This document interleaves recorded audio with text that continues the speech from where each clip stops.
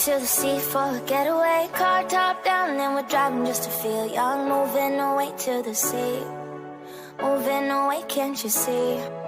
Sand in your feet, feel the breeze in the summertime. Stars in the sky, one dime for the first time. Moving away to the sea, moving away, can't you see?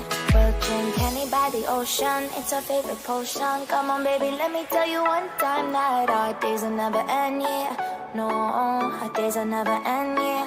No. Come on baby, let me tell you one time that our fire got a love it till you never break apart. And we moving away to the sea, moving away, can't you see? There won't be one more time, so we gonna do this tonight. There won't be one more time, so we gonna do this tonight. There won't be one more time, so we gonna do this tonight. There won't be one more time, so we gonna do this tonight.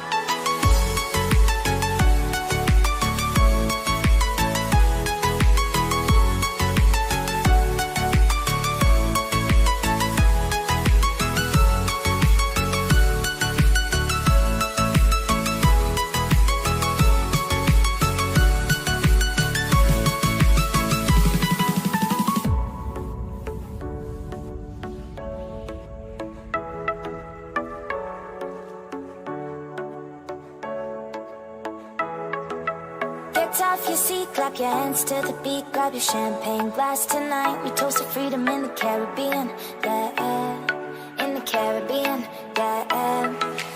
Dan, dan, dan, smoke, smoke, smoke. Fire it up, let our lanterns paint the night sky red. Paint the night sky red, yeah, yeah. We'll drink honey by the ocean, it's our favorite potion. Come on baby, let me tell you one time that our days will never end, yeah. No, our days will never end, yeah. No. Come on baby, let me tell you one time that our fire got a love it till you never break apart. And we moving away to the sea, moving away, can't you see? There won't be one more time, so we gonna do this tonight. There won't be one more time, so we gonna do this tonight. There won't be one more time, so we gonna do this tonight. There won't be one more time, so we gonna do this tonight.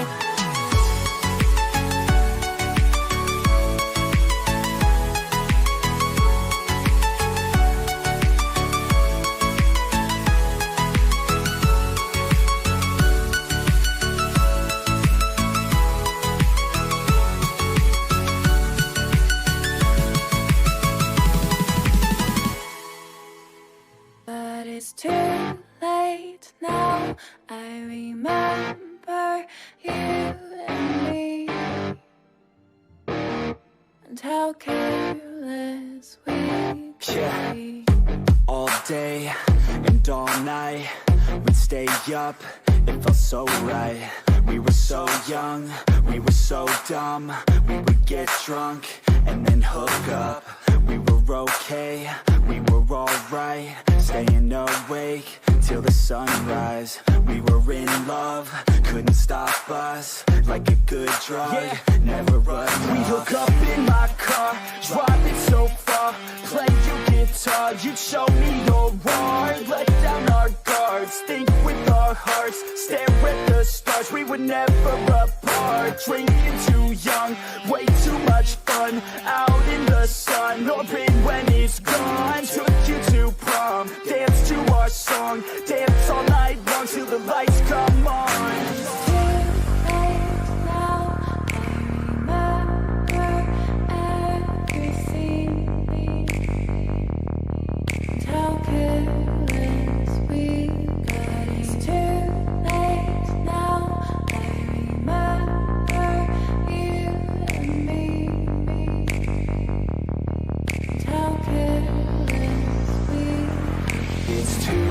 Late now, I remember everything,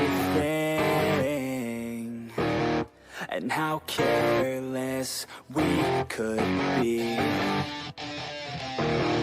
and how careless we could be, and how careless we could be.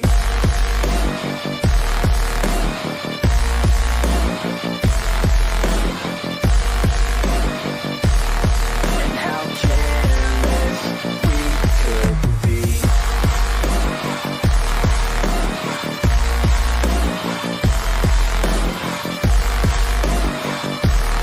And how careless we could be. Late nights, long fights, it felt right, we were alive.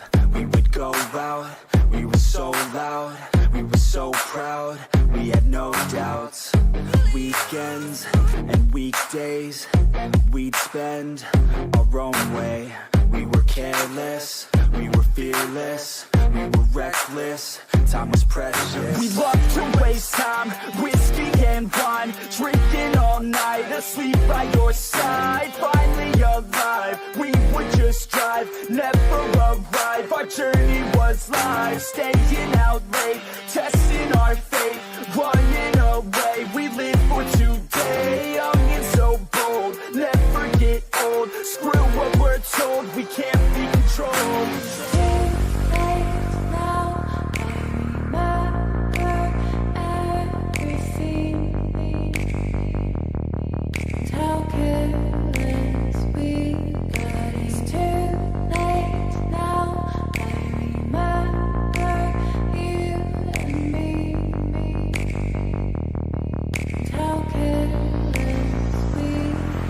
It's too late now, I remember everything,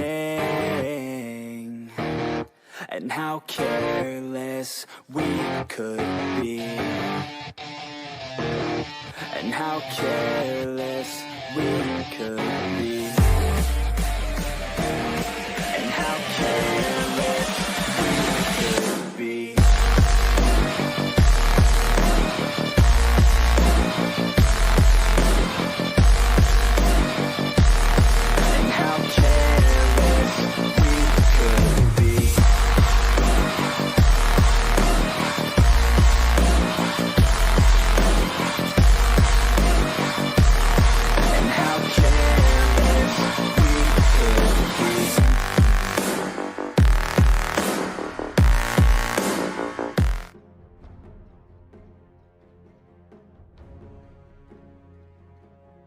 Dire team pick.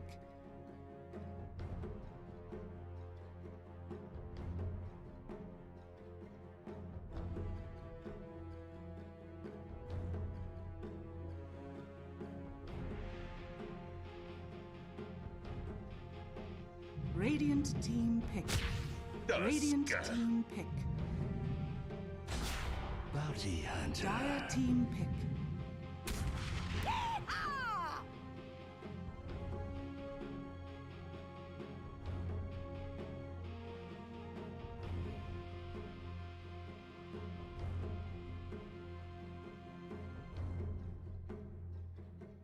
10 seconds remaining. 5 seconds remaining.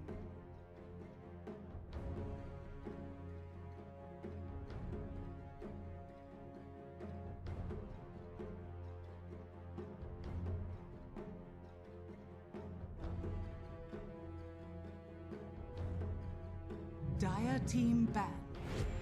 Queen of pain.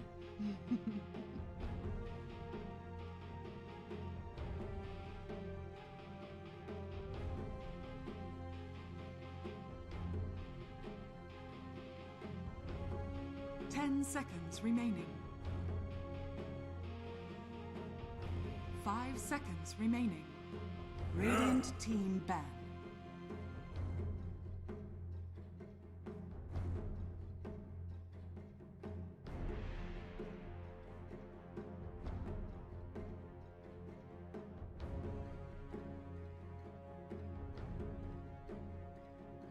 Ten seconds remaining. 5 seconds remaining.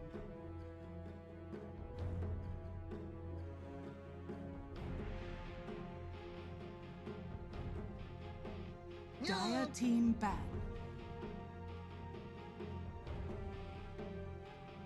Radiant team ban.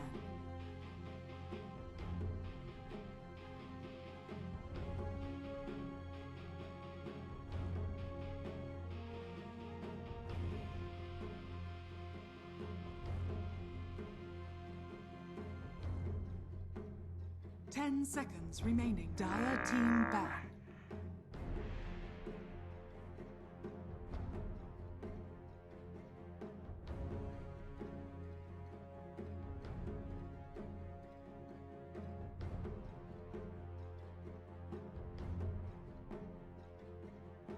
10 seconds remaining. 5 seconds remaining. Radiant team ban.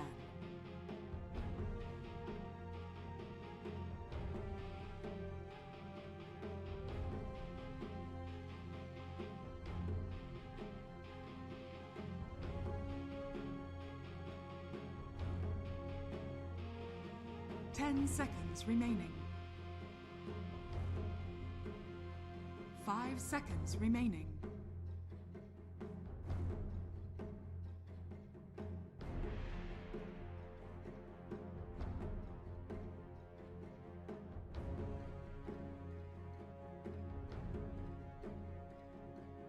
Radiant team pick.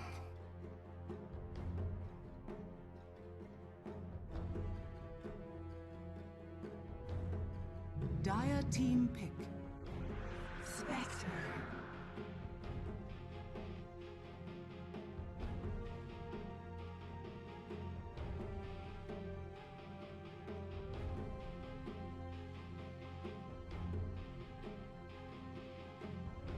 Ten seconds remaining. 5 seconds remaining.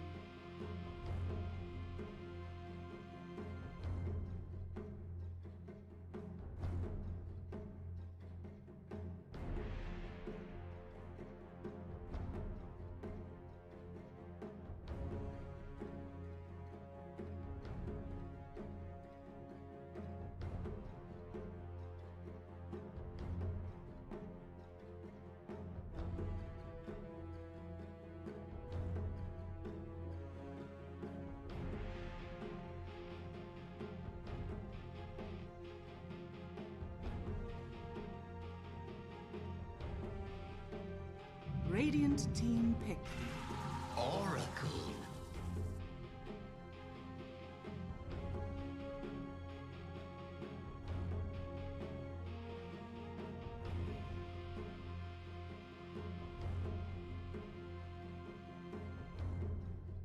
Ten seconds remaining. Dire team pick. Warlock.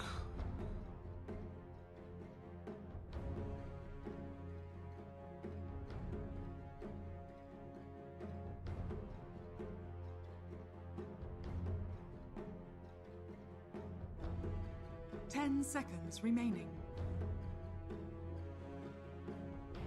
5 seconds remaining. Dire team ban. Wraith King.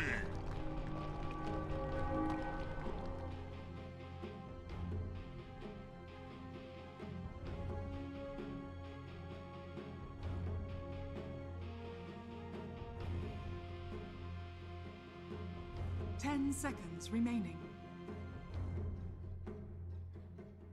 5 seconds remaining. Radiant team ban.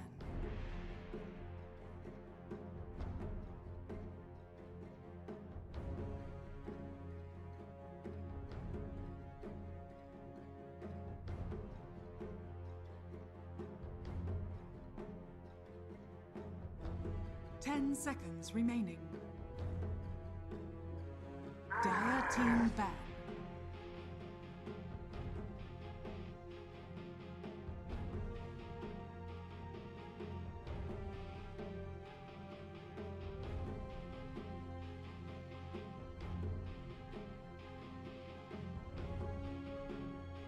Ten seconds remaining.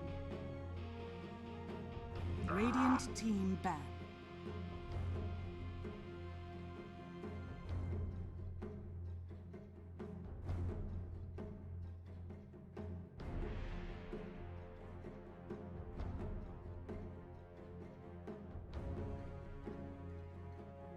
10 seconds remaining. 5 seconds remaining.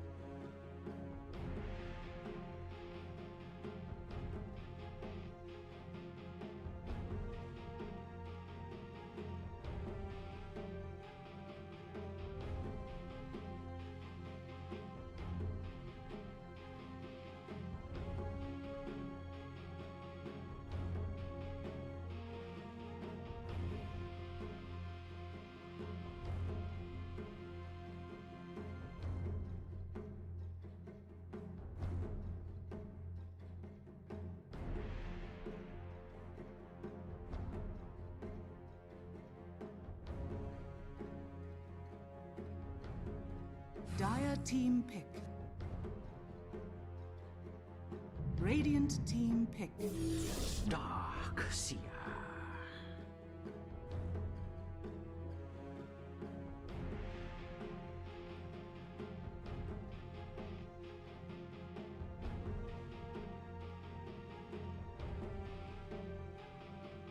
Seconds remaining. 5 seconds remaining.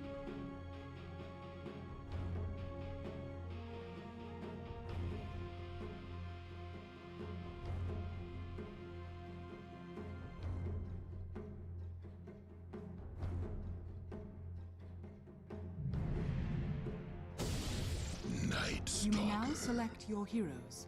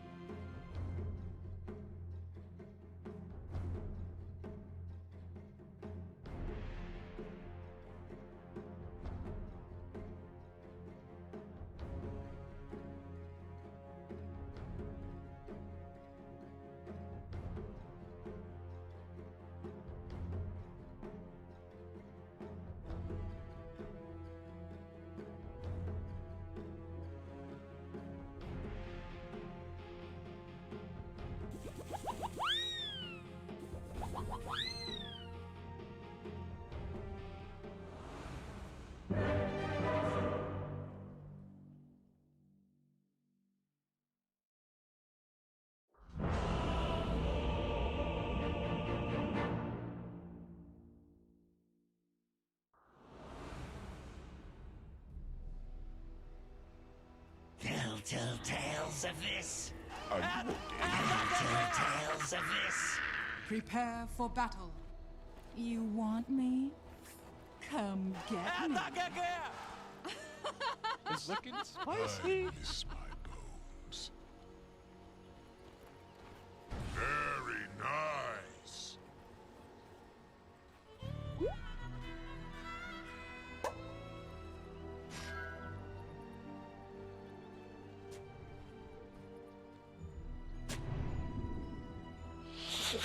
Just what I needed.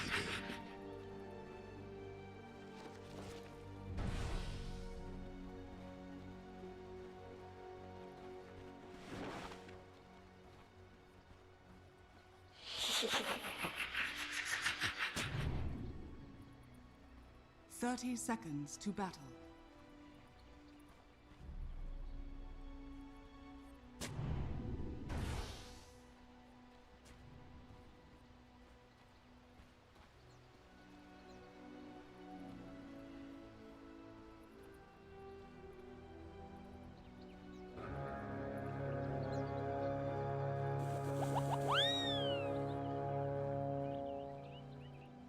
The battle begins.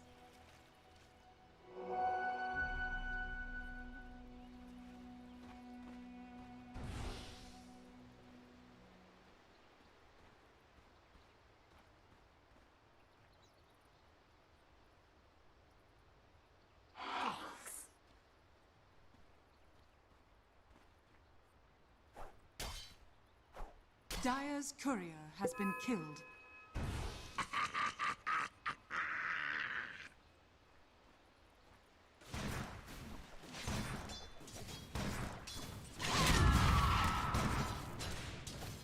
That's right.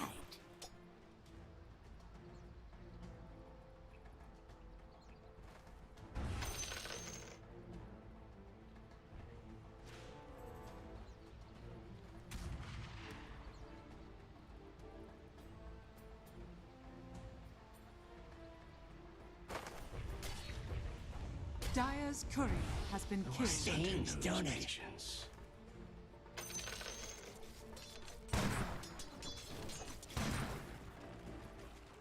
Story for you, if you were going to live.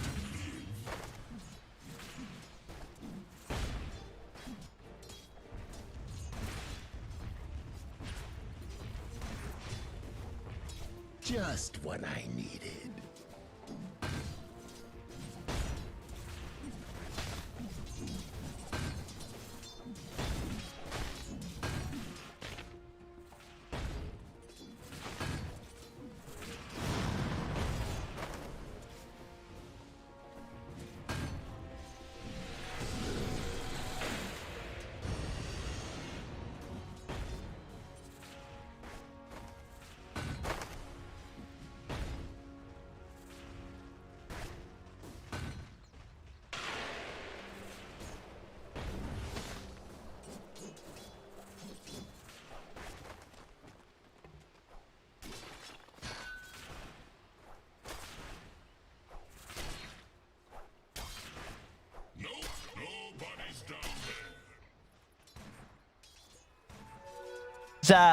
Not the kind of start you expect when you go to mid as a quap, right? You're picking this hero to win the lane. Yeah, absolutely. But this is, I think this is what Level Up wants to be doing in this type of game, because they want to be getting a lead. Because if they start to fall too far behind in their draft, you know, you can just look at the way that Vikings heroes work. They're just going to be pushing lanes out, getting this big farm up on everything. So I want Level Up to do this, and I want them to get a good head start. And I love that they did this with the bounty at the start. So oh, DNZ yeah, this having heavy impact. Yeah, absolutely. Big moves from DNZ. And the side lanes didn't suffer too much. I mean, top lane, bit of a slow start for the Night Stalker, but he's picking the farm back up. And, of course, down on the bottom lane, no struggle whatsoever, really, from RDO on the Spectre. No, he should be fine. This is like the beauty about picking Warlock always versus Darkseer. You don't have to worry about it, especially with a hero like Spectre. Yeah. Got Dispersion on top, too, and Warlock's got a lot of buffs. I'm curious to see how much we're going to see this hero. Yeah, I mean, what's sort of the big change? You know, looking at any sort of the talents of the Shard, or you know, what's so strong about Warlock now potentially? Well, it's their original abilities are really strong. You know, your Fatal Bond and your Shadow Word always just have their innate power. Upheaval got a pretty interesting change. It's a little bit worse in some instances, but overall, it's going to be better as we get those levels out. And if you are able to get levels on your hero, we see these level 10 and 15 talents. These are the two that might start changing things of where Warlock gets picked, because they actually do stuff now. You had some pretty boring talents before. Top, Tonic. So if they can nuke him down here with these Purifying Flames, but not quite enough. With the 2 braces, it's pretty tanky. Of course, those braces also slightly buffed up. A little bit extra HP regen on them now, thanks to the new patch. He's a beefy boy, so Funnick's going to be fine. And he's also got a salve, so braces out, Salvin. He's going to be able to stick around in the lane. DNZ able to pick up some XP whilst that goes on as well. Mid lane, are we seeing anything get any better for Boom? He's not really. No, he's still lacking behind it. Yeah, he's at least he got to pick up like one of those well runes, which, as we know, last night was changed, was reduced to be you only fill up 2 slots of your bottle now instead of the 3. Chad top, getting aggressive. DNZ. They're bringing him very low here. Let's see if he's going to be able to get out. He will. Funnick not quite able to find another void. So Shad's back. How they doing for the regen up here? Down to the last 2 tangos on him. Tangos on Celery. Celery's got a little mana if he wants to buff him up with the Purifying Flames. But DNZ just constantly on Courier watch out in this top lane to really limit the resources that Viking can safely get out. In fact, he wants to get in and go aggressive for the kill. In they go. Try for it. He's going to have a TP coming over to try and help out. And Aramis, will be in. He's going to look to try and turn things, but still, Funnick's very tanky, and they're just low on mana, and Shad's just not in fighting position at the moment. So they would be able to stop Shad from going down, but they won't be able to really punish DNZ or Funnick. The one nice thing, at least from Aramis's TP, sure, doesn't get a kill, but he doesn't have to worry too much about Kezu bottom. You know, it's a Darkseer. He'll just continue being able to shove the lane in. He'll be able to get his farm, so...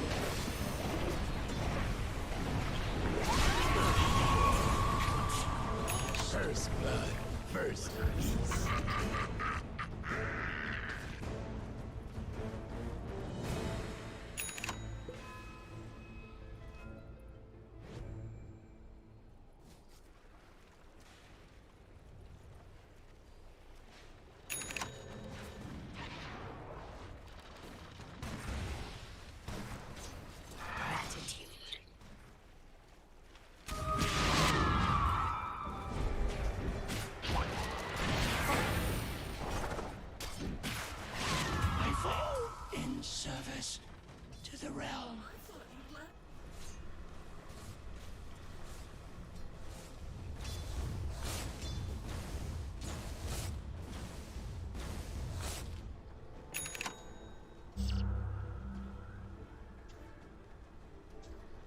Bounty.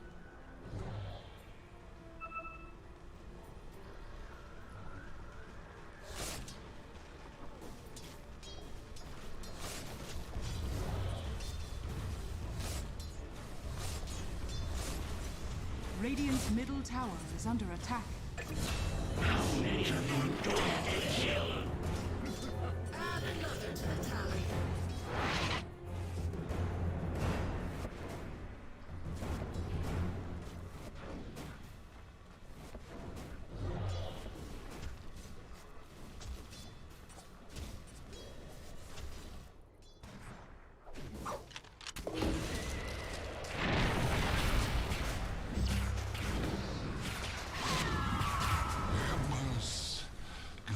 Radiant's courier has been killed. Dire's courier has been killed.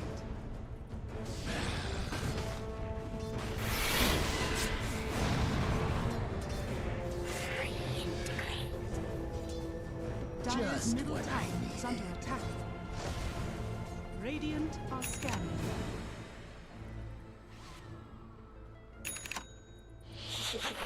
Dire's courier has been killed.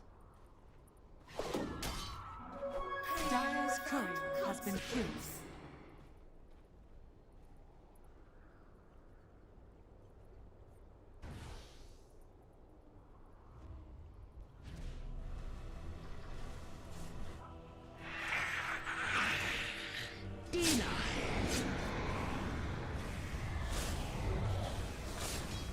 Dire's structures are fortified.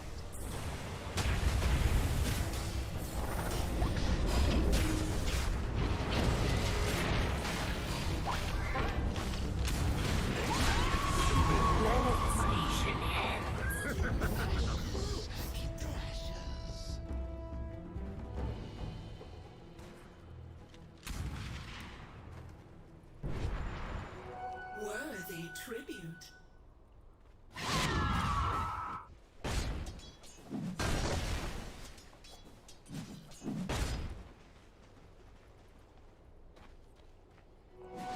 sustains. Gold remains.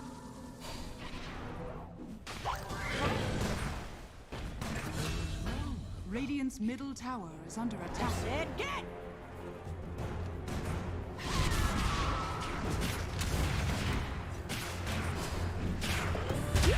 I still wouldn't trade places.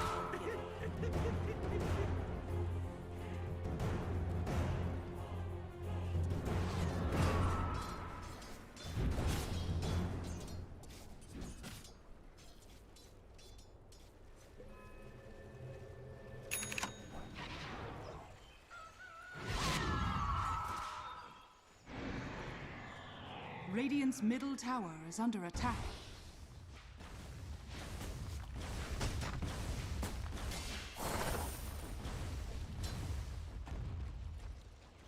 Radiant's top tower is under attack.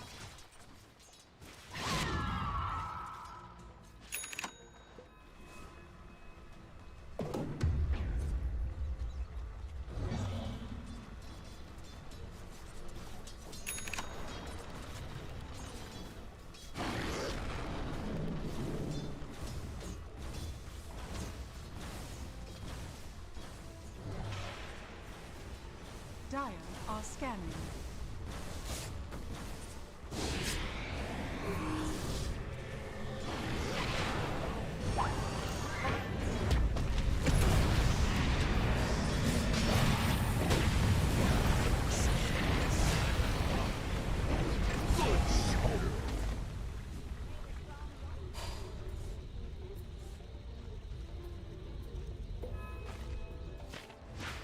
Radiant's middle tower is under attack.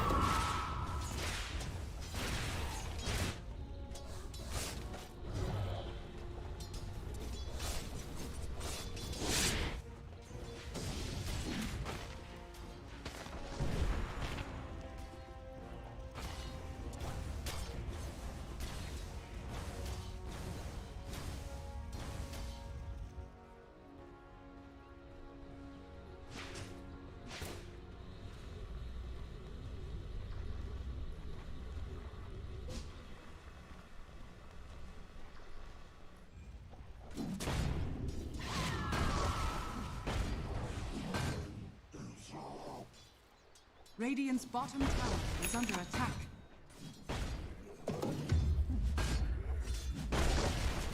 Radiant structures are fortified.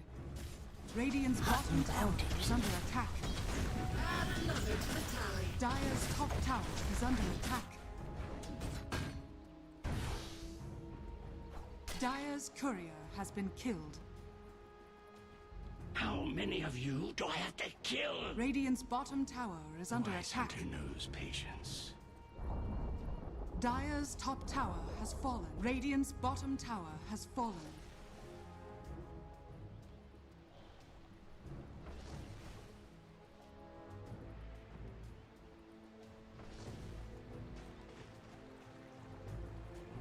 Pick it up, Mortimer. Radiant's bottom tower is under attack. Dire's top tower is under attack.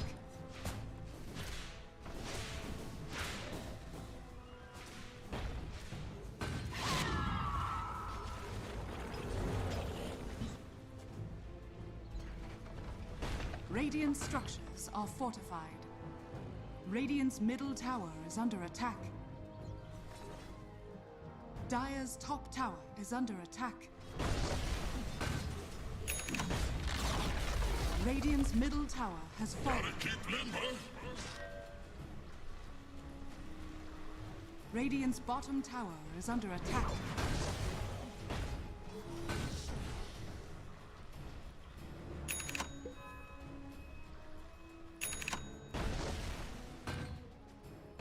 Dire's courier has been killed. Now they will suffer.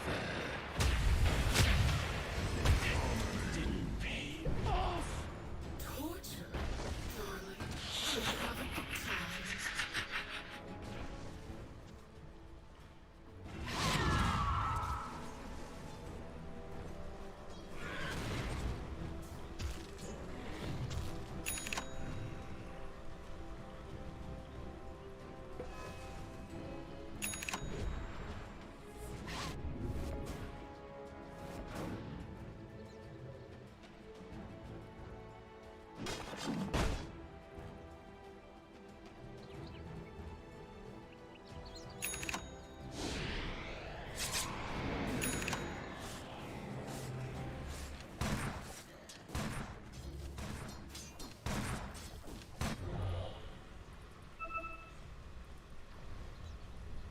Dire are scanning.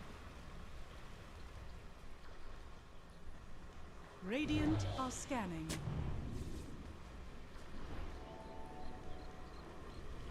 Mounted!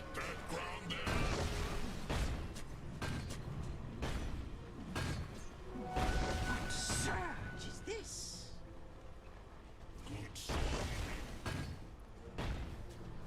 Radiant's middle tower is under attack.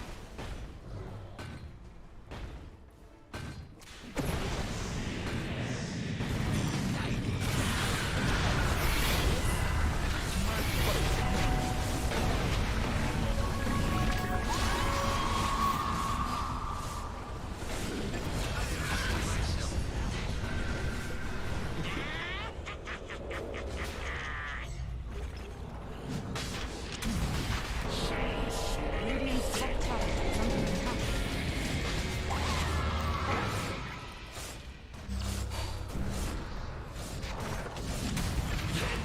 Radiant's top tower is under attack.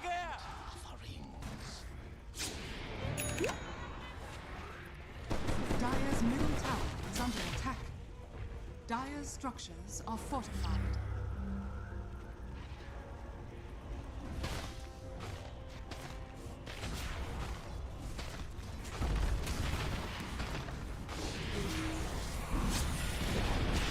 Dire's middle tower has fallen.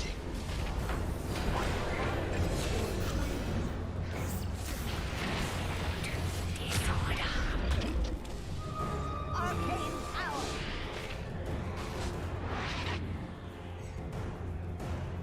Now they will suffer.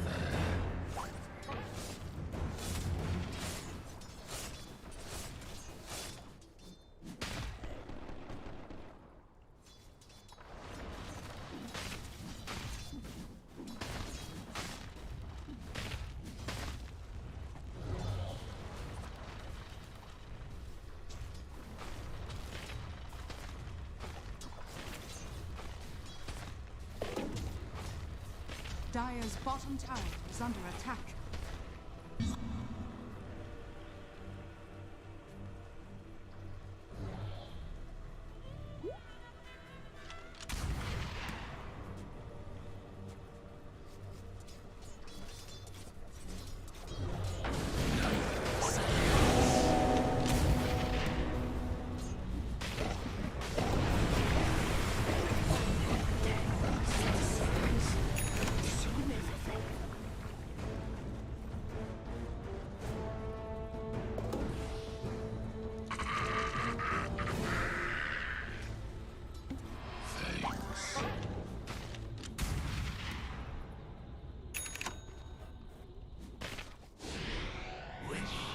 Dire's bottom tower is under attack.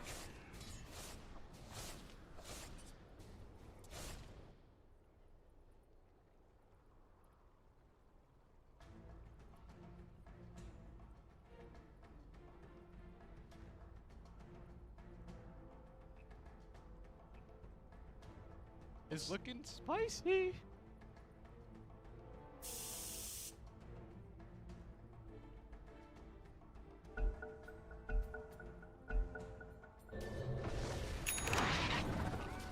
Mine.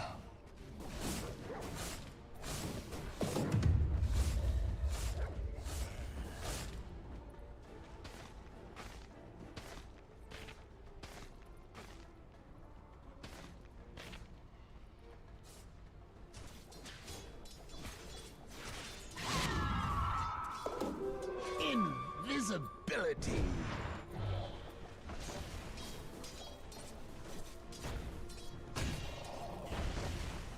Radiant's top tower is under attack. I have punching for you.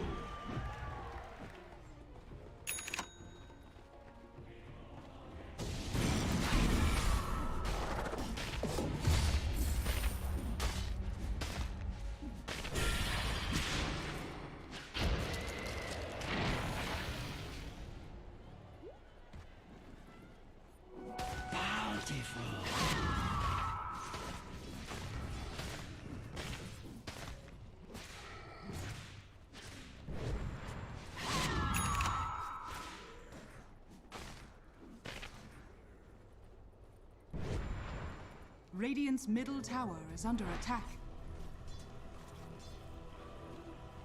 Dire's top tower is under attack.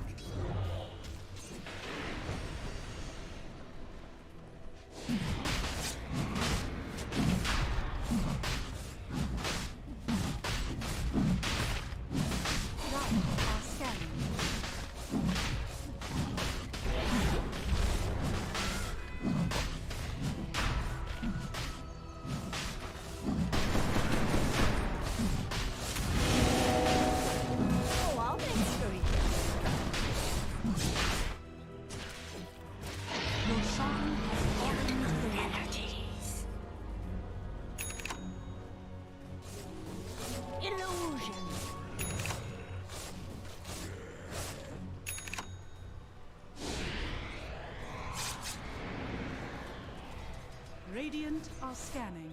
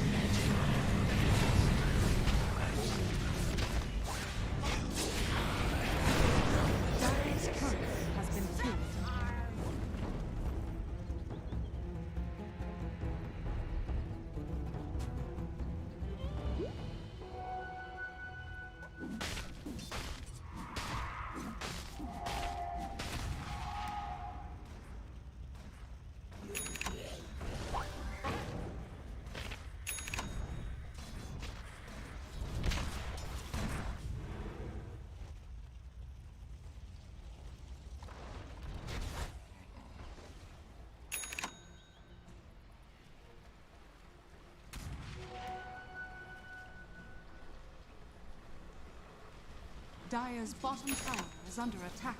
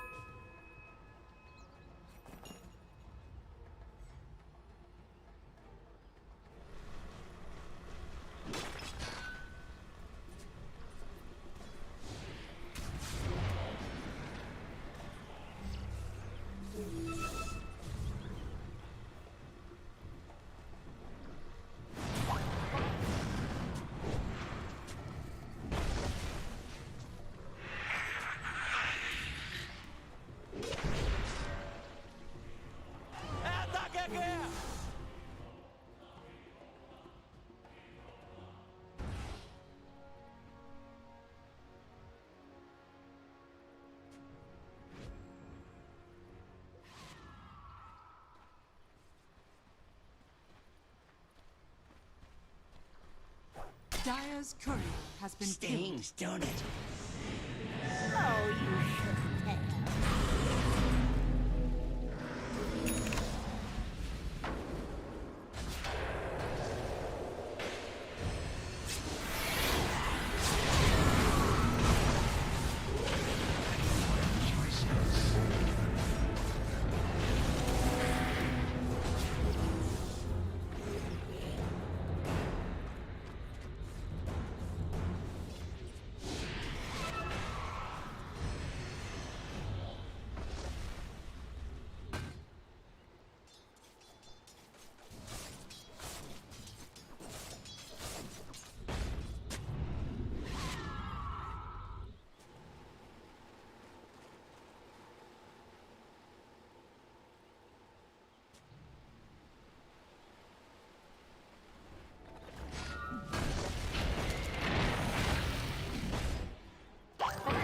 What surge is this?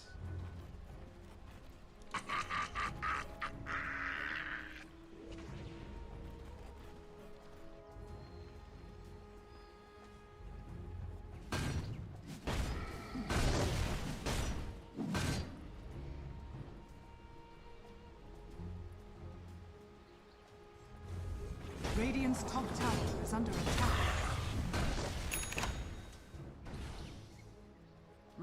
structures are fortified. Hold on to your taters.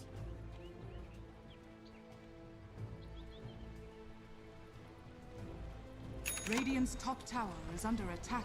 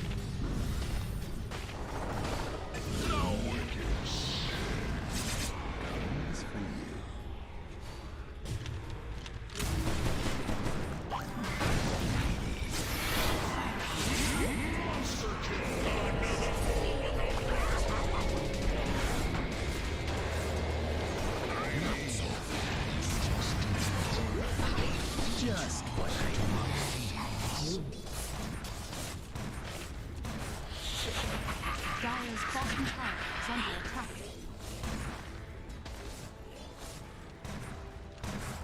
Dire's top tower is under attack.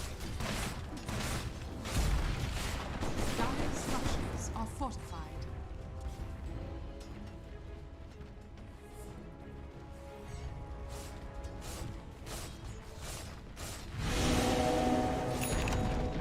Dire's top tower has fallen. Dire's bottom tower is under attack.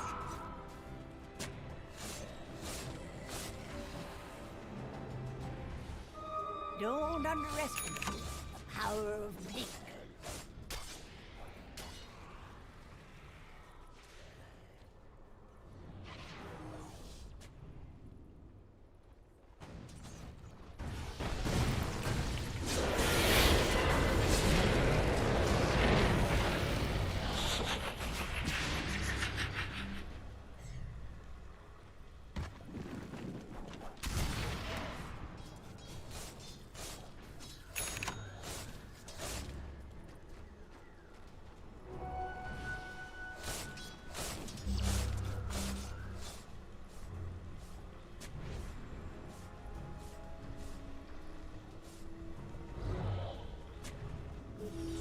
Dire's middle tower is under attack. Fear quiet.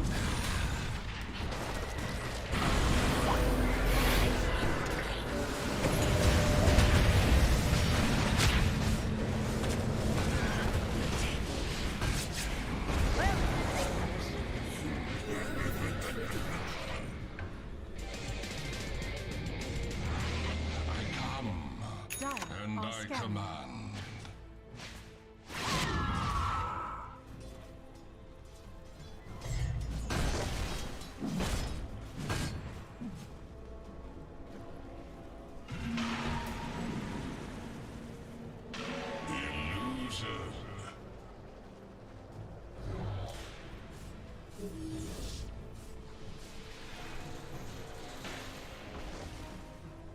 Radiant's top tower is under attack.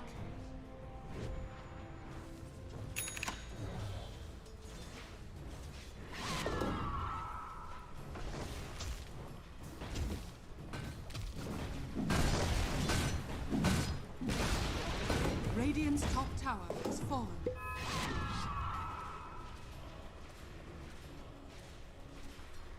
Bountiful. Radiant are scanning.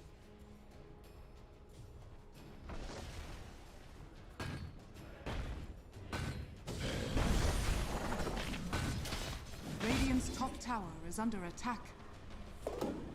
Did I feel a crick in my joint?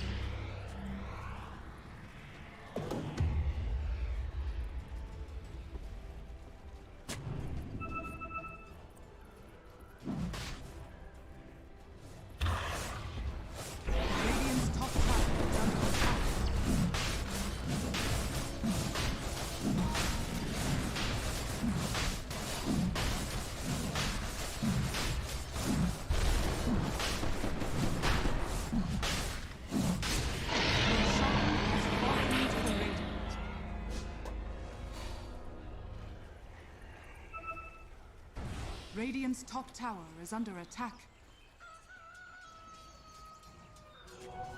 Small reward.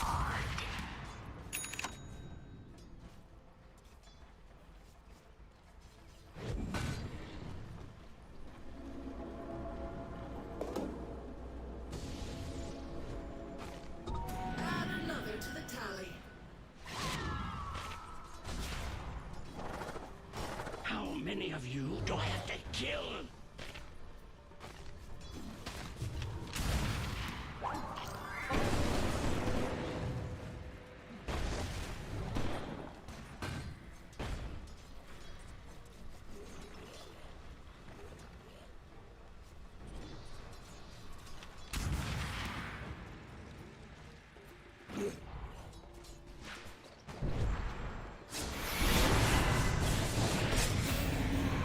Dire's middle tower is under attack. Radiant's bottom tower is under attack.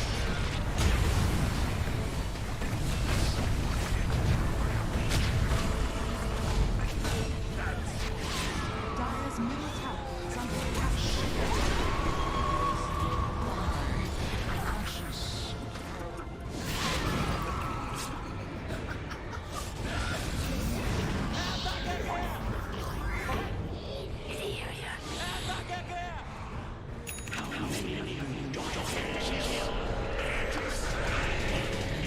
Dire's middle tower is under attack.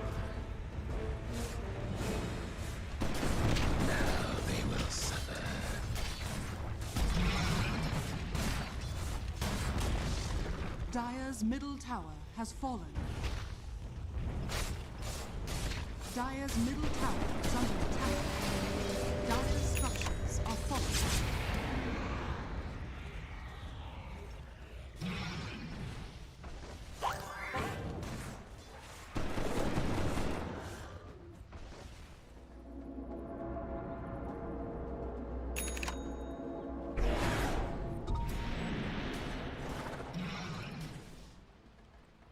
I'd gladly hit something.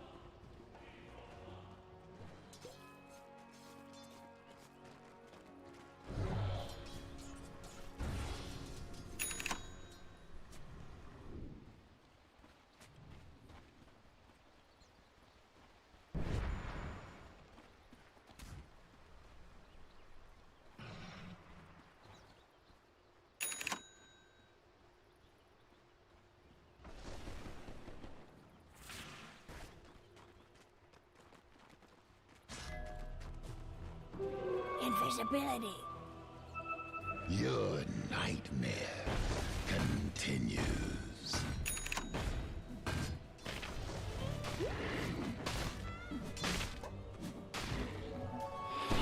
Dire's bottom tower is under attack.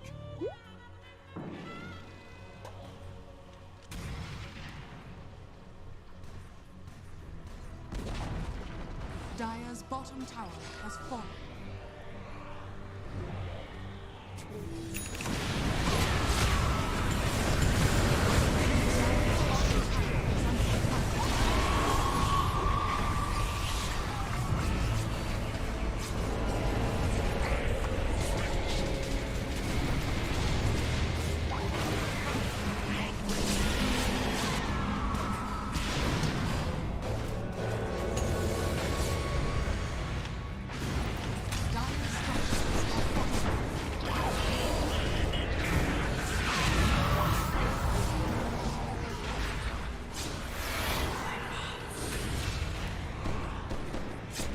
I'm sure you won this one in your dreams, Oracle.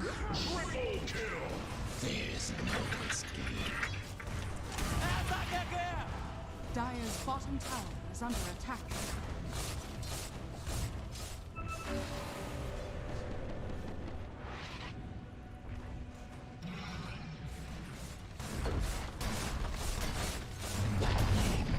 Dire's bottom tower has fallen.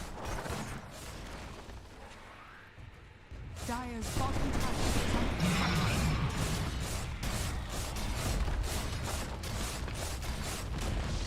Dire's bottom tower has fallen.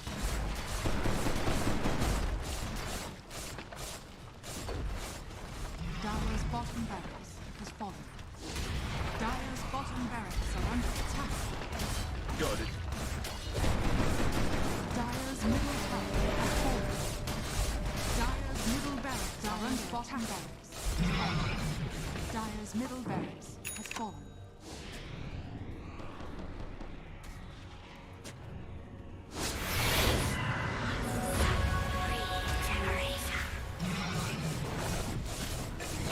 How many of you do I have to kill?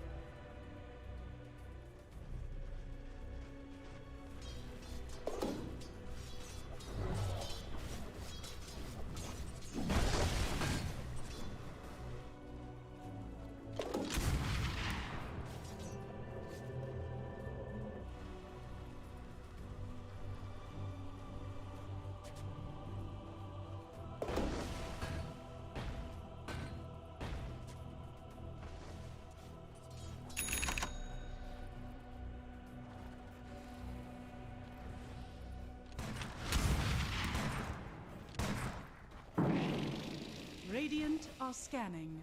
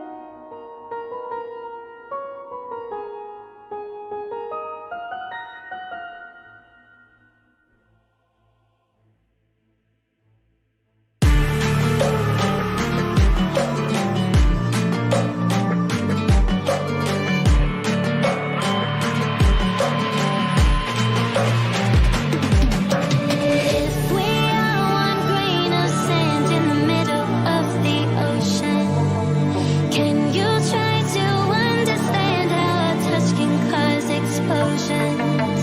Rise up. I'm too great to be landed. Rise up.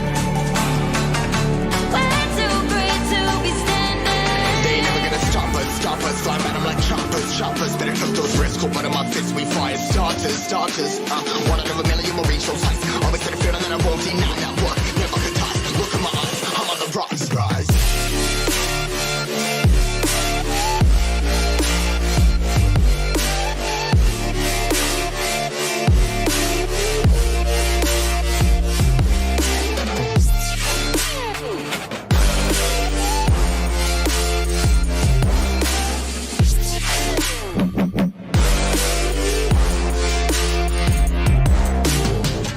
Rise, cutting my size, trying to make sense of it all comprised. Yeah, highs, been in these skies. Never stuck down, feeling paralyzed, but I'm up now. We all too late to fall. Yeah, anyone coming, I'ma lift them all. Never look down when it's risk involved. They got guts, got a lot, I gotta wish it off. Ain't got no feelings, we just floating.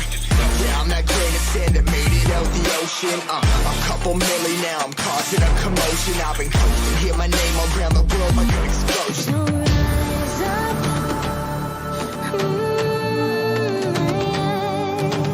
Rise up.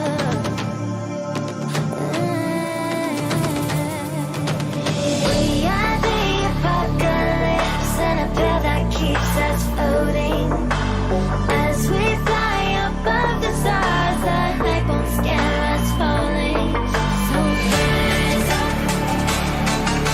I'm too great to be landed. Rise up. We're too great to be standing. They ain't never gonna stop us, fly at 'em like choppers, better took those risks, cold blood in my fists, we fire starters, let's go, one out of a million will reach those heights, always got a feeling that I won't deny that work, never could toss, look in my eyes, I'm on the rocks, rise.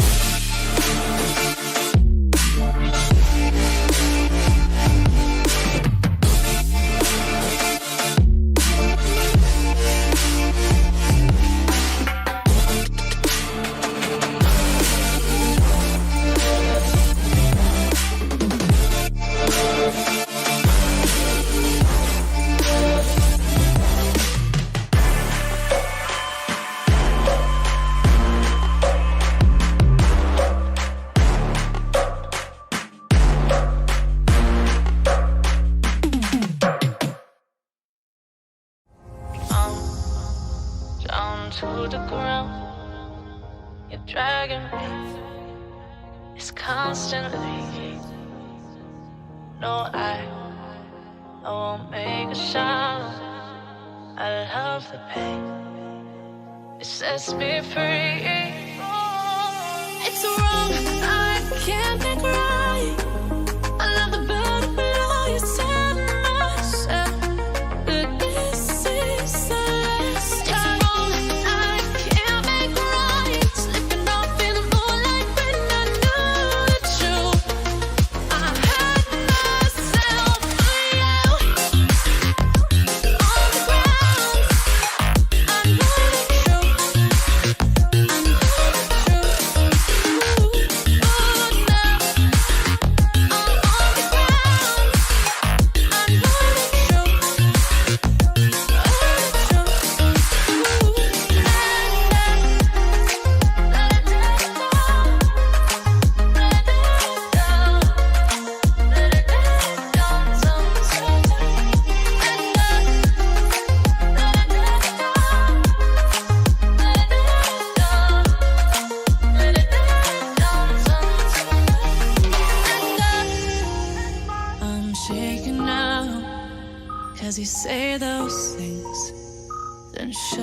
me out. Got no clue what you have found. I'm a rose in thorns, but you cut me down. It's wrong, I can't make right. I love the butterfly you set myself, but this is the last time. I can't make right. Slipping off in the moonlight when I knew the truth.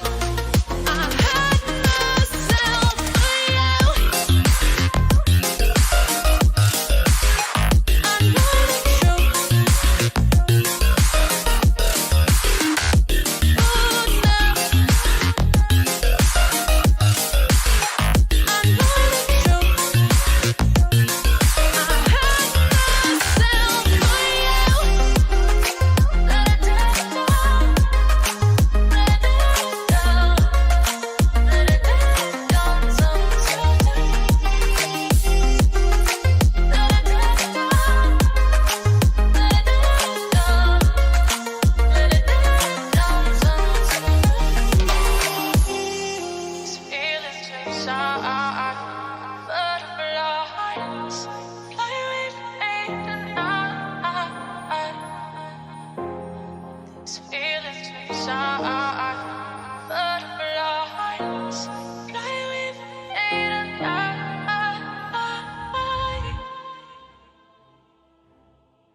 Won't you take me home?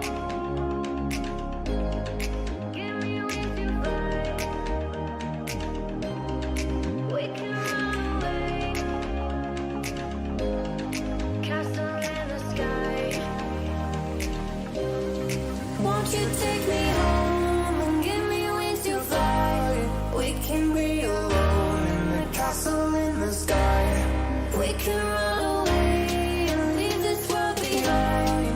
Please just take me home to a castle in the sky. Castle in the sky. Castle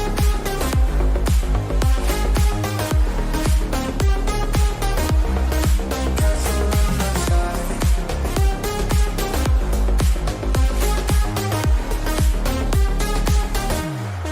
Won't you take me home?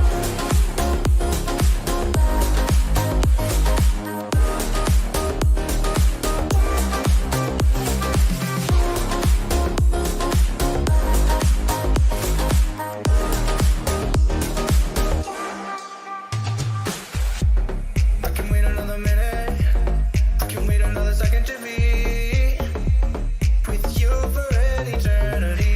I feel like I am in a daydream. Every moment that I spend with you, with you. Won't you take me home and give me wings to fly? We can be alone in the castle in the sky. We can run away and leave this world behind. Please just take me home to a castle in the sky. Castle in the sky.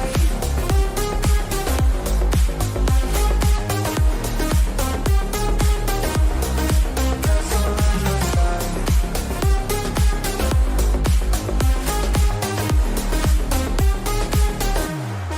Won't you take me home?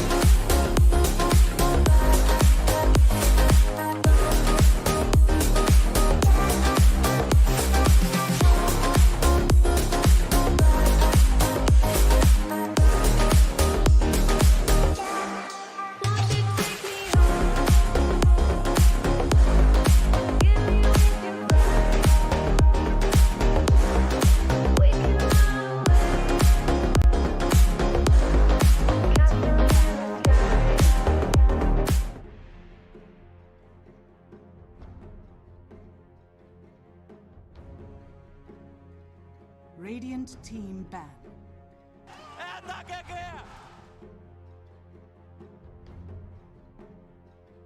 Dire team ban. Radiant team ban.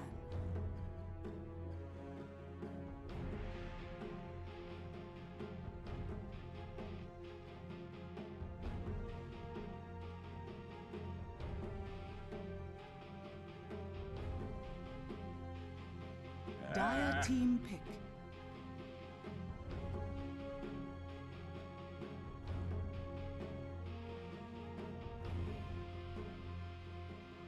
Radiant team pick. Dusk.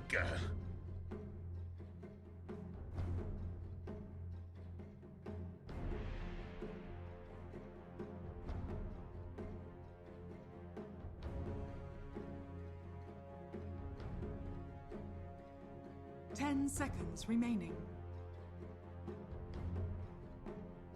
5 seconds remaining.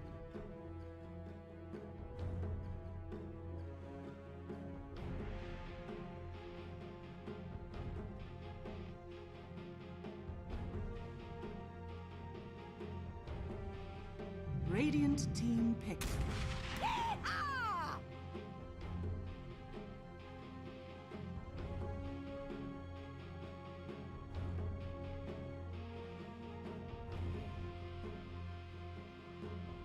Dire team pick. Tiny.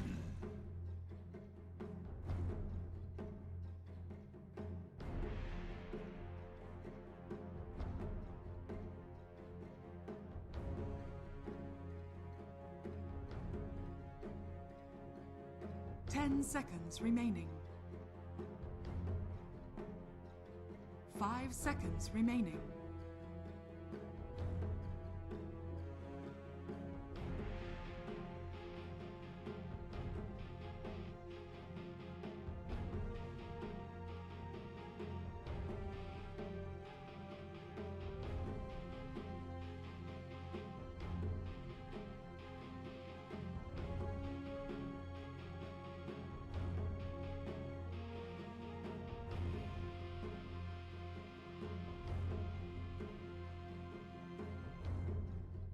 Dire team ban. Tide Hunter. Radiant team ban.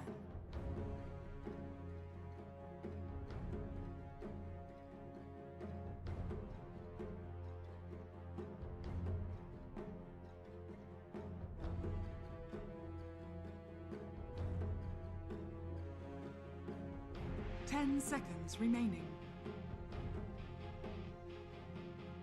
5 seconds remaining. Dire team ban.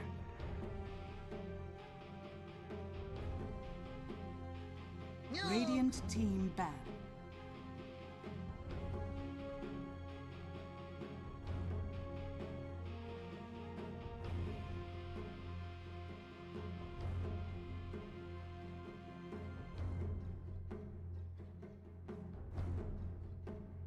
Ten seconds remaining.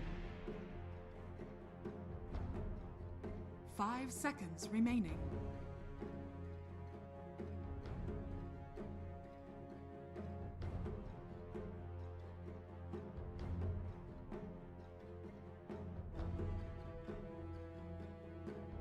Dire team ban.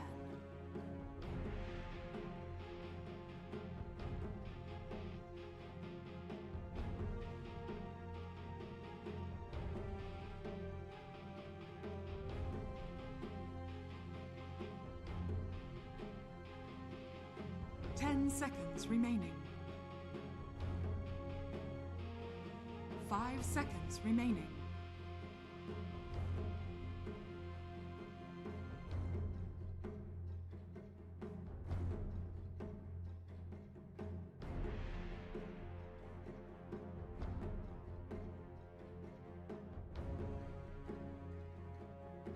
Radiant team ban.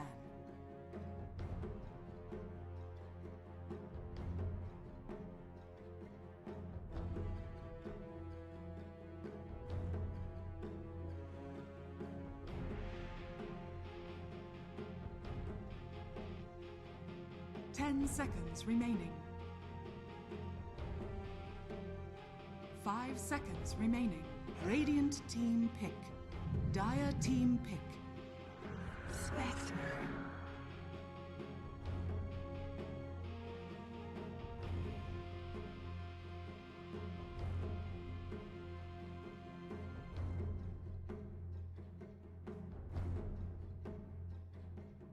Ten seconds remaining.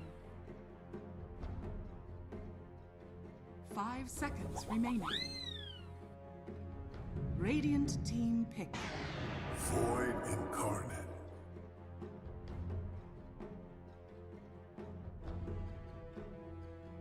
Dire team pick. Warlock.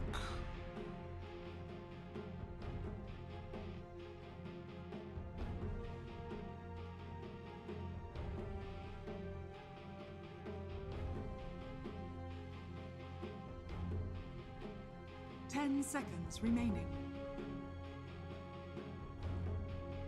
5 seconds remaining. Dire team ban. Juggernaut.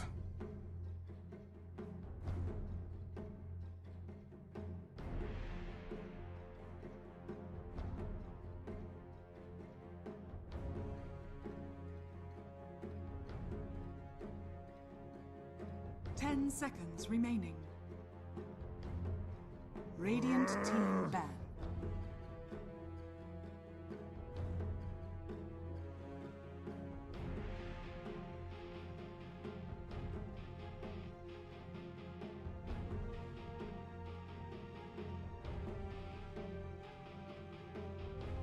Ten seconds remaining. 5 seconds remaining. Dire team ban.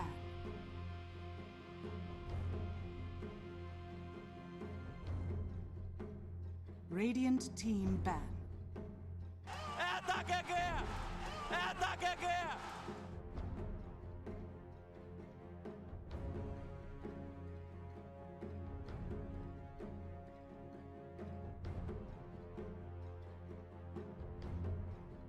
Ten seconds remaining. 5 seconds remaining.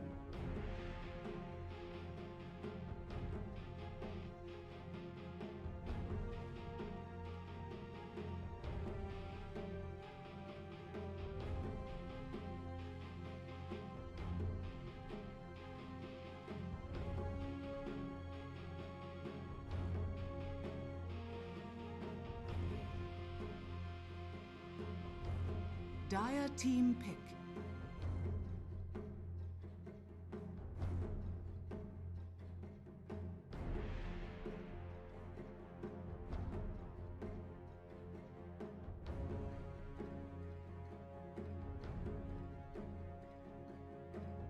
Ten seconds remaining.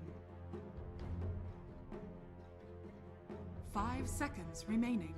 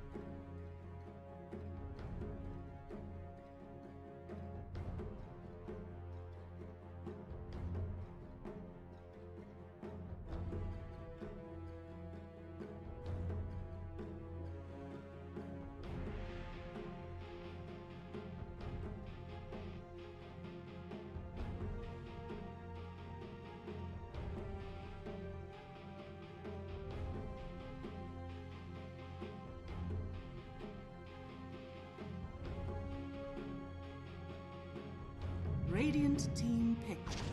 Mirana. Dark. Choose your hero.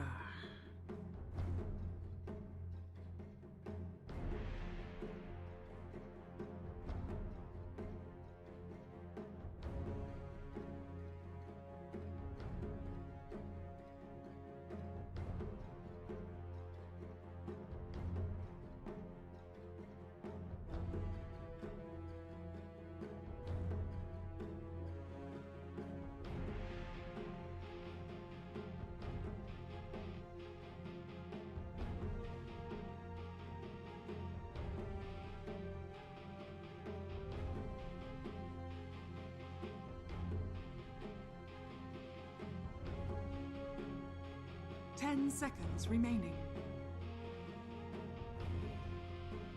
5 seconds remaining.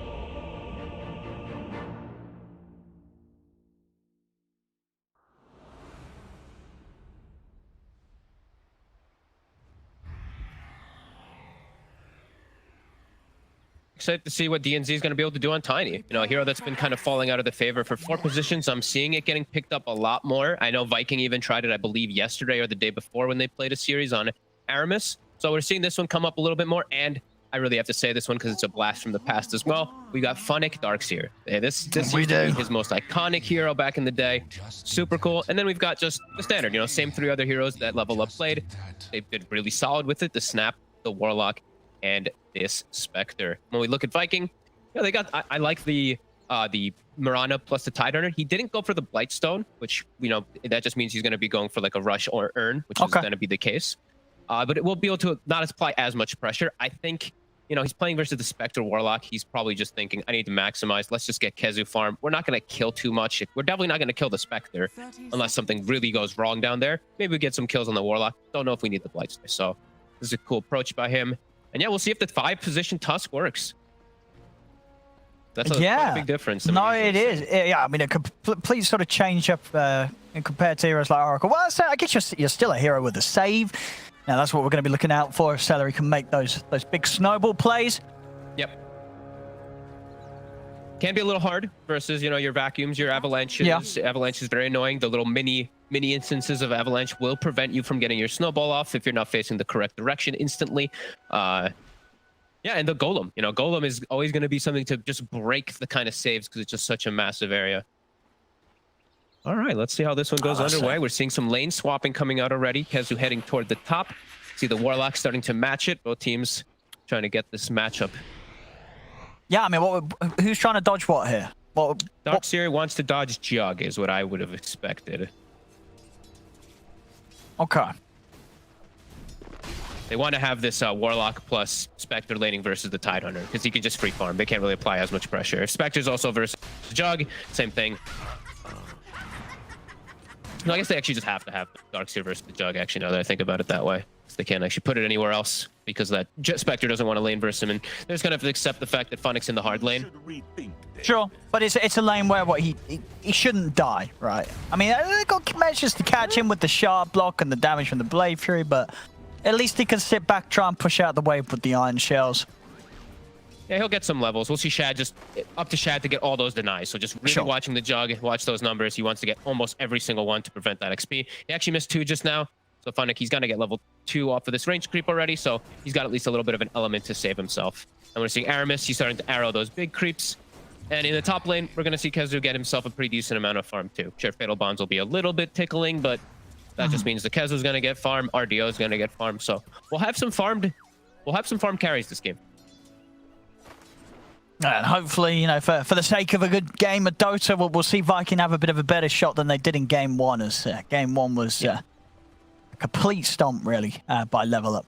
Very impressive stuff. Well, they did lose 2 couriers already, right? Because they lost 2 couriers. Yeah, so. I mean, that Bounty Hunter first ban, no surprise in the draft after what happened in the first game.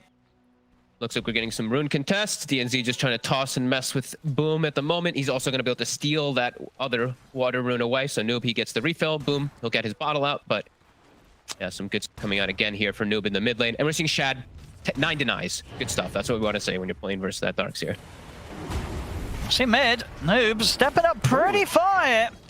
He is able to jump back with the cookie. Have they got the damage? Boom's trying to chase this, but the bottle regen will be enough to keep Noob safe. Not quite able to finish him. That was close. Nice rotation. The 5-position Tusk coming in to try to make a move, as he's really trying to help Boom, because Boom is starting to struggle a bit there. We're seeing the 7 last hits, not able to get much help with the runes either. Noob walks into the... Whoa! He's gone back in! Oh, that was...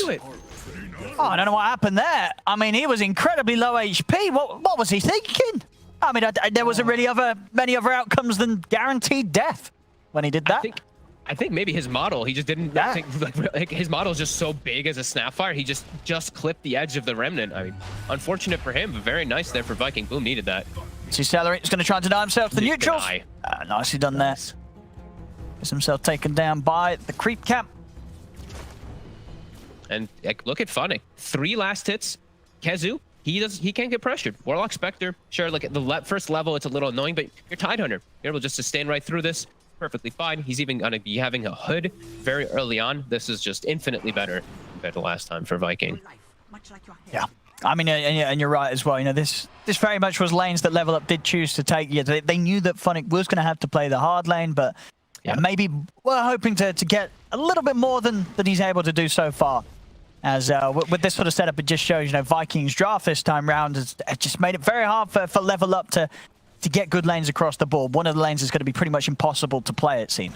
Yeah, just it's much stronger lanes, and honestly, like not losing your bottle, not losing 2 corners, your 5 position doesn't lose 600+ gold instantly right at the start of the game, right? Because he's not giving it. So there's just a lot of differences that are coming out with this game, and yeah, it's looking good. And you know, I'm not the biggest fan of this 4-position Tiny right now. I don't know if the buffs were really that significant, because it's just really the toss. Bottom lane, they've got him. They will find Funnick. Nicely lined up arrow there from Aramis, gets the angle. Buys enough time for them to close in. And Shad... And he's got an urn charge now. Pretty nice. So now that lane gets even trickier for him to come back to. Oh, Noob. He jumped in. He cookied forward. Celery's in position. Yeah, he's playing a little over aggressive this time. And Celery is taking tower hits, and Noob, he's tanky enough. So despite his aggressive positioning, they don't quite have enough damage between the two of them to punish him. They're starting to recognize the fact that Noob is playing a little bit overzealous there, though. He's using the cookie aggressively forward quite a lot, so Sully's trying to punish that.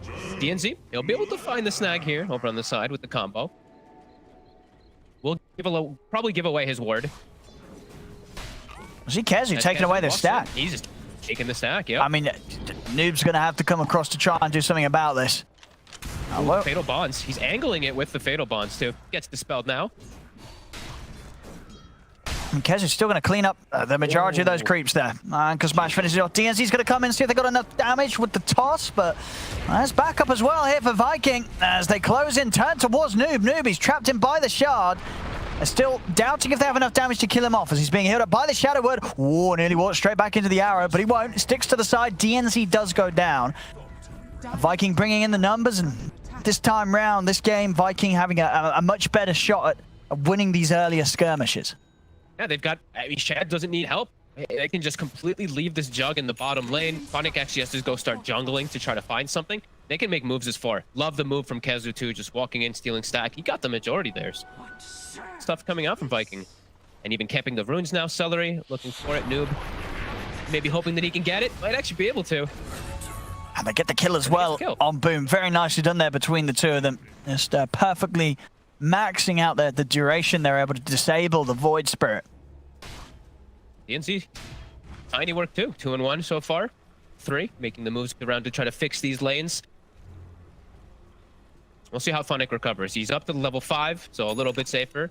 A little bit more farm that he's going to be able to get because of that Iron Shell. Still super susceptible to shows his face at all. Shad is now level 6.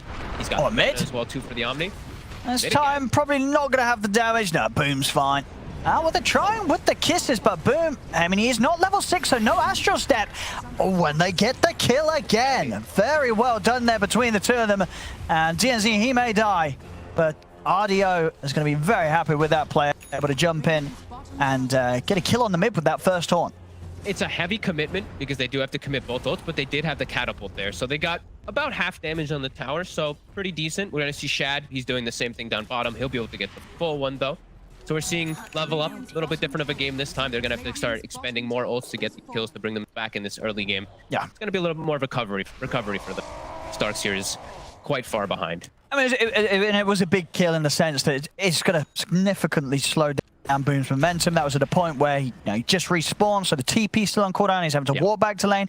And at this stage of the game where, he was that close to hitting the 6. And, obviously hitting that level 6 timing on the Void Spirit is everything for making those moves. Before those side lane heroes get too many of those early items that allow them to survive those early rotations from the Void Spirit. So it's a big hit there to Boom's game. And this hero has gotten pretty significant nerfs, Everything. Well, I don't know. Is it that bad of a nerf? I don't know. I mean, it's obviously a nerf, but I feel the hero is still... Fundamentally, this hero is still just great.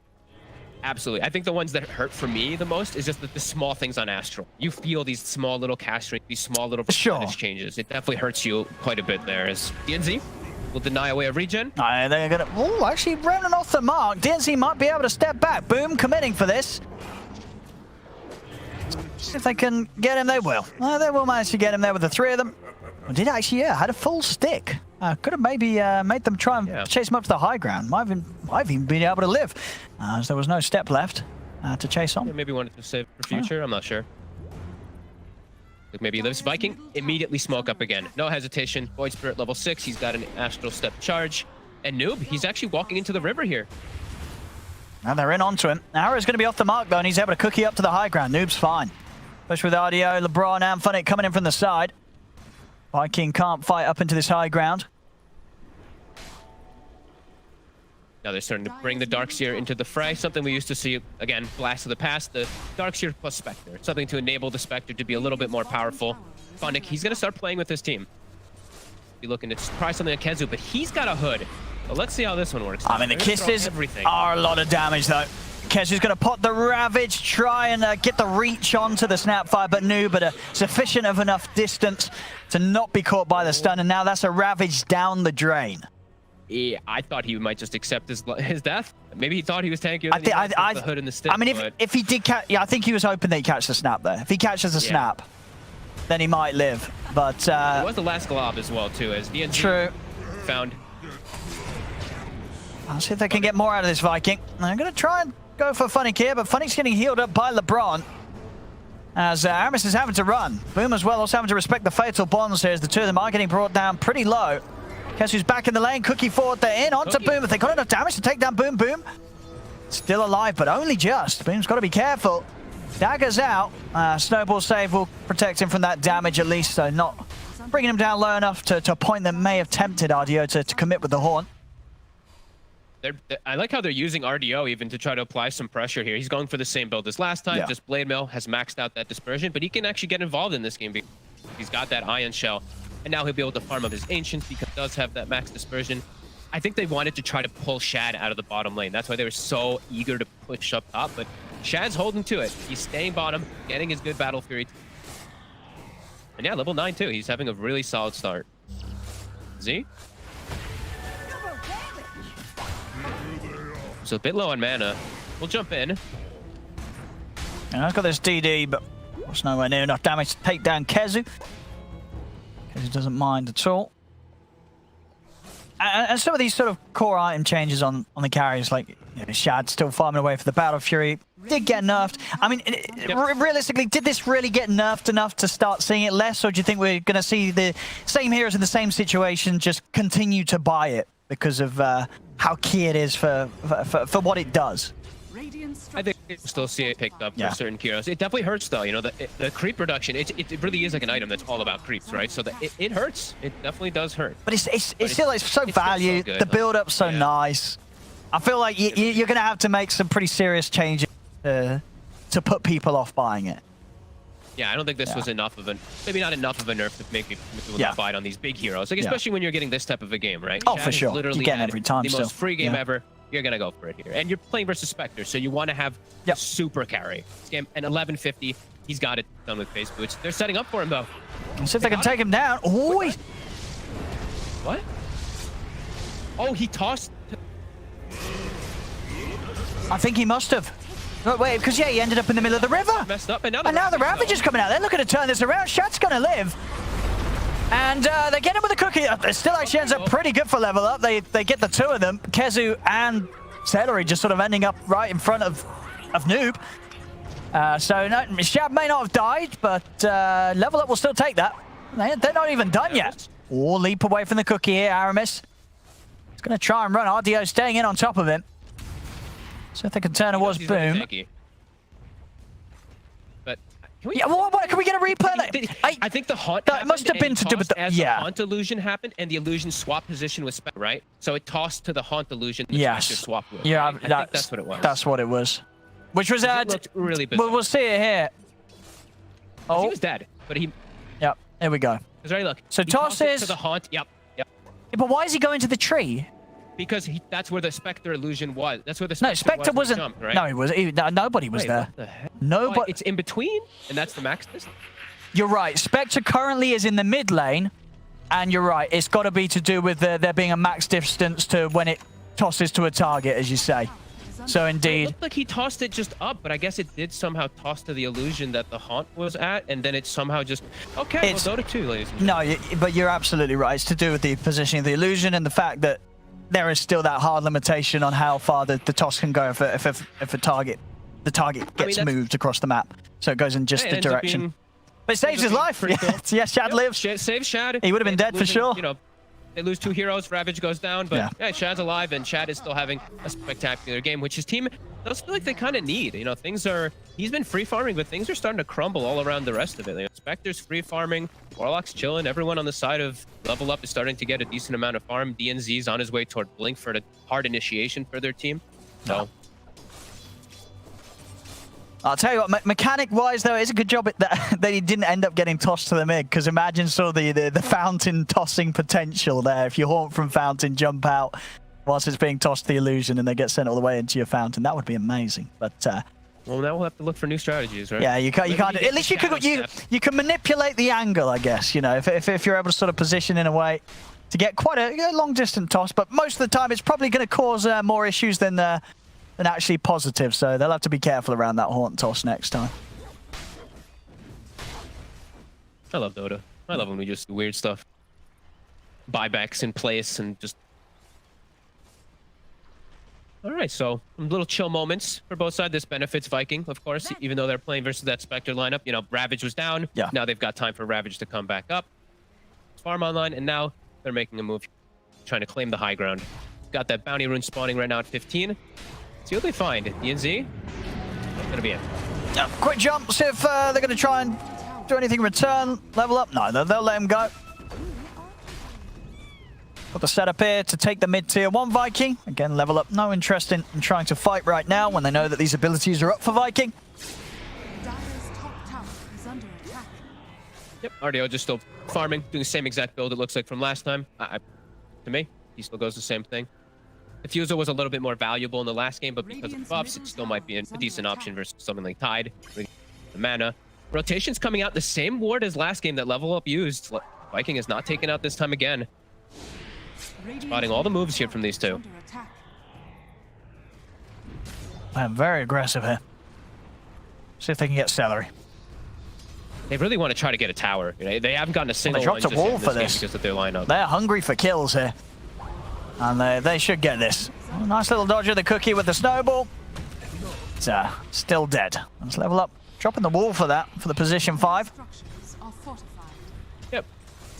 Just reading the state of the game, right? Vikings just playing the farm game, so they're like, okay, let's just start blowing what we can to get this tower. They will at least get this tier 1 finally.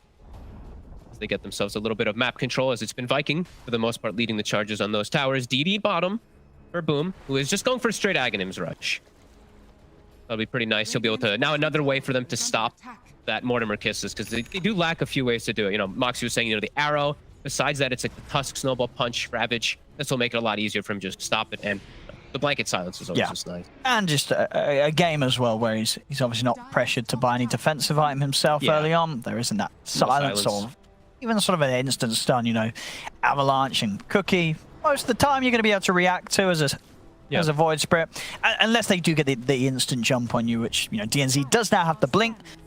So we'll have to be a little wary of the Tiny getting that blink At least he's initiation. That's the nice thing, Yeah. right? He's got the You're not point boost and gonna all these burst him. stats, so he can't get burst. And we're seeing also Kezu. He's going for straight tanky, but also I feel like this is just the jug enable, right? Oh, They're yeah, going for, this like, with an Dying Omni Solar Slash on in the tusk, fight. And then Ags, exactly. Ags Gush with Omni. Yeah. He'll be able to do tons of damage. And the Battle Fury will benefit too from all this minus armor. Yep. So yeah, this will be a nice Oh, overall. look at this. Kezu, they're trying for him. They're going to go straight away here with the kisses, but Kezu's out.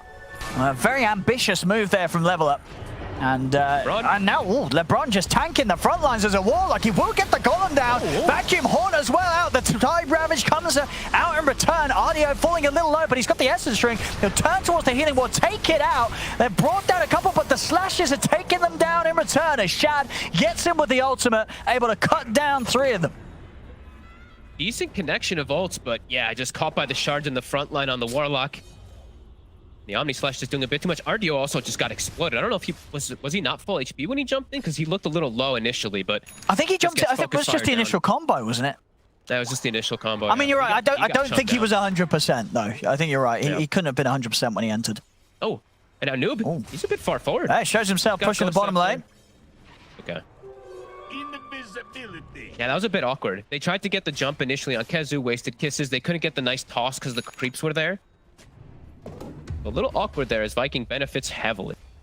And now they'll get these, you know, they'll probably finish up these next few items. Kezu will have that Ags finished up for the next one too. And Level Up, at least they still got a good combo. That's what I was happy to see. You know, we got the Rock, we got the Fatal Bonds and the Vacuum. It wasn't quite enough. The Healing Ward is going to be a big issue for them in a lot of the fights. RDO, like, he just beeline to the Healing Ward in the fight to try to stop him. Such a strong ability, Kezu. He's the target here as they toss him back. See if they can bring him down with the Spectre and the Illusions. They should. I say they should. It's taken them a lot of effort here. Kezu's still alive. The Healing Ward's down. Kezu's not going to die. He's going to live. The Vacuum will drag him back in, but this Healing Ward keeping him more than safe, as there's no chance of bringing down the Tide. They'll turn towards DNZ. DNZ, oh, he does get cookied over the trees, and he's actually away. So they won't kill Kezu, but they don't lose anything for the effort. Everybody else is able to get out of there. But Kezu, very, very tanky. Yeah, tanky build. This is the point boost in the Ogre Club coming into play for sure. And I mean, Healing Ward's really going to be a problem. He even went for the talent. You know, the minus 20-second Healing Ward. We're seeing a lot more people doing that one. I think people are, for the most part, saying it's the better talent, but you know, people are greedy. 20 attack speed, it just looks good. Oh yeah, I mean, yeah, you're not going to see this talent being taken in your pub games. Well, we'll see this. Kezu. I mean, maybe, you know, it felt like they would potentially have enough with the damage from these illusions from RDO, but not quite. Not quite enough. Kezu making it away. And with that in mind, nobody on Viking going down. He didn't even have a neutral item at that point either. The bullwhip was coming on the courier, so it was very close to him going down, but now a 5k lead. A lot better. And we're seeing the upheaval also. Another thing why it's picked versus that Tidehunter, you know, it keeps getting applied. So you can't actually walk out of it with your Kraken. Pretty nice counter to it, actually.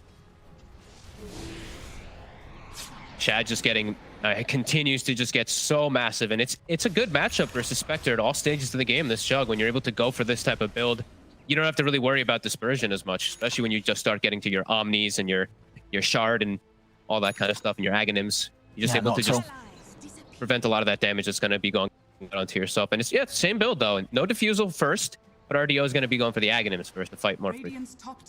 Yeah, as I said last game, it definitely felt strong in the game where they're ahead. This time it is being done from behind, so interested to see what sort of effect RDO can have with it this time. And Funnick, he's got the key item. So he didn't go the Greaves Dominator, nothing like that. He's gone the Ags. He wants his damage. He wants that potential. They're straight in. Look at the burst through Boom, but Boom's able to jump out with the 2 steps. RDO's immediately over towards him, but the Dissimulate, Boom, he's still going to go down. They take down the Void Spirit. Now we'll see if they can look towards anything else. The Healing Ward down from Shad, keeping it at a good distance. Healing up both Celery and Kezu. Ravage comes out. They're ready to turn. They come in with the Omni Slash, the arrow as well. Straight onto RDO. RDO goes down. The bounce is fully over there to the 3 of them. Funnick's got to run. Shad's turning over towards LeBron. LeBron's skilling himself up with the Shadow Ward over to the side. Noob and DNC able to actually burst down Aramis. Shad will finally finish off LeBron. He's lost 3 of his teammates though. Just Shad and Kezu left alive. These Healing Wards, they're just having trouble getting to it. Nobody wants to commit forward to kill it. It's giving them the time to reset the fight and get the good positioning. Great Ravage from Kazu. He gets the Ravage connection with the arrow coming into to finish off the Spectre. And then it's just beautiful. Gush, the Ags that we mentioned with the Omni Slash, nice cleanup. And right around Roche. And that was level up with their fight. They were looking for this one with that Darkseer, but the Rock was a second late. They didn't get the combo onto Boom. So they got to be a little better how they do chain up all their stuns. It's going to be a tough one to defend here. Well, let's see what they can do around the pit. Can they put a stop to this? As Viking, they're getting it down. Audio, he's heading straight in. He's having a look. He's pretty low. Is he able to get it with any sort of steel? Radiant, they're going to be able to get the kill, but Shap will still be able to pick up the Aegis. As level up, they'll lose DNC maybe. DNC actually able to get the toss off. Brings down Celery with him. Over towards the side. Aramis has got in with the stun onto Noob. They're running down the snap fire. Noob holding them back with the blast, but Shad's in with the crits for the Remnant. It'll grab him. Bring down Noob. A good effort there for level up to try and interrupt the Roche. They're able to at least get the kill. But Shad still being able to pick up the Aegis, have it ready for the next move, and also off the back of that, pretty much having the gold done for his Skadi, as he just continues to look untouchable this game. I mean, it really does help that he did survive that one time when they were ganking him. As he super farmed, doing an excellent job. And RDO almost gets the 8. A nice little attempt there with the Surge, with the Ion Shell. He feels tanky. You know, he's got like 2100 HP almost with that Ion Shell.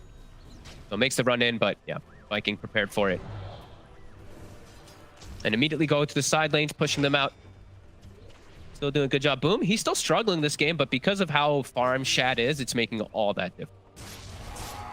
Yeah, and it's not like Noob is too far ahead on the other side either. You know, still a similar pace of a game for Noob in comparison to Boom this time round. Yeah, Noob's definitely not, it's not the same, right? There's not this bounty who's just been making your life super nice. This time he did not get the same kind of help from the Tiny. Although they did shut down Boom pretty hard in the mid lane. Anyway, from the rotations, he's not been enabled as nicely. And he's versus Jug. It's going to make the game a lot harder when you're a Snap versus Jug. Versus a lot of heroes that get on top of you. Oh, yeah, they're straight in onto him as Noob. He's going to E-Blade himself to try and protect. But Shad's in with the Blade Fury. More than enough magical damage to burn through Noob. Let's see if they can chase for more here. LeBron's going for the TP out. He's away. Nothing to put a stop to it as he sneaks away. With the cover of the shadows. So many tools to get on top of this poor Snap. Just now that it's all started to kick together here, like, you know, your snowballs, your Void Spirit Astrals, even your Jug can just run in. There's so many ways to get onto this Snap. And Shad pushing forward confidently now, level 20. They've got the Solar Crest on the 5 position even for Celery now too. So Chad just well and fully enabled. Yeah, he's crushing it this game. Yep. So they set him up perfectly with the lanes. He had a completely free lane against Phoenix Darkseer. And now he's a huge issue for level up. Yep. Now Phoenix just gonna have to use Wall with the Ion Shell Jug illusion to just be the real carry.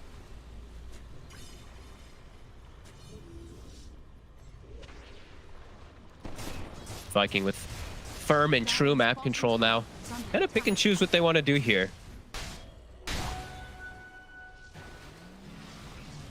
Level up very RDO much. actually did go for the defusal, by the way. So he did have the Aghanims all in pieces, but just commits for the defusal. So yeah, I think not too surprising in a game where they're behind, right? Just having the defusal is going to give you a lot more potential in these fights. You're not really in situations where you're going to be able to use the Shadow Step off cooldown to make big moves. So you know, just building up your potential as the hero itself in these team fights that Viking are going to be bringing to you.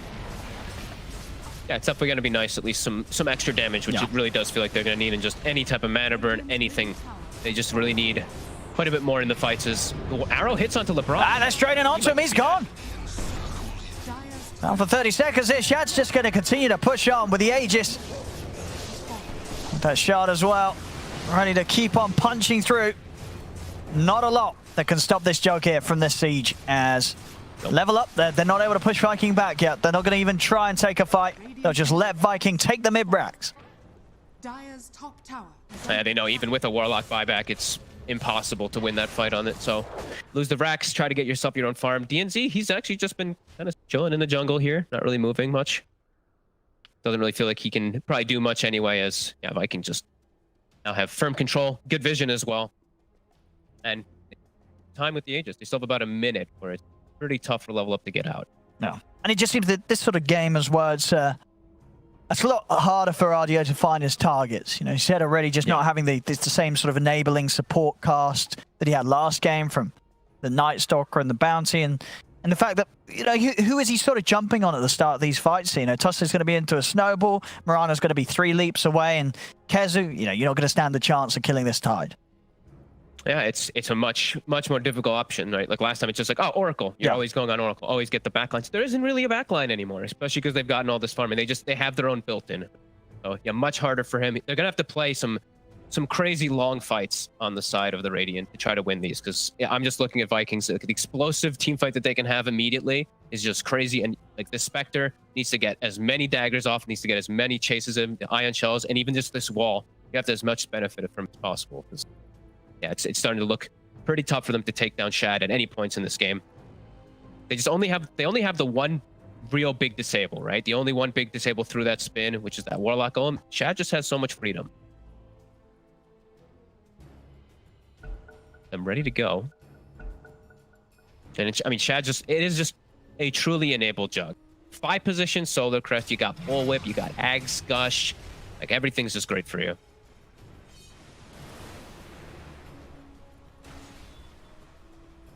I'm back in action, and really, if you have Viking, they get one of these tier 2s going, they'll be ready to set up for another high ground siege. But Level Up doing their best to push the lanes out. LeBron, he has been found here. Slowly dying.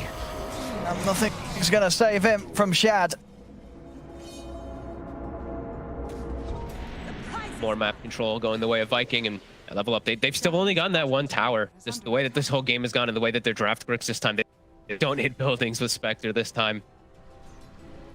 And up bottom, Doom's found a target. No, DNZ was going to go for the TP out, and he's actually away there. DNZ. Very cute. Very nice escape. Dire's bottom tower has been denied. Now they're the blink on Noob, so at least some way of, probably for the most part, getting out of there if they do start charging his way.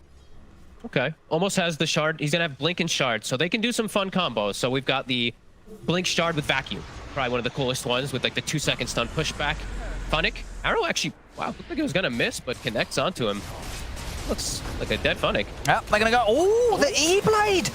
Ah, it doesn't matter. Blade Fury will finish him off. Shad still gets the kill. And behind. RDO's trying to get in on this. I mean, with their Darkseer down, be a little careful here. Noob having to hide in the trees. So with a blink away, he's fine.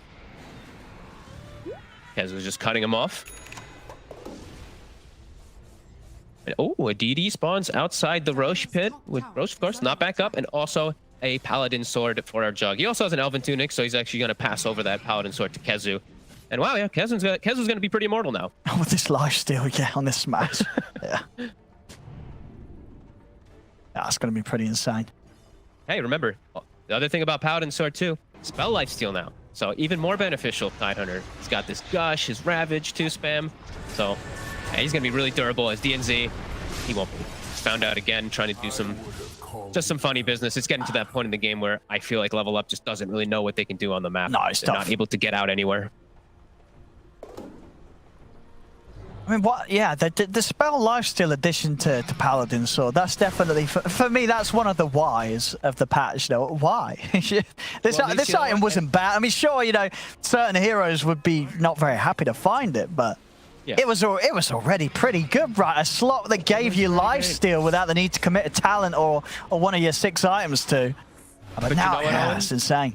Thank God that they destroyed IO before that change. Because imagine an IO with spell lifesteal, life amplification, and all that. Oh my God, get me out. That'd be horrifying. Oh boy. Oh, top lane Noob. Noob. Oh no. It's getting rough. I mean, they're starting to feel they're very much in a similar situation to that Viking was in game 1. It's game's just turned completely on its head. And I honestly, I really do feel that the vital bit about that is taking away the bounty hunter, and it does sort of raise some concern. You know, can Level Up still perform that same level of play when DNZ isn't on his best hero? No, it's DNZ not on his best hero, and just Funnick not able to have the same type of impact, right? Like, he just got so shut down as the Starks here. Sure, he's farming. Oh, look at this from Kezu. He's hunting them out completely. He's got right round behind them. Ravage down onto the 4. The arrow follow-up from Aramis as Ardio's going to start the fight off very low HP. And we'll look to turn, see if they can do anything about this. Ardio having to back up. He's out into the trees. He will live. The slashes from Shad, I believe, for the most part, coming out onto the illusions. Off to the side. They'll control DNZ. They'll bring down the Tiny. But all things said and done, definitely could have been a lot worse there for level up. But that they do manage to get Ardio out and the rest of them alive. I'm not sure how that actually happened. They were actually able to reset away. And Kezu, he didn't trust in himself. Maybe if he trusted himself a little bit more. He was pinging that the Spectre was caught in the trees, but he probably just expected him to get out sooner. And Kezu just an absolute beast. He now has level 20, so the Gush talent online, minus 11 armor now in an AoE. That's it. I mean, I think you're going to see Tide. I mean, already pretty insane with certain lineups, but the Axe Tide. Yeah, it's just brilliant with any of these carries that hit multiple heroes, right? You know, you sort of mids as well. Oh, he's got to jump in with the punch. Onto Shad, gives him a bit of a spook here. Shad's got to put the Blade Fury and the Healing Ward down and start to back off. Level Up are going to try and chase this. Ardio going straight for the Healing Ward. Kezu is onto the backlines, has taken down LeBron. DNZ jumps in with the combo. Combo follow-up as well from Noob. They're looking to bring down the Tusk. They've been able to do it. They take down Celery. Ardio getting fully focused though with the Blade Fury damage coming out as well. Ardio trying to juke up to the high ground, but the burst damage is there from Aramis with the Starstorm. Funnick getting gushed. He'll try and run away, but Shad has more than enough damage. See if Ardio can turn this around. He's on Shad. He is Shad. Is he going to be able to make it out of there? He's trying to run the Blade Furies back up. He's heading away. DNZ trying to block him out. But Shad's actually been able to bring down DNZ. The Healing Ward out yet again. Stun holds back Ardio. Shad, he's going to live. They couldn't kill him even with that buyback. Shad, in fact, he's turning. Crits down LeBron. Turns over towards Ardio with that minus armor. Ardio doesn't stand a chance. This is an ultra kill for Shad. GG is called. As Viking, they do really hit back in game 2 with the same ferocity that they got in game 1. Flawless game from Shad. The one death that he would have had bottom was prevented because of some funky toss kind of haunt play, but either way, excellent play by him. He completely shut down bottom. I love when I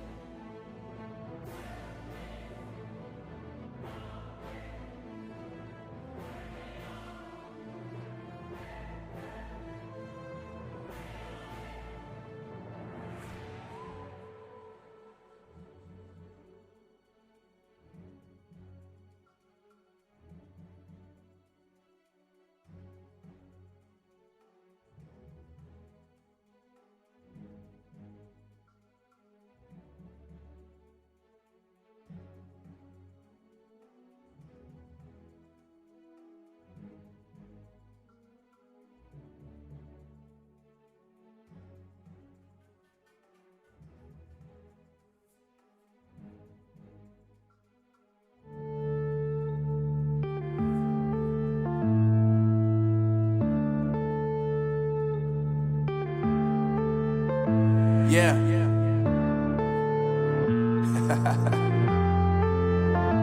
Unknown Brain. Marvin Divine.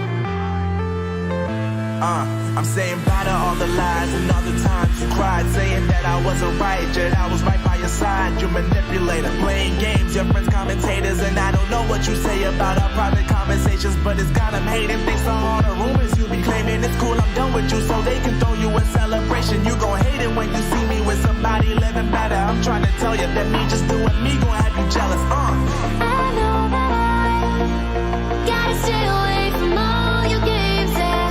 I know that I found somebody else to love me one day, yeah. You'll realize the grass ain't greener on the other side, no. You did me dirty for the last time, and now I gotta say goodbye.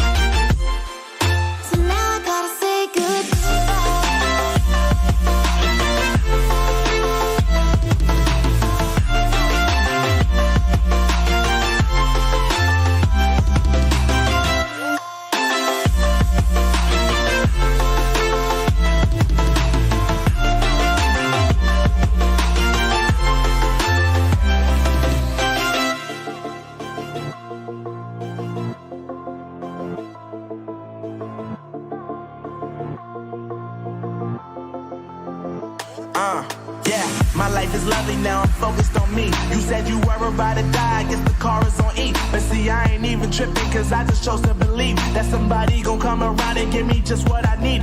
I don't wanna see you finally, see you looking down and out. Coming to me crying, saying you miss having me around. Gave you chances and you blew it, you so easily influenced. All the times you told me beat it, now you gotta face the music, I'm saying. I know that I gotta stay away from all your games, yeah.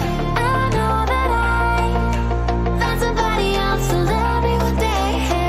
You'll realize the grass ain't greener on the other side, no. You did me dirty for the last time, so now I gotta say goodbye.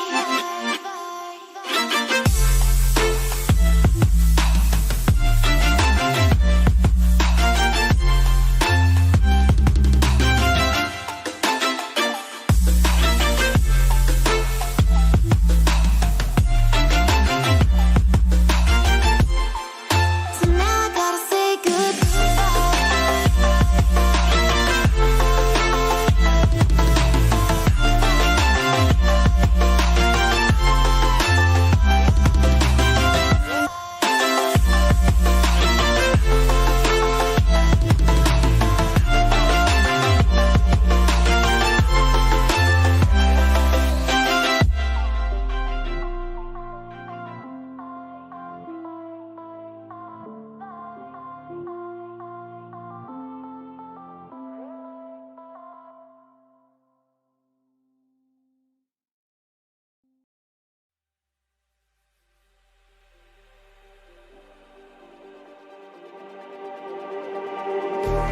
just like the street lights lit this town, like a fire in a blaze, gotta burn it down. Can't be afraid to leave this out. We got this far, don't know how. I see danger in your eyes. They know we'll burn down tonight. Coming just like the sunrise. You know that we gonna let it out. Tonight, we gonna let it out. Tonight, we gonna let it out. Just like the sunrise, we gonna let it out.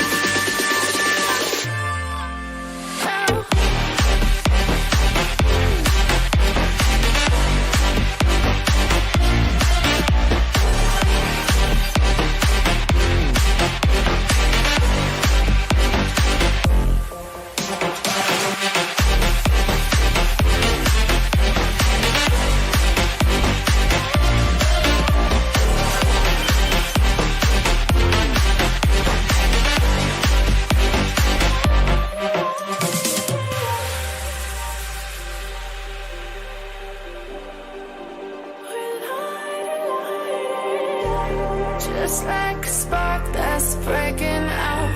Can't make a stop, can't turn back now. We know that there's no room for doubt. No, we can't turn back now.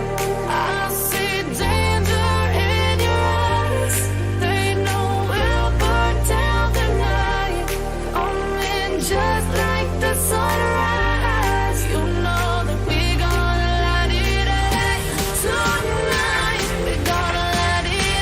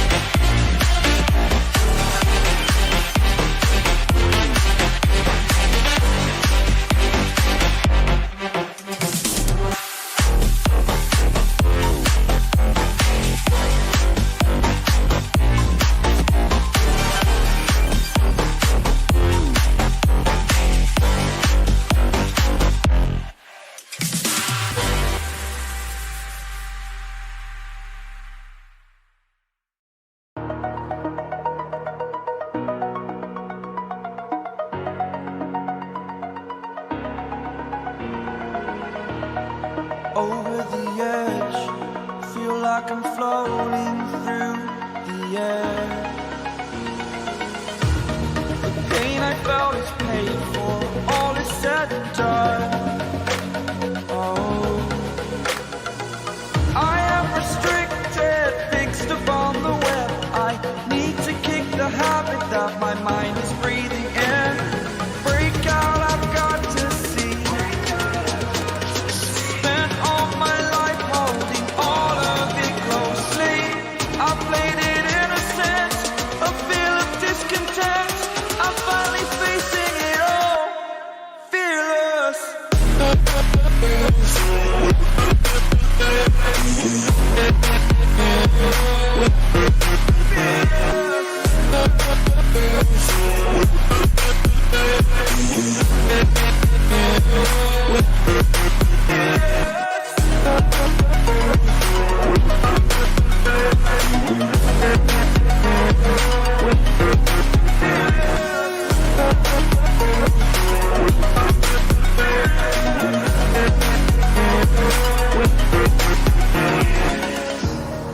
Burning the bridge that keeps us.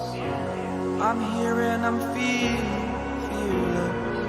exaggerated, that's what you assume. The story's over now, I must conclude. I am conflicted, watching where I step still, hanging in the balance. Not the life I want to live, I want to take it all. Standing tall, fear I weighed the person you are. Oh, break out, I've got to see. Spent all my life holding all of it closely. I played it innocent, a feel of discontent. I'm finally facing it all, fearless.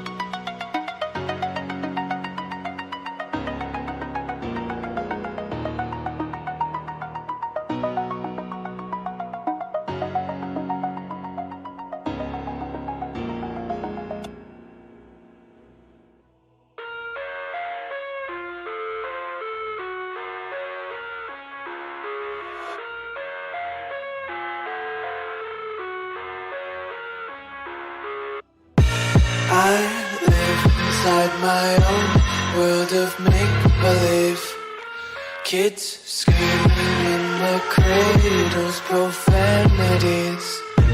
I see the world through eyes covered in ink and bleach. Cross out the ones who heard my cries and watched me weep. I love everything. Fire spreading all around my room. My world's so bright, it's hard to breathe, but that's alright. Hush.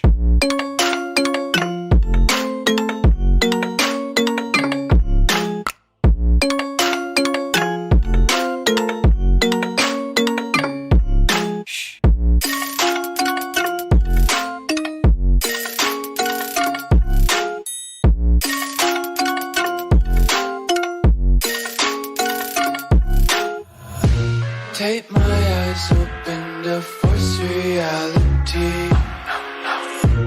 Why can't you just let me eat my weight in glee? I live inside my own world of make-believe. Kids screaming in their cradles, profanities.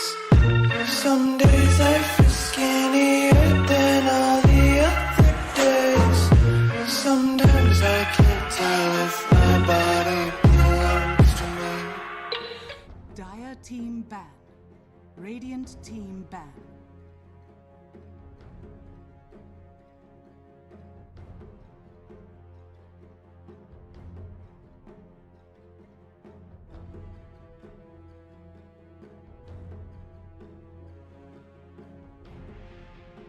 10 seconds remaining.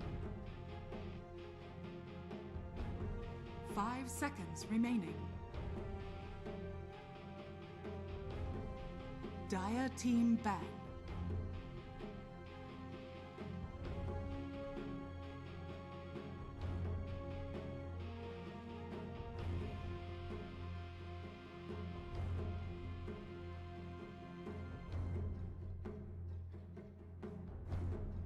Seconds remaining.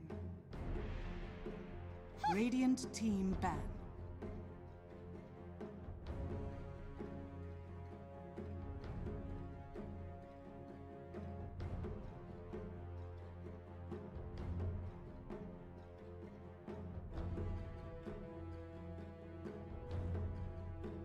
Seconds remaining. 5 seconds remaining. Dire team pick. Radiant team pick. Grimstroke.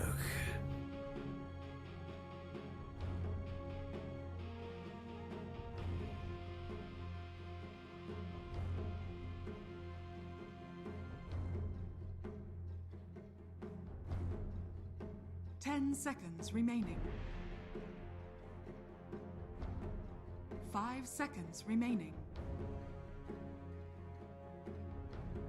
Radiant team pick. Rocket.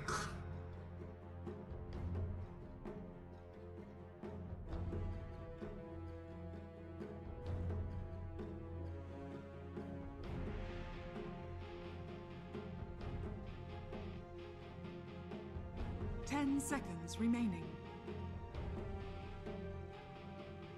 5 seconds remaining. Dire team pick. Points away.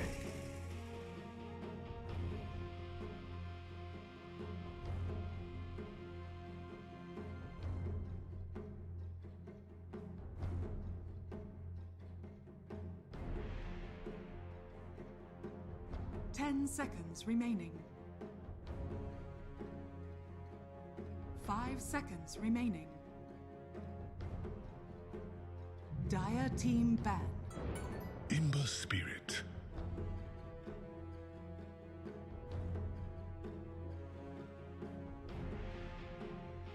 Radiant team ban. Ataque aquí!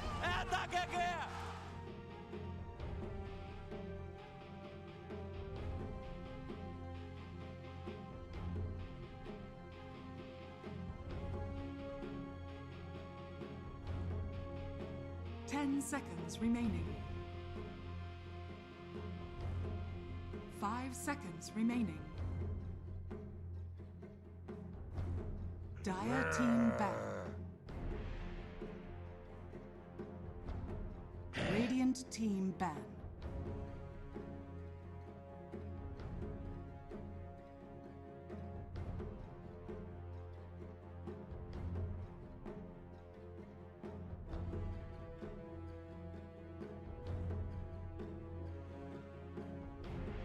Seconds remaining.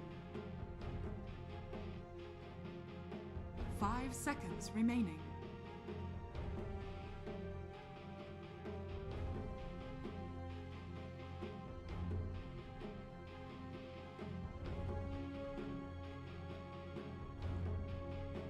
Dire team ban.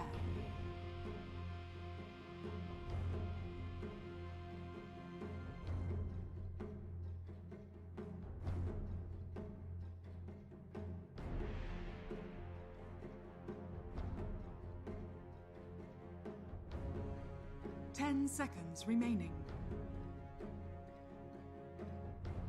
5 seconds remaining.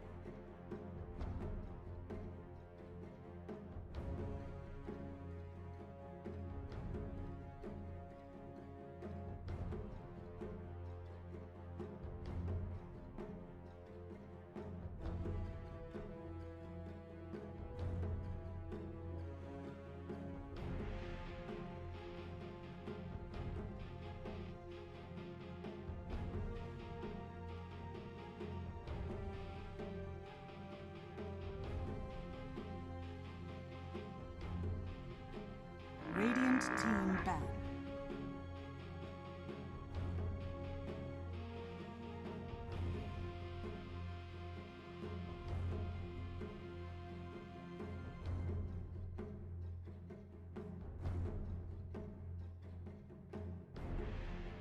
Ten seconds remaining. 5 seconds remaining.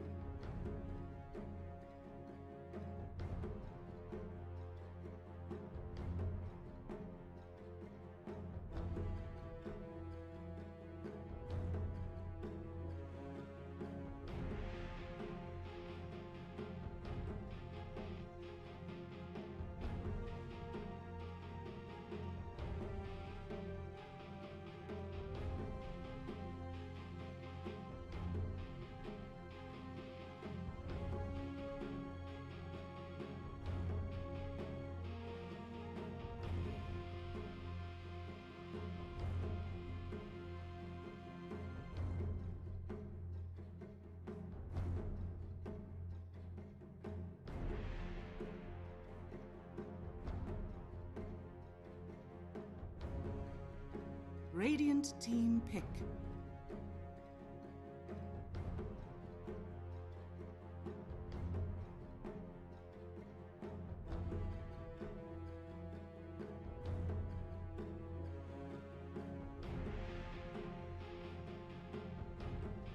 Ten seconds remaining.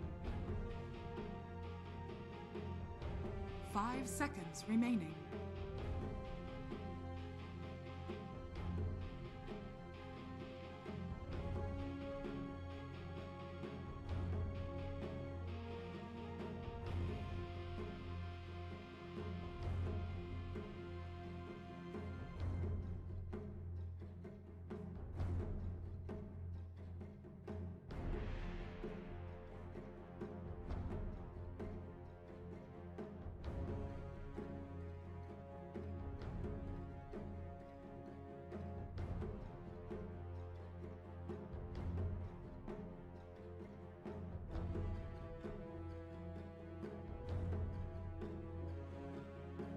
Dire team pick. Oracle. Radiant team pick. Lion.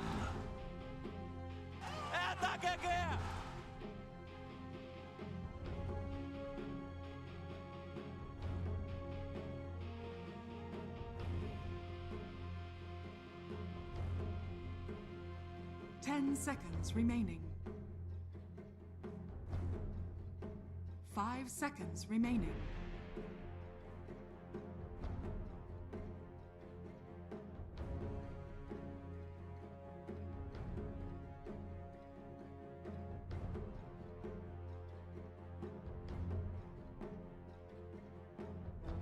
Dire team pick.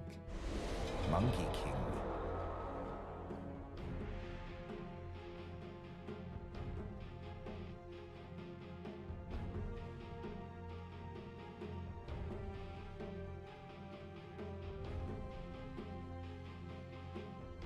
Seconds remaining. 5 seconds remaining.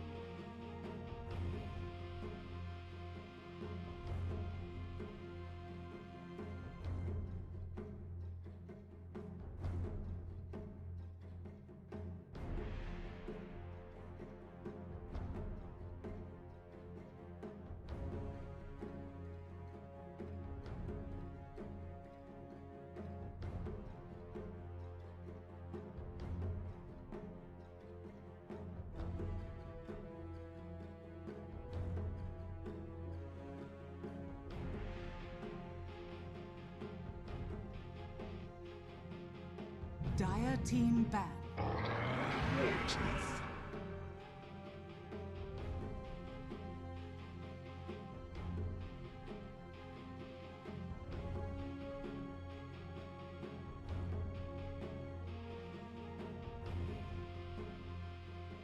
Ten seconds remaining. 5 seconds remaining. Radiant team ban.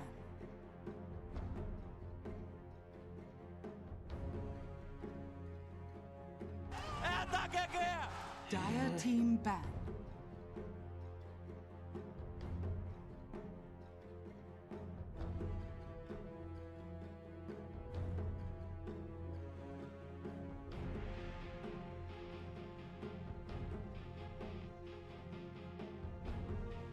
Ten seconds remaining. 5 seconds remaining.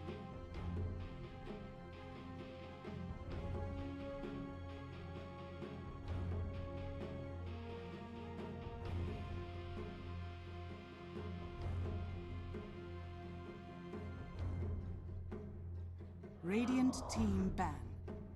Dire team pick.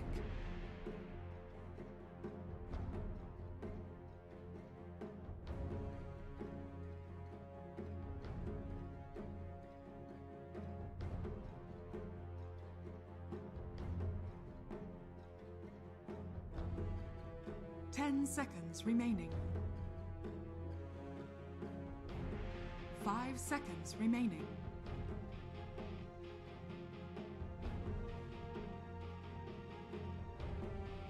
Radiant team pick.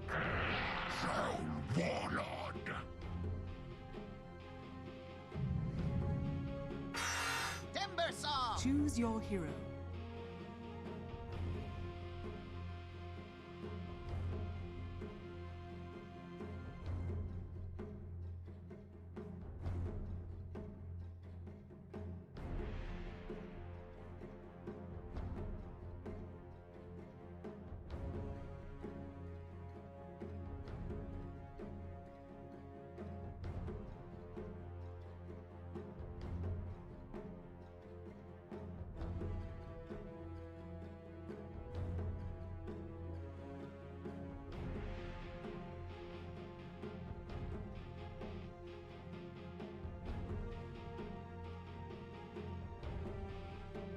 Ten seconds remaining. 5 seconds remaining.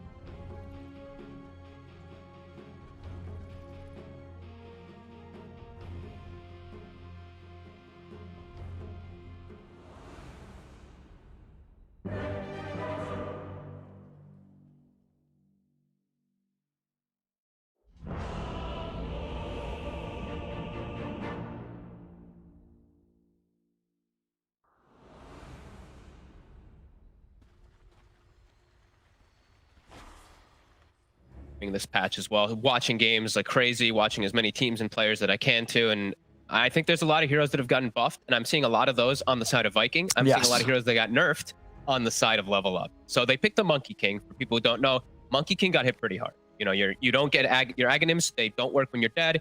They also don't work on Roche, which was one of the biggest things people did utilize around it. The other thing is also Timbersaw got hit with a pretty big nerf too, as people know. Reactive armor, even your damage potential for Whirling got nerfed. Sure, your Shard got buffed in a lot of ways, but across the board, it is a pretty significant nerf. And then we're going to look at just a few other things. They picked Pango into Grimstroke. This is now better. And overall, Grimstroke, as Moxie was saying, has gotten quite ridiculous. Oh, yeah, I mean, same thing with Centaur too. Like I really do like Vikings draft. It seems like they've gotten so many of these heroes. They just got crazy amounts of buff. I mean, and the two heroes, I think, again, you know, for me, it's why, you know, Lion and Grimstroke. Why did these heroes get these buffs, Fog? Now, these heroes were already good, right? I don't know. I Lion is. They seem insane now. I love this hero. Yeah. Yeah. I actually you know, people meme about this, the shard. Sure, you're not going to get it rushed by no means. Well, sure. Most but you're going to get it. Going to be better, but you're going to get it. You're going to get it. You know, you see a Pango rolling thundering at you, you drain a target that's next to him, you immune through it. There's actually a lot of little cute plays you can do with lines that we've theory crafted, of course. I haven't seen it in practice too much, but we'll see how it all plays out. He also has Grim. You got double Hex. You got double Finger. Got a lot of double fun, double action. No, absolutely. Yeah, no doubt about it. I think the two supports the Viking have this game are two ones that are just look really hot right now in this patch. Well, we'll see if it plays out well for them, but I've got to side with you when I do sort of say that I feel that Viking, they've just got the stronger stuff here again in Game 3. Yep. And I look at, like, you know, I see Monkey King, I see Pango, I see Rubik. There's not a lot of disables to keep people in the Wukong, and Stampede has received a massive buff. Absolutely massive. It's 90 seconds at all levels. That's pretty huge. You feel the difference immediately when you're playing these games. 20 seconds off of this ultimate, it can make all the difference. And for me, at least, too, I feel like the shard has gotten an insane buff. It's crazy if you're able to get this item. Like, your double edge just makes you an absolute beast, and it applies a slow. There's a lot of different cool stuff that we could see, and we'll see how it all plays out, and we'll see if Level 1 can handle the pressure. LeBron, he's going to get found here by this movement. They'll try and slow them down, but LeBron's going to get cut down by the slider fist of Boom. They'll get first blood. Noob's trying to run in on this. Boom a little low. Kezu's able to get the Who Stomp into a nice 3-man stun from Aramis. They're looking towards Noob. Noob popping the Fairy Fire. He will live. So we see the adaptation. Noob takes Shield Crash level 1, the 12% buff. You know, it got buffed from 9 to 12%. He's trying it as another aggressive move, Viking. Look at the stun. And Aramis, he's just charging in on this. He's actually going to be able to deny the bounty rune. I mean, they'll take his life for that. I don't know if that's necessarily worth. Probably not. Funnick's going to be happy as he gets a kill. They're going to be able to go and claim those other 2 bounties, though. So all in all, you know, Viking definitely pretty happy. They did double ward, though. I did see that happen during it all. Ooh, they were did. so aggressive that they both put the wards down in that place. So a little bit of a wasted one. Hopefully someone gets a sentry on the side of level up and gets some nice cash money. But I mean, it's very likely, right, after that sort of a play that you're going to check that area out after a few minutes, or... Hopefully they make it there maybe around like the 4-minute mark. Yeah. Maybe don't want to go there too soon, but yeah, we'll see. Oh yeah, let's see how this all plays out. There's like we said, a lot of fun changes, a lot of nerfs coming out for the most part toward Radiant, and yeah, we'll see how this all goes. And we're definitely going to see that Grimstroke shard. It's, you know, they mentioned on the panel, I didn't really touch on it too much, but it's absurd. It really just enables this hero so much more, and same thing with that level 10 talent.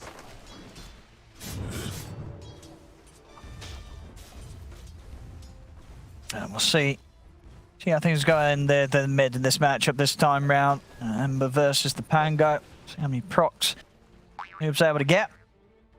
And yeah, let's see what build he goes to, right? Because he did go for that Shield Crush level 1, and he obviously wants to get his buckle at level 2. So maybe he gets the Slucky at level 4, I guess.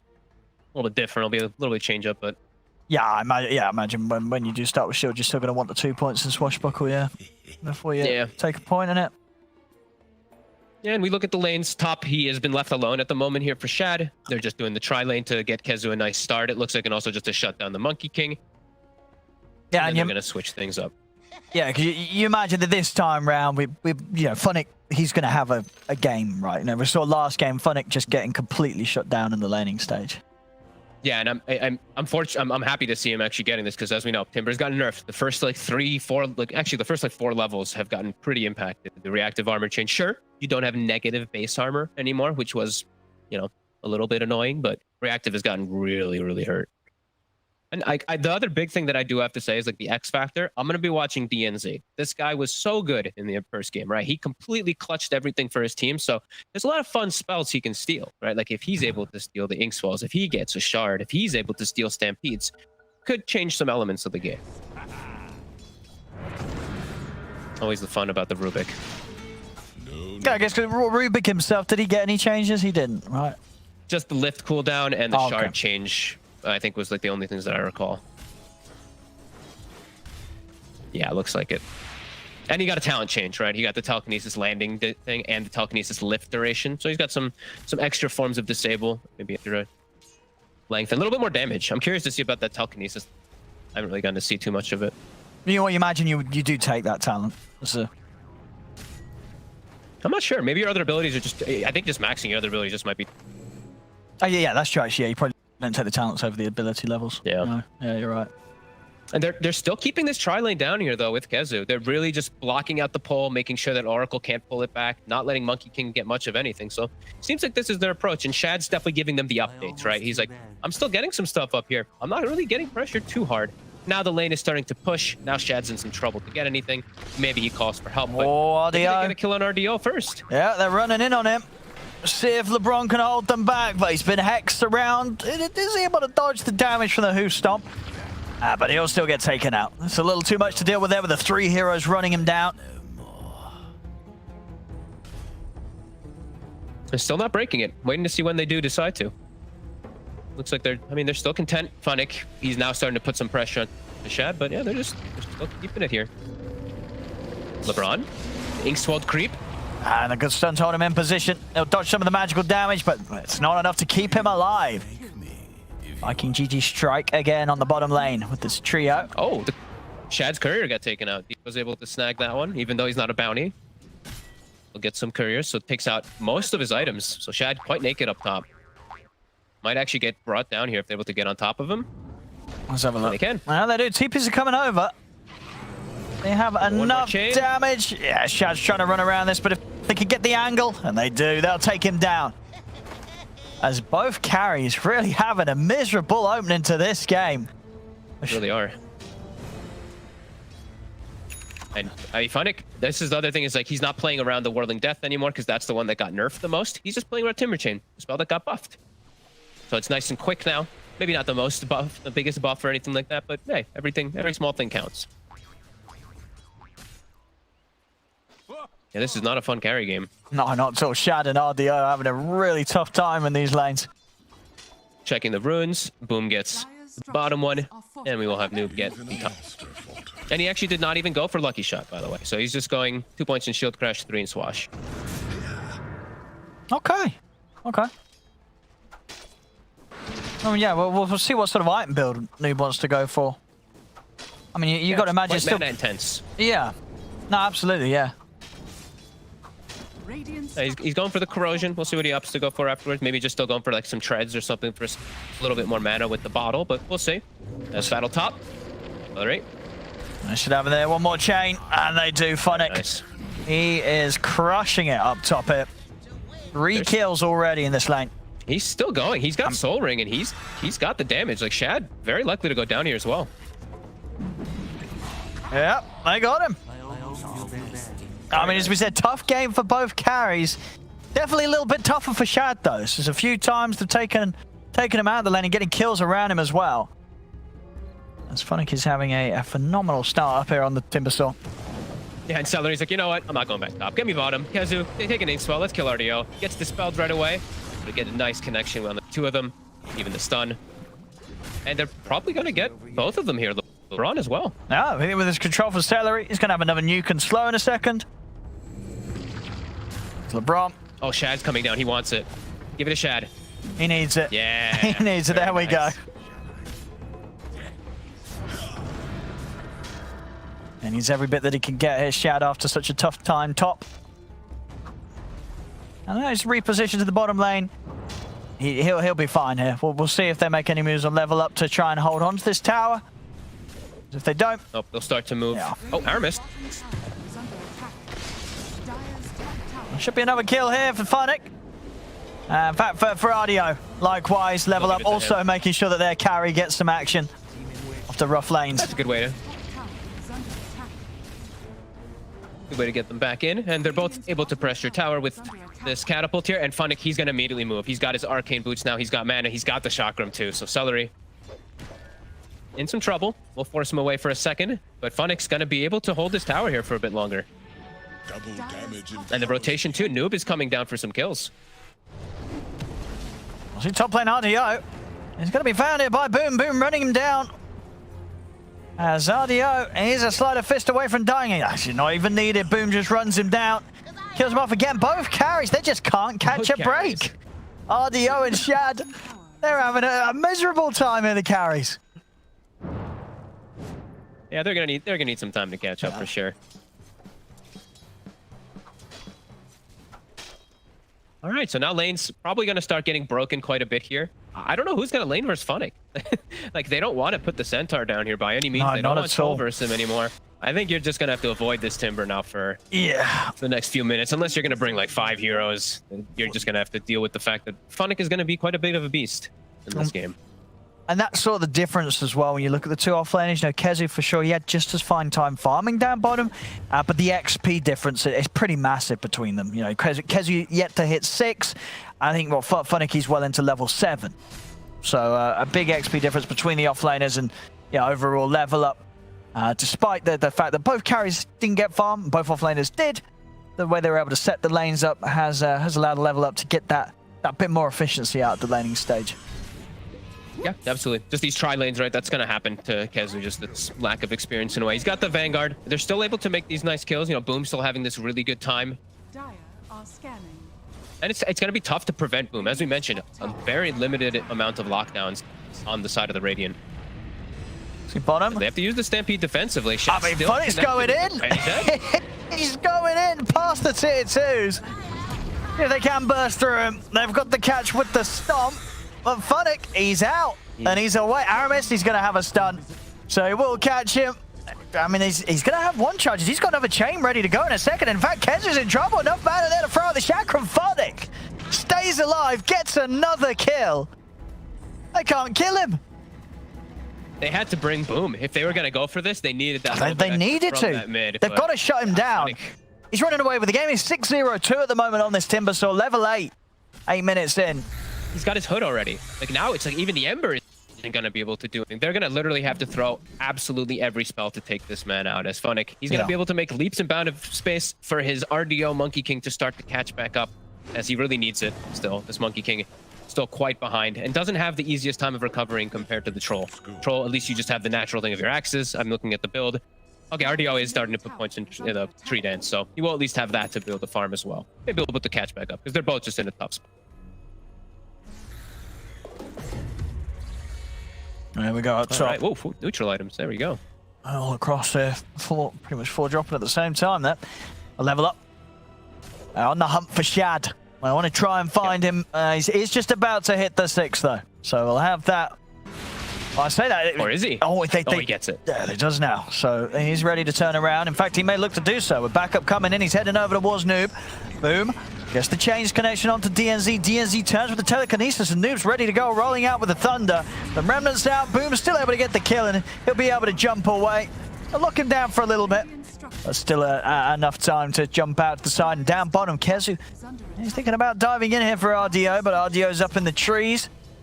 As the backup of LeBron. And they're maybe thinking about starting a fight here as Funnick TP's over. They've got the setup. Kezu does still have the Stampede available. I'll try and lock him down with the Boundless Strike. Funnick attempting to chase. Kezu having just enough movement speed to get out of there. And with the Vanguard, it's got enough HP. He's a hard one to bring down. Yeah, Vanguard and Chip Vest. I mean, that's the dream. Yeah, that's a tough hero to take down. They've got obviously some good magic, and of course, Timbersaw's always going to be able to do an insane amount of damage, but there's a lot of regen on Kezu early on. DNZ's able to walk in and steal Inkswell. One of the best spells you can steal in this game. Mid, nope. They just hit 6 on Aramis. Just gets it off that creep. Gets the finger set up kill. Perfectly done there. And they're pressuring towers. This is exactly how I want to see Boom playing. I want him to be so active this game on the Ember. Like, every single time he sees Pang on the map, I want to see him running at them. Yeah. So this is really good stuff right now. And applying pressure on mid. RDO's in the area. They're going to try and get the jump here. They're able to nuke down Aramis. Now they'll turn over towards Celery, picking him up, taking him out as well, as Level Up will deal with the 2 supports. Nice. Stolen Inkswell coming into play immediately from DNZ. And this is going to have quite a big impact in the next few moments. He's actually going to be able to enable his Monkey King perhaps to get aggressive because of it. And that's one of the big reasons we did see these Rubiks picked up. Oh. Always going to get a decent spell as Boom. He's coming in on this. Able to shift out. Funnick, a little low mana. And Aramis, he's going to have control. Funnick's still very tanky though, and Boom knows it. Doesn't want to try and get aggressive back onto the Timbersaw. Extra backup coming in from Celery. They can turn towards DNZ instead. Aramis is trying to find him, but Funnick staying on top of the line, forcing Viking back. And out of any sort of position that would allow Viking to set up onto Level Up supports.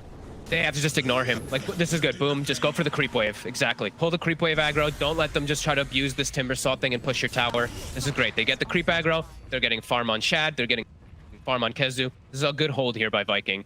Don't let the Timbersaw do Timber things. Don't pay attention to him. Noob will get the rune. Put this side a level up, and they're still getting space on RDO. But this is excellent from Viking here. Just both of these other two cores farming on the side. 3 heroes set up mid to defend. Precious bounty. And Noobs, 800 gold off the Maelstrom. They're gonna try. Can they take him out? I mean, it's LeBron. Yeah, LeBron just steps in range. And now there's very little backup for Funnick. It's not needed, though. He's still got a chain away. He's going to live. They can't quite kill him off. They get something out of it, but getting Funnick is still proving to be a bit of an impossible task. Finger.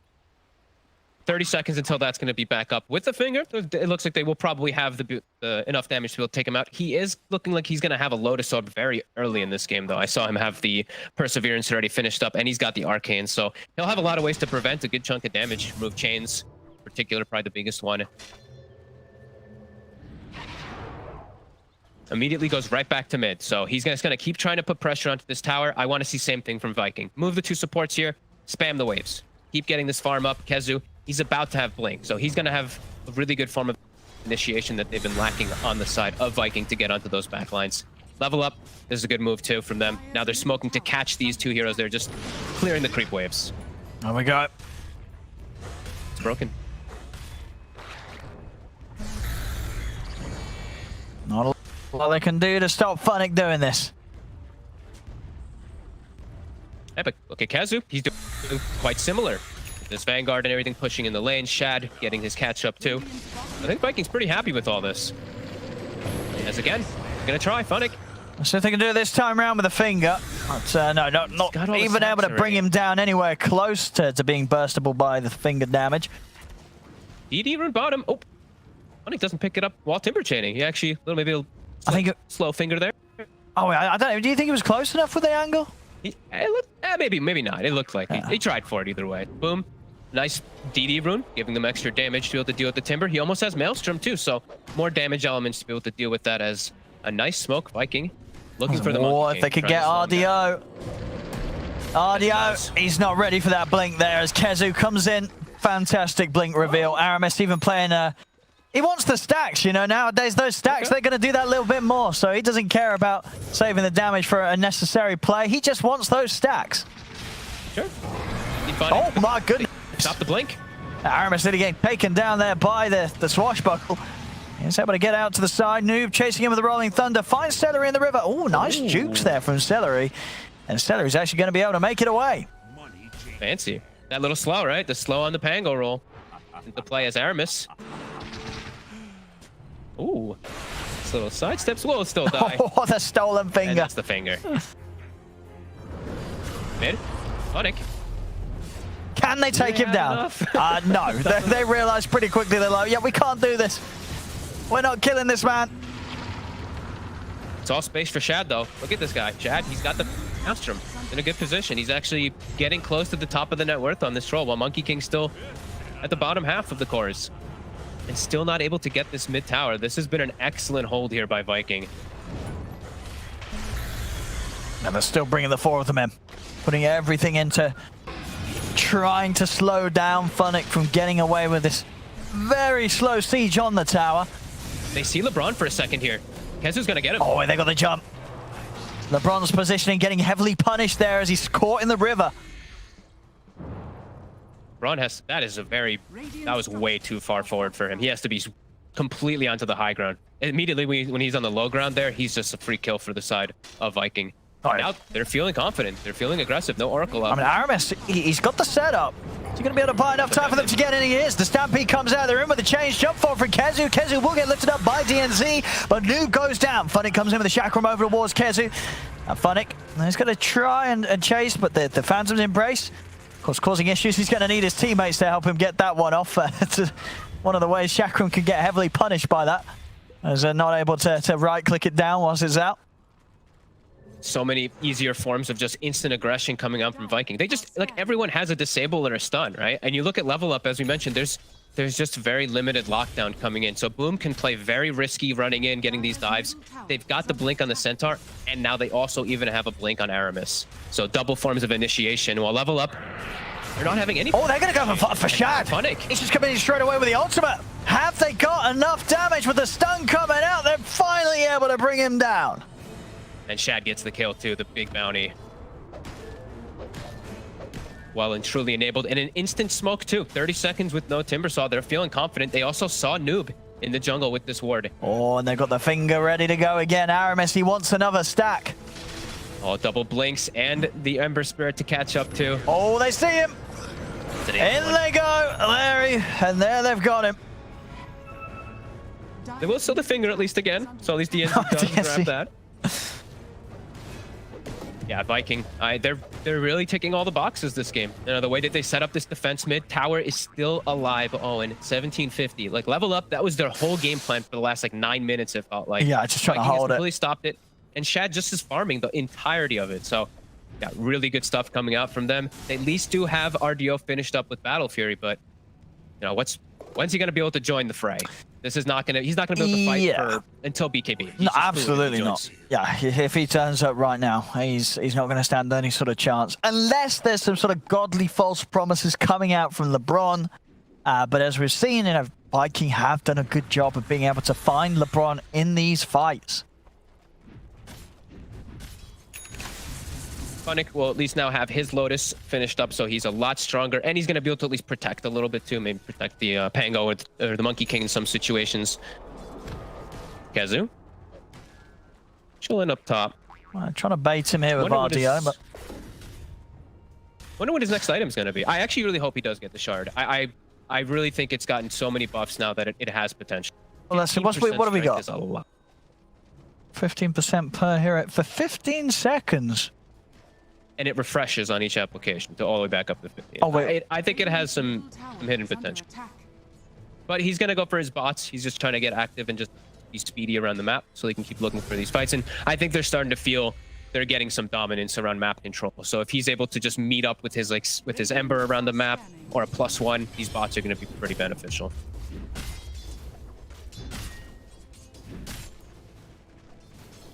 And they've got BKB now on Shad. It's like, you know, it's like he didn't have that horrible start in the game. He's top of net worth. He's feeling pretty good. Yeah, they covered it perfectly. Yeah, good stuff. Yeah, just RDO just not able to farm quite as fast, even with the decent amount of space that he has been given. Obviously, Viking did find him that one time, and now got to be ready for that again as Aramis. 20 seconds until finger. Definitely expect another move coming out from Viking. It's just tough for level up to make any plays of their own. They don't have a blink initiator. Like, none of their heroes really want to be. And Pango, sure, he wants to be that. And they got the jump. That's straight in. They use the false promise here to protect Noob, but on the side of it, the sleight of fist takes down LeBron. Boom, jumps over towards the Ruby. He'll get that finger off, but it doesn't matter because they're falling left, right, and center here. Level up, triple kill for Boom. And the chase doesn't stop yet as Boom's looking towards fighting Aramis, able to jump in. He'll get the Lotus Orb off, but they've got the stun control. The finger comes out. Another stack for Aramis as Viking just running over level up this time around. So much jump and control. It's just too much for level up to deal with at this stage. A stage at which we say that their Monkey King is just not ready to turn up. And he won't be for a long time, for like 5 to 10 more minutes. And Shad, he already has a good matchup, right? That Troll versus Monkey King core matchup. It's good for the Troll if the Troll is even on even grounds. Now that he's starting to get so far ahead with an Aegis, with all this backup of his team, yeah, it's starting to look real hard for level up to do much. And these wards are breaking them. Like, every single time, it seems like Viking just has clear-cut vision, clear-cut communication of who they're going on as this unit, and it's just destroying these fights. We'll see it again at the start of this, you know, quick jumps. LeBron trying his best to get some sort of a save off, but it didn't matter. It's too much damage, overwhelming the ability from Boom to jump target to target. And I mean, they've just got a perfect lineup to accelerate these fights. You know, they get one kill against you, Viking, they're not going to stop with this lineup. They're going to continue to be able to run and catch down hero after hero as you start to fall apart at the start of a team fight. It's like Ember, like this Ember, Ember and PA in particular with Grimstroke. I feel like we're gonna see like heroes like this just so often now because just this talent, even just the talent, not even just the shard on the Grimstroke. Oh, Grims, it's ridiculous. Yeah. 9-second cooldown on Inkswell. Why did it get buffed? If you have this constant chase, it is really crazy. I mean, I guarantee, surely in the next little mini patch, Grim's going to be put back in his place. I don't see the hero staying this. I think it's a bit overtuned. I think so. I mean, just like reduce a little bit of the numbers. Like you know, the number. Yeah. Like they buffed everything. Yeah. They buffed absolutely everything. It's so good. The hero. Hey, Viking, they're really demonstrating. Oh, and Aramis. He's found a catch again onto Funnick. Funnick still tanky. TPs are coming in. We'll see Boom already jump straight over towards LeBron on the back lines. Extra TP backup coming in from Level Up Noob. He's going to go over towards the Lion, see if he can bring down Aramis. Shad's, he's in deep, but he's got the BKB and the Battle Trance ready to go. LeBron's had to false promise himself, but it'll quickly come to an end as the false promise finishes. And up in the high ground, Noob is trying to find Celery. He's not going to have enough damage to do it, though, and Shad's able to take him down in turners. Double kill for Shad. The pressure now onto the bottom tier 2 tower, and they're even diving past it. Kezu and Boom able to make the jump over towards DNZ. As if I can get another kill, they get another objective. And they're really looking to take this game 3 the same as they did game 2, just completely taking control and Level Up just looking a little bit lost for ways to come back in on this. And Funnick, he shows his face. Immediate TPs coming out from both Boom and Kezu to push him away. You know what? I think they're just trying to make sure that this tower doesn't die by the end of the game. Tier 1 mid still alive. It seemed like the biggest task that Level Up wanted to do this game was to take this middle tower, give themselves the space to farm. And Viking, they've held it the whole time. Monkey King, I think he now finally has BKB online, but damage has really been done already. Now Shad, he's a full item ahead. Yeah, 13k net worth. I mean, as you said, it was a game where both carries had to show the road to recovery, and Shad's just been able to pull it off that much better here in this game. Yeah, maybe we are going to start seeing maybe some people straying away from Battle Fury. You know, it took him a long time to get at this game. Sure, he was super shut down, but it feel like it didn't farm as fast as we thought it would. Either, right? Like the Troll was still keeping the farm going way faster than the Monkey King, who's not showed up. Right? RDO has been doing his own thing now for 8-10 minutes. So yeah, Viking done an excellent job so far. Again, their 5 position has a Solar Crest. Celery is really loving this item as we kind of expected. We're going to see this item a lot in this patch. And Viking now, yeah, firm grasp of the game, 9k lead, just constantly looking for kills. RDO, I mean, he's wondering whether to start something here, but with an Aegis on Shad, he knows that this is just not a move that he can make. Just even with these items, like he's got Battle Fury and BKB, but doesn't even do damage in the fights, really. Like it still doesn't feel like he's going to be doing that much. No, not against a Troll with SNY BKB. Shad is so tanky right now. Noob I guess it's a Rolling Thunder to push out the creep wave and TP out. But no Rolling Thunder for the next fight right now for 60 seconds for Level Up. Oh, Boom's going in. He's in straight away with the Remnant. They're going to Stampede to continue to back him up.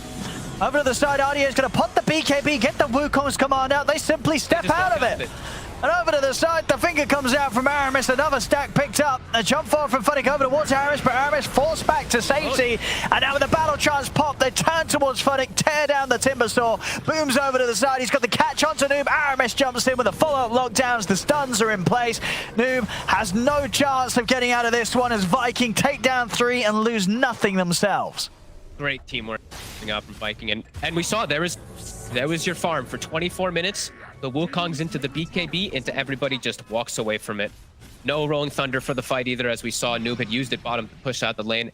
And they're actually already going for RDO. They know he's still down here. The bots comes down from Kezu, and they're just going to kill the Monkey King. This feels well and truly over. Viking is dominating. So again, as we saw in game 2. And so look back, it really just seems like that game 1 may have just been an effect of a game that just had such a miserable beginning, right? You know, the courier situation, the mid situation with the bottle being bought by Sailor, and then that getting taken away.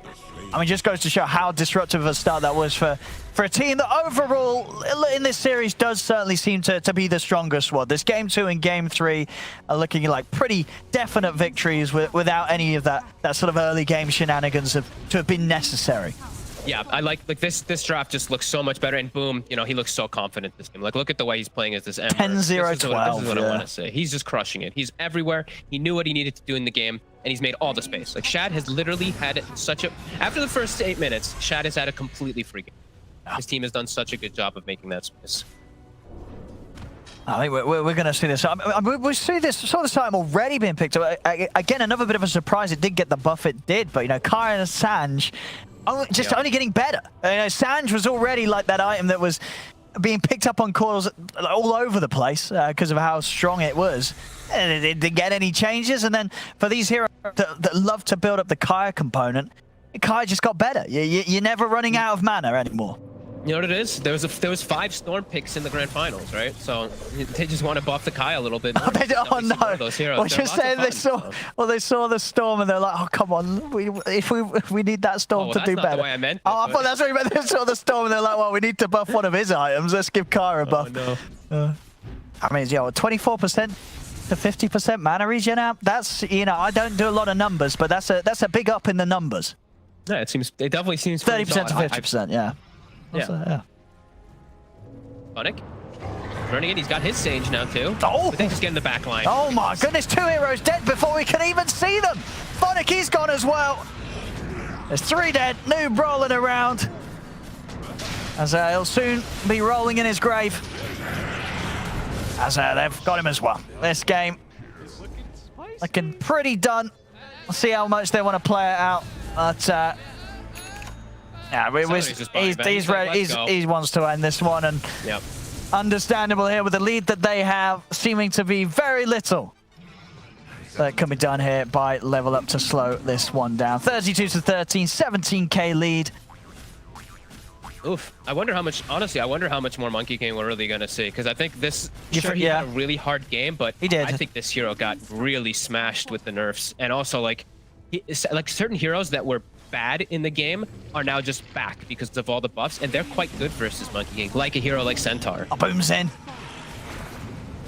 He's in, he's ready to go. Aramis is coming in as well. They get the jump in over onto DNZ. DNZ having to be saved by the false promise of LeBron. Turn the balance strike on a Boom. Boom, he's going to jump out with the remnant. Getting a little low here, but a few remnants out. Will make it out of there. Phonic, he's looking for it, but Boom, he's still able to live. Not quite enough damage. Finally, they do get him actually with the swashbuckle. The Wukong's command is down. Can they turn this around? Level up their overall towards Kezu. Kezu's going to fall. They've found 2. Can they get more? Noob, he's over towards center, but the swashbuckle will miss. And with 2 down, this is as good of a shot as it can be for them to get something more out of this. They take down another. RDO finds the boundless strike, and all right, it may not be over quite yet. I mean, Shad, Aramis, he's going to go back in. Oh, them with the finger, they're able to get the kill. Well, now they've revealed themselves. Ardio's going to come across. Aramis, he's looking pretty dead here. He's gone. Shad is able to turn and clean up Ardio on his own entirely. Now he's going to look to try and run down the rest of them. I mean, DNZ doesn't stand much of a chance as Shad takes down another. A lot of dead heroes. And Aramis actually could have survived. He actually didn't unlock his Aeon disc when he was getting on it. I think he actually could have survived during all that too. These two just battling versus everybody. He does die, but still a really good play there coming out from Shad. And yeah, maybe some slight hope there for level up. Yeah, a little bit of something.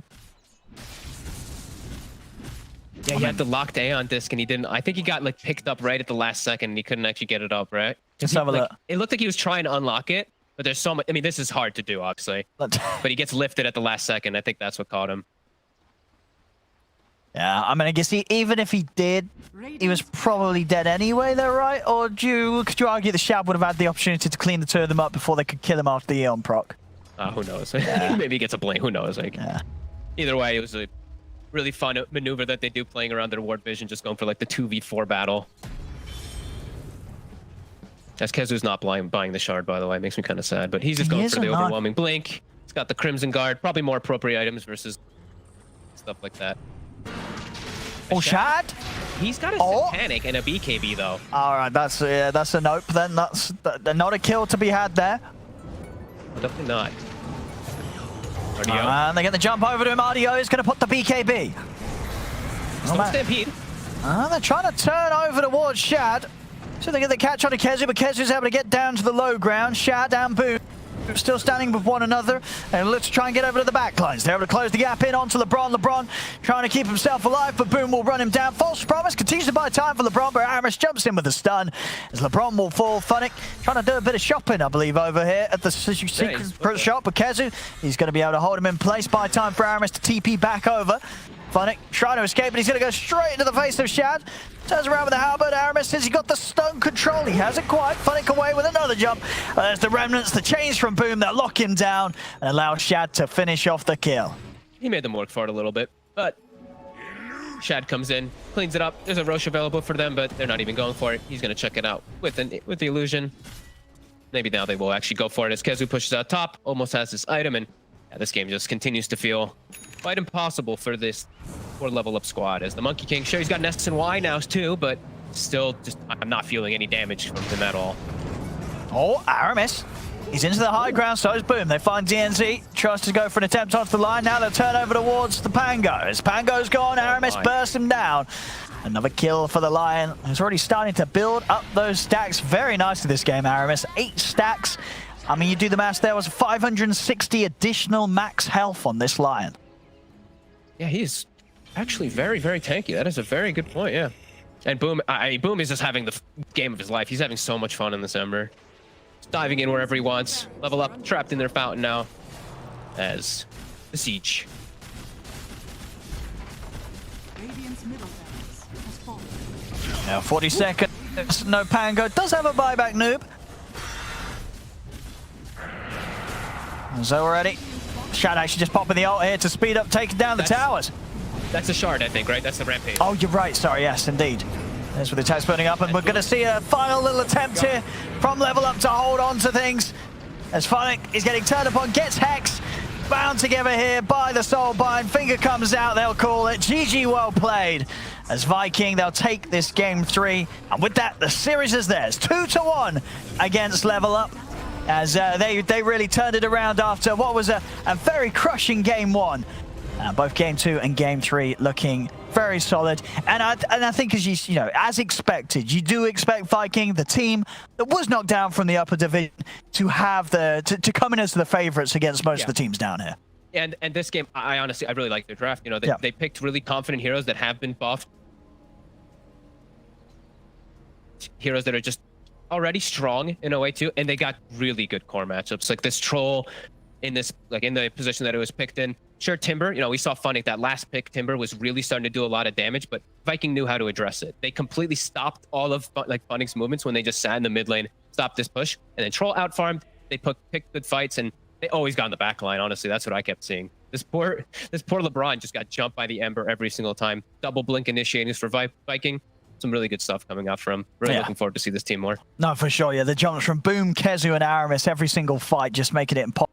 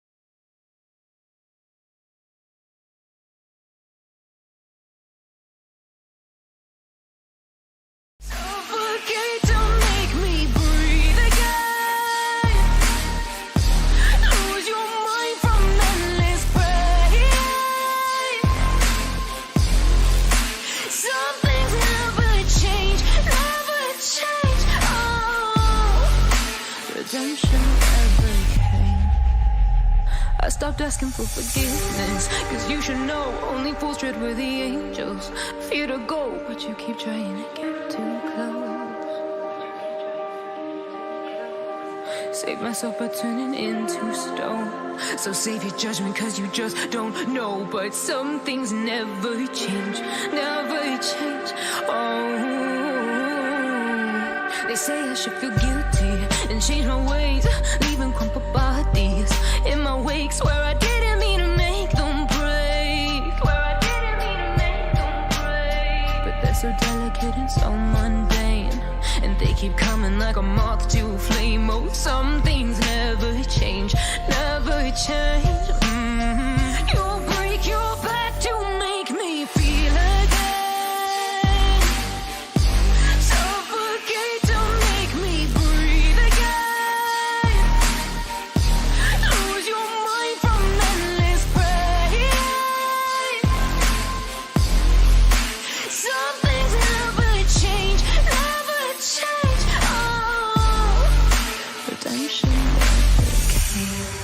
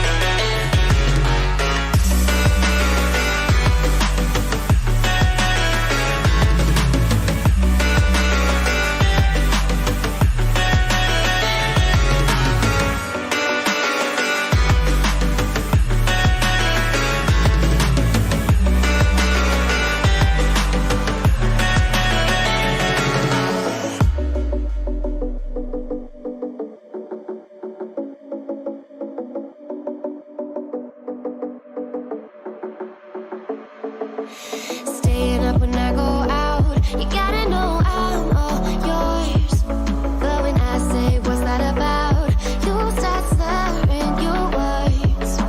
Tell me why you have to seem so distant when I'm holding you. Your fingertips are drifting away, and I fucking love how it hurts. Why do I, baby, why do I love the way you always leave me? Why do I, baby, why do I love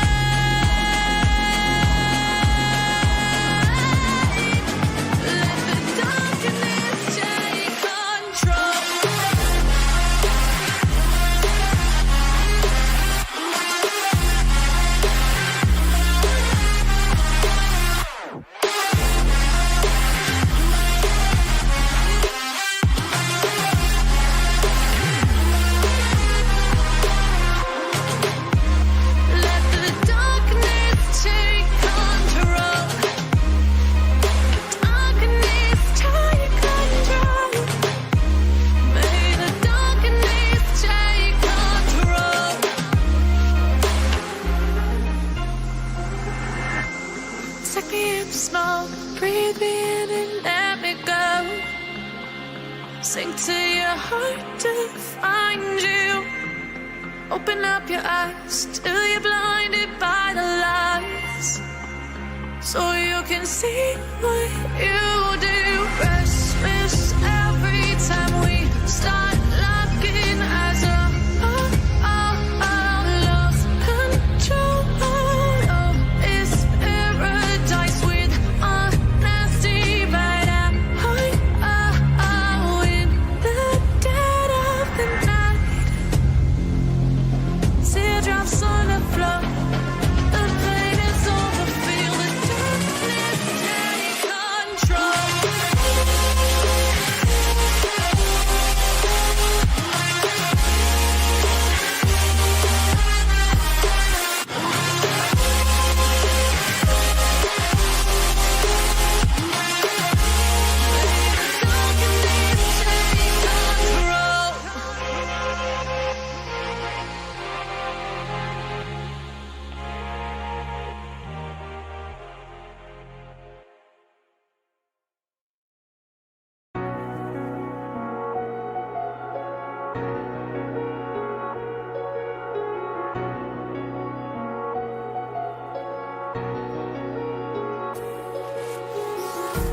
Empty hearts and neon lights, they're playing with my mind.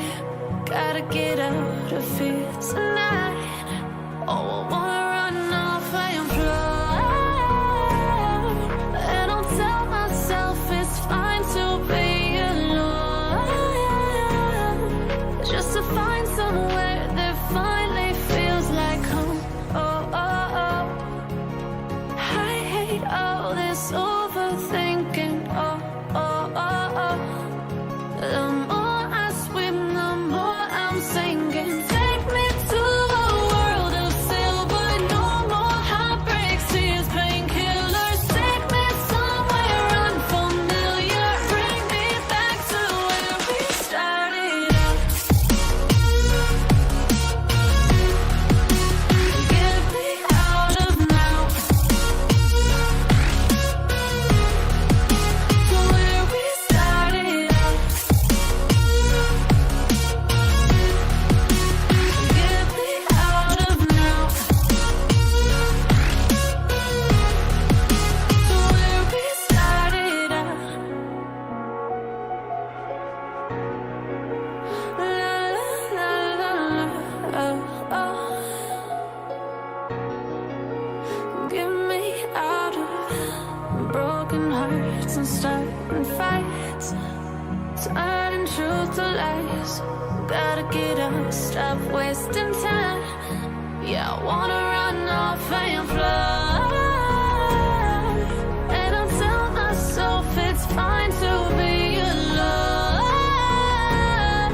just to find somewhere that finally feels like home. I hate all this overthinking. The more I swim, the more I'm sinking. Take me to a world of silver, no more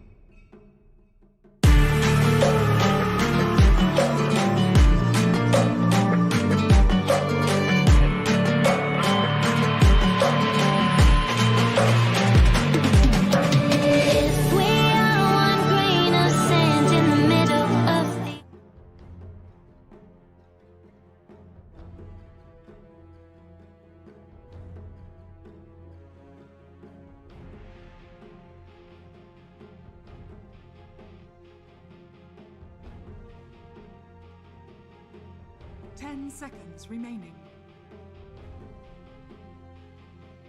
5 seconds remaining. Dire team ban.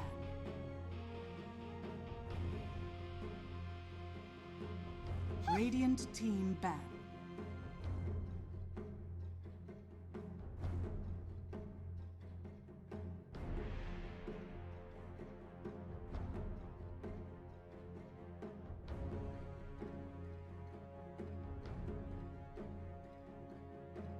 Seconds remaining. 5 seconds remaining. Dire team pick.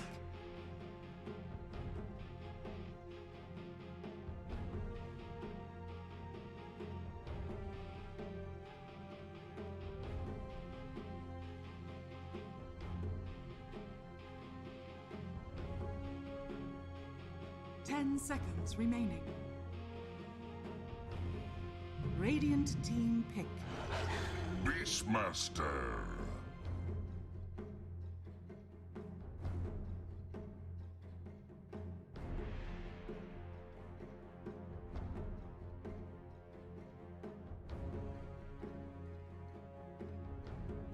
Seconds remaining.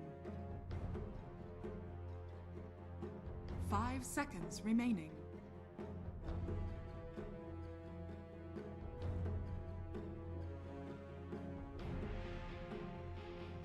Radiant team pick.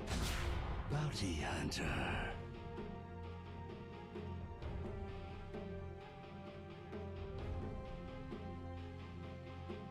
Dire team pick.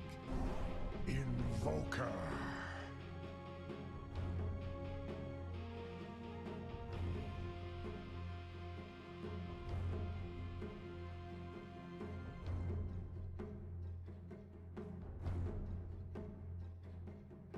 Seconds remaining. 5 seconds remaining.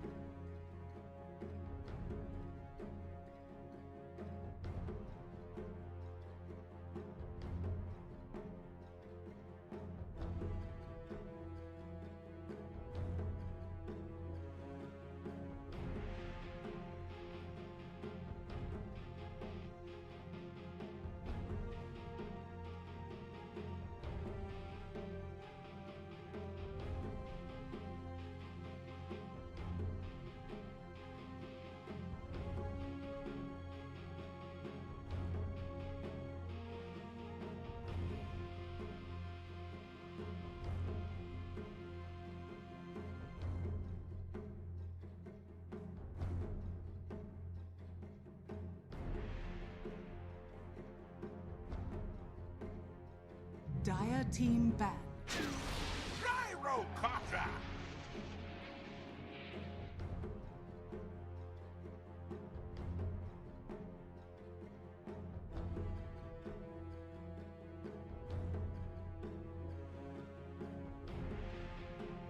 10 seconds. Radiant team ban.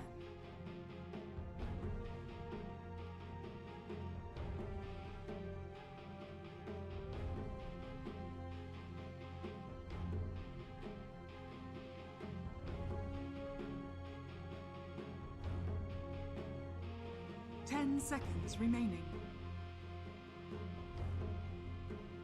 5 seconds remaining.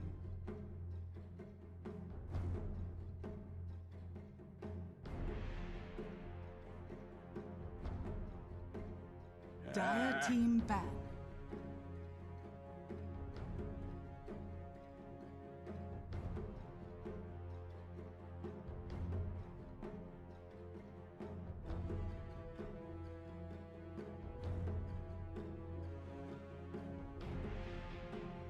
Seconds remaining. 5 seconds remaining.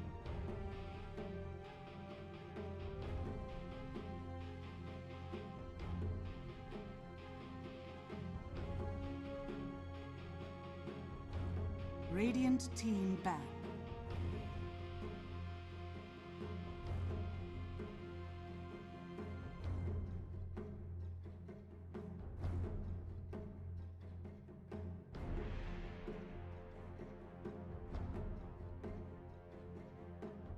10 seconds remaining. 5 seconds remaining.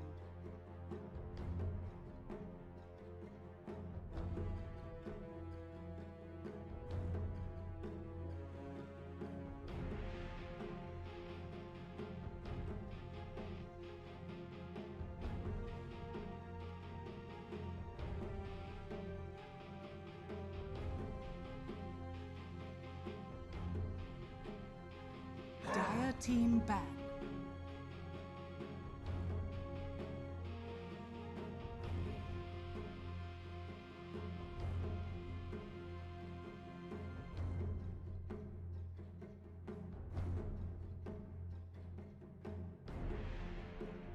Ten seconds remaining. 5 Radiant seconds team remaining. ban.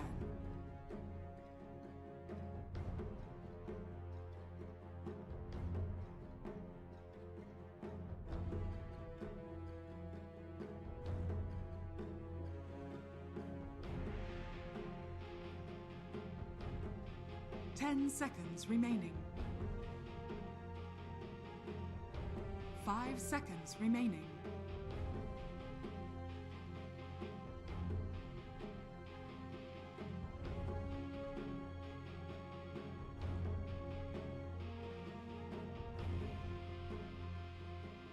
Radiant team pick. Dire team pick. Praise King!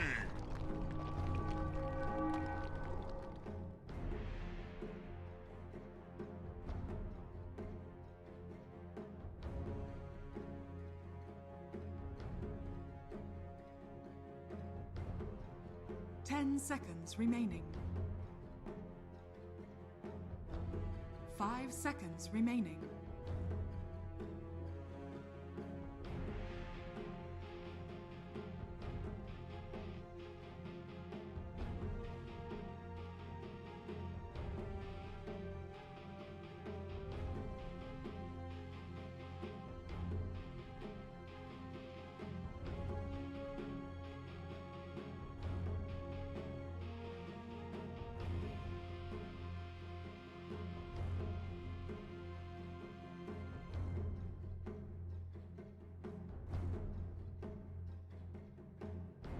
Radiant team pick. Spirit Breaker.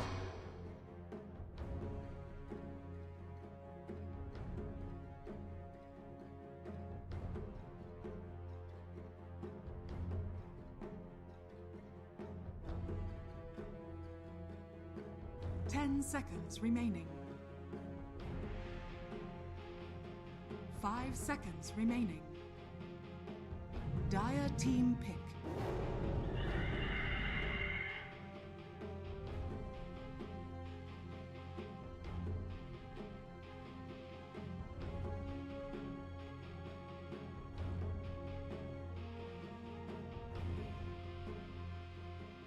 Ten seconds remaining. 5 seconds remaining.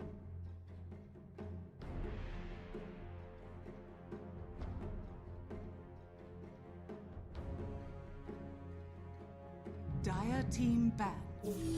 Dark Seer.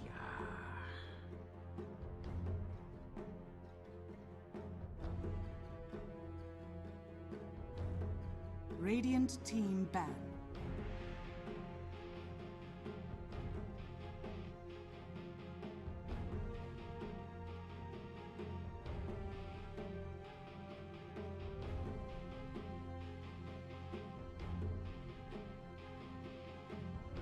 Ten seconds remaining. 5 seconds remaining.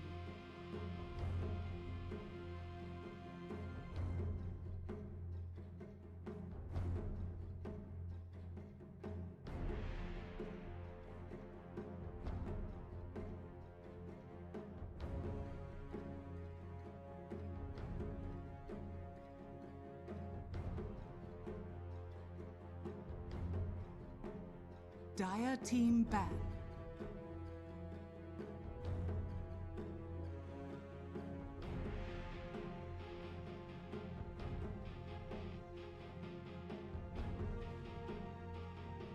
Radiant team ban.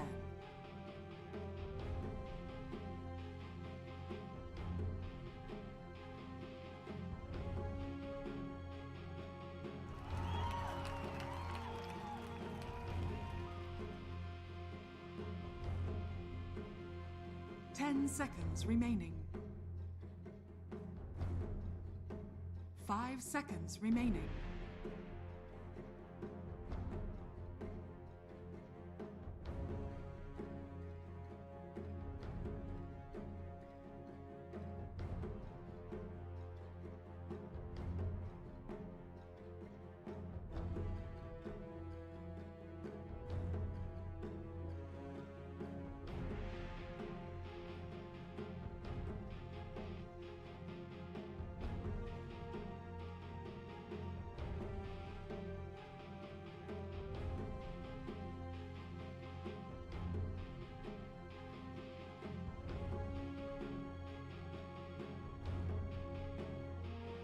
Dire team pick.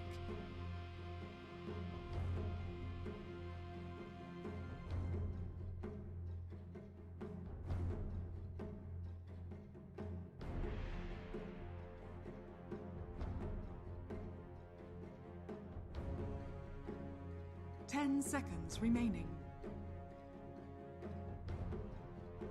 5 seconds remaining.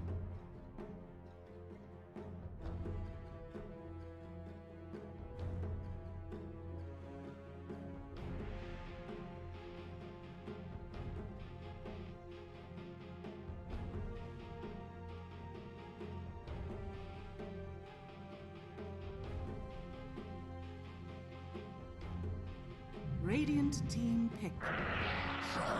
Warlord.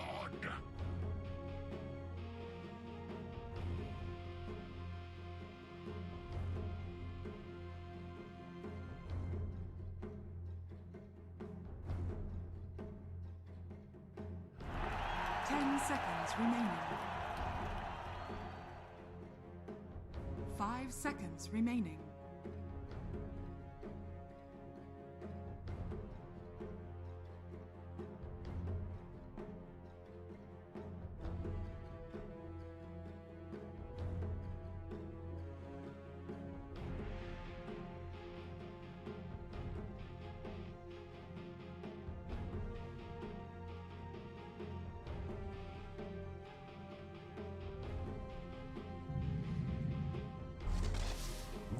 You may now select your heroes.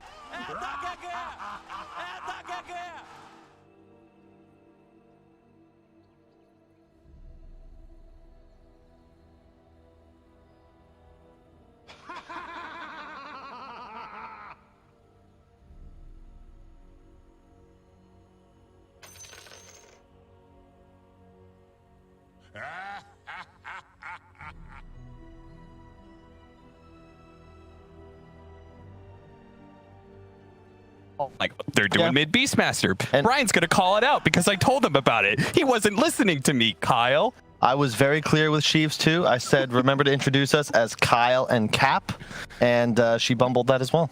No, she's doing an alphabetical. That's not what we agreed upon when we decided to this cast. It was about order of importance. Yeah, Cap and Kyle. It does sound better, to be fair. It also sounds like a person. Captain Kyle. Captain Wolf. Yeah. All right, let's get into the game, shall we? I was more of a lieutenant. I am looking forward to this. I thought Owen did a good job of talking about this series when he first started. Like, I'm excited as well. I think Owen put it very well in that fact. I want to be able to see how these lower division teams actually match up. Yep. Or are they just going to be automatically bottom 2, or are they going to be able to put up enough of a fight that we're going to see potentially them stay in the upper division? And I feel like that may be a hard task for many of the regions, and especially here in the, I guess, the third best region. It's the best in our hearts. I think if there's anybody that can get a team to that next level, similar to how Fata and Tundra found success, I think Rasmus has played this game long enough that, you know, he's won a major. Like, this guy knows what he's doing. He might be old, he might be bald, but he's going to show you how bald he can be. Oh, Tundra! They've stumbled in to the HELLBEAR smash. Bang. There you go. Easy first blood. The boys just sit on top of their triangle as 5-man and wait, Kyle. That part of the meta hasn't changed. No, it has not. And I love the drafts coming out from these sides. We saw Bounty Hunter. This hero is going to be first, too, all day in this region. This is a hero we're going to see a lot of. And then the Darkseer Spirit Breaker. From Tundra. I think this is, you know, the debut of Snaking as well. Traveled across the pond to participate. One of the more underrated 4-3 positions. There's MSS and there's Snaking. I think that both are known to kind of swap back and forth between roles that play the off lane, but he's been underrated for some time. He works very hard. My brother squatted up with him for a few months back on Complexity and praised his work ethic. You know, he's a thinker. He likes to theory craft a lot about what can be good, what drafts work, and he grinds. So I think it'll certainly help out Tundra, although I will miss Biver. Love that kid too. Fun players got to stick together. I will say that the my experience with Snaking is that guy makes me feel very dumb about Dota. Well, it doesn't... He's like, why aren't you doing this? And I'm like, you're right. I really should be. Yep. All right. Gilger, he's going to be run down here. He is going to just TP away. All right. Well, that's nice and clean. Yep. And this Spirit Breaker pick, this is traditionally the counter to the Bounty Hunter. You know, you grab a Dust, you ever see him on the map, you get a charge off, and it's very easy to take him down. Look to see this Dire lineup place a bunch of high ground ward sentry combinations, because you'll catch him hunting couriers or some such, and then a charge into a TP is almost always going to get you a free kill. I also like the fact that they're tri-laning at the start, because I always feel like right now when I'm playing 4 position with Darkseer, I just don't really provide that much. It feels like I'm just sharing experience with him and not really providing any pressure. Because he's pushing it into the tower, so it's like as a melee 4, like what am I really going to do with that? So much better for him to get level 3 perhaps, and then maybe you can rotate down there. 33 is going to be chased down right now by Tofu. If he lands enough of these fire spirits, he may actually get the kill. He's still got a fairy fire. He's going to pop that one. The last fire spirits will not land. He'll survive with 90 health. Wouldn't have killed him anyway. That damage has been nerfed a bit. When it was 20 damage a tick, it was pretty absurd at level 1. Now only 15, of course. And yeah, the other thing is they've buffed tower armor and regen so much that you just can't dive. Like, you have a Tusk Darkseer, you're not killing anybody under this tower until like level 4+. Yeah. So it makes sense. Although it is certainly a struggle. I like this. You know, you just play with the lane mechanics. Snaking's going to pull and just make this really annoying for HELLBEAR. Meanwhile, our mid matchup, we haven't actually talked about that one too much. 9 is going to be playing that mid Beastmaster, trying to take advantage of the bottle situation that's currently happening. Earlier bottles, thanks to a more guaranteed refill with the water runes available. And then on top of that, this is just what people have been kind of experimenting with when it comes to Beastmaster, the Axe build. We're talking about in the pregame. The Beastmaster got buffed. Yeah, they removed Necro, but you give this hero that already had insane base damage, base armor, move speed, attack animation, BKB piercing ultimate. mid, it makes a ton of sense. The Axe build is very strong. Your damage output is pretty nasty, and Solar Crest is cheaper now. The HOD build's always a possibility, but as you said, the Ags Rush. We've seen it able to solo Roshan with, I don't know how long that'll last, but I dig it. Yep. And then people are building like E-Blade and even Dagon afterwards just to be able to maximize all that magic damage and the amplification they're getting off of the wild axes. It's pretty crazy and very annoying to deal with. Just constantly this guy throwing out the axes over and over again at you from a very long distance. I believe you would kind of refer to that. Is that a dangle or a tangle? I've lost track. That long distance, low commitment That's damage? what we call LRC, which is a totally different strategy concept that goes all the way back to, I think, Toronto in the days of BD Pros, 1817 plus champs. The long range cannons, you combine them together and deal damage from a frame away. I have no idea what you're referencing, but we're going to have a charge away. 9 is having a bit of a problem with his mana. He's constantly being EMP'd by Stormer, and perhaps that's part of the reason that this Invoker is taking a lead in CS in the mid lane. Yep. It's really nice to play this Invoker against heroes like Spirit Breaker.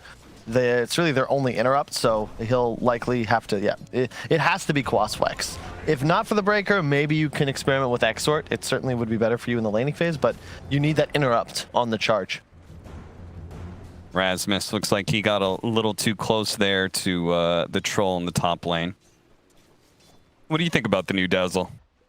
I'm not convinced by it, but maybe Rasmus will prove something at different heroes. We're going to go back in time here and see what happened to Rasmus. Looks like with the big creep wave coming in, he was feeling himself, ends up getting a little bit caught out by Fada while his support, I believe, was trying to do some pulling, so. Standard offlane stuff. Get a little bit too aggressive while your support's trying to pull. Yeah. I mean, you talked about the, oh, hang on. Yep, there's that charge on the end of his bounty. That's a free kill. You mean the Ags on Dazzle? I mean, they also gave that shard pickup that now like hexes people and stuff. The shard is cool. I think the Ags is actually pretty nuts. A Dispel that is AoE is pretty absurd, and it also can do some pretty significant damage and heal. Like, it's such a low cooldown spell. You also then get CDR from your ultimate. So it's pretty significant to have a 240 heal nuke on a 6-second or lower cooldown. Yeah, I just I mean, I'm just not convinced, mostly because of the fact that I feel like the hero would have been good last patch. With the Necro Book? With the, you know, now the Necro Books aren't there, and I feel like that was one of the Dazzle's finest items. So, but we'll see. I've only watched it like once or twice. So. I think something maybe like the Dazzle PL of old could be pretty nasty. But I do agree. It doesn't. That's always been the trouble with Dazzle as a core. What items do you buy? I've seen Holy Lockets. You saw Necro Books. You see Greaves, Solar Crest, Drums. I don't. Who knows? Speaking of Holy Locket, that's another item that got buffed up yet again. They've got good ways to hunt down this bounty hunter, man. Every single time he shows up himself, he's getting home, potentially getting charged. Skeeter's helping out quite a bit, being very active at helping his support battle against the bounty. I'm disappointed in Rasmus there. Does not drop the Null Talisman to use the Mango.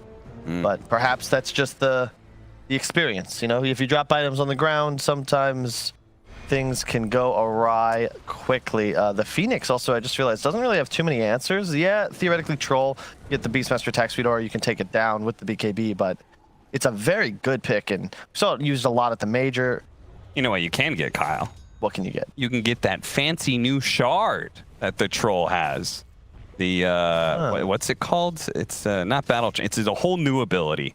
Rampage or something? Yeah. I don't remember what it's called. Rampage! All allied heroes, 70 attack speed. Huh. Yeah, that one's kind of weird. That's really weird. And it's like, it seems like an Ag's ability, and it's just a shard. Yeah. Yeah. That's another discussion. We had all these heroes now. You know, first there was that patch where everybody got a scepter. Now everyone has a shard as well. It's like, does something change at 20 minutes? If you pick, you know, you save the gold and hit like a StarCraft timing, it's like, oh no, the Archons are coming, and then you suddenly are finding yourself at the tier 3. No, the Banelinks. That's the big timing. You get the tech and then roll into the base. I miss Pro StarCraft. I'll be honest, I I never got into StarCraft. I was a Warcraft boy. Yeah, me too. The Warcraft remaster is still one of the most disappointing launches. Yeah, I was so excited, and then the game just sucked. They didn't even have ladder. How do you release a game without ladder? What am I playing for, if not raiding? It's true. They just don't understand gamers at that point. The getting back into this game, I feel like specifically for heroes like Troll and stuff, these carries that don't want to invest their gold into something like a shard because they're thinking about bigger and better items. They don't want to delay. That that's not 20-minute Roshan, but the second Roshan that gives away a shard. Yeah. I feel like these extra shard abilities are even more important when you're able to get that shard for free if you get that second Roshan. I feel like these carries are going to be the biggest beneficiaries of something like that. Yeah, I'm just realizing, check out the net worth. This bottom lane has been a disaster for this entire lineup. You have an Armlet soon to finish on Ace, but you know Tofu has more net worth than the Darkseer. The Wraith King has been jungling. He's level 8, and he's getting this all out of the woods, whereas Tofu, he's just 1v1 against the Darkseer and dominating. He'll be 6 in a moment. This charge might backfire. There it is. You can't kill him anymore now. This lane is kind of a disaster. Yeah, 3-3 does not have a game. They're going to swoop in. They're going to try. They might be able to catch him here. Just hit 6. Ion Shell. He's got his level 6, but he's got to get the spirits out on him. No vacuum to stop that dive away. No, the Spirit Breaker hits 6 and immediately then gets the ult off, but there's like, where's the damage? Yeah. What is going to happen off that? Meanwhile, Tundra going to make a move here to see if they can catch Gilger. Does get dusted, unfortunately, for the boys of Tundra. He is just outside of their vision. I think Gilger, I mean, could be afraid of the Spirit Breaker, but I would like to see him do much like we saw in that previous matchup. Hunt more couriers, you know, high ground, the puppy wards, I call them, those deep high grounds on both sides of the jungle. That's how you play this. Every courier is worth like a hero kill or more. Well, they don't have level 6 quite yet, but they still managed to find a kill with Gilger there, as they're going to try and put some early pressure on this mid lane. Meanwhile, Tofu backing away is going to be able to pop the egg. Did he manage to get both of them? Looks like they are not going to be able to kill that egg. And if anything, the Phoenix is going to be able to get his revenge. Turning around, going on a snaking here. Still has his dive. Oh, no. Oh, they get him just finally. The cold snap there. I thought maybe Stormer was going to pay for a little bit of greediness. Skater TPing in to try and defend this mid lane. They're saying the Invoker's not here. We should definitely defend our towers, guys. And 9 with his constant axe spam is going to make them pay for it a little bit. No, actually, Ace doesn't even lose his reincarnation. Way too tanky with that armlet, even when not toggled on. Just because as well, you have some pretty cool synergy with the, I was about to say the Dazzle and the Troll, but that's not how it works. They're on opposite teams. Yeah. What were you saying, Cap? Yeah, that is definitely true. You cannot shallow grave an enemy hero. The game literally will not let you make that mistake, Kyle. Thank you, Cap. And I gotta say, HELLBEAR Smasher is looking pretty solid here. The Ags build on Beastmaster, I think, is kind of dependent on being ahead. You know, you can push lanes constantly. You're taking jungle stacks. I don't think it's not. Is it going to win you a fight, right? And consider you're also playing against the EMP Tornado, and I think that's not your priority as Stormstorm. You see Aurora, EMP the Beastmaster. He is no longer a hero in a fight. 100%. I mean, this is a hero that likes long, drawn-out fights. He wants to be able to hit you with the axes 2 or 3 times before he makes the commitment. Yeah. And Invoker kind of makes it so longer, drawn-out fights usually work to his favor thanks to EMP. Burning you out of those resources. They're going to be able to land a missile here. They're going to go for it. Stormer underneath this assault is going to be able to get off the tornado onto 2. Snaking is going to be forced away. The bouncy shuriken, though, is managed to finish him off. They pull him back in with a vacuum, but it's still not enough to cleanly win this fight. Tundra, once again, forced on the retreat as a second shuriken comes in. That won't finish off 33, but it'll keep them nice and low. They are desperate, Kyle, to hold on to this mid tower, but I don't think they can anymore. I don't think so either. This is just dead. This is you know, we talk a lot about Armlet. That's why we saw it so much of the major as well on Lifestealer. When you give it to the Wraith King, same effect. Not only do you have 2 lives, it is the most cost-efficient item in terms of damage survivability. It's also buffed a bit. I think that there's 40 health drain instead of 50 as it was previously. Snaking, fearless, but maybe that's not a good thing. Snaking. That charge felt a little pointless. They have the bounty too. Is that they got track off there, I believe. Yeah, they're certainly racking up some track kills. Yeah. They are now 3,000 net worth ahead on the side of the Smashers. They have better map control. This sort of stuff is certainly going to build up, as I don't think a lineup with this mid Beastmaster, an off-lane Darkseer, and a Troll is really going to be able to play that much together. Nine's going to be caught out, does manage to get off the Bramble War, turns around and goes for it, goes for the kill onto Stormstormer, doesn't quite get it, but maybe Fada can exact a little bit of vengeance here, but the Phoenix Egg is going to go off. Sure, they're going to finish off Stormstormer, but now they're stuck under the assault of this egg. It's going to explode right on top of the Gyrocopter. They're going to catch up to Snaking as well, who has no chance of surviving here. Smashers, once again. That's so worth it. It's actually good that they didn't EMP the Beastmaster and lose the Invoker, because both of those kills are track gold. I will take a core for 2 supports. Typically you'd say is even, but with track in effect, that's like an extra 500 plus gold that Smashers pick up. Plus they now get a free objective. It is so dangerous. If you're playing against a bounty hunter and there's better team fight on the bounty hunter's side, you just don't really have options anymore. And yeah, this roar is what forces, not forces I suppose, but that's what gives them that double TP opportunity. Suddenly all this focus is on the bottom lane, but you're fighting into egg. That's never a winning situation. As a result of all of that, Smashers are... It's a 4-man are... track kill, 2 of them. They're a lot of gold now, and their team fight's getting stronger and stronger. And with Asmus finishing up the completed mech, they're going to have a Solar Crest soon on Bounty Hunter. That was a terrifying image. Anybody who plays Dota sitting like that is serious. Oh, did he have the one leg up? Like one leg up? Oh, man. Yeah, that's a classic. Like, I remember that, the Ramses. Oh, Ramses. Known for that. No. Beyond godlike. Both his feet. He's not even touching the ground. It's all on the chair. Yep. Abed, same deal. Oof. Ice, ice, ice. What do you know? They make it to a major final. I'm telling you. The secret is the knee. Yep. It's like Captain Falcon. It's the knee of justice. Gotta watch out for it. It's a killer move. 8-4, 15 minutes in. 15 minutes means that bounty runes are indeed spawning. Gotta keep track of that. Yep. Yeah, the downside of the Tundra lineup is that other than Spirit Breaker, it's their supports. They don't have a core that really wants to get active, and that can be dangerous. Typically, yeah, you'd say it's 3-3 on the Darkseer, but that laning phase did not go well, and Dazzle plus Skeletons, holy crap, this is going to be a really free Roshan. They medallion on anybody? They do indeed on the bounty, but he's just chilling mid. Doesn't even need him. No, he's collecting the extra experience in the mid lane. I wonder if he's going to pick up that shard when it comes up to around 20 minutes. Man, Ace already has a relic. It is very farm Wraith King. Skeeter, of course, with the Battle Fury and the Possessed Mask. By far the best neutral item for a troll. You could argue it's even better than anything he'd get from the second tier. So he'll be able to keep up. And in theory, as the game continues, he'll match up quite well against the Wraith King. But his team is behind. The Ags is up for 9, however, with an Invis rune to boot. Radiant's bottom tower is under attack. And if Smashers are able to take a tier 2 pretty soon, then they can start racking in that, or taking away the experience from Tundra. What are your thoughts on that? Because I have a theory that's actually, that makes it better to snowball.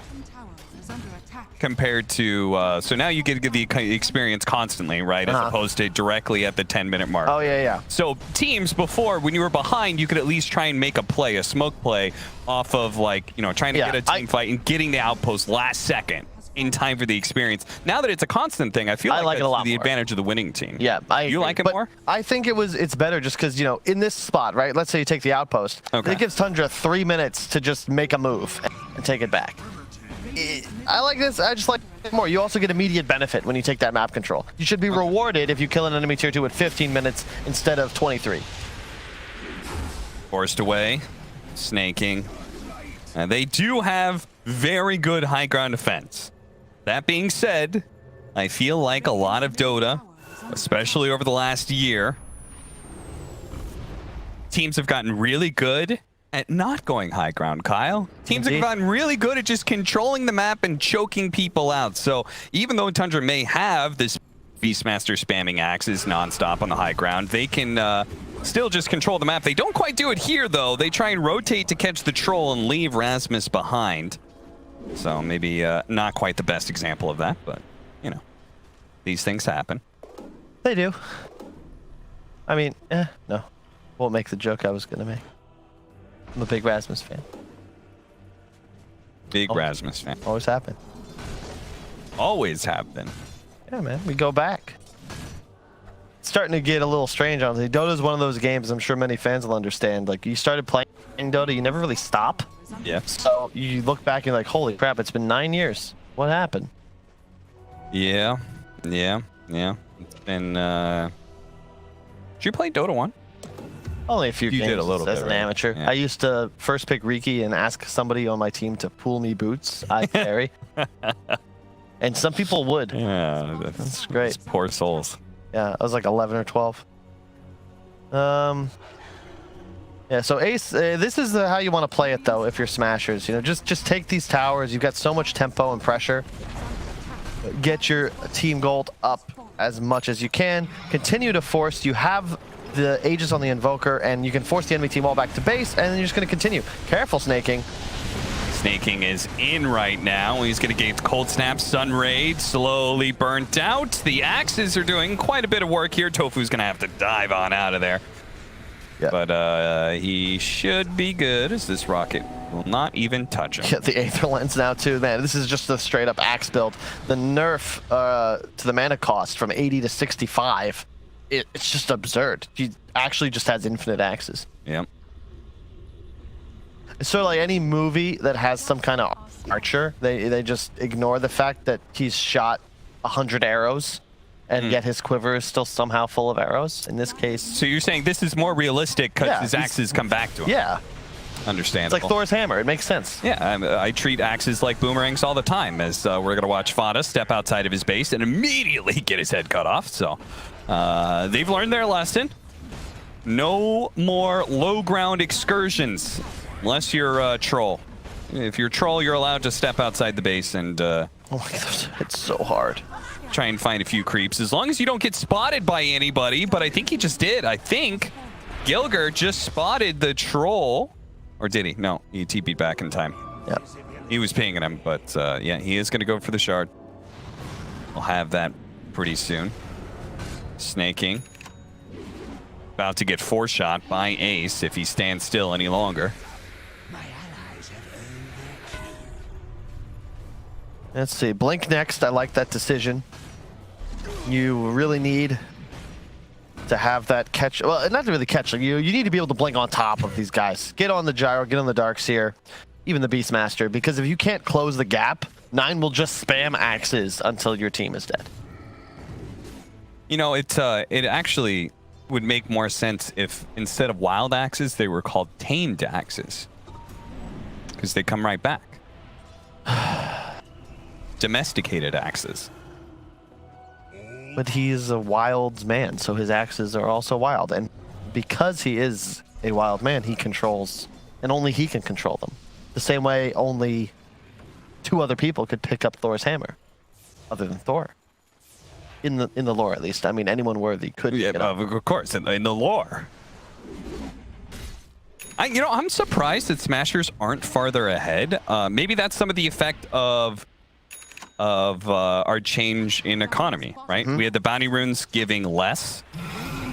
So now when you do control the map and you are able to get, in this case, both of the bounty runes where it used to be 4, you're actually getting less gold for all that. Our Wraith King has multiple lives to work with here, as he is not going to lose his reincarnation thanks to Shalagrave. The axes are just insane. Like the roar setup, he knows he's dead because there would be 2 more axes thrown in that time frame. So the grave has to come out and they disengage.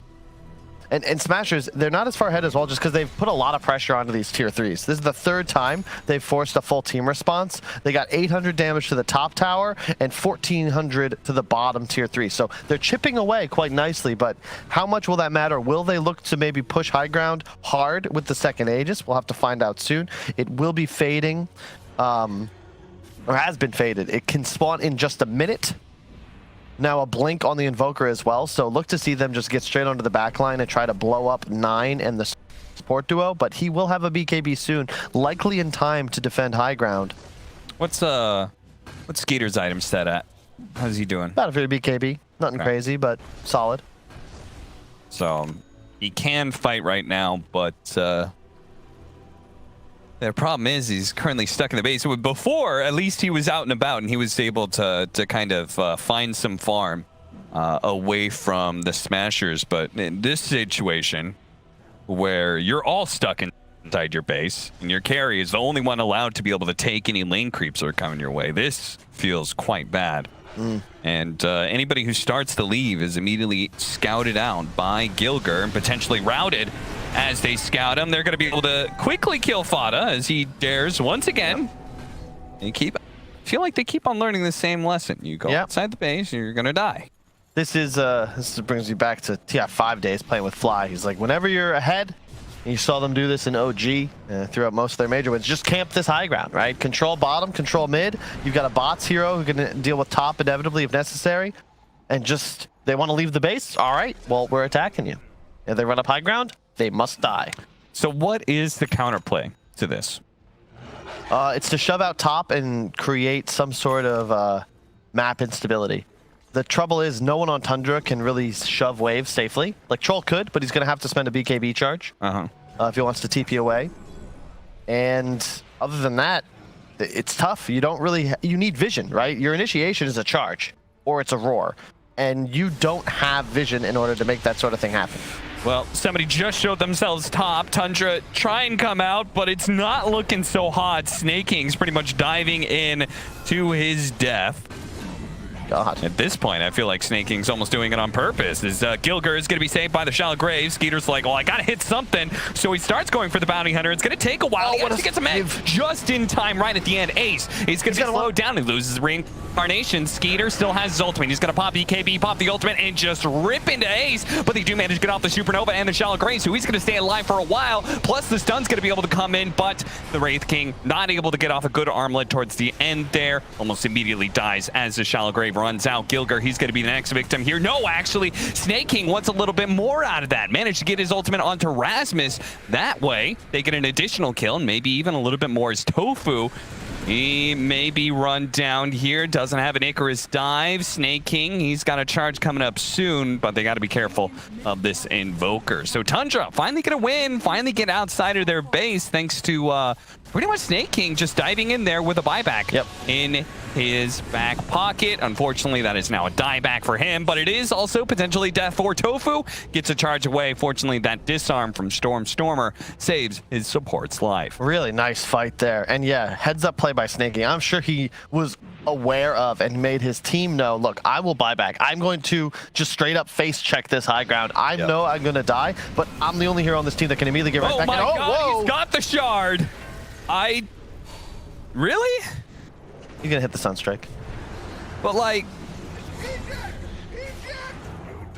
okay. I didn't think the shard was that good, but you know. I mean, it just guarantees the hit. Can't juke it anymore. I mean, you kind of can. Point being, you buy that, you spend the buyback, but you can see the issue that you're inevitably going to face as HELLBEAR Smashers. This troll will eat your Wraith King alive. In addition, 3-3 did a good job. He got the Wraith King illusion.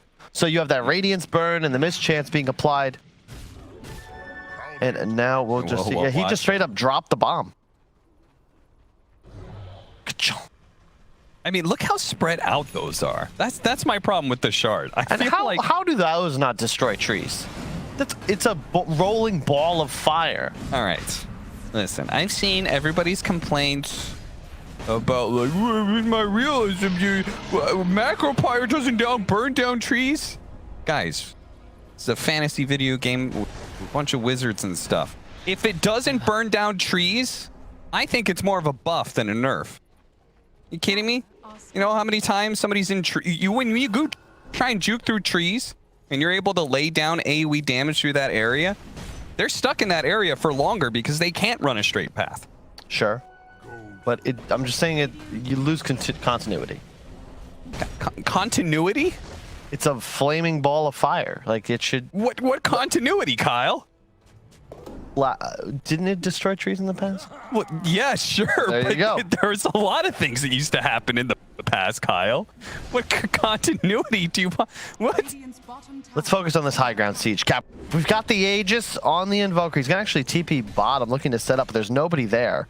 But prediction, Skeeter will be there.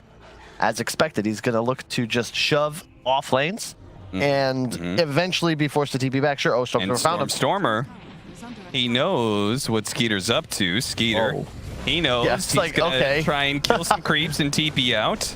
Managed to force a lot of people. Look at the enemy. Tundra, they're getting in there. They've caught some people. They're gonna be able to take down 2 here as this egg is not gonna last for long. It gets scrambled up and thrown apart. They are still gonna try and fight this, really? Oh, no way. They saying no BKB on Skeeter, but I don't know. Okay, 2-man tornado. Nice little meatballs coming in. A trio of them. Skeeter is going to be stunned up, so won't be able to chase quite as easily. That was really heads up by Skeeter. As soon as you saw him just kind of notice, I can even see in my mind's eye him laughing. Like, these guys are really trying to, I have BKB. How are they going to kill me? Well, what's their plan here?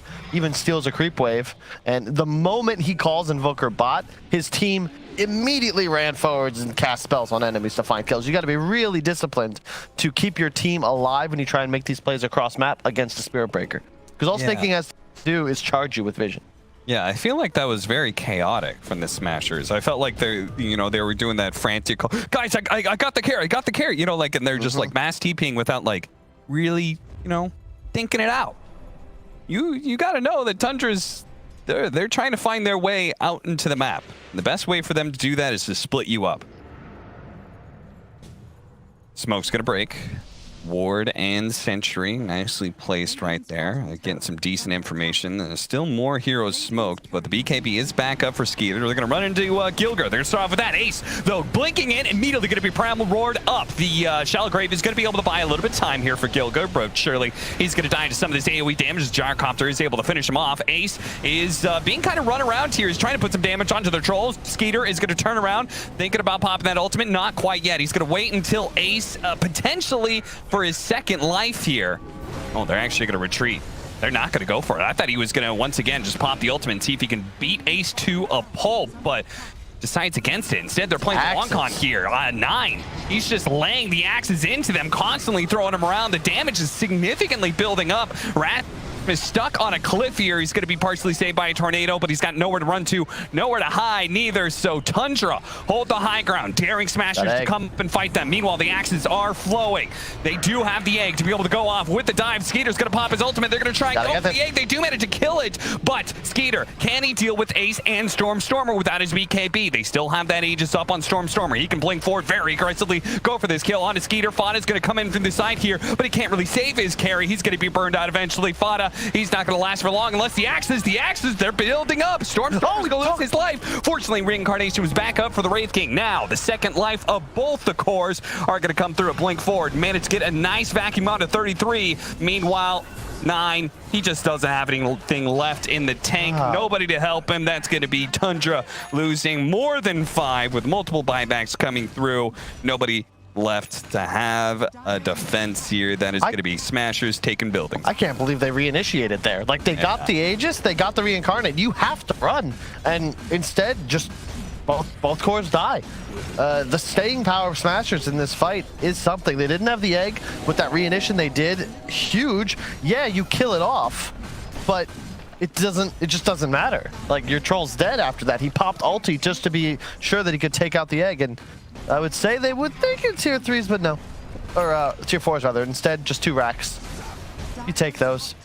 Have you seen the Hex yet go off from Rasmus? I see he's got the shard, but I have just once in that last fight. Little piggy. And there. Okay. And now the track gold is starting to get ridiculous. It's level 2 track. There were so many kills under the influence. It's like an extra 500 gold per kill. And when you feed away these bonuses, it's just... before you know it, it's an extra item on every enemy player, and things get out of hand quick. That might even be megas. Tornado to start things off here. They're going to try and deal with this Dark Seer. Meanwhile, Skeeter is looking and hunting Stormstormer. The Shellgrave is there, but if he can just stay on top of him, maybe they can actually kill this Invoker. There is going to be that egg out there, Skeeter. He doesn't really have anything to do here. He tries in vain to run down a hero, but that is it for him. He does have buyback, but they're going to call it. They know it's going to be Megas. They don't really have much of a hope to defend it any longer. Ultimately, Kyle felt like a lot of that early game just left Tundra with very few options. This Darkseer pick so far has not looked strong in any game that we've seen it.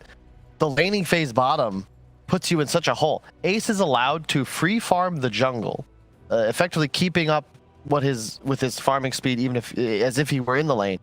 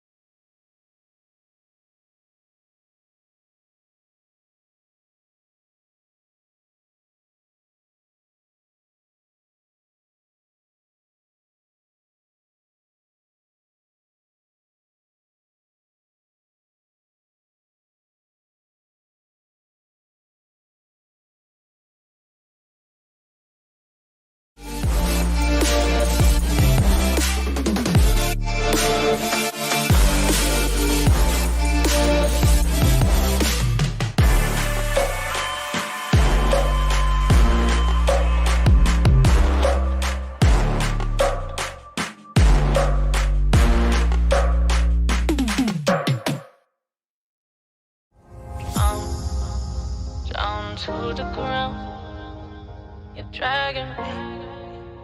It's constantly. No, I won't make a sound. I love the pain. It sets me free. It's wrong, I can't make right. I love the bird below you, said myself. But this is the last time. I can't make right. Slipping off in the moonlight when I knew the truth. I had myself for you. On the ground, I know the truth. I know the truth.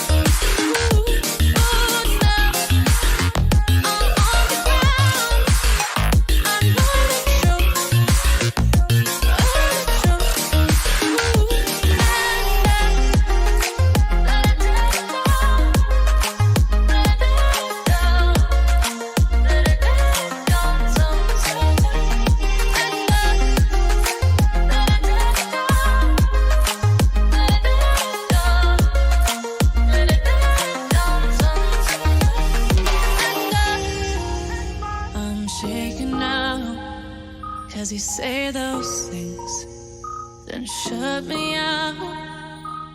Got no clue what you have found. I'm a rose in thorns, but you cut me down. It's wrong, I can't make right. I love the bird below you, said myself. But this is the last time. I can't make right. Slipping off in the moonlight when I knew the truth. I had myself for you. I know the truth. Oh no.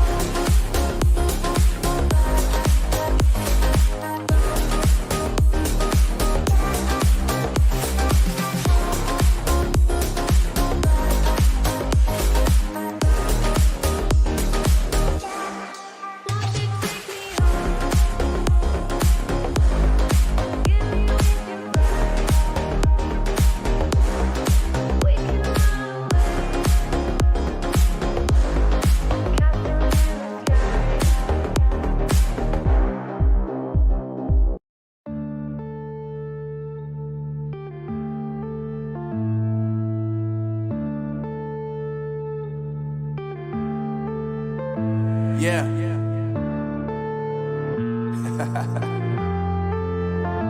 Unknown Brain. Marvin Devine. I'm saying bye to all the lies and all the times you cried, saying that I wasn't right, yet I was right by your side. You manipulator, playing games, your friends commentators, and I don't know what you say about our private conversations, but it's got them hating. Thanks to all the rumors you be claiming. It's cool, I'm done with you, so they can throw you a celebration. You gon' hate it when you see me with somebody living better. I'm trying to tell you that me just doing me gon' have you jealous. I know that I gotta stay away from all your games, yeah. I know that I found somebody else to love me one day. You'll realize the grass ain't greener on the other side, no. You did me dirty for the last time, so now I gotta say goodbye.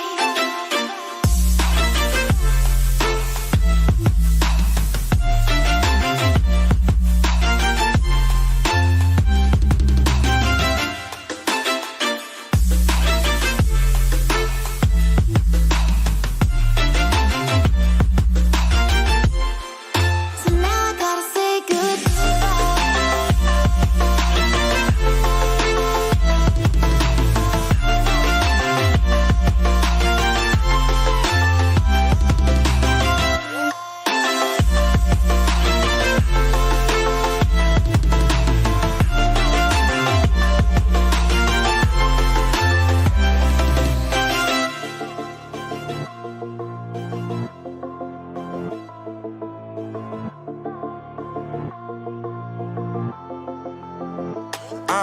Yeah, my life is lovely now, I'm focused on me. You said you were about to die, I guess the car is on E. But see, I ain't even tripping, cause I just chose to believe that somebody gon' come around and give me just what I need. I don't wanna see you finally, see you looking down and out, coming to me crying, saying you miss having me around. Gave you chances and you blew it, you so easily influenced. All the times you told me beat it, now you gotta face the music. I'm saying I know that I gotta stay away from all your games, yeah. I know that I found somebody else to love me one day. You'll realize the grass ain't greener on the other side, no. You did me dirty for the last time, so now I gotta say goodbye.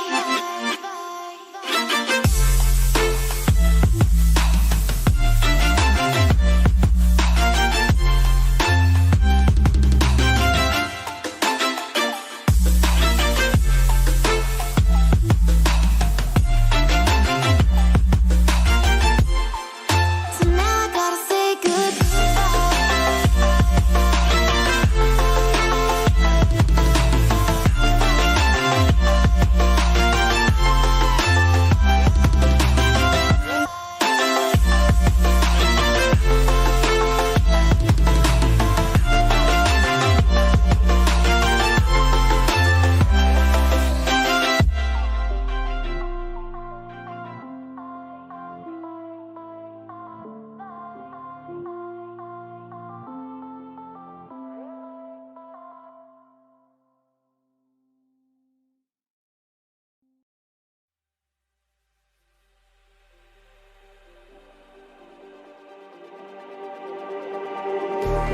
Just like the street lights lit this town, like a fire in a blaze, gotta burn it down. Can't be afraid to leave this out. We got this far, don't know how. I see danger in us. They know we'll burn down the night. Coming just like the sunrise. You know that we gonna let it out. Tonight, we gonna let it out. Tonight, we gonna let it out. Just like the sunrise, we gonna let it out.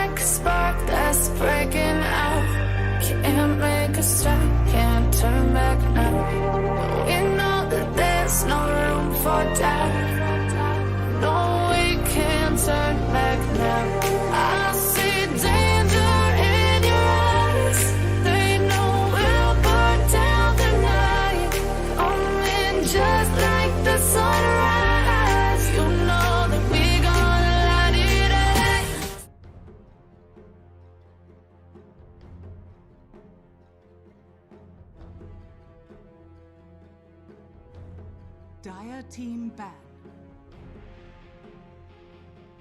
Radiant team ban.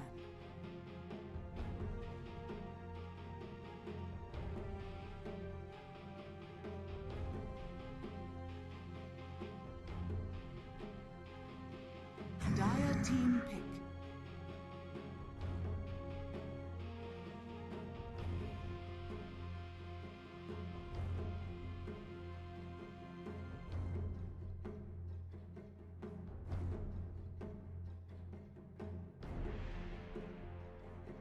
Seconds remaining. 5 seconds remaining. Radiant team pick. Beastmaster.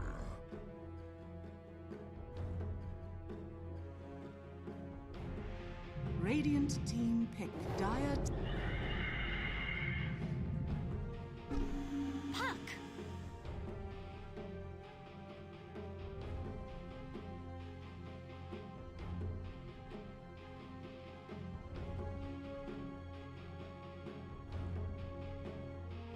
10 seconds remaining. 5 seconds remaining.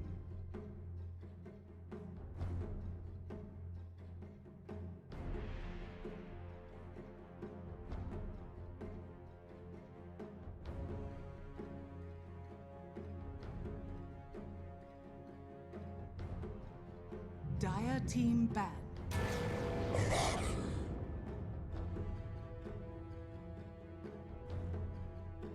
Radiant team banned.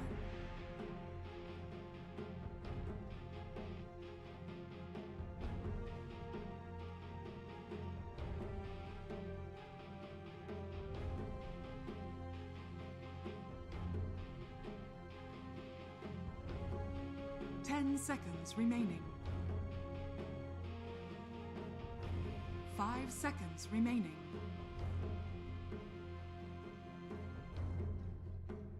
Dire team ban.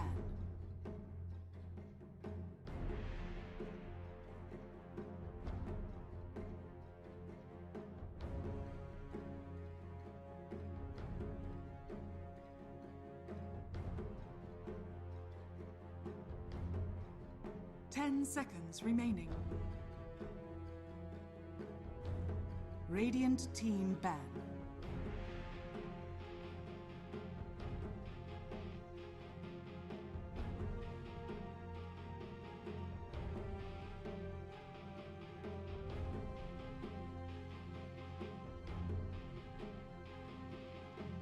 Ten seconds remaining. 5 seconds remaining. Dire team ban.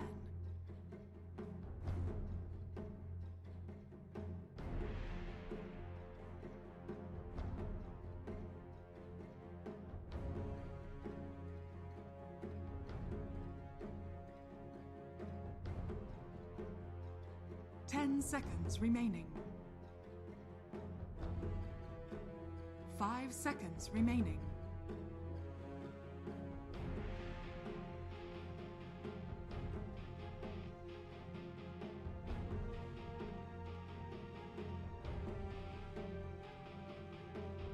Radiant team ban.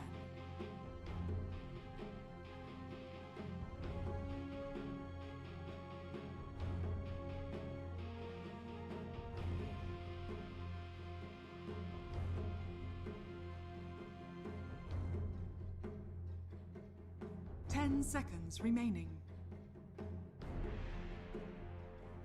5 seconds remaining. Radiant team pick. Dire team pick. Wraith King.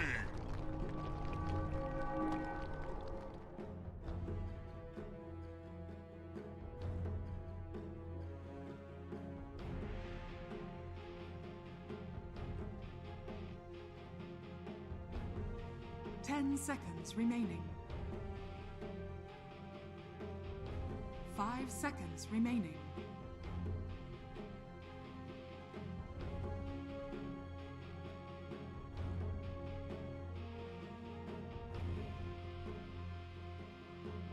Radiant team pick. Lion.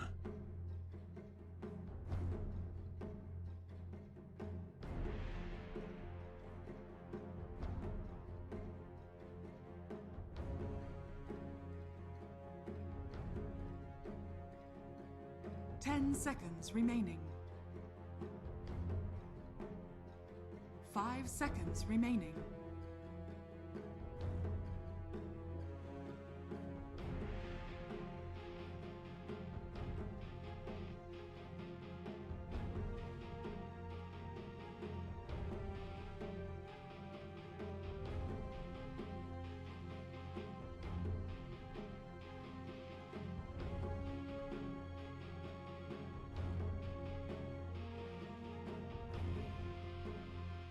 Dire team pick. League's assassin.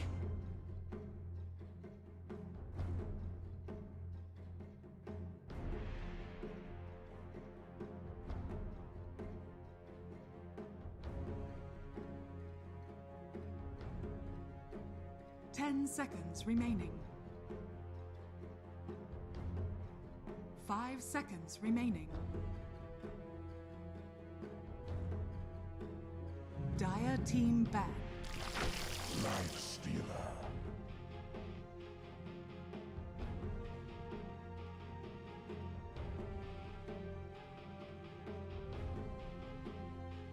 Radiant team ban.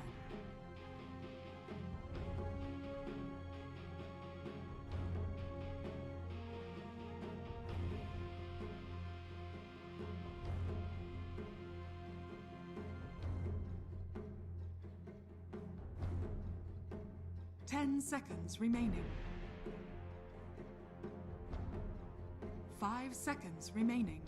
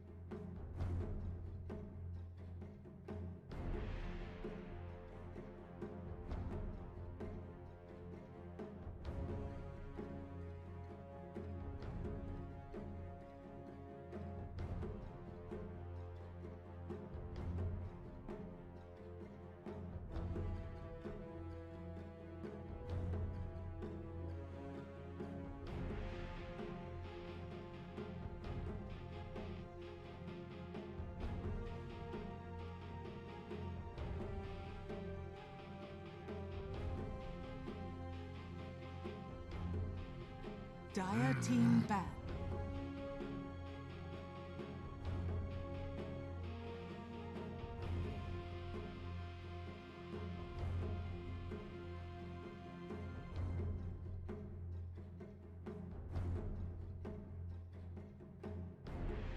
Ten seconds remaining. 5 seconds remaining.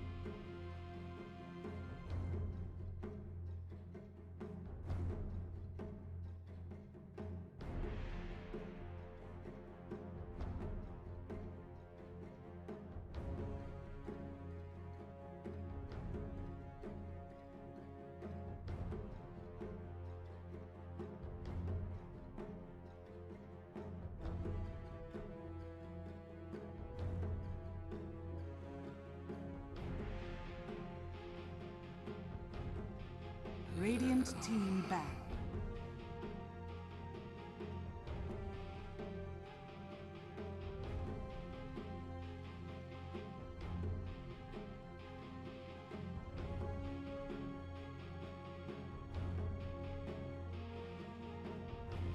Ten seconds remaining.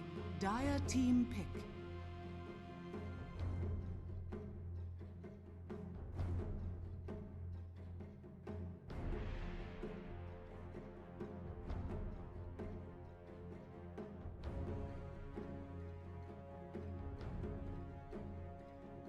Seconds remaining. 5 seconds remaining.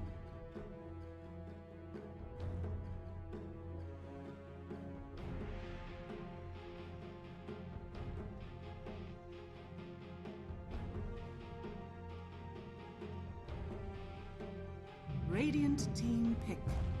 Earth Spirit.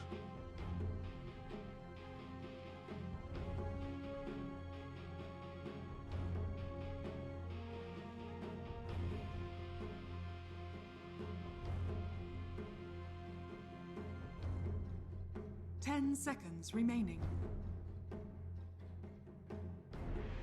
5 seconds remaining.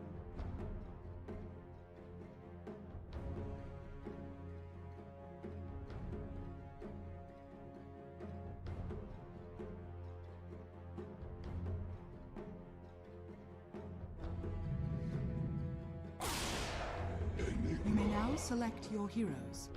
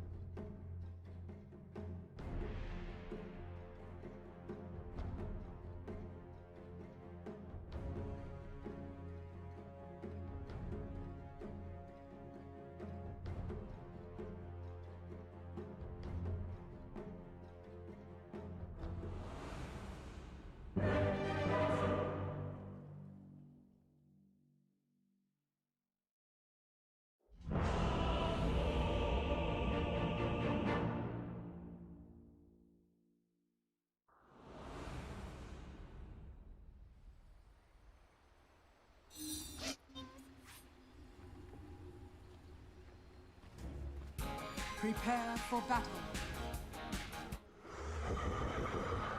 An astronomical price.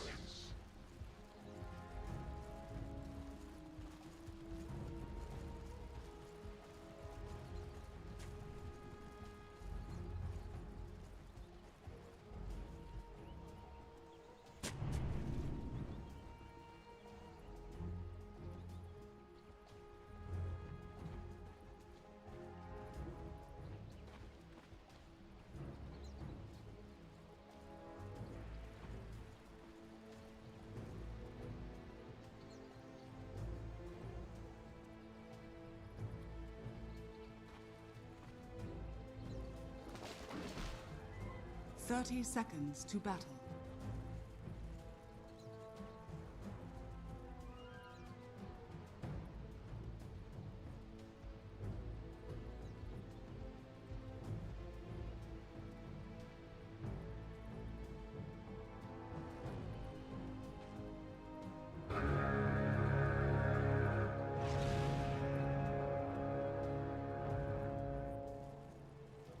The battle begins.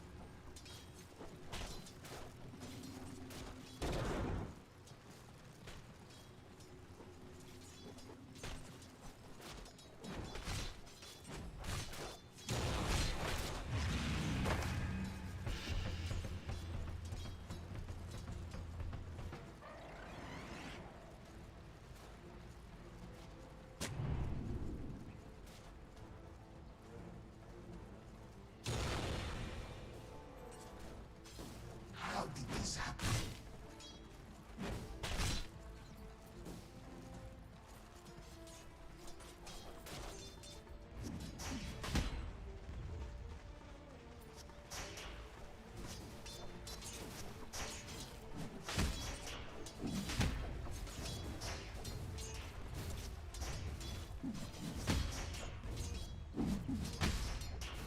How did this happen?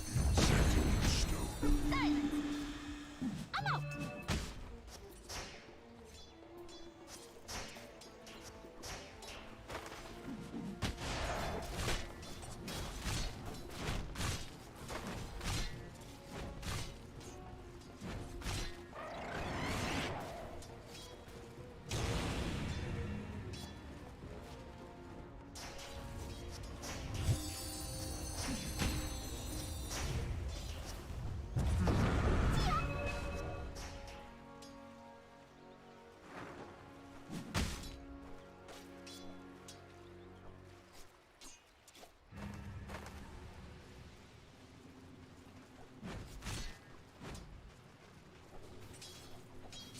Radiant's bottom tower is under attack.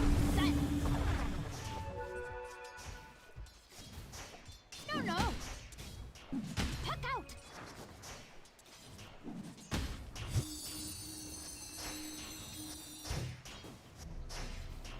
Perfect location.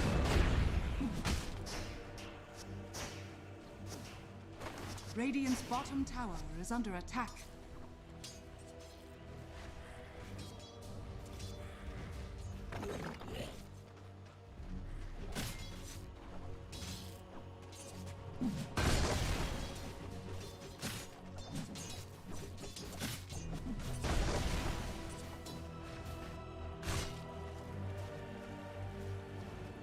Denied. Earth's bounty.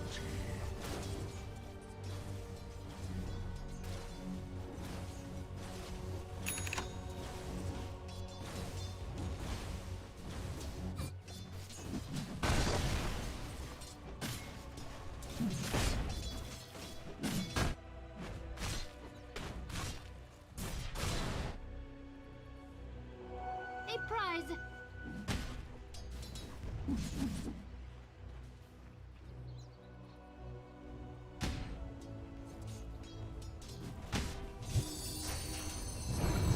There I am!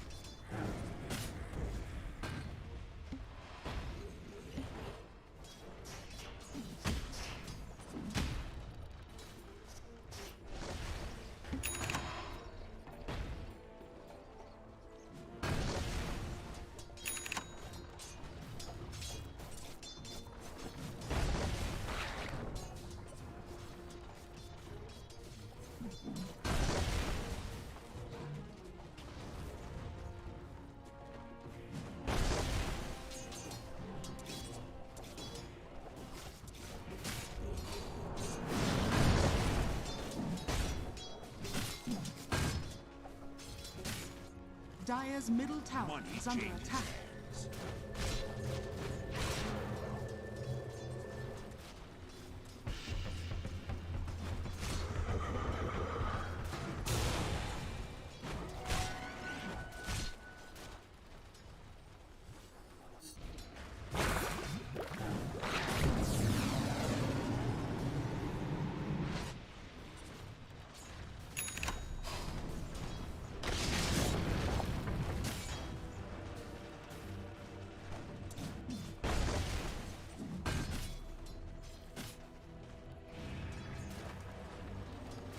Radiant are scanning.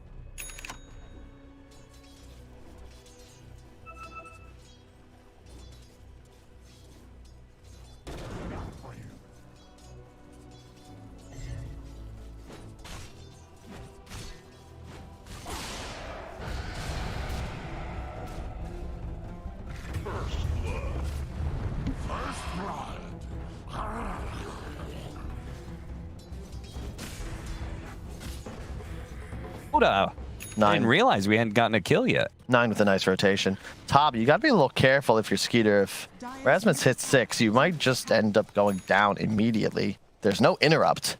Yeah. You're reliant on an Earth Spirit TP for a save. Definitely kind of feel like just get yourself back up to full health with that infest, you know? Making me a little nervous. Big kill on Ace, though. That was really nice rotation from 9. I think Stormer has a right to be a little upset. He did call, 3 times. You can see it in the chat. Earth Spirit is missing. Earth Spirit is missing. Earth Spirit is missing. Yeah, they knew. Missing. And then Ace is like, oh, damn, he's here. Guys, Earth Spirit's bottom. Yeah. Oh, man. Sav, you're bringing back. Bad memories. Dire are scanning. 9 minutes coming out. Kyle, what does that mean? Runes. Bounty runes on the map. 2 bounty runes. I'm going to play that game with you. I'm going to just call random times. I can multiply by 3, runes. Cap. Good job. Thank you. How many runes at 5 minutes? Tower is under attack. No runes at 5 minutes, Cap. Very good, Kyle. I thought I know you're... come on. I was just playing it up. This is not a Kyle joke right now. This is like, I think legitimately it's tough to remember how many runes there are in these various timings. You know? We start off at 4 at 0 minutes. I've been in Europe for a long time now. I can do math. Oh. No longer NA mass. Already HOD picked up bottom the HELLBEAR Smasher, turning the HELLBEAR Smashers against themselves. Quite possibly the counter pick. But they smash HELLBEARs. Oh, mid lane. Do they have enough disables for this? It certainly looks like it, as they have another round of the Rolling Boulder, thanks to it being maxed out. They've got that very low cooldown. Rasmus is going to go ahead and deny that rune, but I don't think there's anybody around to deny him, as he's going to be put to death by the finger from Snake King. Yep. You can see why I like a mid-Earth Spirit, because you get levels very early on. Yep. Treads, he has 100 attack damage. Treads are super strong, but you just always have spells. You have stuns galore, and the reach is still there. It's maybe you don't scale as well as an Ember Spirit, but you trade up for way more kill potential, and I think you come online much faster. Consider as well, Skeeter at some point just going to hop inside of him, and they're going to go deal damage together. He'll pop out, probably just explode, and Puck and Enigma, anyone really, other than this Wraith King. Yeah. Oh, that's what it was. His talents got buffed. So 50 damage became 60. 6 armor became 8. Oh, whoa, wow. Yeah, 60 damage. level 10. That is absurd. Yeah. This hero is definitely a core, and you definitely buy treads. Damage talents are by far the highest ROI because damage is so much more expensive. Consider that, you know, if you were going to go buy 60 damage, like what does that really cost you?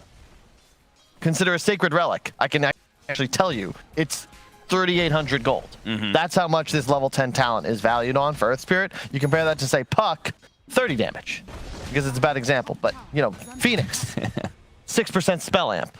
That's a fairy's trinket. Exactly. That's half of a Kaya. So at most, you could say 1,200. It's a party up here in the top lane. A party that 9 wants to be a part of. A nice roll in, 2-man silence. He's going to be able to get off a decent ultimate here. He's tanky too. He'll survive through this black hole, but will he survive through the follow-up initiation? Oh no, Fada gets He will. He'll be fine. Fada. Oh dear, Gilger. He's going to be chased down now. Bad fight for the HELLBEAR Smashers. They kind of overextend themselves. At least the puck got away. Gilger, not as lucky though. Oh, I got a question. Rasmus there. He has no point in the Midnight Pulse. Yeah. That's a double kill. That's so much damage. One of the better 1-point skills on the hero. It's only 50 mana nowadays. 4.75% max HP into pure damage. Just kidding. It's magical piercing pure. Magical magic damage that is piercing spell immunity. Yes. Yes. And that second point in stun, not super effective. A Midnight Pulse, that's a double kill. Instead, they lose 3. Yeah, so I am not an off-lane Enigma player myself, but someone that I know said that he thinks taking that early Midnight Pulse is so value because it's so hard to stay in lane. Yeah. Against somebody who just drops Midnight Pulse. It's like playing against a Viper, you know, who just like drops his Nether Toxin on the creep wave. It's like, I don't want to stand in that. Yeah, hard agree. See, BKB, second item on Earth Spirit. I like it. Yeah, I love it. I think this is how you play. I mean, consider the damage once again. Like BKB is, I think, another 34 for you. He'll start hitting for 200, and he's going to be unkillable. 2,000. He has 2,000 health. It's 15 minutes into the game. Just shy. Did he have Hex? I wonder if it would have been better to try and get in range for the Hex or the Impale. Whoop. Tofu. He's caught 9. Very quick on the trigger there, being able to get off the silence. Gilger lining up here to try and go for Snake King, but he knows his life is pretty much forfeit if he tries to go for Snake King here, so. Man, the more I think about it, the more I love this draft from Tundra. Like, so much control. They have save. They have a physical damage carry, crazy catch on the Earth Spirit, plus excellent scaling. Think about the damage he gets with the Beastmaster aura, who provides also the aura items and the tempo and the tower push. Why are you chortling? I'm sorry. I'm not saying you're wrong. I've just never heard you say that when a team is losing. You know, the more I look at this team when they're losing, I like it's always the team's winning, and you're like, you know, the more I look at this, I like their draft more and more. I'm like, well, yeah, now they're 3K up. I'm not saying you're wrong. Skeeter has to use the Infest to be able to get away. Right, that little Centaur Courser on out of here. He's good to go. They killed the big one. I think they might have not realized he hopped into the little guy. And yeah, well, when I see a team start winning with their draft, it makes more sense to me. Yeah, absolutely. You do have a point. 8-1, 2,000 net worth lead for Tundra. It does look like the panel is correct. Also like HELLBEAR Smashers draft. They can get an Ags on their puck, and suddenly this Earth Spirit and Lifestealer doesn't matter the spell immunity. They're going to have a tough time existing. Massive team fight with the Phoenix as well to back up the black hole. Later on in this game, their Wombo combo will be pretty nasty. Do you think that not often their late game beats Tundra with all of that team fight? Because I think the Lifestealer, just the carry-to-carry matchup is favorable for Lifestealer. For sure, but I think the Enigma equalizes it. The Enigma Phoenix combination is just so strong. Tundra will do better controlling vision and finding pickoffs. So late game team fights, sure, we favor Radiant here, but in the late game, Tundra's going to have a much easier time at finding opportunities for aggression. Especially against a lineup with 3 melee strength cores and then a support who's also a melee strength hero. That Enigma should be able to find ample opportunities if he actually gets into the blank BKB. It's just dealing with the Beastmaster. Who's also rushing BKB. And Puck will not go that route. Stormstormer going to opt for a blink post Witchblade. And they have found Nyx. Walked into the Sentry and barely walked out. That is the Sentry nerf right there, Kyle. Yep. That's smaller radius. Diameter. Lord Ice Frog. Whatever. Oh, he almost walked into death there. A stun finger from snaking would have finished him off. They're gonna try go for Rasmus. Didn't quite land it. Oh no! Being just a slight side step away from being able to land the rolling boulder. Nice but play. he doesn't. He doesn't get that stun, and that means Rasmus gets a beautiful 2-man black hole that leads into 2 kills, not a third. Fought a good TP out. Really well. Like, that was such a sick response. Nice job by Rasmus. I think Snaking did not see that coming. Pretty sure he could have stunned from outside the black hole range, but he had clicked Hex, I believe. And then Rasmus with the easy turnaround. He also went for a Midas. Will he use it? Yes, he will. 100% efficiency. That's my boy right there. This means the Enigma will scale, and I think this for sure tilts the late game equilibrium into the favor of HELLBEAR Smashers. Way in the favor now, huh? It just, especially, man, the Lifestealer is just not as far ahead as I would have hoped for Skeeter. He had such a great start to this match. But even though, yeah, sure, you could say they lost the lane as Radiant, but you know, you're still denying like 15 creeps away from him in the first 8 minutes. Gilger trying to set up to defend their mid tower, but that tower's forfeit. Now you've got a Deso on a Skeeter. Yeah, that's wow. another kill. Smashers, they're falling apart. So I saw him with the S and Y queued up, but the Deso wasn't on him. Like, he looked really underfarmed. With a Deso, it's something like, oh shit, this is the strongest hero on map. I take everything I said back. Yeah, for sure. Why, very curious. Ace has the shard queued up. There's no mana burn, right? So he'd literally just be doing it for the skeletons, yeah? For the skeletons. Are the skeletons that good? I mean, I think skeletons are good damage, no doubt, but... With the talent, right? Assuming he gets the 24 attack, it's pretty significant. Okay, okay. You don't really have too much AoE, I guess? I just... Don't Wraith Kings like the movement speed? I remember they would always do that when it was 20. They would always go the movement speed because later on you wouldn't need boots so much as you just have Swift Blink and a movement speed talent. Last second to cancel there the TP, and good thing too. Yep. The game gets tricky now for Smashers. They need that next item timing. Rasmus is going to have a BKB. Oh no. Yeah, Gilger. This is just the classic downfall of a Nyx Assassin, where the enemy team is 5-manning, and you just keep on running into them and keep on dying. And now it's going to cost some of his allies as well, as Rasmus is going to find himself the victim of yet another finger from snaking. A second one, actually, so he's up to 80 bonus damage. Yeah, this game gets real hard now for Smashers. They need something to deal with the BKBs. You've got one on the Earth Spirit, Lifestealer has his built-in, Beastmaster, 3-3 will finish his momentarily, and now they're going to walk right into Roche yet. And 60 damage, 8 armor, Earth Spirit talents, unbelievable. And you just can't really stop them. At this point, Stormstormer is not a real hero. And with that Essence Ring, he'll get 3 or 4 shot by a Lifestealer in the duration of a stun. Needs a blink, but also really needs an Ags.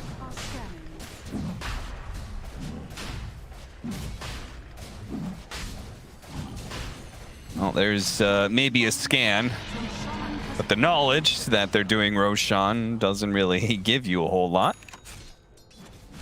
Like the other side of the map. Yules, huh? Yeah. Hey, I would have thought Aeon Disc would have been better in this situation. Dire's bottom tower is under attack. Maybe he just wants to have the cleanse on the silence. I could see a scenario, but Aeon Disc is just a little trickier. I think it's just more effective later on in the game. You're not gonna straight up die in a stun. I don't know. You can make an argument for this. You could very much die in a stun. You're gonna get off Supernova, whereas this Yules won't save you from the Lion, for example. Bottom lane, Fada might be in trouble here. Stormstormer is gonna blow the coil. Yeah, that's a free kill. But is it free, Kyle? Or was it just on discount? Okay, it was free. Gilger, no, not again.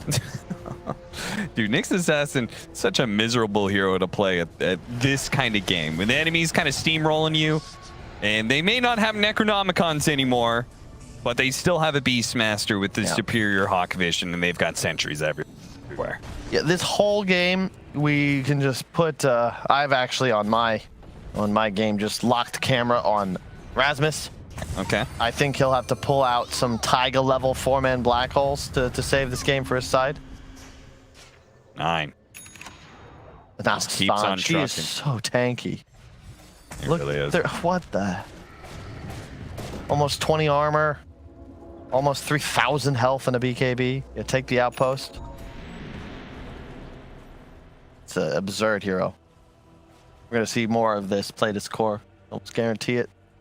Yeah, and it's a great hero. Like Sange is still kind of a broken item, I think, and more and more people are experimenting with Kaya Sange, and the Earth Spirit's obviously a great hero for that one. Is they're going to be able to find Stormstormer here? The Impale, is that going to last long enough for the Earth Spirit? They've not actually. Nine's going somewhere else. He's going for the Phoenix. He got the silence off, but did not manage to connect the follow-up disable. Stormstormer is actually still going to die. He's caught by 33.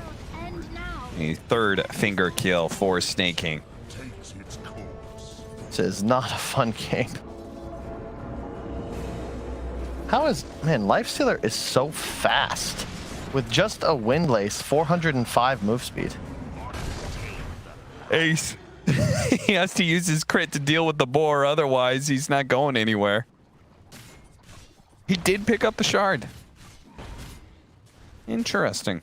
I mean, okay, they do have Lion, I guess the mana burn. I just don't really... maybe. I guess you do have the new shard on the Lion. Is he going to go that at all? No, he's just going Aether Lens. He's going to jump in. Hex, Nyx Assassin, keep the chain disable on him, but again, none of his cores are around here. He does have Fada to help him retreat, though, and they can kind of stick onto the Smashers here. 33's on his way. Doesn't have the Roar, but... BKB coming on courier for him. For Rasmus? Not for 3-3. Oh, okay. Rasmus is close. He just needs the recipe. Rasmus is... oh, Stormstormer, rather. He is not dead. Radiant's top tower is under attack. You can see him, he's queuing up Desolator, Aghanim Scepter. It's always like a really good sign or really bad sign when your cores are queuing up multiple items. It either says, I'm getting so much farm, I've got my whole game plan figured out, or God, we're so far behind, I need like 3 more items for us to be able to win this game. I know that feeling. Poor Gilger, I feel for the man. He's just rocking the double fluffy hat. It's not his game. No, it's not. Snaking. Just keeps on finding him time and time and time and time and time again. Gilger can only break ankles for so long here. Kicked away to his death. Hey, there it is for Rasmus. We finally got it. Now, you have to fear the roar still. Yeah. But realistically, all 3 cores of the enemy side are melee. Hang on. Turned out, but 9 is going to be able to get off his ultimate here. Chaining some disables on a Stormstormer. Racking up the damage. Can he chase after this puck? He lands it. Beautiful play by 9. And gets Skeeter in a position to chase for more. Is now Tofu. Oh my god. How is he so not pretty? All right, there's the skeletons. Get him, boys. Look at those. Don't even try. Don't even try. Unless you're going at him with Midnight Pulse Black Hole, don't even go after 9.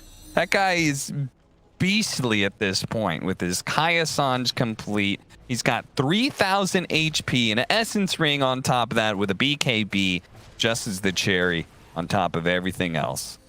Dude, this Lifestealer hero, I thought Rage was a, it gave you the bonus on cast.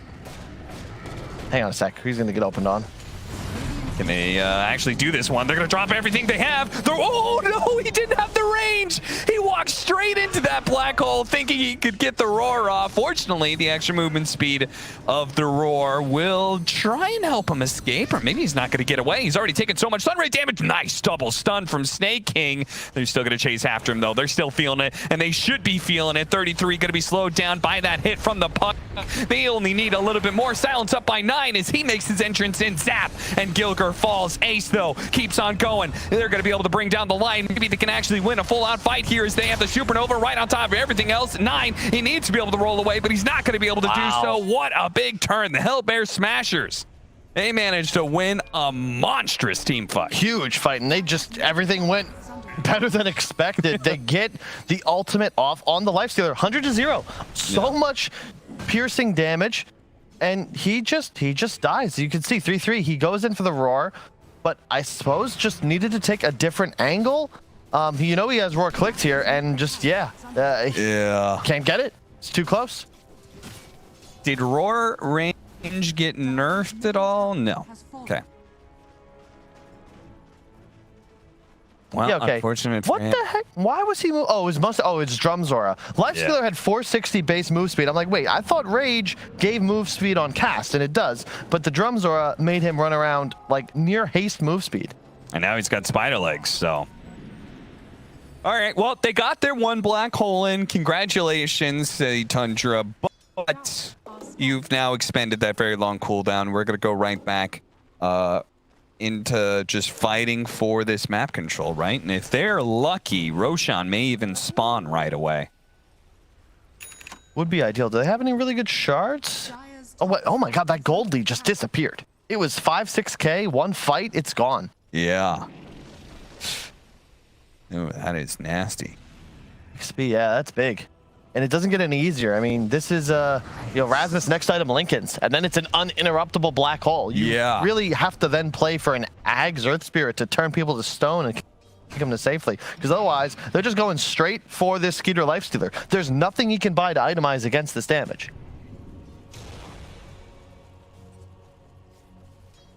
Fada. Brave in the high ground here, checking out the triangle, trying to get some vision down because they want Roshan. And Roshan is indeed up for them, so. Honestly, really impressive. Win or lose, Smashers, they took game 1. This Tundra team, they were in a tiebreaker with OG Liquid to go to the major, and it took 2 rounds. They looked formidable. I had high expectations for them coming into this season 2. And so far, Smashers, this isn't like all right, they're... I'm going to fact check the fact checker here. Hold up, we're actually going to get the initiation on to the next assassin. Whoa, he's dead. What? Listen, only I'm allowed to razz on my man Kyle here. JJ, I know it's you. What did he do? Fact check Wind Waker exists. That's not interrupting the black hole. Yeah. That's only partial credit. Who's buying a Wind Waker? Who has a Yules? Kyle is still correct that it's uninterruptible, but you can save somebody inside of that black hole. This was Scriff. All right, okay. I'm sorry. 71-25? Like, who? Come on. All right, fight's happening. A fight's happening, and the Phoenix just said bye. Where did he go?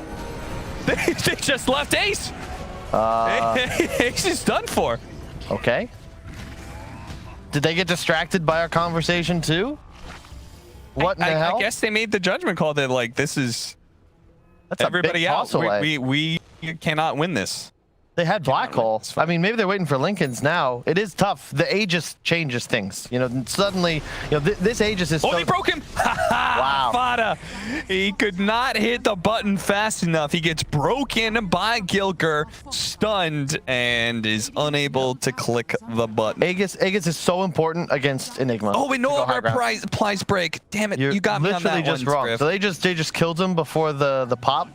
I guess so. Yeah, I mean, I'm guessing he didn't have the health threshold. Oh, yeah, it was on cooldown. Cap. It was on cooldown. Oh my god.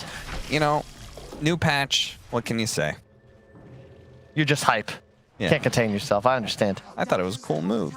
I thought it was more special than it was. Looks like Stormstorm is going to go for the Deso. Yep. Hey, it's 1-1. Don't you give me that 1-0. It's 1-1. This is what happens. We added them to the talent announcement, and now suddenly Jesus, the ego it's like, on these oh my guys. god, we're gonna say it's Incredible. all year now. We're gonna Anyway, get them subliminally let's get away from main communicating. servers and remember the show's about us. So the Cap and Kyle show, everybody. 11 and 21. Kyle and Cap. We'll see. The next fight's going to decide everything. There's going to be a Lincoln's on Rasmus. It's almost there. The Puck Deso increases the amount of damage they'll be able to output during that ultimate and also helps Ace just hit that little bit harder that AC's coming out shortly. Skeeter did go for the evasion talent. That's to be expected. And the Spell Amp on the Earth Spirit to go with the Kaya. Makes sense. My God, his talents are way too good, dude. 18% Spell Amp? That's absurd. Yeah. Kaya Sanj is only 16. Yeah. I mean, that other talent's pretty insane, too. Obviously, it's a chord unit, but the plus 3 second. Have you ever been hit by that? You ever been hit by a near instantaneous silence and should be silenced for 6.5 seconds? You're just like, well, I guess that this fight isn't for me. Look at Snakings. Snakings hunting. Oh, no, Gilger. No. You poor Snaking didn't even have time to ult him for the bonus damage. I don't blame Gilger either. This is an impossible Nyx game. They've done a great job placing sentries. You can see in the bottom, Radiant Jungle, Sentry Ward, another one, Sentry Ward on that high ground. So anytime he's spotted, they're on him, pushing high ground. A just makes this tough. Yeah, it makes it really tough. As even if they go for this black hole right now, you can see Fada throwing around that new fancy shard he's got. The tier 3 is going to be broken down. Ace is also going to be broken down here. That's going to be life number 1. And Rasmus may be forced into something he's not super happy with. He does see the 2-man black hole opportunity. He's going to go for it. 33, looking to be able to get it off. Does finally manage to get off the Primal Roar. Skeeter is somehow still alive. He's going to be able to fight through a little bit longer on his initial life. 9 rolls on in. Hits Gilger, stuns him up, but the Sun Ray is burning him out. He gets burnt up, and now collateral in the flames. Tundra finds their team fight on the high ground lost. They're gonna full retreat. Who are these guys, Cap? Like, that was so well done. You can see Rasmus, he's hesitant, realizes I've got to ult. The positioning is perfect. Forces 3-3 to run around and get the roar off late, but then there was the follow-up, the egg, the damage coming in. Ace even turning around to smack the Lifestealer once in the face to ensure that he would survive and get that Aegis kill. Gilger with the Carapace on the roll-in from 9 just straight up leads to his demise. And if it weren't for the cheese pop, this goes even worse for Tundra. I think 9 lived with about 40 HP before popping it. Really nice fight. Like, it looks bad. Looks real bad. Yeah. And then I feel like 9 just kind of rolled in and gave them the 2-man black hole, which is kind of curious. And 3-3, he's got to go around. 33 was going to get it off sooner, but look at the cheese. Yeah, okay, he was at 200, but still, like the Phoenix egg is what changes things, because you still can't really enter the fight as Tundra because that egg is still ticking, and there's no chance you're going to bypass the ultimate to get it in time. Back inside the game, though, we do have a fight here on the river where the Phoenix is already getting picked off. So both the supports here of the HELLBEAR Smashers. Oh, it looks like they may have let that team fight win get to them. Oh, that's not good. Now they just go right back middle. There's no ultimates. Yeah. You got to be more cautious, HELLBEAR. No, it's very concerning. Let me just say, some of these support shards are kind of crazy. So this Abaddon one, I think, was kind of garbage before. Now they've actually buffed it and then gave it this extra cooldown lowering, which is great for a 5 position that just wants to throw around heals nonstop. Phoenix somehow was given this insane one where he gets Sunray. He can get Sunray on his Supernova at 20 minutes instead of before where he had to get some serious levels behind it. Like, I feel like that's kind of crazy. Oh, pre-click hex! Oh, pre-clicked hex. They are going to be able to... Oh, man, he is dead for 100 seconds. He's going to have to buy back. If he dies back, he's gone for the rest of the game. I mean, they kind of have to. Enigma ulti is up now. You need to fight. You can't lose 2 racks here. All right, he's going to go for it. They've already used the Midnight Pulse. Rasmus blinking out super aggressively, just trying to find anybody at this point. All they're going to have is Fada, though. It doesn't feel too good. He's happy with that. Shiva's finished. That's a huge item for our Phoenix. Tofu effectively becoming a core. Now closing in on Storm's net worth, who has now been pushed off his Ags time and will be even later. And the damage, like, with no threat, of Enigma ult, you can see how confident Tundra plays. Yeah. And then the moment Smashers look to take a fight, they recognize, okay, their spells are up. We've got to be conservative. Rasmus needs a refresher. And that is what's queued up next. Because otherwise, if you're Tundra, you might just lose a core, buy him back, and immediately look to go close out this game. Kind of curious. They smoke, and they take the outpost, which I assume they're taking the outpost because they feel like they're going to have to use buybacks. Like, they want that TP point available. Yeah. But also, it's like a huge signal to Tundra. Yep. There are ghosts currently taking the outpost, guys. Invisible units are taking the outpost. I wonder what that means. Yep. This is the game gets a little hard for Smashers. I'd like to see them try and take this next fight on the enemy side of the map, because if you allow Tundra to take it near your base, you know you're gonna pop Enigma ulti, and then suddenly they're knocking on your doorstep.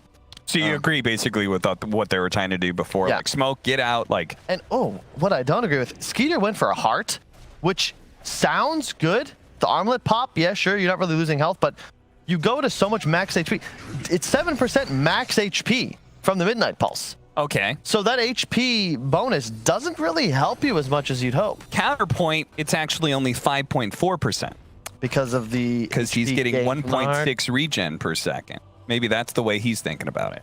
Sure. I would just rather see initiation tools, like kill the Enigma, kill the Phoenix. Get an Abyssal Blade, you're saying, or something like that? I think something like a Nullifier, actually. Maybe even, I don't know if Blink is a real thing anymore, but Swift Blink wouldn't be terrible.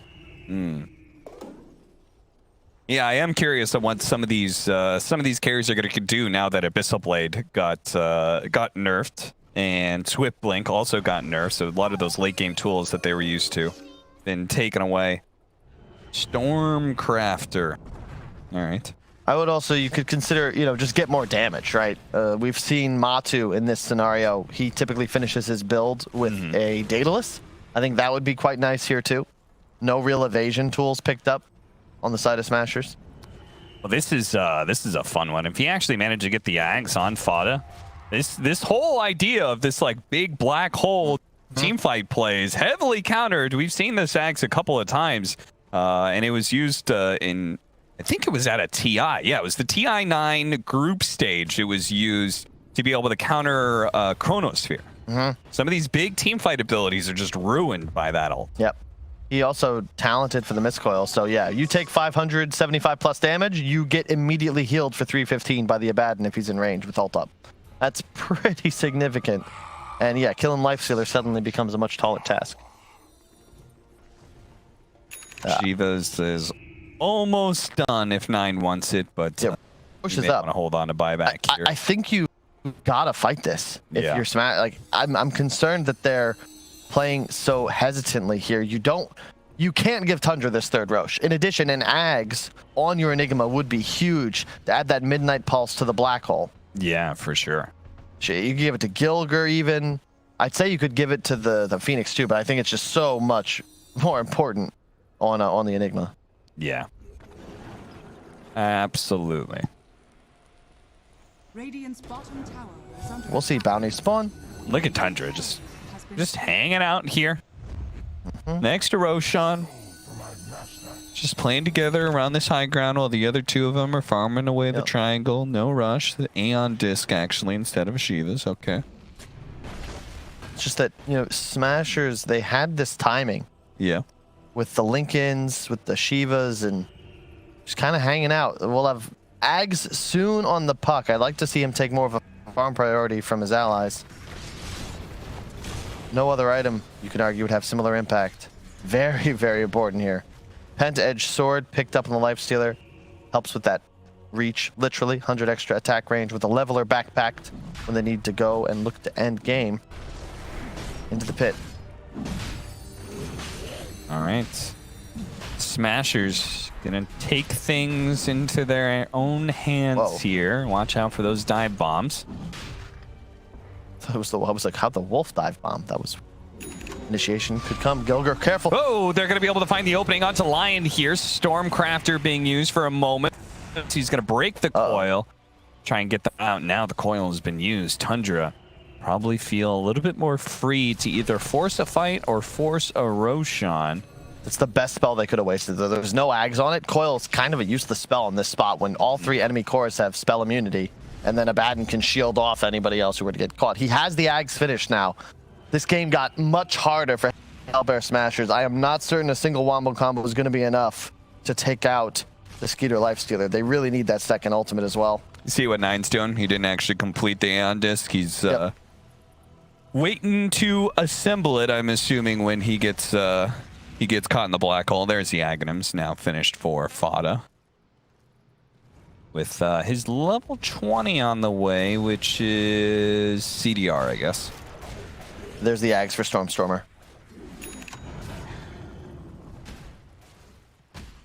So things are, it changes things a bit, because if you can get the BKBs, if you can trade Coil for BKBs, you're going to be pretty happy. And then in theory, you know, Ace's damage output is pretty significant.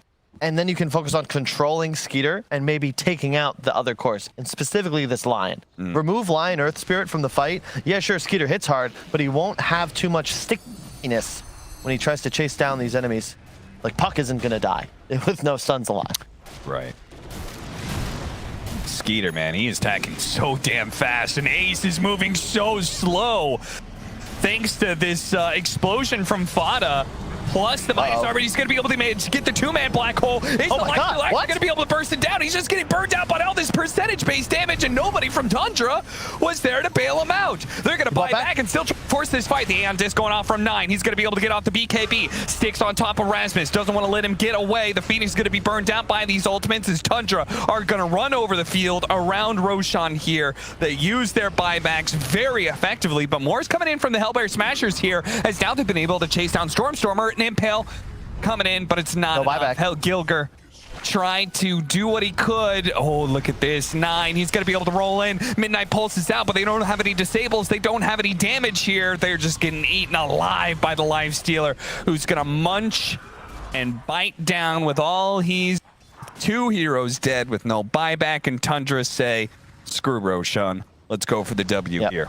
They know there's no buyback on the Phoenix. They know Pucks might come up soon, but he does not have the gold. They might guess that as well, considering he just had that fresh Ags in that last fight. Really nice. I mean, Tundra, they just, you know, we say you need Aegis against an Enigma. Well, a buyback's just as good. Rasmus, he buys back, but what good is he without that cooldown available? 40 seconds on Black Hole. This Leveler doesn't make things pretty.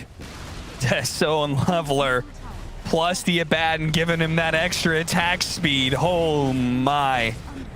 9 kicks away Ace. Ace, they're going to ignore him and hit the throne. There's nothing they can do to stop it. Tundra! Look at, woohoo! 9's got the stank face going. Yeah. He's mad about that first game. Yeah, he says that first game, that was a freebie. Woo. This game too, that was a yuck. Not bad, not bad. Well played by HELLBEAR Smashers. They're surprising me, I'll be honest. This looks like a much better team than I'd expected coming in. Tundra playing crisp and clean. I think lessons from this game are keep that 3-3 hero, Beastmaster, let him play it. I want to see 9 continue to play these aggressive, rune controlling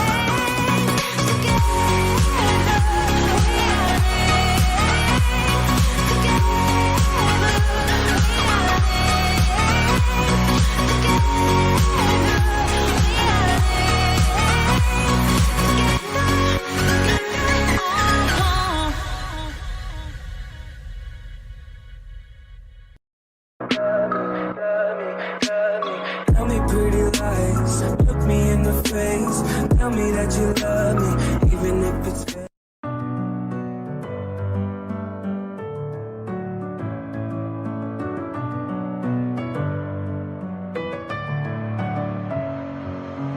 messing with my head again. You had your heart set on me, but these feels, they come and go, and they come so easily. Tell me what it is about you that I can't forget, but you're breaking down my walls again just to set me free. Why do I, baby, why do I love the way you always leave me? Why do I, baby, why do I love the touch but never love the feeling? Why do I, baby, why do I love the way you always leave me? Why do I, baby, why do I love the touch but never love the feeling?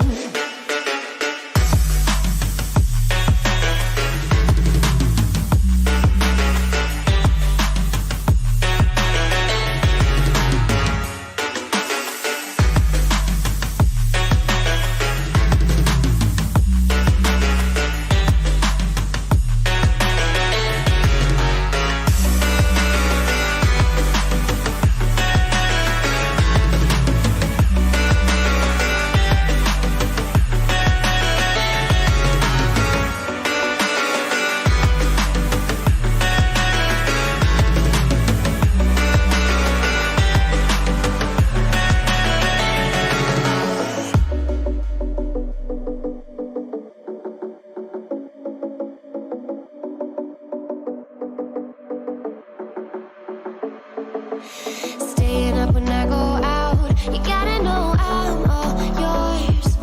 But when I say what's that about, you start slurring your words.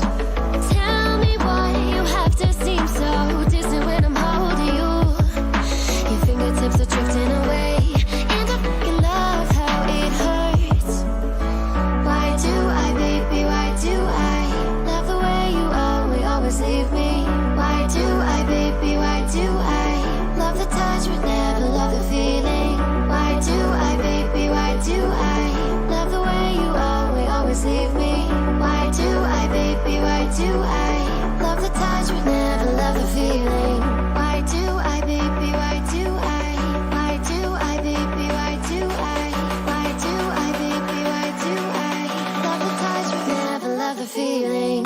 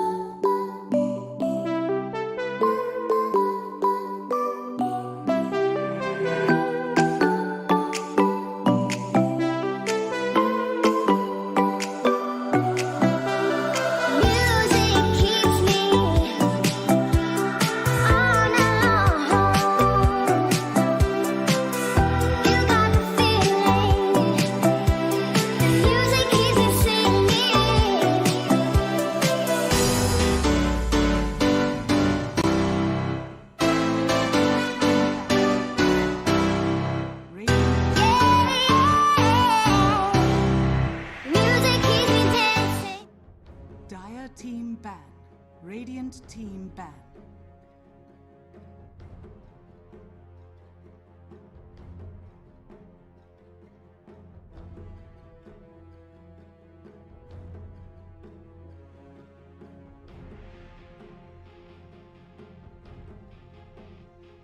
Seconds remaining. 5 seconds remaining. Dire team pick. Radiant team pick. Grim stroke.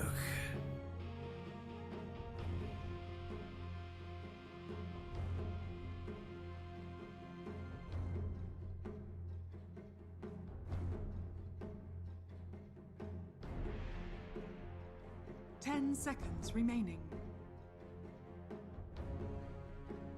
5 seconds remaining.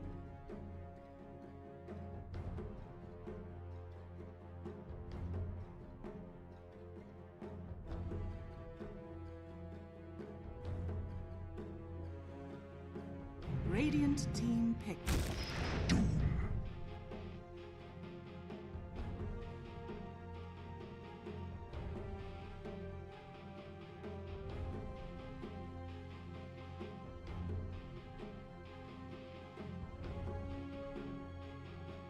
10 seconds remaining.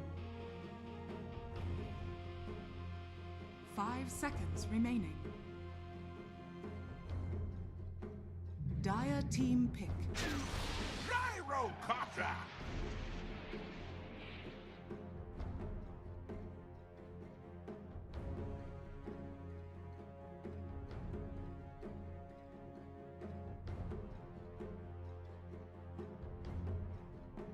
Seconds remaining. 5 seconds remaining.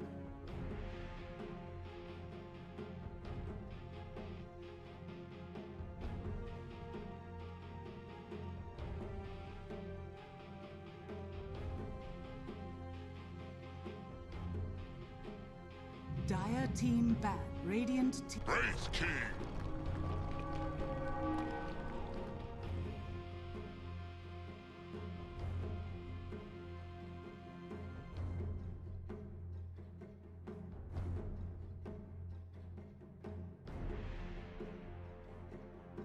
10 seconds remaining. 5 seconds remaining.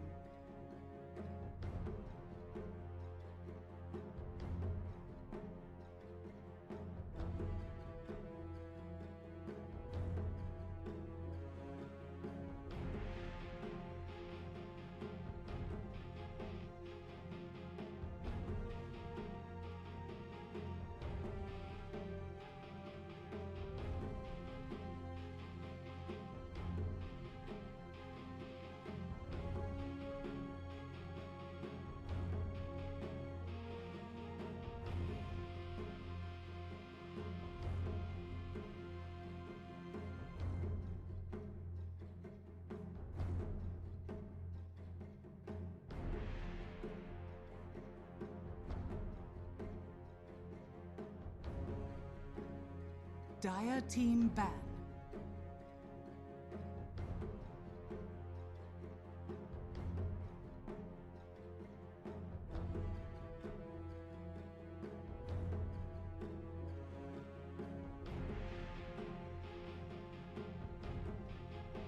Ten seconds remaining.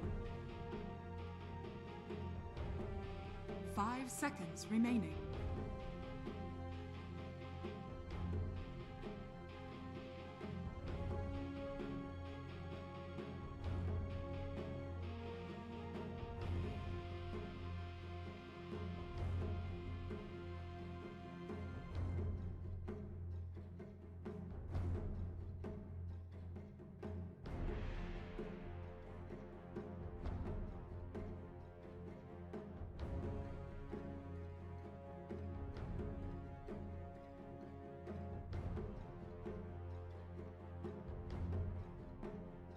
Radiant team ban.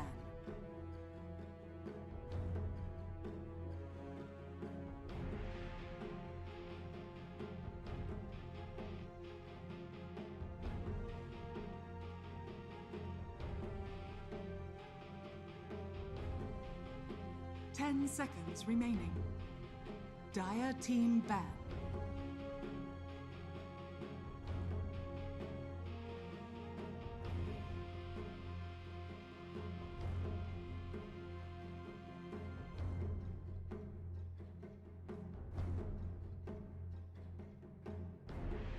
Ten seconds remaining. 5 seconds remaining. Radiant team ban.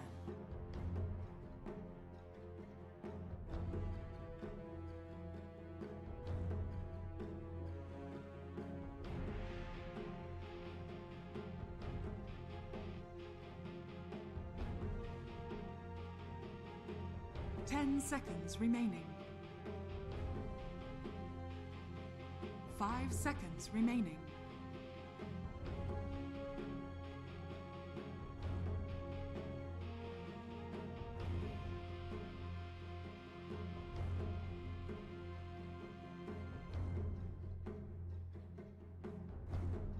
Radiant team pick.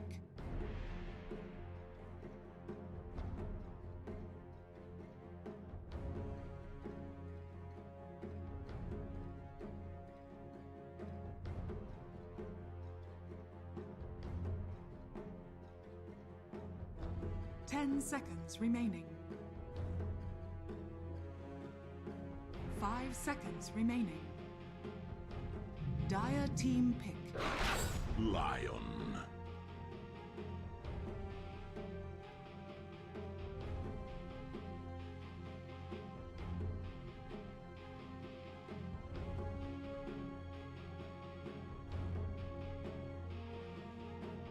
Ten seconds remaining.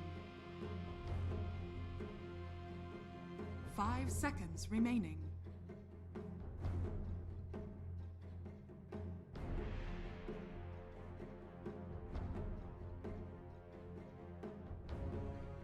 Radiant team pick. The sack.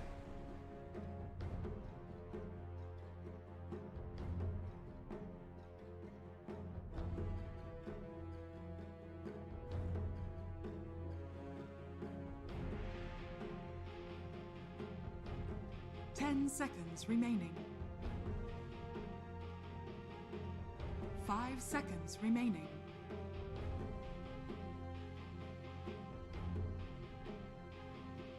Dire team pick.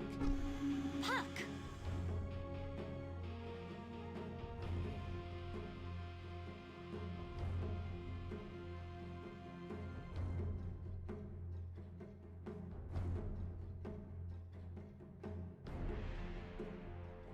10 seconds remaining.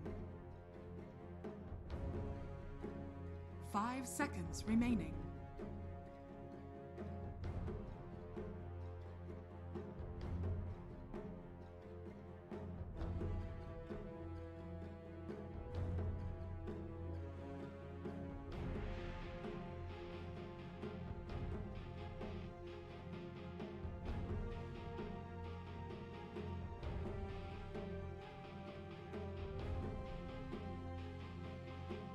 Dire team ban.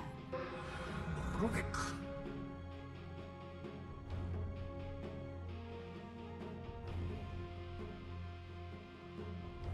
Radiant team ban.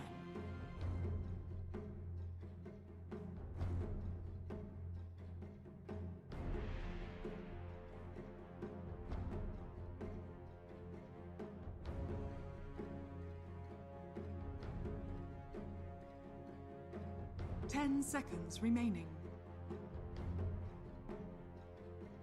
5 seconds remaining. Dire team ban.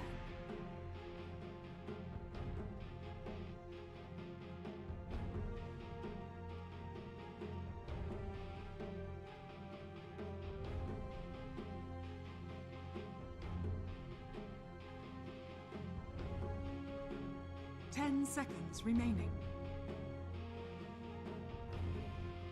5 seconds remaining.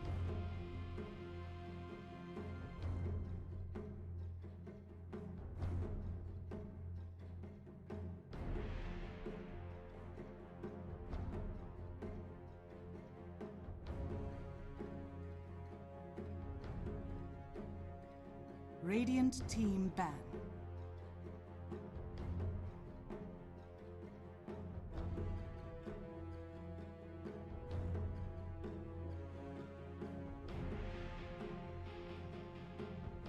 Dire team pick.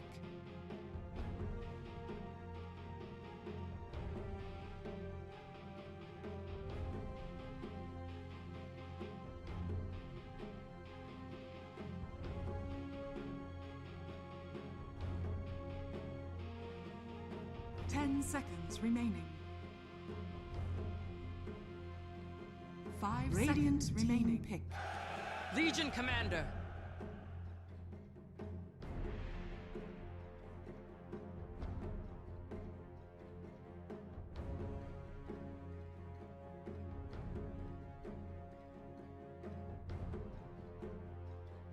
Ten seconds remaining.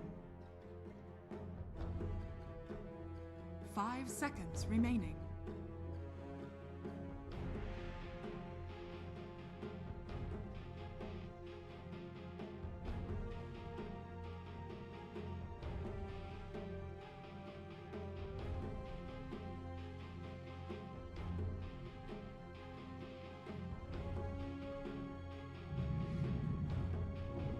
Juggernaut. Choose your hero.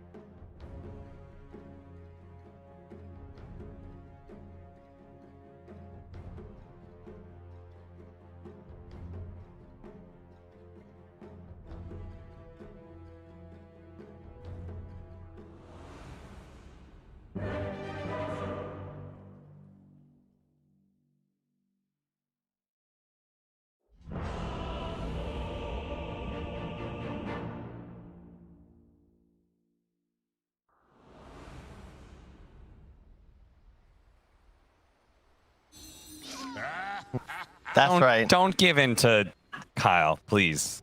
She's not giving in to me, Cap. She's giving in to an inevitability. My name shall be first, but the question is which one of these teams will be first in this Division 1 Europe? Because only one team will have a win. The whole division, one team. Yes, and will it finally be Legion Commander, a hero that's had a losing win rate in almost every single patch dating all the way back to the introduction of Shrines? I think that was the last time she was really good, and she was real straight up broken. Is this the patch that she's finally brought back, Kyle? We'll find out. Look at the circle. They all run into it. They know exactly what's up here. We'll see. The mid matchup can be a bit tough. Oh, they're running up the high ground. This could be very bad. Stormtrooper's like, guys, come here. Okay, we're gonna use the orb. Check things out. Spot it. Okay, don't go up there. That's a no-go zone. We'll take the other side of the map. Thank you very much. We'll take those bounty runes. The Smashers. The Jug pick is interesting. Into the LC. I don't know if BSJ brought it up, but not the greatest laning matchup for a Jug. And throughout the game, a duel, a blade mail, you're kind of just dead. He did mention something about that. Yeah. What do you think about the new shard from the Legion Commander? I feel like that's one of those things that I've seen Legion Commander support because it is this. Wow, that is pretty sick, actually. Man, I can see the future sometimes, and I see Seb I see OG. I see Ana with a lot of pressy attacks. Okay. Thank you for that, Kyle. No worries. Mid matchup, Leshrac versus Puck. I think this time we've got a little bit more of a even matchup. I think, bottom lane, we're already going to go for some spinning. Rasmus, who's already gone his nuke level 1. Yep. It's a nice 2-man to start things off. I'll be curious to see what build he goes for. I'm a huge fan of max W on the Legion. I think you can get a second point in your queue, perhaps, but the real reason this hero is so strong, in my view, he has another bracer queued up. I hope it turns into a Soul Ring. Is that a level 3 W, you heal yourself by Soul Ringing. You get it for free, and you trade so effectively. Later on, you just jungle. Like, hit Jug in the face. He actually has to leave lane once you hit level 5, 6. But we'll see what he chooses to do. Yeah, I feel like that's also the build that you use to beat Juggernaut anyway, right? Because you want to be able to maximize your right-clicking power and sustain while he's spinning. Exactly. The lightning changes on light. Lightning changes on lightning. Yeah, that's what I just said. I'm off today. Bit rusty. It's been a while. Had a break. Point is, easier to play against a Puck. You can't juke it as easily. I don't know if it's the build. I think you'll still see a lot of max Edict. He already has a point. Thank you, Scriff. Top lane, we're going to see our first blood, 33. It'll be taken down by Ace. It's a nice kill combo there. Double stun lane. You get the skeletons out there with those double stuns. Oh, he's going to make that jump. He doesn't. Stormstormer is able to collect and refill his You got to be really careful. Stormstormer, he has a 35 move speed advantage, and Puck has 1 armor. So if you find yourself caught in the river, now 2, because he's level 3, don't you dare write anything in that top right.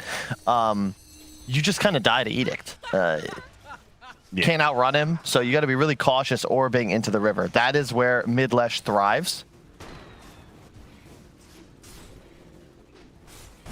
Let's see. At bottom, they're just stealing the pull. Top lane really feels like Tundra's been inspired by VP in a lot of their drafts. This Lion Doom off lane is one of their specials. 2-minute water runes have been seen. Now we're going to get the 3-minute bounties. It feels like people just are not prioritizing the bounties as much since they kind of got nerfed. Rasmus did go for the double bracer. It's not bad. The health regen's quite nice. There's so much sustain in this lane, and even without spamming W, you just kind of click Jug in the face, although that wasn't ideal. He's not clicking him in the face right now. He's going to pop the healing salve and swap out those bracers. So efficiency in his bracer usage. Bracer was just not a good item last patch, so I am curious if an extra 0.25 regen is really going to make that much of a difference.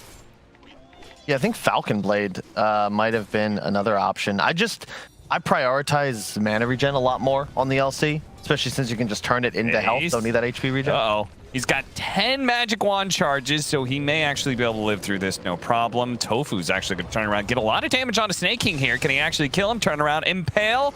Needs a little bit more, but I don't think he has anything left. He doesn't have the mana for his nuke. He will manage to get away, though. Wow, Thunderclap, that is...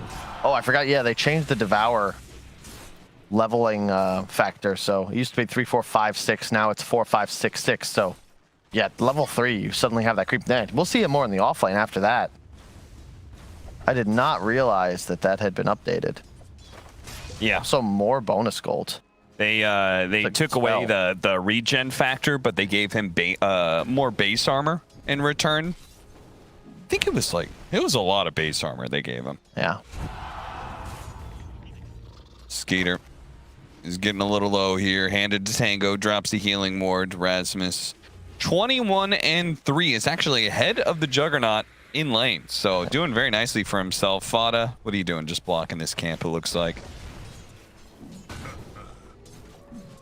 Yeah, Raindrop picked up by 9, but not super effective because level 1 Lightning Storm just takes that off. So, juking the 90 damage, I guess it's something, but it's very easy to burn off the charges. If you die, it would be to the Edict. That's my concern. Fada coming in. Just hit 6 on Puck. This is very dangerous. Yep, they're going to go for it. Fada, he represents damage. They need it to be able to finish off this last track in time. They barely do. 9 survives because of the Ranger up. Really surprising. Like, I don't like that TP from Rasmus. Yeah, sure, you get a last hit, but you didn't have mana anyway, and you could be pressuring Skeeter with your Rubik down bottom instead. But base armor increased from 0 to 3. You know, I was going to say 3, but I was like, that sounds like a crazy high number. Oh my god. 33 in trouble, the top lane. Been hit by all their nukes, and it is just barely enough to be able to get the kill. Now they're actually going to look at snaking here, because guess what? Bounty runes are up, so if they could have killed the Lion, maybe they could have collected his bounty rune, but not the case here. Oh, yeah, well, Stormstormer just got a haste. Okay, so. never mind. Stormstormer. Hello. Run him down. Hey. How's it going? He's going to use the rest of the Diabolic Edict. Pressure the tower a little bit. Go take the rune. You saw it. Stormstormer, the rune. The rune. The runes. Don't forget about the rune. Oh, no. How many runes are there spawning at 6 minutes, Kyle? 2 runes. Cap. Wrong. 3 runes, Cap. 3 runes, Cap. Yep. That's trick the thing. question. I see what you mean. It gets tricky out here. This is not on you. It's on everybody. We all got to test each other. I always ask my teammates, does everybody know their multiples of 3s? Because, you know, 5, 10, I know my 15, 20, that's easy. But when you get into 3, 6, 9, 12, sometimes people have a hard time with that. There was a lot of things you learned in school that just feel absolutely worthless now. Okay. Cursive, number 1. Sure. Times tables. How to multiply every number below 10 by its, by something else below 10. Wait, How is that isn't helpful? useful? I feel like I multiply numbers underneath 10 quite often. Sure, but not enough to have to memorize the grid. All right. There are also much... Look at that! Oh!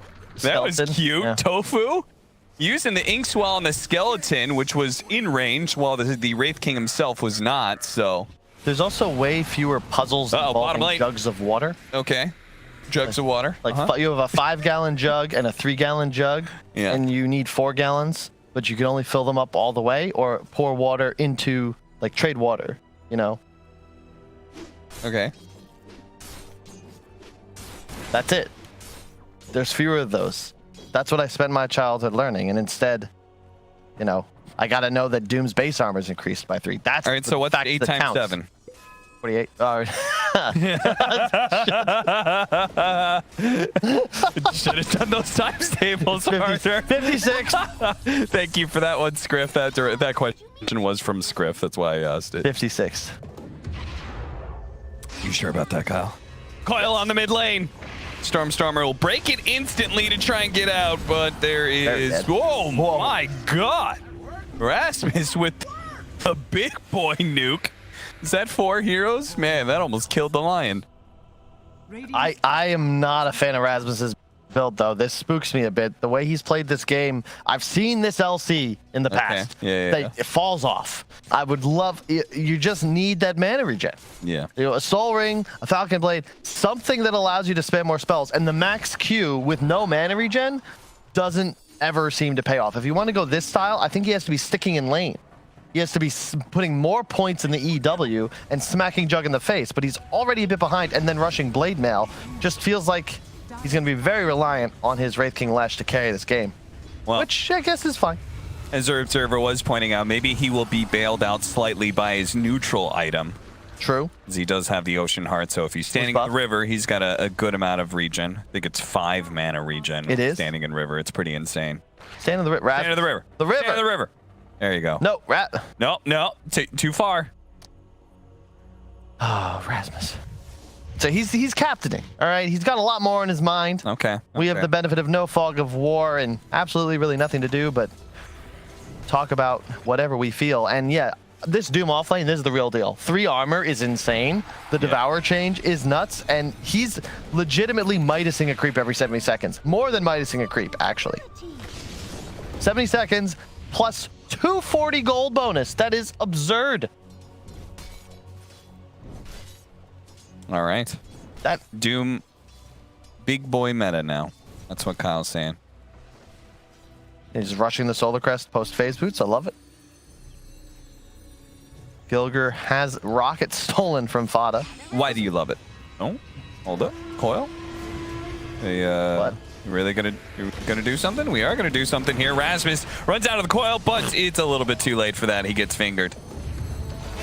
Maybe 9. Oh, that silence just could not come quick enough. 9's going to be able to deal with that. Snaking is still going to be run down potentially here. Stormstormer got blocked in by one of the creeps. He's still going to be able to get close enough, though, to be able to get that kill. Unfortunately, the Juggernaut's here now, and he gets Omni Slash. So, a worthy trade, I would say, for Tundra, as they are very happy with the first rotation from Skeeter. Most definitely. And they get the tower, but altogether, I'm telling you, man, I'm real spooked about this offlane disparity. You're going to have such a fat Doom, and meanwhile, that's a level 6 LC with no farming mechanic. This is grim. I've been here before, and he's going to continue to fall off, whereas I'd expect 3-3 to rapidly catch the Leshrac in net worth, and then eventually maybe even find himself on the top of the scoreboard. Yeah, and this is, again, just a little context for this. This may be the start of the season, but a matchup like this is very much a must-win for both of these teams. Oh, yeah. Tundra, who ended up in that 3-way tiebreaker, ultimately ended up getting 5th. Yep. And this season, we have a more powerful, presumably, OG, now that they picked up Anna, and Enigma that may be revitalized by ILTW. So, you know, if you don't want to be bottom 2, you really got to get this victory against one of the teams that weren't top 4 last season. Pretty much. Not to say that you can't take a game off those top teams, but, you know. You got to win the full best of 3 in order to get your points, right? Yeah. So. This is pretty damn close to must win, it does feel. So far, let's see. Yule's on Stormstormer, looking to push bottom now with the assistance of Ace, who's closing in on the Radiance. 3-3 suddenly second place in net worth. Passes by Skeeter, no problem. Just generating gold. Has the Solar Crest complete, it looks. Ooh. Bada takes a wrong turn into a right one. That last turn being a U-turn. Now he knows there's a very likely a ward on this high ground. Very common at this point when Dire wants to be able to control the enemy Radiant jungle. Gilger's going to use a short little hop, but is still going to be caught by the coil here. Ace is going to take this opportunity to go for the fight. See if he can get a swift execution on a Snaking. They manage to catch them both inside of that grab. The Soulbind limits and will allow Ace to be able to run down Snaking pretty easily, though 9 is going to look to be able to run down the supports himself. The Silence, the Phantom, still catches up to 9, and he actually pops the illusion to be able to get rid of it real quickly. Fada, meanwhile, the raindrop is not going to save him from Stormer, though the rest of the team is in pursuit here. They may not have the coil, but they do still have Omni Slash. Not going to go for it, though. With the second life still available from Ace, he proves to be too tanky to deal with. Stormstormer gonna grab the rune. All that while, Gilger respawn went top. Battle Fury soon to be completed on the Juggernaut. Both carries soon to be completed. He just got it delayed, Kyle. He had it. It was complete, and this courier got sniped. He'll have it soon, though. Yeah, it's delayed. Well, you go from a 13-minute Battle Fury to a 15-minute battle. Oh. Does feel grim. There's a blade mail finish on Rasmus, but how do you get someone to duel you? Do you really want to duel anybody right now? You are not feeling very powerful. No, he's not. And the healing ward to sustain is also going to be a threat. Snaking has ult ready. He'd love to use it on somebody. Yeah, who does he want to use it on? Maybe Gilger? Seems like a pretty good target.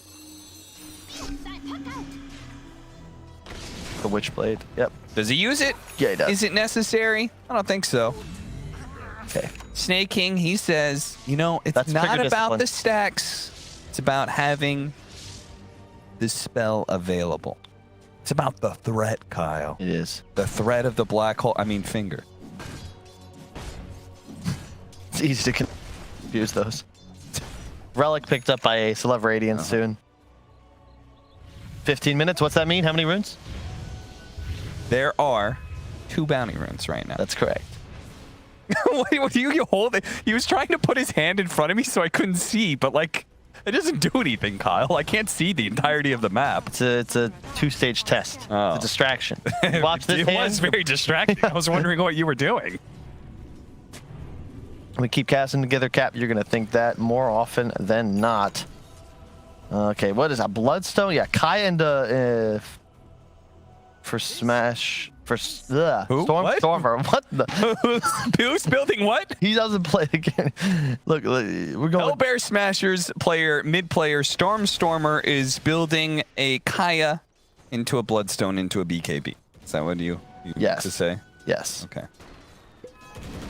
I actually, Veil of Discord pickup. I would have preferred to see him actually get the Bloodstone or the Kaya first, just for scalability. The Yul setup isn't super strong against heroes like Jug and Puck.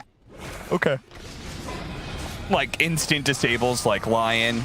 Yeah. You use somebody else. He's in there to intercept. Tofu, he's going to be burned out here alongside Gilger. Finally, the finger is used, and then he gets the charge up.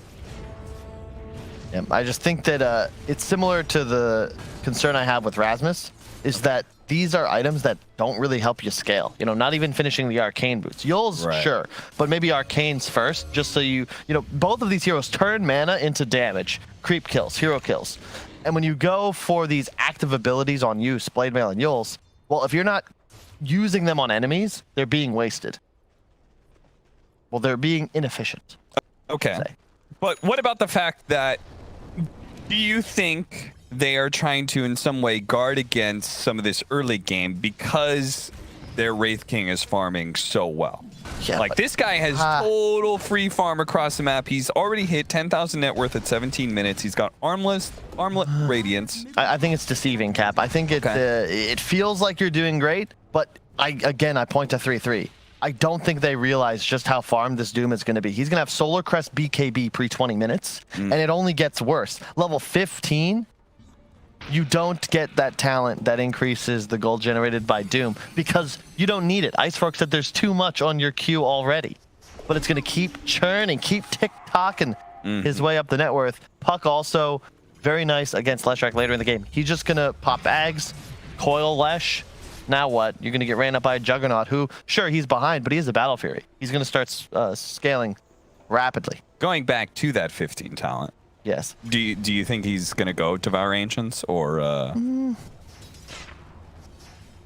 be honest. Sure. I find Doom kind of a boring hero, so I wasn't scouting what pro players were doing with Doom right now, you know? Why do you sound so smug about it? How elite was that? I look down on there's a lot of heroes that people are doing interesting things. I just didn't care about Doom. He's you know, he's got like a built-in Midas for offlane. He's a farming offlaner. Whatever. Not for you. No. And not really the NA style. And I know your big role model is Jenkins. He's not Doom. Yeah, that's actually. Hang on, because you misunderstand. That the role model, the situation goes the other way. Yeah, well, just funny because Green Room, what were we testing pre-match? I'm getting pitched by you and Owen on offlane Pudge because you can eat people from 800 units away. I was not saying that. You were sitting there saying, Kyle, check this out. No, I didn't say that.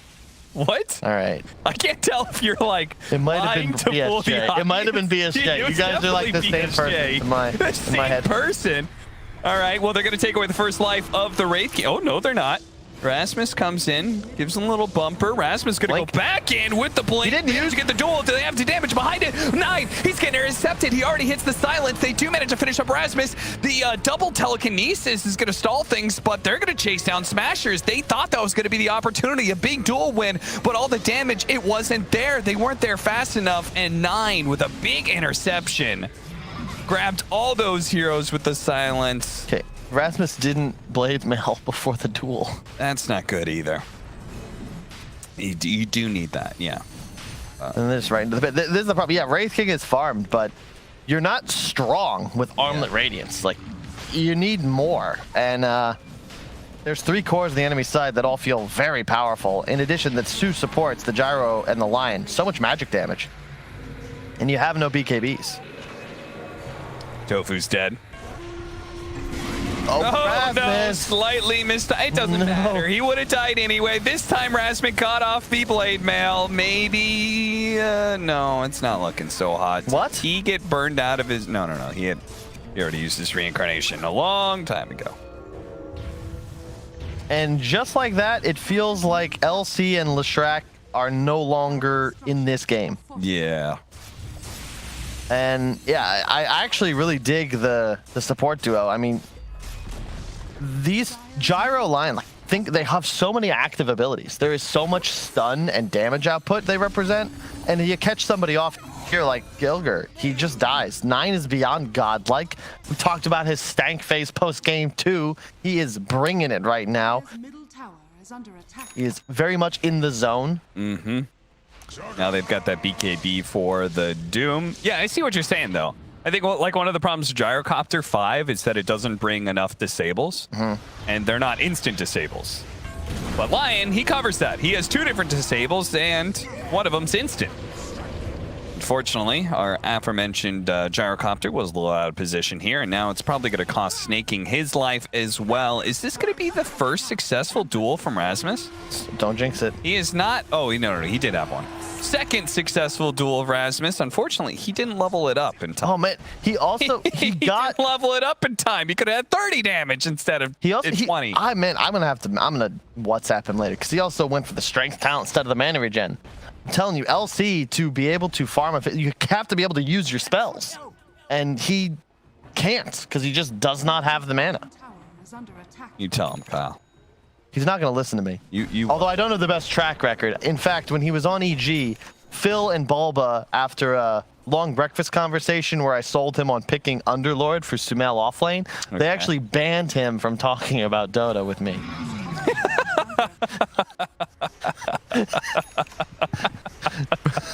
I think the quote was, "We've had enough of these goddamn Kyle ideas. Stop that misery. Stop." Oh, wow. That's impressive. Yeah, it was a DAC or the Super Major way back in like 2018. Good times, good land. I mean, that's one thing to like, you know, somebody just have bad ideas, but yours were so insidiously bad that people needed to like you were some sort of like siren, some sort of banshee. People needed to cover up their ears when you're around. That team had its own problems, okay? Fear was mid, Sumail was off lane, all right? There were other issues. Okay. Here comes the missile. Aegis up. They're just gonna push though. There's so much sustain with the healing ward. Man, people really like this shard on Wraith King, huh? Yeah. No one put it up. But they don't get the talent. Again, I for guess it. maybe this Lion just sucks away too much mana. I never really thought like that was a problem before, but I guess 120 mana a second. Yeah. Well, there was the nerf to the ulti mana cost, right? It's 180 now, so it's a bit tough to manage. Yeah, that's true. That's true. I didn't think about that. That is a hefty. Blink for blink. Snake King gets away. Playing around this high ground. Tundra opting not to pursue, but they could if they want to. They still have this Aegis for another minute 20.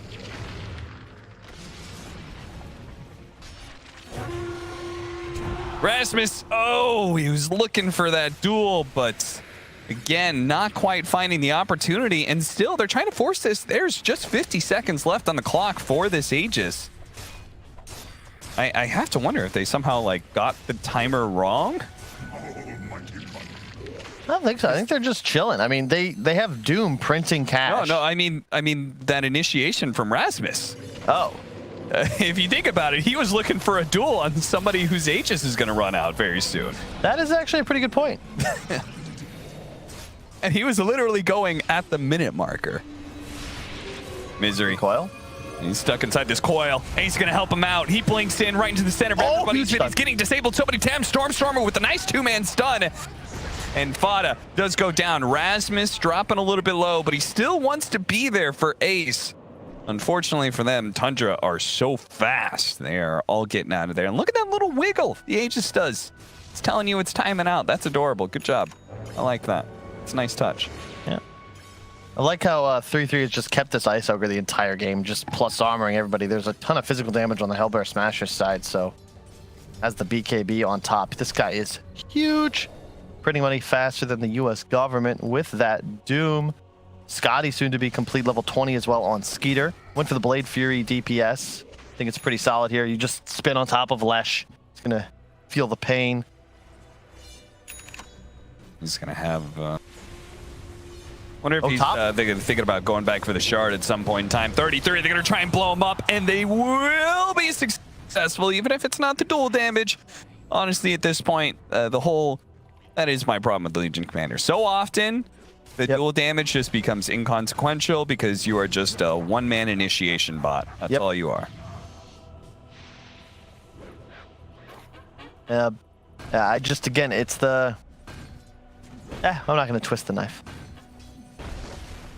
I'm not sure. I feel like I'm reading Scriff's mind right now. I said it's a one-man initiation bot. He's saying it's a two-man initiation bot this game. It's true. Grimstroke ult. Haven't seen one of those. And also love that 9 went for the BKB. The spell amp talent. Typically you see the phase shift attack. That's what he went last game. But quite nice. How do you only duel is really your answer now. If he gets a good coil off, he just initiates on the back line. They have nothing for him. And ooh, again, they were thinking about going for Skeeter.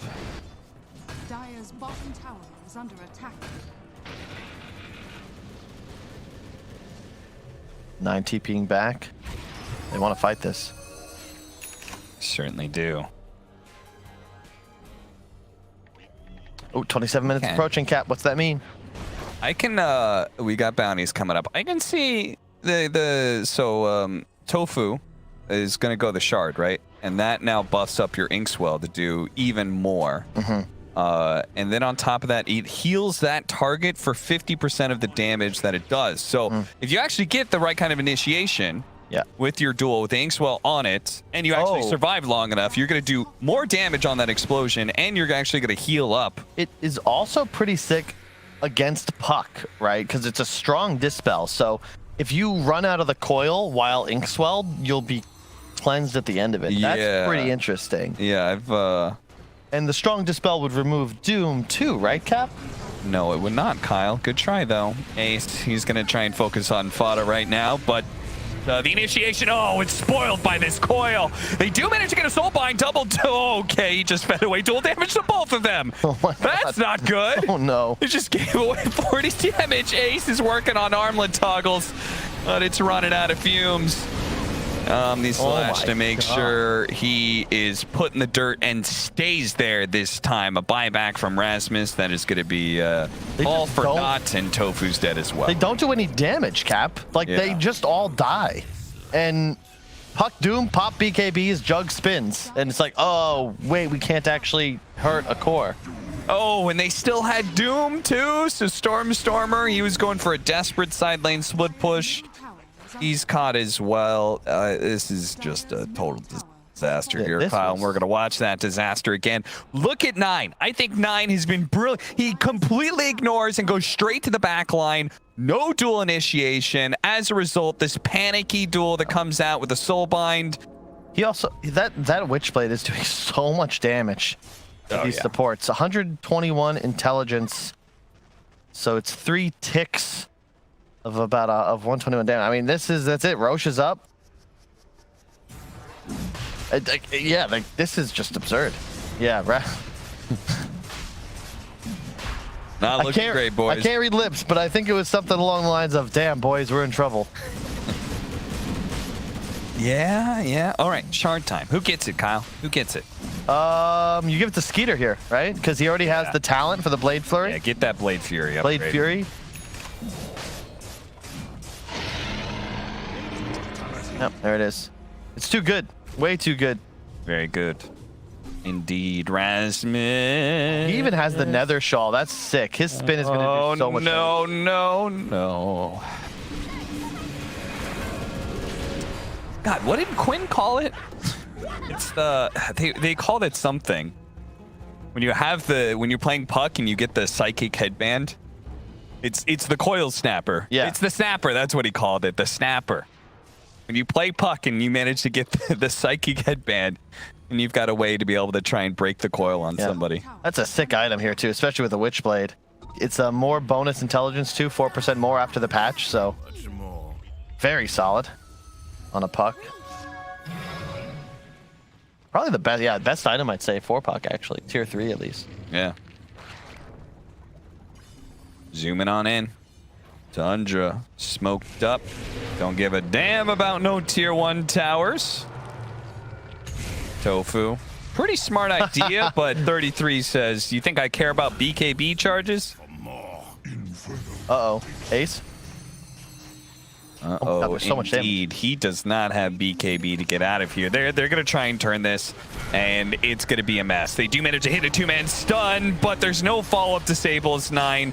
Quickly pops that cheese, and now it's going to be able to get the coil, stopping this TP out. From Ace, Stormer may actually get a kill here on Afado. Oh, he's got the Leshrac stun. The secondary earthquake strikes the ground, stunning people. Oh man, that's like that's very much a desperation item. It feels like he has Bloodstone Yules, and it's like, no, I know the triple stun. They'll never see that coming. Yeah, I guess. I don't know, man. You just don't have damage, but more importantly, it's that Tundra have 3 cores that are not really targetable. 3.4k HP on the Jug, and a spin. BKB Doom, BKB Pick, a BKB Puck. A Sheev is on the Doom. This just, he's now outpacing the Wraith King in farm. I think you touched on it. HELLBEAR Smashers were playing this game earlier on as if they were ahead. They felt confident. Ace is huge, but I really just think they neglected how well the entire draft of Tundra would scale, specifically their 3 cores in comparison to the HELLBEAR Smashers 3. Yeah. Watch this fight again where they were kind of forced into a desperate move to make a fight 2 versus 5, essentially, just because the Wraith King had been caught. And very obviously, it doesn't go well for them. Snaking, the rest of Tundra feeling a little bit better now that this series feels like it's coming to a close here, but they have to actually be able to seal the deal by going high ground here. The Omni Slash, or rather the Swift Slash, is going to go off, finishing off the Legion Commander, and it's going to be the first light. There goes the Omni Slash onto Ace. His second life is ruined. He does have a buyback, but I don't think that HELLBEAR Smashers can really stop this high ground push. There's a lot of low health heroes. Spada does end up going down with the puck. Gilger doing a really good job with this stolen orb that he has, playing in and out of the team fight, but he's the only one. Hell, HELLBEAR Smashers aren't even buying back, Kyle. Nope. Gilger's like trying to do what he can. He's gonna buy back solo. He's like, guys, team? All but Rasmus have buybacks. The game's not over yet, boys. Yeah. This is where you ask me, Cap, Kyle, how do they get into that? What's their move? And I quote Lacoste and I say, well, that's easy. Enter G, space G, enter once again. Because at this point, admirable, you don't want to give up Tofu. Really long range drain. Yeah. But I don't know how effective that'll be. Look at him go. If that was like a Palpatine-esque drain where you were getting life force and power to, I don't know. Actually, now I'm going to just get mad and think about how the power level of the Force was completely ruined thanks to the final Star Wars movie. It's okay, though. I'm sure they'll never reboot that franchise again. It always comes back to Star Wars.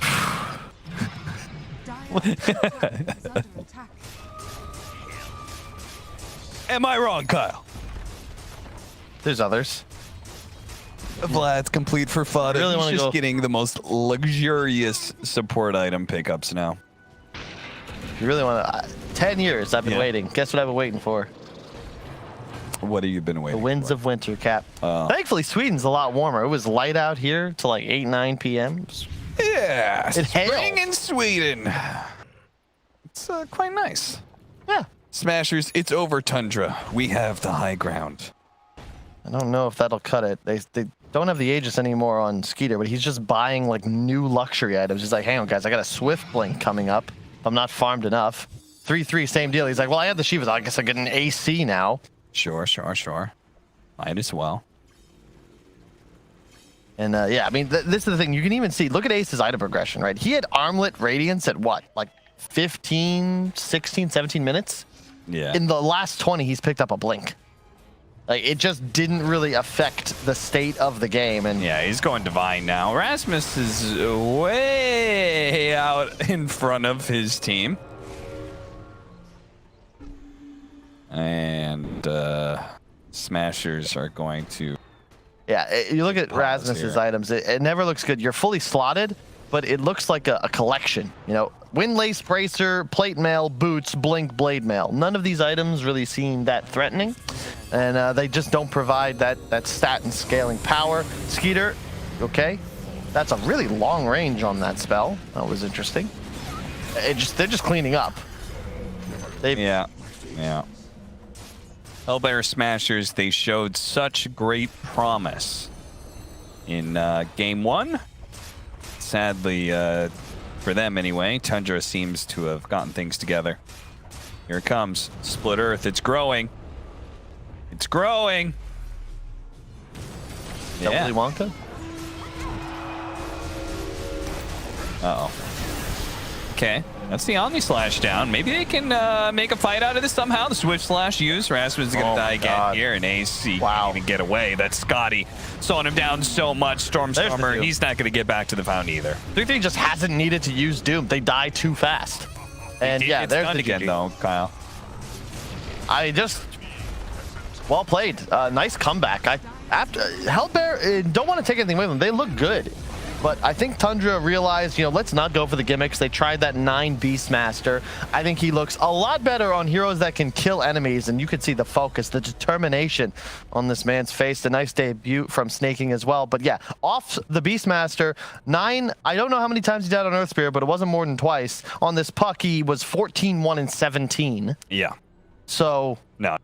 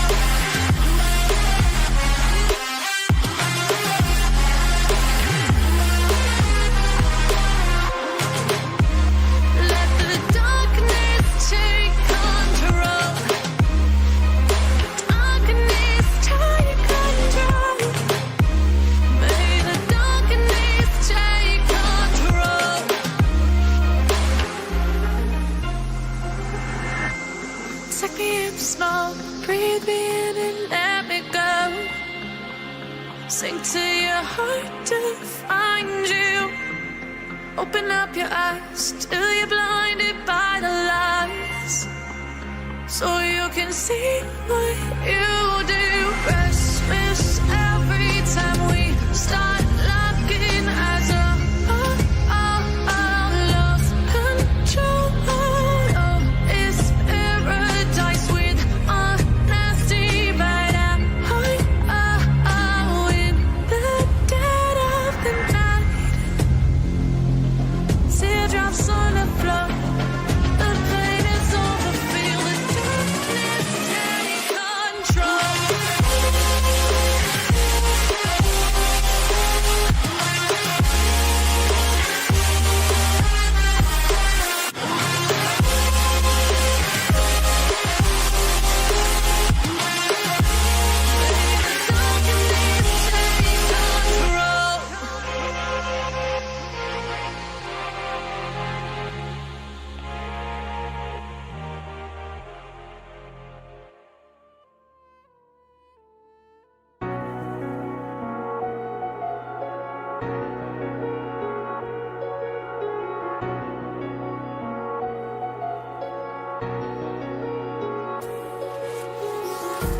Empty hearts and neon lights, they're playing with my mind.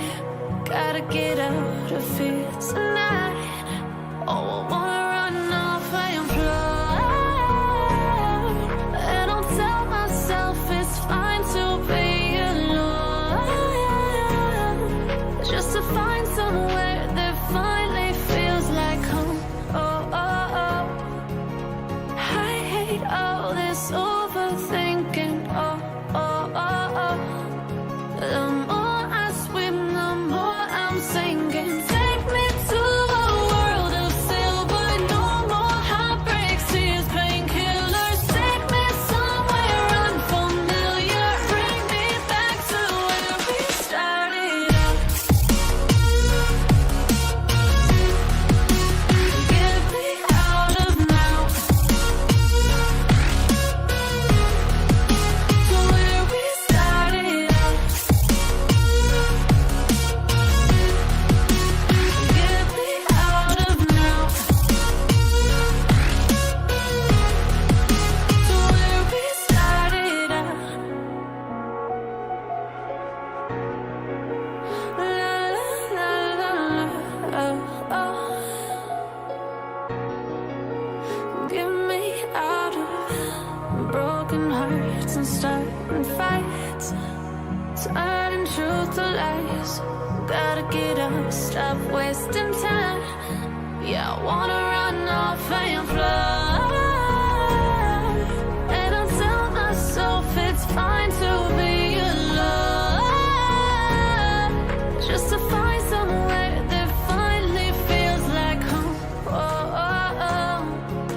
I hate all this overthinking. Oh, oh, oh, oh. The more I swim, the more I'm sinking. Take me to a world of silver. No more heartbreaks,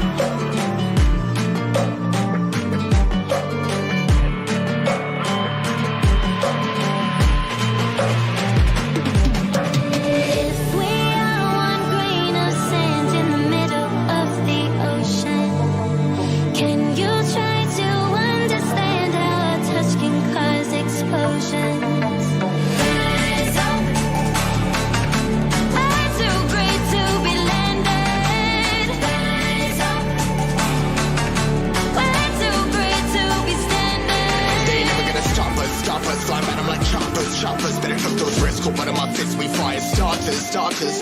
One out of a million will reach those heights. Always gonna feel that I won't deny that work. Never could toss. Look in my eyes, I'm on the rocks. Rise.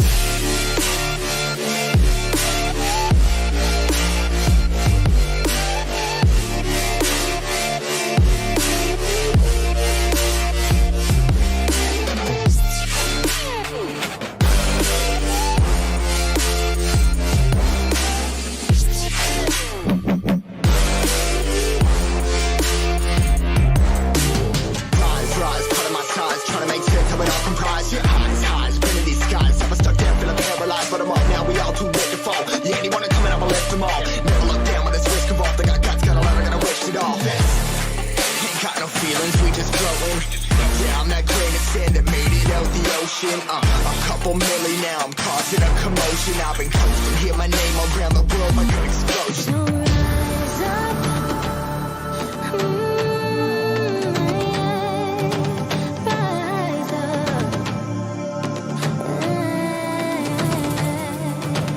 We are the apocalypse, and a pill that keeps us floating. As we fly above the stars, the night won't scare us falling. So rise up. I'm too great to be landed. Rise up. We're too great to be standing. They never gonna stop us, fly by them like choppers. Better took those risks, hold one of my fists, we fly as stalkers. Let's go. One out of a million will reach those heights. Always gonna feel that I won't deny that work. Never could toss. Look in my eyes, I'm on the rocks. Rise.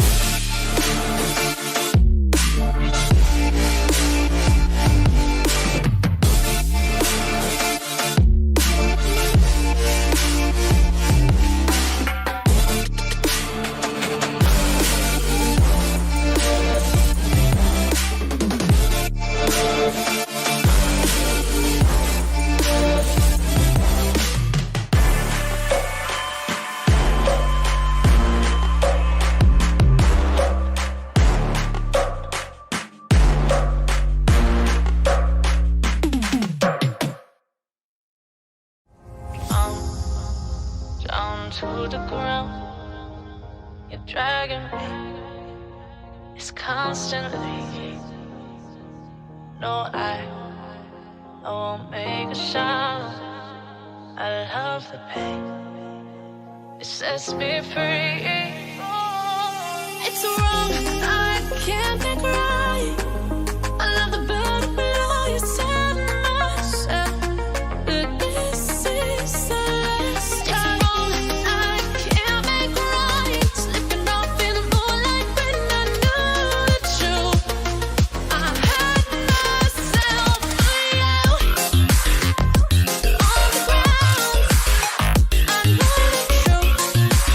I know the truth.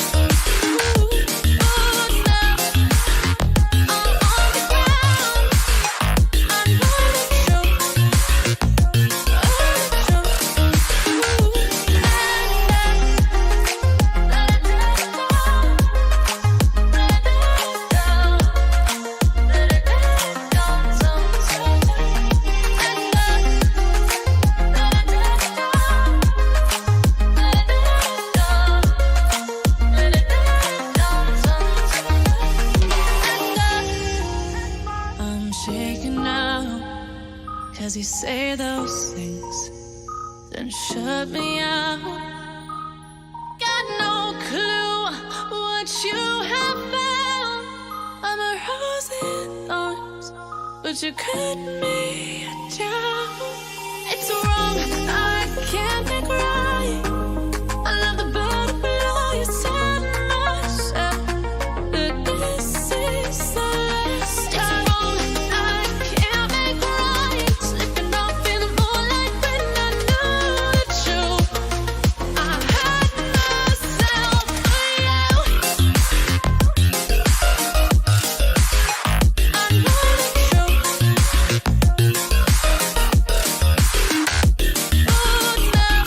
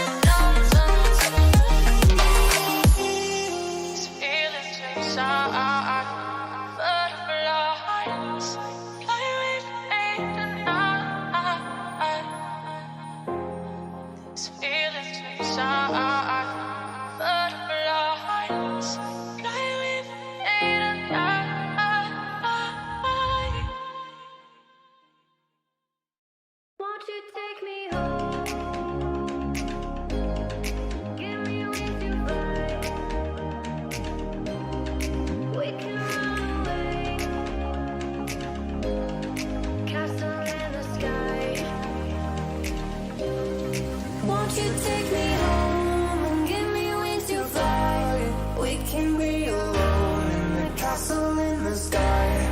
We can run away and leave this world behind. Please just take me home to a castle in the sky. Castle in the sky.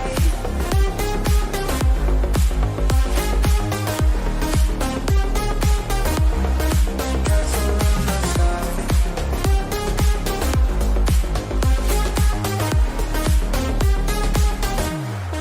Won't you take me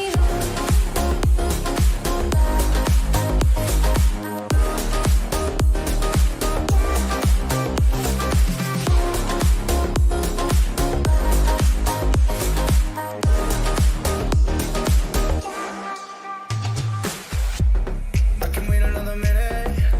I can wait another second to be with you for an eternity. I feel like I am in a daydream. Every moment that I spend with you, with you.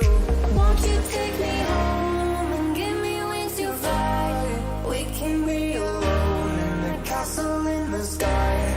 We can run away and leave this world behind. Please just take me home to a castle in the sky. Castle in the sky.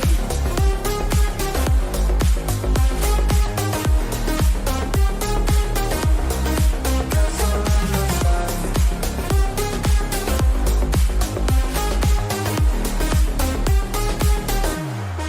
Won't you take me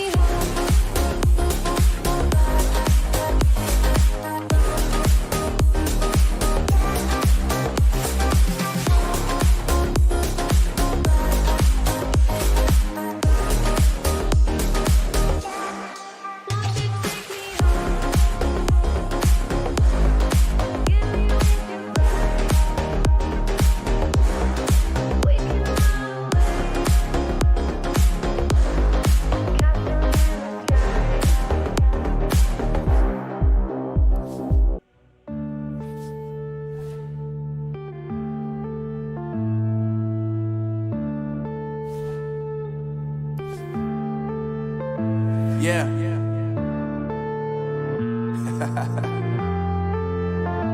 Unknown Brain. Marvin Devine. I'm saying bye to all the lies and all the times you cried, saying that I wasn't right, yet I was right by your side. You manipulator, playing games, your friends commentators, and I don't know what you say about our private conversations, but it's got them hating. Thanks to all the rumors you be claiming. It's cool, I'm done with you, so they can throw you a celebration. You gon' hate it when you see me with somebody living better. I'm trying to tell you that me just doing me gon' have you jealous. I know that I gotta stay away from all your games, yeah. I know that I found somebody else to love me one day. You'll realize the grass ain't greener on the other side, no. You did me dirty for the last time, so now I gotta say goodbye.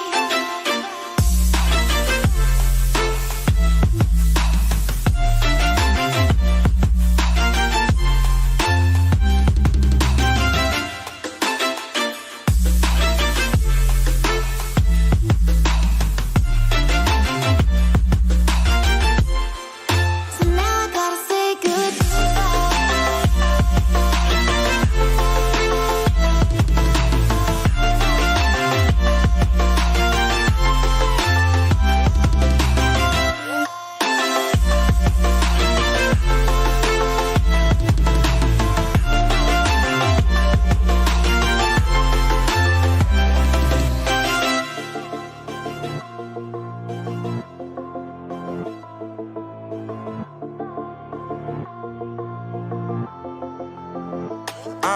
Yeah, my life is lovely now, I'm focused on me. You said you were about to die, I guess the car is on E. But see, I ain't even tripping, cause I just chose to believe that somebody gon' come around and give me just what I need. I don't wanna see you frowning, see you looking down and out, coming to me crying, saying you miss having me around. Gave you chances and you blew it, you so easily influenced. All the times you told me beat it, now you gotta face the music. I'm saying I know that I gotta stay away from all your games, yeah. I know that I found somebody else to love me one day. You'll realize the grass ain't greener on the other side, no.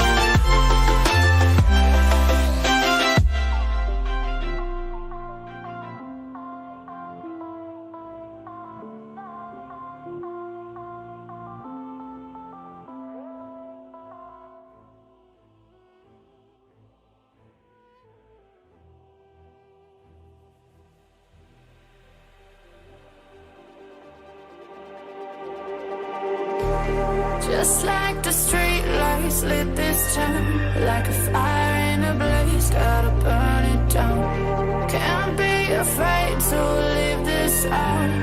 We got this far, don't know how.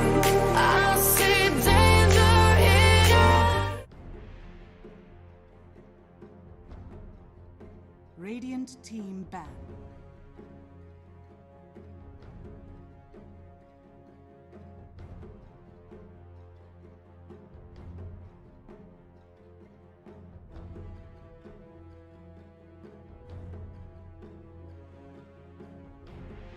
Ten seconds remaining. 5 seconds remaining.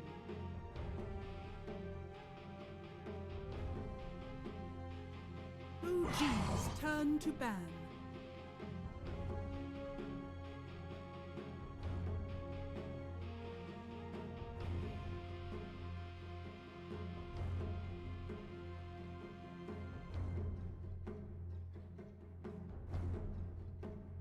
Ten seconds remaining. Radiant team ban.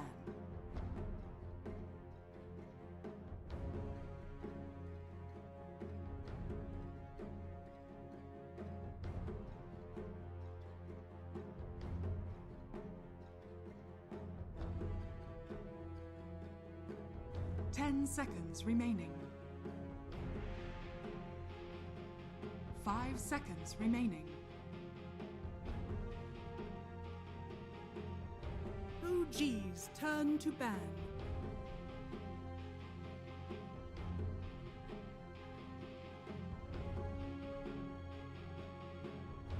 Radiant team pick.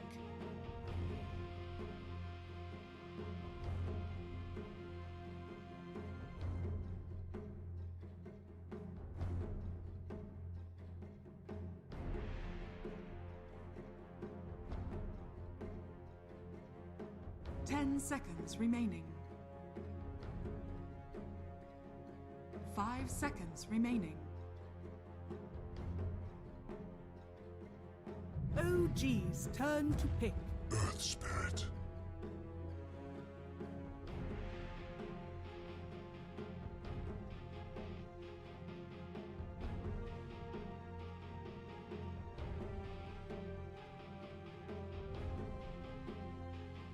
Ten seconds remaining.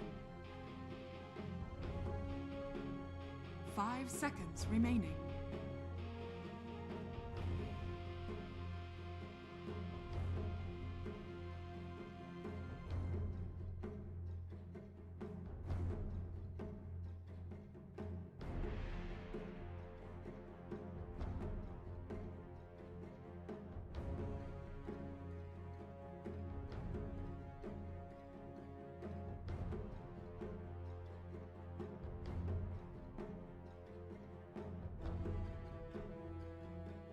OG's turn to pick.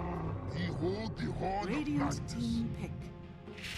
Mereska has arrived.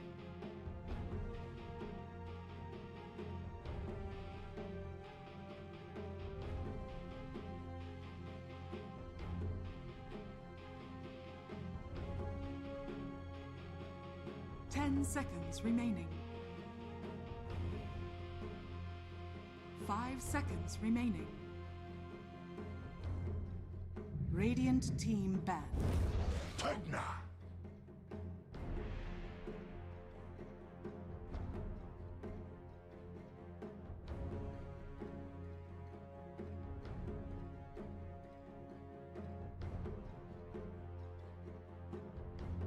10 seconds remaining.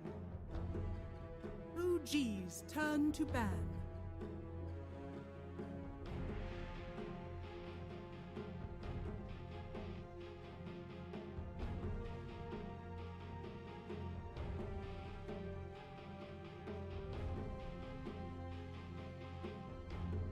Ten seconds remaining. 5 seconds remaining.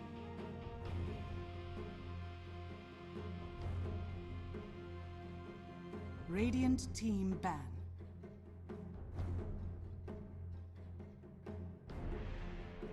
OG's turn to ban.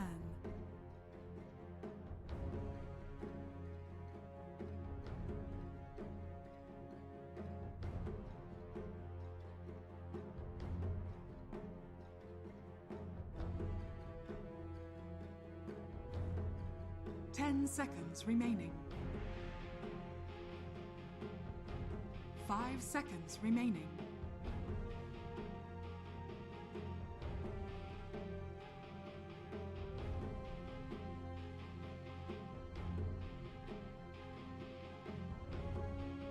Radiant team ban.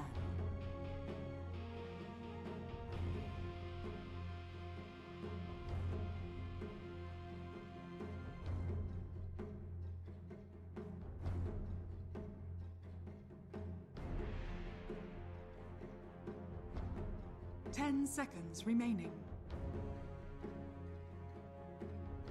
5 seconds remaining.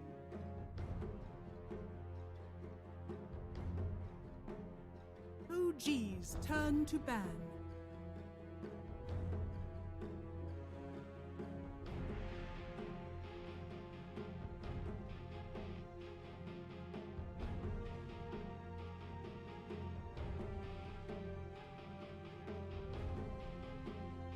Seconds remaining.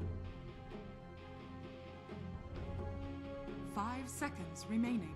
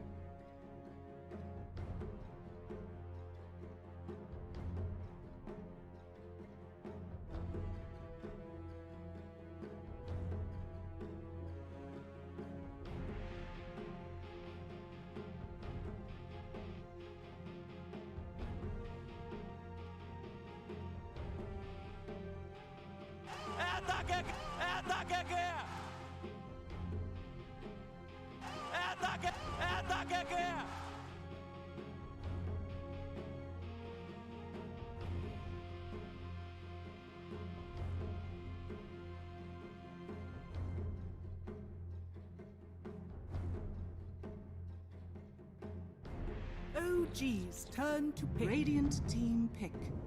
Juggernaut.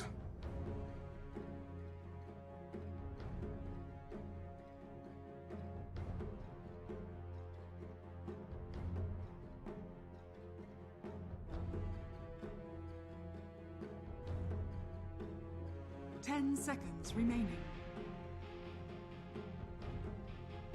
5 seconds remaining.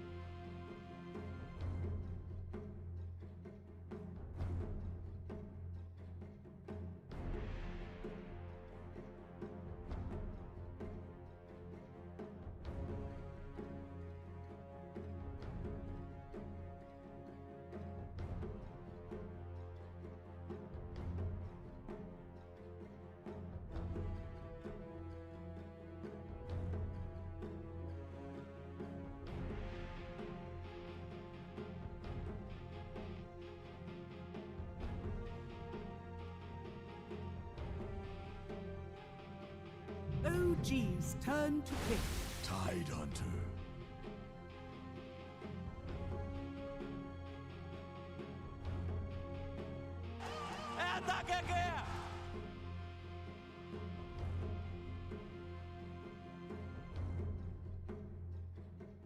Seconds remaining.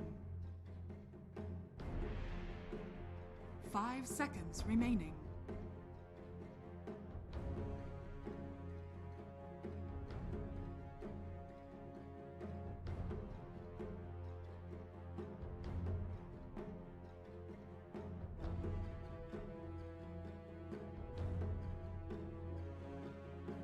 Radiant team pick. Brewmaster.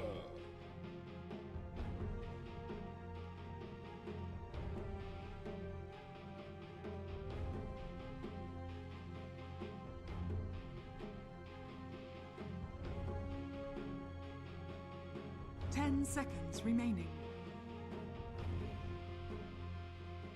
5 seconds remaining.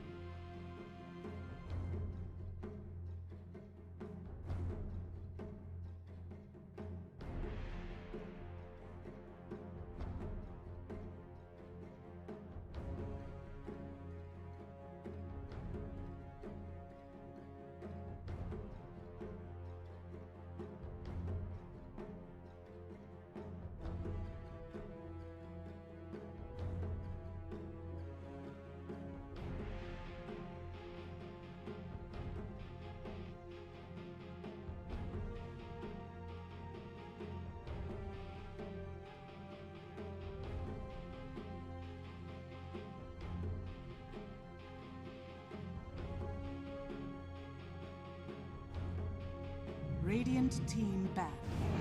It's a warrior.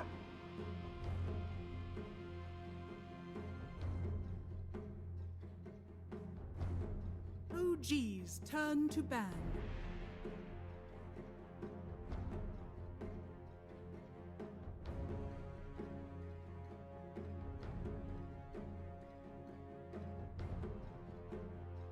Radiant team ban.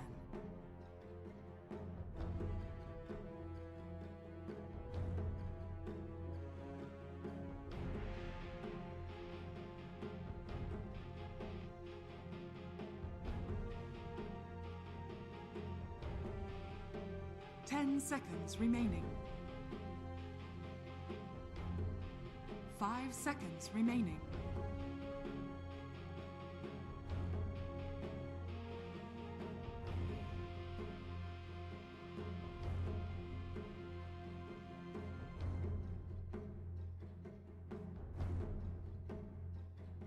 OG's turn to ban.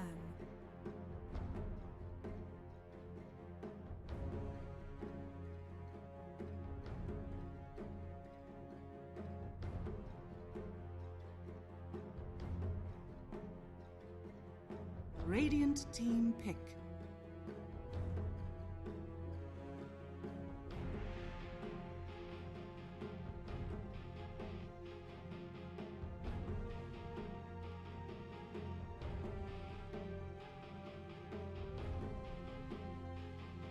Ten seconds remaining.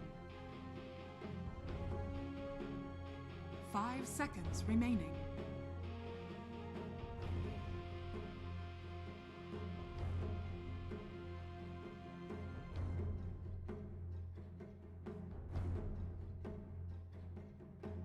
OG's turn to pick. Keeper of the light.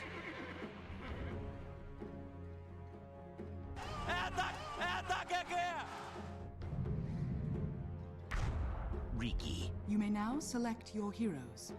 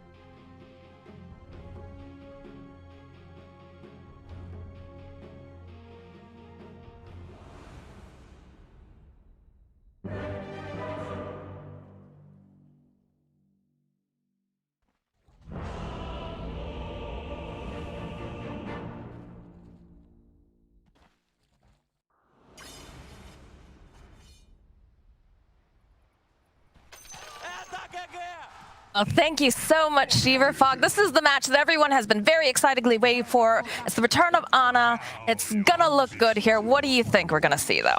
I mean, he's playing Jug in a pretty nice matchup in this game. He's playing in the lane versus the Tidehunter. Sure, maybe the Ursa core matchup might not be the best, but everything else I look in the game looks pretty damn good. Sure, Decrepify can be a little bit annoying to play around, but with spin being so prevalent in a lot of the way that these builds do work anyway, yeah, looks like a good matchup for him. And hey, we've got a lot of fun because we also do have Seb on his Magnus, and then we also have Thompson playing one of his like most signature heroes that I feel like I always see him trying to sneak into a draft of Ricky. So yeah, some real good fun on their side and some crazy scale potential, right? Like look at OG if they get it to super late game. It's oh my god. I don't know how you deal with that if you're BRAME, but you know, like I said earlier on the panel, they have to make sure that this Ursa is going to snowball. And you know, we do have Stominen on his Earth Spirit. Do you think he's going to be able to assist and make enough things happen? Take a look at lanes. I think that they can actually do a pretty decent amount with him because he can this lane for the for mid. Like Pugna can actually apply a decent amount of pressure because you can force the wave out force the wave in so hard versus a Ricky. I think that they could look to actually pressure these towers really early on. I look at OG and they are pretty lacking at push in general, and you are playing versus the Pugna and Coddle where you can refresh, you know, chakra for the blast, double blast on these towers. You have Tide in the front line. I think that BRAME does kick up the pace and they're able to set a good pace of just taking these buildings and get a good advantage. There's a chance, but you know, there's always the X factor of Magnus that just makes games really stressful about breaking high grounds.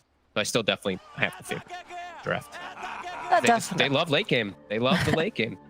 That definitely makes sense. They like to keep their fans on the edge of their seat as well, but do have a very high-paced draft coming out from the side of BRAME here, as you said. So very interesting to watch. Of course, you know, SSA Spartan, he's on his Keeper of the Light. Keeper of the Light, of course, did get some changes though, so not going to be quite as good as he was before. I believe there's no longer a recall, correct?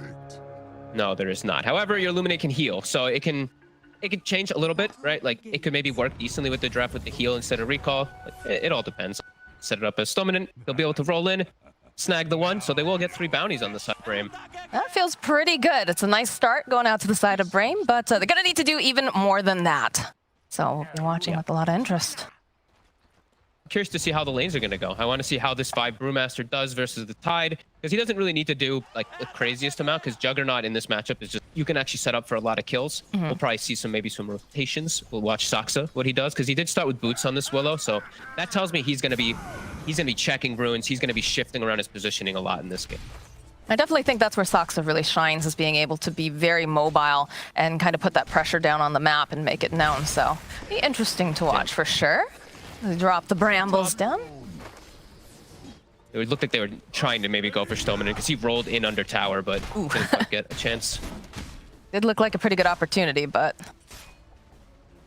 nope, everybody's just chilling for now. Stoneman is gonna roll on over here, make sure he blocks up the camp.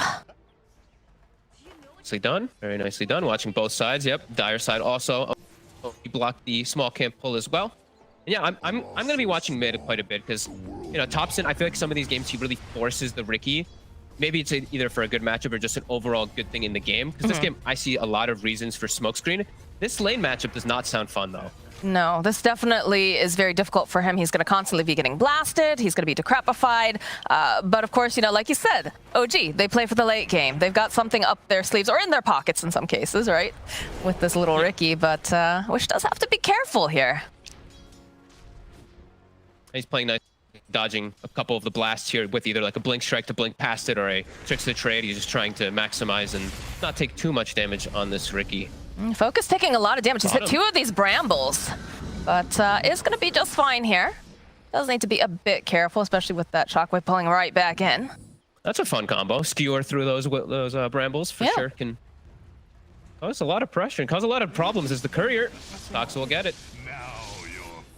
Well, there goes the boots, unfortunately. Playing Ursa versus these little roots are also quite annoying. You're just like, you're gonna land until you can't do anything. You click your after shock when you're in the root and you just stand still. You do a little jump in motion, jump in place. Yeah, I can't do a whole heck of a lot.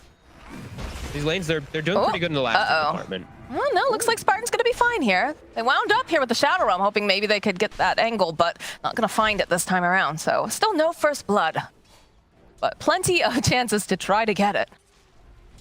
Yeah, Seb a little off the mark there. Spartan had 10 wand charges, or 10 stick charges too, so he knew he had to pull him back if they did want to get that kill. Yeah, the last hits though, I'm checking them out. Look, even Tidehunter's even doing really well. They're forcing a lot of spins up from Ana up top too. So lanes at the moment looking hot for BRAME. And that's exactly how they need to be playing this here and making that space, trying to take towers early and allow this Ursa to really come online. Yeah, something I've seen from a lot of these mid laners when they have more spam ability than the opposing. Oh, that's happening. Bottom does get taken out finally. I feel like that's got to be like tradition though for BRAME at this point, right? You know, SSA Spartan usually the first one to go down here. It is just your position 5.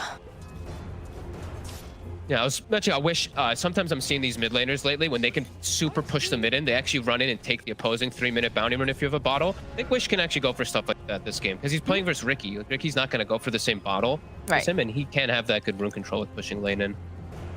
There's so many runes that are available now as well. It's actually wild. We're talking about in the back room about how, you know, that 5 minutes comes up and the night comes through and you're like, oh, I feel like I should be doing something right, Bob, but there's nothing there. Nice dodge. Definitely feels a little awkward. It does feel like there should be some big thing, but it's not there anymore. As we see the water rune will get claimed. Soxa will get the bottom one. Wish fills up his bottle on that. And a little bit more pressure here over in this mid lane. Just tossing out a couple hits on the tower. But not too far behind here over here on Topson, really. Up top. Top spin, Stallmanen. Yeah, down he goes to the spin of the Humble God. But it still continues to be the same thing. Like Ana CS 13 to the 26 of the Tidehunter. Skylark, he's gotten the start that he wanted to. He's already almost got the hood finished up too, so he's feeling very confidently just standing up here. It's because of that support duo, right? It's the fact that he has the Brewmaster with the Jug that makes it just, you can't threaten the Tidehunter at all with the Jug spin. Well, normally if you had any other range support, constant harassment into a spin will probably net a kill a lot of the time. So Delta's doing his best up there with what he's getting. I'm sure they calculated this a bit, knowing the matchups. I'm sure they'll make adjustments. They chose to make it the 5 as well, right? Focus. They did. Ooh, that shockwave dragging back focus. Do they have enough, though? The shadow round, the boop comes out, and down goes the bear. And then the mid lane, the roll in, coming out over here on Topson. He's immediately going to try to go and just circle away. Stallmanen throwing out a couple more hits, but he is indeed out of regen right now, so that's going to be a bit rough. Top lane, Skylark is going to be able to just teleport on out. There's no way to cancel that TP right now. He's feeling absolutely fine. Yep, TP's to the tower as well, so he can stay up there and continue to get that experience. Oh, again, mid. The roll, down goes Topson with a big hit from Wish. Very nice. I like seeing him making moves around the catapult. Unfortunately, their catapult did die. Well, they can't actually turn this into a bit of a push, but continuing to apply pressure and some good moves from Stallmanen so far. These 3 lanes continue to get this good farm, even though OG, they have found themselves 3 kills. We are seeing just the overall power of these heroes. Their positioning of what they're up against. Looking good. I also like the fact that... control. Oh yes, that's very, very important, especially when you have a Pugna here. But I like the fact that BRAME is really just playing their style of Dota still, you know? They said that the one team that they're a little bit worried about was, of course, OG, but that hasn't deterred them from just playing super aggressive. Yeah, I like that they even like just put it out there, the way that they opened up their draft, right? Just the Earth Spirit straight into the Pugna, that just means that's a kind of a statement. You're going for a certain strategy right away inside of the game. Stallmanen making his way over to the top here. Got No-Tail and Humble God. Spins coming out again. You talk about him just being so tanky. Able to do a whole heck of a lot. Stallmanen looking for the brawl. He's going to be able to connect it over onto No-Tail. Skylark making his way over. Would love to get the final hit. And down goes No-Tail. As Wish again just pushed back here in this middle lane. Yeah, very nicely done. 2K lead. Soxa, he's starting to get those stack start. I almost said Staxa. I like it. Soxa is getting the stacks, you know, because he's got that Magnus. They've got this Empower that's going to be kicking in for their double cores. Those will be ready as mid. Yeah, that was a little close there, but they do have the ward on the side. They were aware that, of course, SSA Spartan was sitting off on the side, and you saw Topson had already kind of bent for the dodge and had No-Tail, of course, right behind him, so he had a blink. Available. But they're being annoying. Look, even Spartan comes mid. He just continues to blast to refresh the chakra, the blast from the Pugna 2, and just cancel the salve from Topson. They want this early tower. They want to get into enemy jungle because they know you know, we're playing versus Magnus. There's going to be some stacks afoot. They want to start getting this invasion going, start getting their advantage even more so. Bottom lane, looks like the Willow was considering just teleporting out. Found themselves a little treat there. Mid.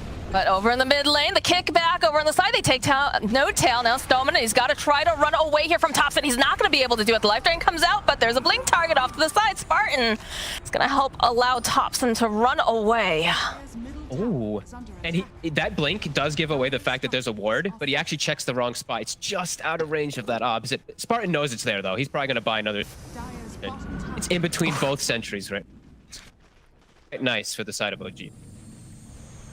I do love this strat, though. Yeah, just constantly just giving the chakra magic over to Wish, ripping down the tower, and like you said, they pull out that sentry and immediately do ward. It's when you see that jump from the Riki, you know, like, wait, how the hell is he seeing me in the tree line? So nicely done, good awareness. And they will force even the Jug. Even Ana has to go TP back to base because of Skylark's pressure. And look at these tasty stacks that they can pick up now. That feels so bad right now. Soxa worked hard to go and put up these stacks. Gotta protect them, guys. I mean, perfect stuff so far from BRAME, honestly. Sure, they've given up a couple kills here and there, but overall, the way that their game plan, it's looking really solid right now. Invading, knowing that the stacks are there, putting the pressure onto mid tower. Now we'll probably see Wish go toward top, apply pressure there soon. And let's see, maybe trying to get a kill first. Well, he's got the Aether Lens completed. The roll on over here towards the Riki, but not going to be able to quite follow up now. Stoneman has to retreat.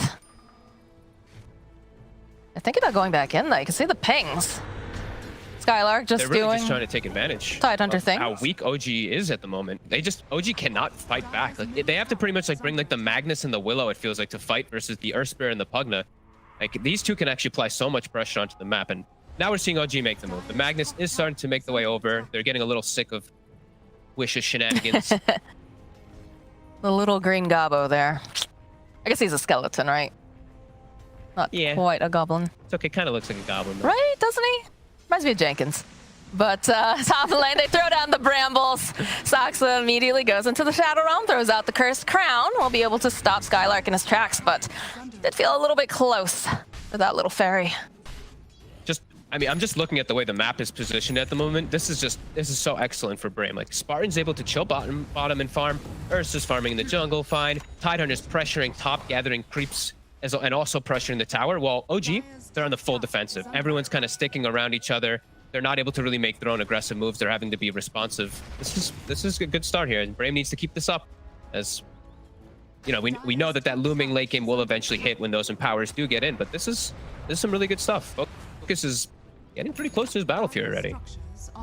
Smoke coming out from the side of OG. They're gonna see if they can make something happen with these trio. Yeah, Brew is 6, Soxa just short of the 6. He really wants it versus Pugna. It adds a big element to just kill the Pugna during Decrepit.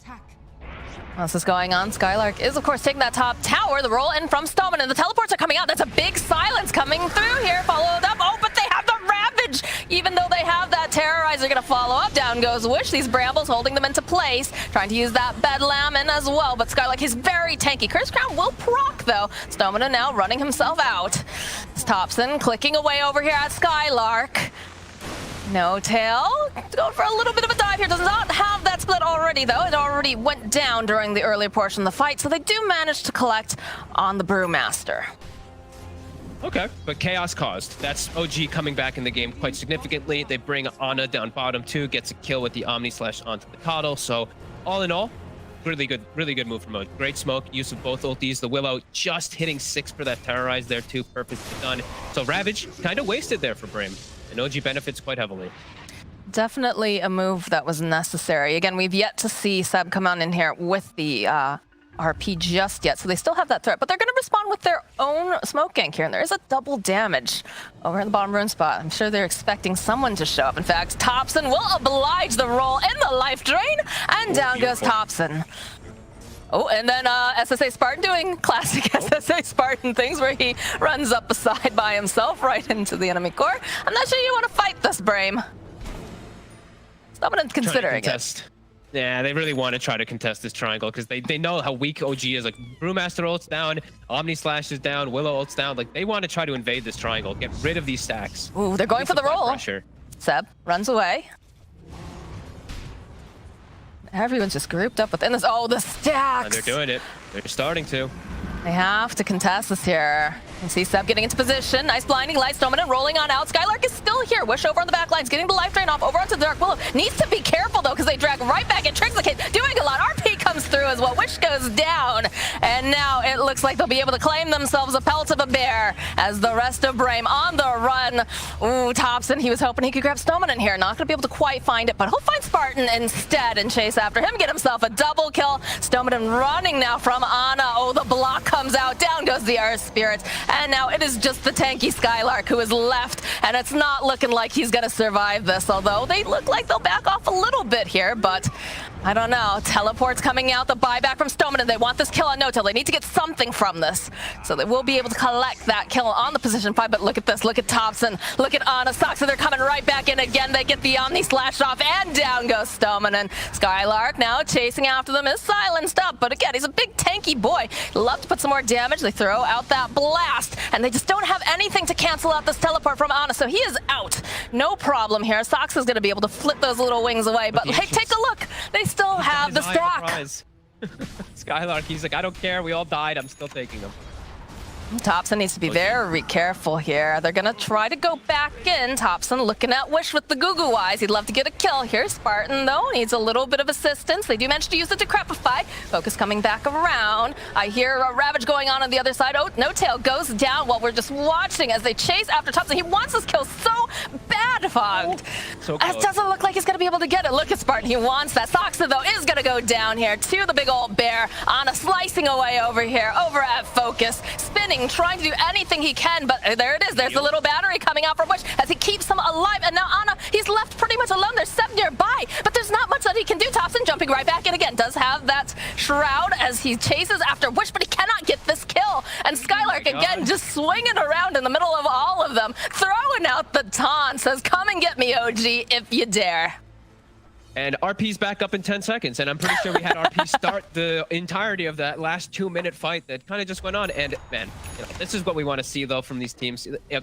BRAME is bringing the battle back. You know OG is going to bring the battle back to you, so I love that they're just attempting to go for that high ground there. They take away most of the Ancients, still 2 of the big ones, but some good stuff. Even though they all got wiped, they're still persistent to make their way back up there. But now Ana got a lot of space from this, and so did Thompson, to be honest. They got a lot of the big kills. Thompson actually has the defuse. It felt like he was a lot more behind in this game, but now he's going to be able to do some damage. The Coddle is just straight food. Every time Spartan shows his face, he's just going to pretty much instantly die to Thompson. I'm pretty sure Spartan is very used to that, though, to be quite honest. That's true. He is definitely the long-suffering support on the side of BRAME. But yeah, you know, I like the fact that, you know, these skirmishes keep breaking out. I don't even know if you can call them skirmishes at this point, right? Because they last for so long. All my years of casting SA Dota have prepared me for games like this. These are just wars, you know. Anytime OG's playing is a war. And we love to see it. It's always They're an always going to bring the battle time. back to you, even if they can't, right? Like the famous thing, you know, they're like monkeys, right? That's what Kuroki said. They're just going to run at you aimlessly. It doesn't matter. They're just going to run into you and just keep bringing the battle. And that's why they, you know, that whole famous saying happened where it's like, we must just pick heroes that are good versus like run at you, like Gyro and stuff. So it's always good to just have the constant battle. And BRAME, their draft is definitely very battle ready always. And now they're getting this great farm, you know, Focus. He did get that good time Battle Fury, so still looking pretty solid for them. He almost manages to get the roll off in time, but nope, Sox is out. The top tower is, of course, getting plinked away here by Seb. It's going to have those Greaves online soon, and the Blinks queued up. I like that. I like that he's going for the Greaves this game rather than going for the Blink. I think it's really nice versus the Pugna, versus the Silences as well, and just more healing. They have Healing Ward, they have Greaves. It could trip up BRAME's draft quite a bit if they don't find those targets on the initial go. Thompson? Skylark just enjoying the view over here by the side. Does have the Ravage back up and running, but do you see some movement coming out now from the side of BRAME as they're headed over towards this top side of the dire jungle? They throw down a ward, hoping to get some vision. Are they going to try forcing the Roche? Okay. They have the Vlads on Skylark. They have the Gush when they break the Lincolns, and they have the Ursa, so yeah. Be very careful. Our Smoke of Deceit, of course, up and running. Could see a very big RP, but look at this line that they have to cross. In fact, they get the jump first. So they'll silence up Seb. They'll knock him back. It's not going to be able to get in that pit as easily. Again, they still have the Ravage here. There'll be the split being committed now by No Tail. They'll go and use the Cursed Crown as well. Yules is going to get used on the back line here, or rather the Panda throwing up the Tornado, but everything is just so split. Look at this. You've got Pandas running after SSA Spartan. You got a whole fight on the back lines. Focus just can't figure out where he wants to go. He sees Seb over there. No Tail. All right, the split is over. This could work in their favor, but Thompson on the back line, hoping maybe that he can get a quick pick off, make this a little bit easier for them. There's no force staff yet over onto Spartan, so he is going to go down. But they'll be able to return and get themselves a kill now as No Tail next to fall. They don't have vision over here onto Thompson, but they get the roll forward over here onto Seb. Seb, he needs help. The kickback, he's just surrounded by too many of these heroes. He's not looking like he's going to survive this. Down he goes. Wish gets himself a double kill. They did buy back on Spartan for this, but now, okay, they're going to buy back now on Seb. They don't want to allow them to get this Roche. Ana needing to be a little bit careful here. We'll throw out the spit. Double damage over onto Thompson, though. He could absolutely blow up one of these supports, or maybe even a bear here. Smokescreen does get dropped. Skylark's too beefy. He's too much of a wall for them to get through. He's just parking himself in this river outside Roche, and they're having to give a lot of respect to it. Now, no Bruce split available, since they had to use it that last time to try to get these kills, and they're still eager. You know, that DD on Thompson, he still wants to try to find something. But yep, again, look at Skylark. Dominant rolling on into the pit. They'll get the jump, the silence. This is looking like a decent amount of damage on Skylark, but it's not enough to take him down. Again, Brambles get thrown down. Snowman should be able to roll on out. Another Illuminate getting tossed, and they have a nice position over here. Uh-oh. Skylark, you need to be careful, but without the DD, maybe not as easy to take down. They'll use that defusal, though. Silence up. Oh, the Decrepify comes out. We'll be able to protect him fairly easily here, but okay, he goes up. He gets the rabbits. They immediately take out No Tail. He is not going to be a part of this fight at all. Skylark still alive, and Ana over here. He's going to need some assistance. Thompson, though, managing to find the opening over onto Skylark, but the Ravage is already out. Nice RP coming out from Seb as they go, and they just slice through the side of BRAME here. Down goes Stoneman, and Skylark, though, he bought back. He doesn't want to let them take advantage of this fight as they chase after Ana. Wish is looking, trying to find this opening, and he is just so damn tanky. Spartan throwing up the Illuminate, knows that they're all going to be around here. Does need to be careful, though. Thompson aware that he's in this vicinity. And look at this big old Tide Hunter. They have nothing to cancel out this teleport coming out from that Dark Willow, but that's like all their big R buttons at this point, Fogged. Yeah, Seb finally landing the clutch RP there at the end for them to solidify the fight. And it's still, you know, Roche is still up, still quite healthy, and I think BRAME might now back away, might give a little bit more respect. But there is no Magnus RP, and there is no Omni Slash, so we'll see what they do make of that, since they don't have their Ravage on their side too. That RP looked crazy fights. So much better than I thought it was. And we do have a Sleeping Dart now over on Thompson. He did get it, okay. Yeah. It's a pretty good item in particular versus Ursa. You can just, like when he pops in rage, you just sleep him and ignore him and go back. They also can then ignore the Tide Hunter in a lot of situations. So there's some hidden potential. All right, look at this. There's the Ravage off. They get No Tail immediately. And you can see Seb waiting patiently, looking for the opening. They're all grouped up. Thompson gets the kill onto the Tide. Skewer forward over onto 2. Just misses Wish. He gets the 2. I thought Focus was dead there for sure, but I have no idea how he gets out, yeah. When you're too low to hit a courier, feels bad. Thompson? He's very low. I think he's fine, though. He can teleport out. Yeah, he's out of there. Get a smoke, though. Oh, if he was a little bit slower, actually, on that teleport, he would have broken that smoke. Yeah. Bit of bad luck there for Thompson. Or good luck for BRAME, depending on how you want to look at it. Big fan of actually how Wish has decided to build his Pugna this game. He's gone for his own Ghost Scepter, so he can always use Decrepify on his teammates, and also then he can protect himself overall versus the Dispels, because there's a Brewmaster. So there's a lot of different ways covering and protecting himself, and then this Blink. Like if they do get the jump onto a Tide Hunter, let's say with Omni, he can get those decreps off as the initiation. All right, yeah, the split gets used here, but Saksa taking a lot of damage. They'll turn right back around, though. They'll get the kill on Stoneman, and he's going to buy back. Again, Skylark, he's a big tanky boy, so they're just trying to ignore him, and they're just ripping apart these Pandas here. They want to get rid of No Tail, if possible, and they're just leaving Skylark kind of high and dry over on the back end. Looks like he's going to be able to survive. Gets the Ravage off, as they'll follow up Thompson. He was hunting, he wanted Wish, but he's not going to be able to get it, because it looks like Focus will be able to collect himself a kill here. Brambles will hold him into place, but Stoneman, oh, he's hungry. He wants that kill on No Tail. Focus just running around, a big old angry bear here. Throws out the Enrage, chases after Saksa. Wish is going to be the one who gets the kill. Decrepify over on the side, the roll from Stoneman, and the kick back over the life drain. This is a dead Ana if I've ever seen one. And now Seb, he looks like he's going to be the next one to fall, despite the fact he's using his bullwhip, trying to get out. That is a double kill now for Focus. And that's going to be the Roche. Great fights coming out from BRAME. I mean, Stominen is doing so much work on this Earth Spirit. He's pretty much the entire catch for the team, it feels like, and he's getting the right ones every time. It's really good stuff coming in. Also, just Wish, these quick little decreps, quick ways to reset the fight. Yeah, really solid ways of fighting here from BRAME. And OG, they're not able to battle back. You know, Seb having to use that buyback in the last team fight overall, it's really stagnated his growth. He doesn't have the Greaves finish. Now he got the blink after the fight finished, so positioning is just really difficult for OG to take any of these fights and just get a good start of the fight. BRAME can just walk in, let the Tidehunter give all the information in the world, and then his team picks apart the targets. I mean, it helps when you're a big beefy lad that no one can kill. Yeah. This makes things very difficult. Now he's got a blink dagger. I don't even think he needs it, honestly. I think that he can still just waltz on in with his face.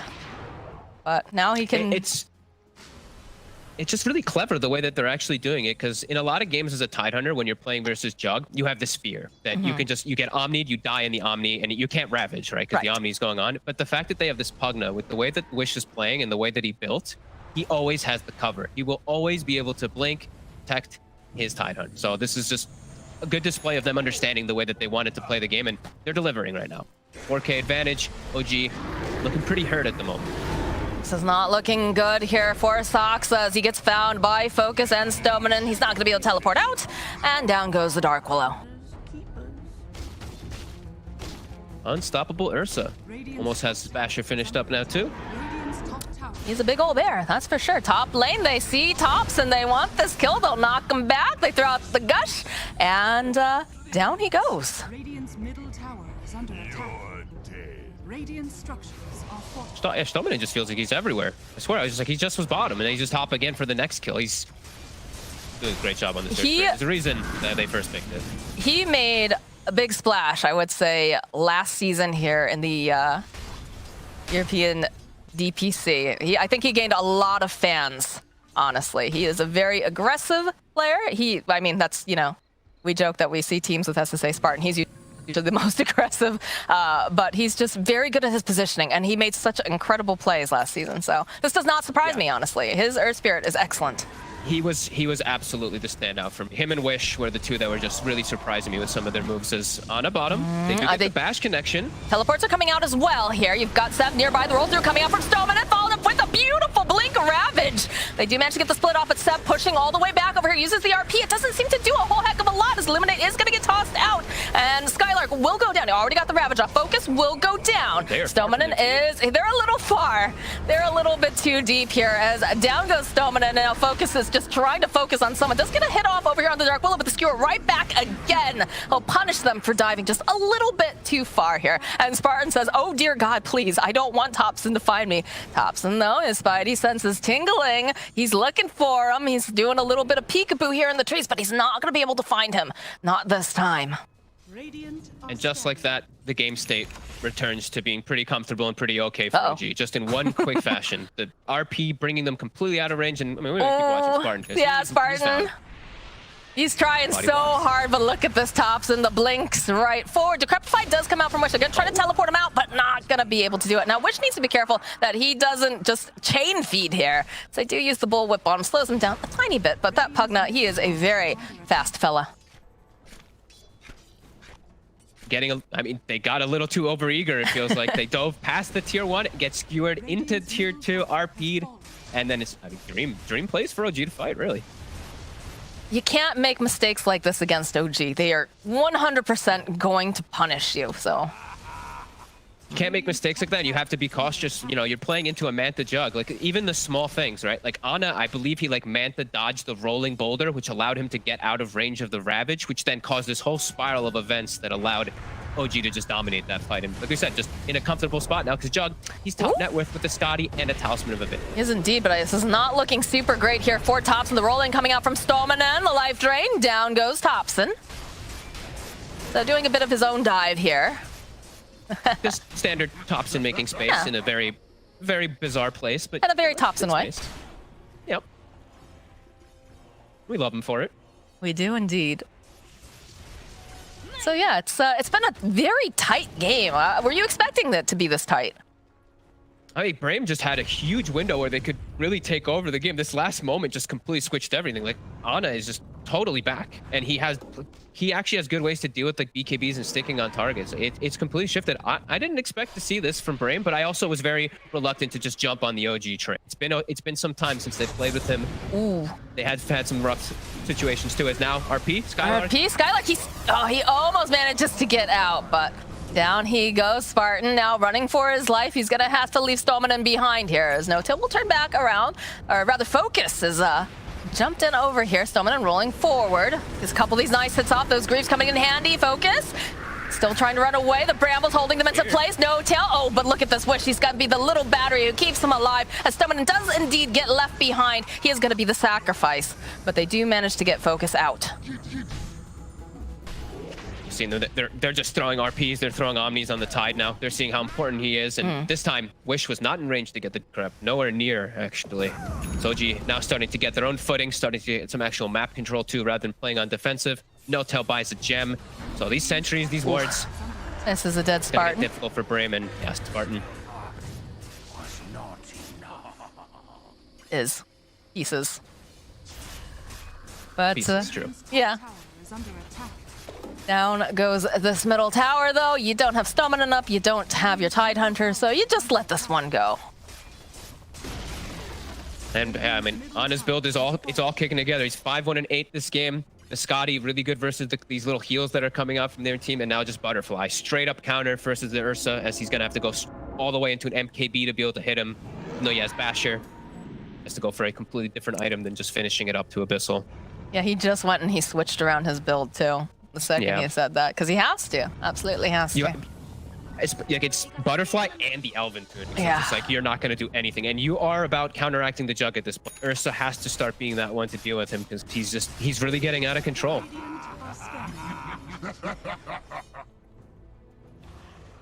And now this downtime, OG, they're a team that really does rely a bit on ultimates with the way that they've set themselves up in the draft, but look at this downtime. The ults are all just ticking, and BRAME is just locked on their side of the map, unable to really do much of anything. So next fight that BRAME looks to take, OG's gonna have everything available again. Are they starting to lose their window now, is my question.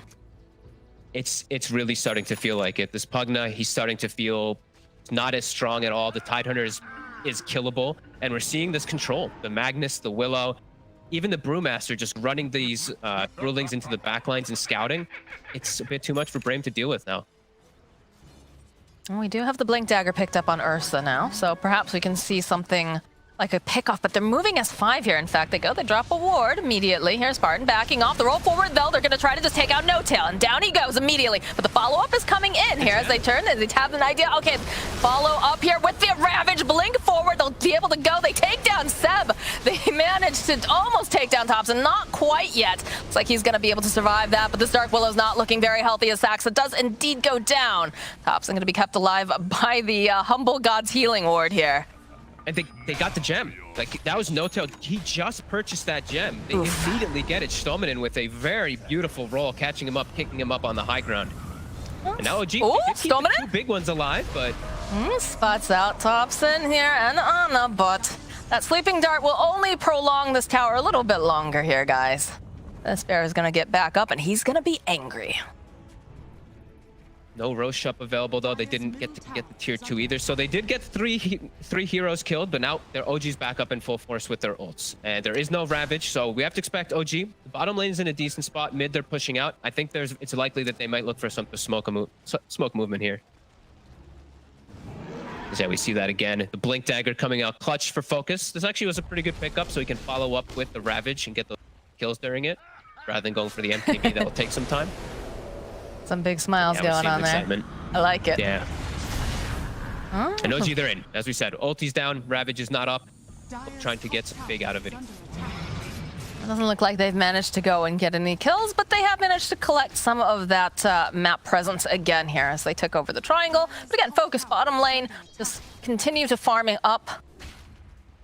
But it does feel, again, it's been a very tight game this entire time. Less than 1K net worth difference. Look at that.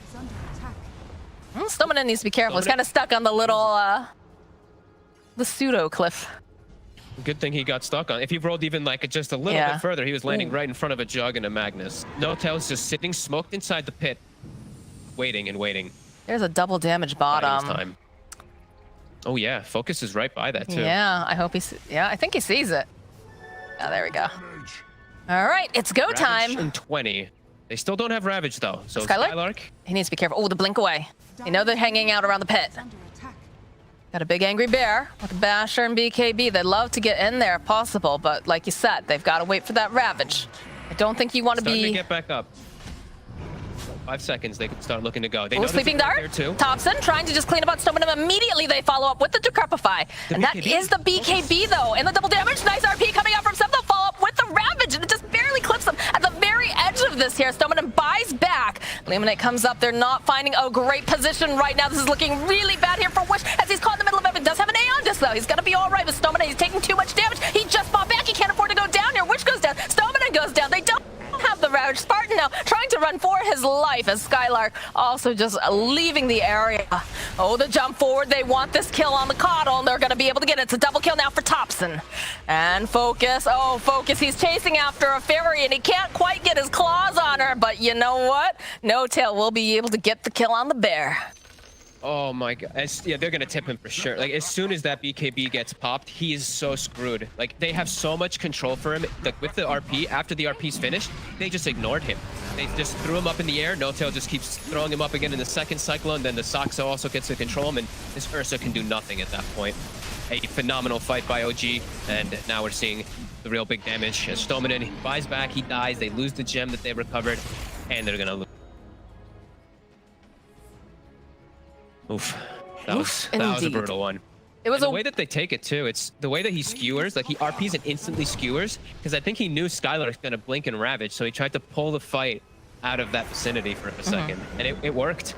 Ooh, Thompson going in deep here. They want this kill on Spartan. They're just gonna push him right back over into the arms of OG. Down he goes. So that was your one of your forms of wit there that has just been ripped away from you quite viciously, and there's no way that Wish wants to go anywhere near it. And now you're playing versus two super carries with RP. They are with the Empower, and now they're just cleaning up these racks, going toward the top side too. Oh, the jump forward. They're hoping maybe they can clean up No-Tail. They'll kick him back, and there's a little dig into the face, so they'll be able to take down No-Tail, but they've already lost some of these buildings, and the pressure is on 11k net worth lead. They'll take another tower on their way out. Feeling pretty powerful right now. Yep. They got what they came for. No-Tail never cares dying. He got Philly, earlier in the game. Who cares dying when you have Philly? Interesting. Okay, so they're gonna go for Heaven's Halberd now. Just pick that up on Tidehunter. Anything he can get to try to survive through at least like an Omni or just any type of small little survival things. It's really getting out of control, the game. It's gotten quite out of hand. Too much control. Too many different forms that OG have. When they have all their ults, it really feels impossible. This is where Pugna really starts to fall off, right? Like, it's been like that for quite some time. Is the game just gets really difficult to play as a Pugna when you're playing into all of this. You have to be so perfect about your positioning. One little trip up and you're just a very squishy little skeleton. I mean, I have to say that he has been very well positioned in a lot of these fights, though. Yes. They just have a lot of really good ways of closing those gaps, and eventually, everybody starts to run away when the fight starts to go sideways, and then poor Pugna's trying to run out, and he sometimes gets left behind. It's usually Stolmanen, right, who ends up being the sacrifice, but he is also very in the faces of all of them. Oh, and I actually did say that they were able to recover the gem on the side OG. They actually didn't. Apology. I think the courier or something else got it, because Stoneman, he actually still has it. So at least they have that going for them. So, they're going to know they're not under ward coverage for the most of the time, and they'll be at least able to spot the Ricky. Are you kidding me? Are you kidding me? Well, the MKB is now completed for the Ursa, so we'll see how much of a difference that's going to make. See, he is working on the Abyssal Blade as well. I'm just concerned that it's just going to... Look how fast he's sitting. Oh, dear Lord. Yeah, this Jug is just... Look at this armor, 50 armor. Look at the Solar Crest and the Greaves behind him. He's an absolute beast. And even he's holding onto the Paladin Sword in the backpack in case he sees situations where he's going to be able to swap him in. While the rest of OG was playing Dota, Anna was studying the blade. No, he really was. 6-1 and 11. He made the one little trip up where he did die, but besides that... I think he's allowed one. The jump in, though, the push back immediately over here onto the Ursa. That is not the place he wants to be right now. As they even go and use the Terrorize, he's just dead. Down for 89 seconds. Tower's just getting chopped away. To a different continent. Feels bad, man. Down goes the tower. The racks are going down. Spartan is just too forward here as he is going to get saved here for a moment, but I'm sure as soon as that wears off, he is dead. Ana is just running at them now. Sleeping Dart getting tossed out here by Thompson. I'll get a roll out, be able to go do a life drain, but he doesn't seem to care. He's got an Aegis. This Dart is super annoying. The cast range is so far, like, it actually is really obnoxious and allows his team to set up the plays like Skewer, which, bam, there we go again. Okay, well, it looks like they might be able to get the kill on Thompson, but Stomanen was just pushed too far out here. Oh, this is not looking good now for the Tidehunter. He's trying to get himself into the base, and No-Tail's Pandas are just running in full force right now. Wishes Aeon Tisk comes out, and the GG does indeed get called. So OG will be taking game number 1 of this series. Hey, BRAME, they brought the battles back early on in the game, but you could definitely see OG just a little bit more comfortable with their draft of how they wanted to take the fights and just really identifying who to get on top and getting on top.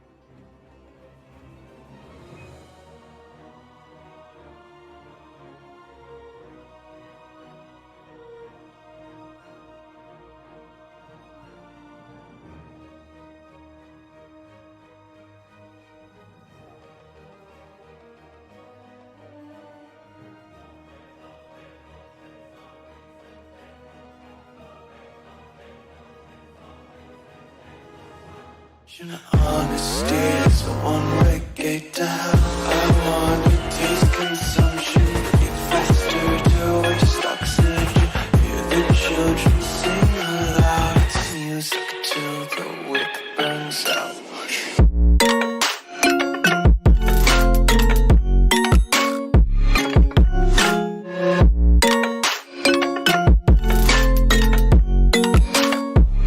Just wanna be carefree lately, yeah. Just kicking up daisies. Got 1 too many quarters in my pockets. Count 'em like the 4-leaf clovers in my locket. Untied laces, yeah. Just tripping on daydreams. Got dirty little lullabies playing on repeat. Might as well just ride around the nursery and count sheep. Count sheep.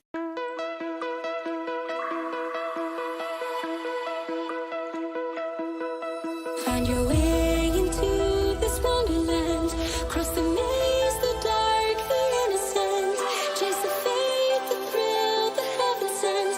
I got you wild, upside down. The labyrinth will guide you far away to the place where senses will decay. Your ghost and mind will shadow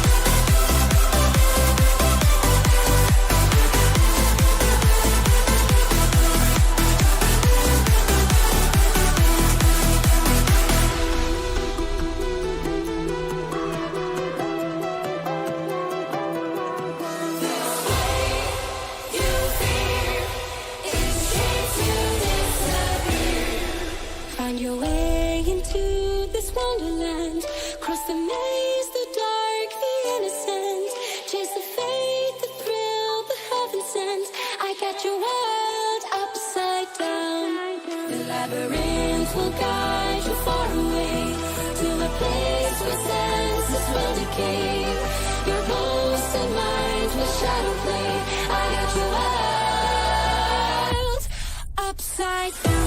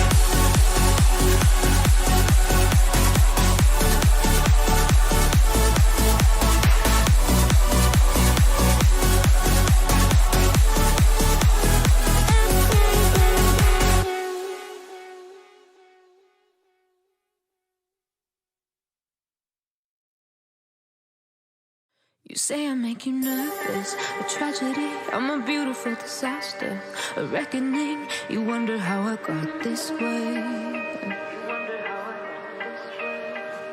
You think I'm someone to be saved, someone to clean up and tame. Oh, some things never change, never change. Oh. You think I would look pretty on your arm once you cover up my bruises and battle scars, but it always ends the same. Can't bear the things I've had to face, got you crying on your knees in pain. Oh, some things never change, never change.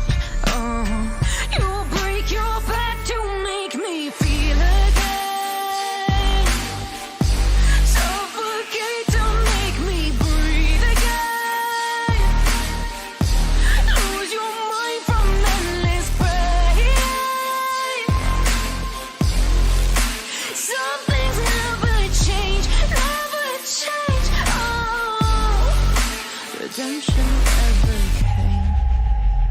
I stopped asking for forgiveness, cause you should know only fools tread where the angels fear to go, but you keep trying to get too close. Save myself by turning into stone, so save your judgment cause you just don't know. But some things never change, never change. Oh, they say I should feel guilty and change my ways, leaving crumpled bodies in my wake. Swear I didn't mean to make them break, swear I didn't mean to make them break. But they're so delicate and so mundane, and they keep coming like a moth to flame. Oh, some things never change, never change. You'll break your back to make me feel again.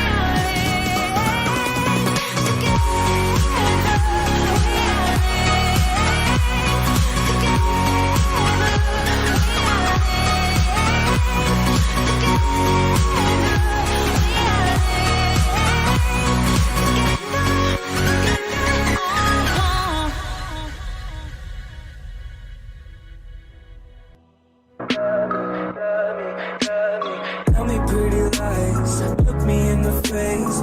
Tell me that you love me, even if it's fake.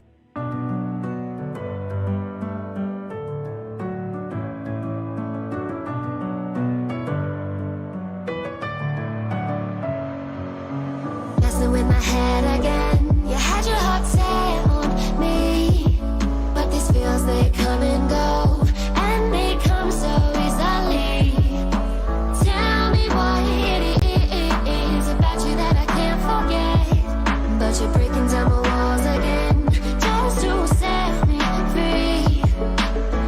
Why do I, baby, why do I love the way you always leave me? Why do I, baby, why do I love the touch but never love the feeling? Why do I, baby, why do I love the way you always leave me? Why do I, baby, why do I love the touch but never love the feeling?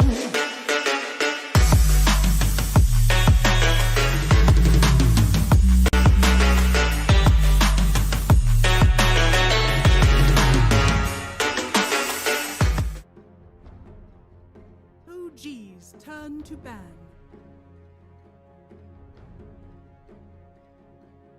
Dire team ban.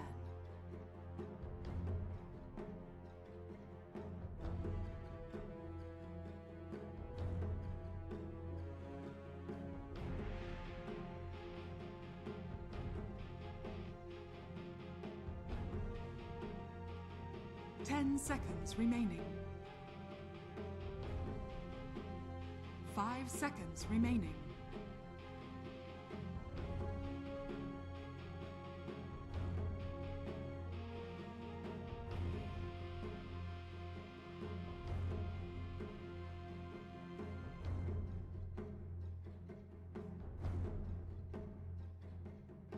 OG's turn to ban.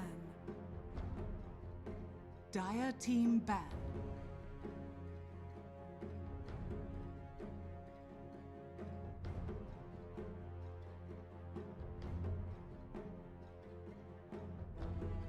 OG's turn to pick. Dire team pick. Earth Spirit.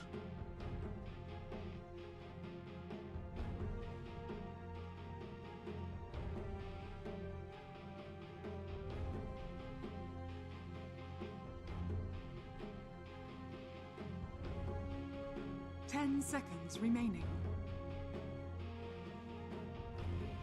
5 seconds remaining.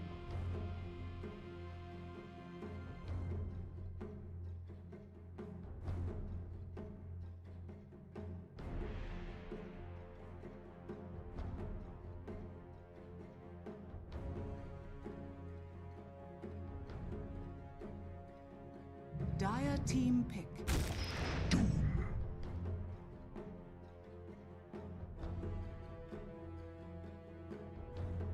OG's turn to pick. OG's turn to ban. Tundra.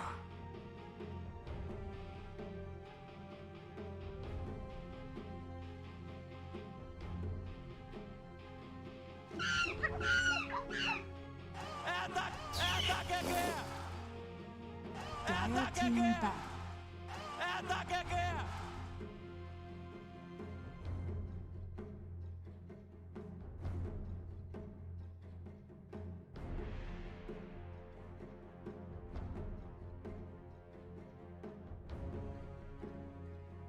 10 seconds remaining. 5 seconds remaining.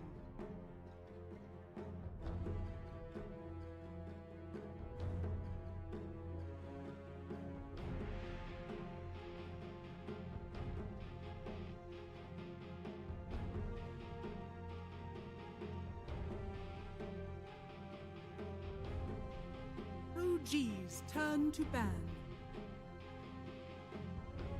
Dire team ban.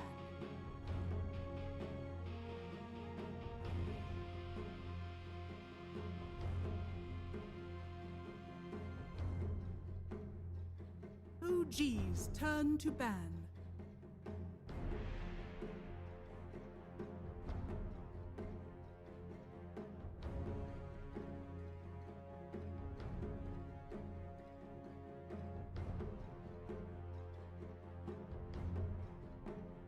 10 seconds remaining.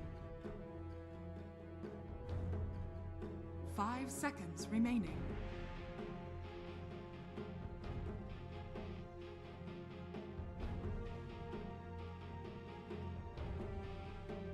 Dire team ban.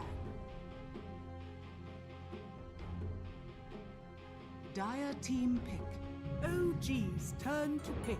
Imba Spirit.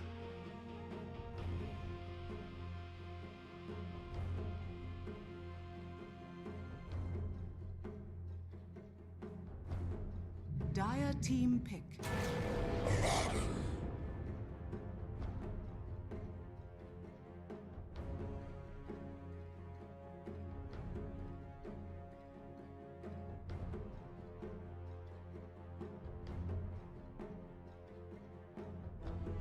Seconds remaining. 5 seconds remaining.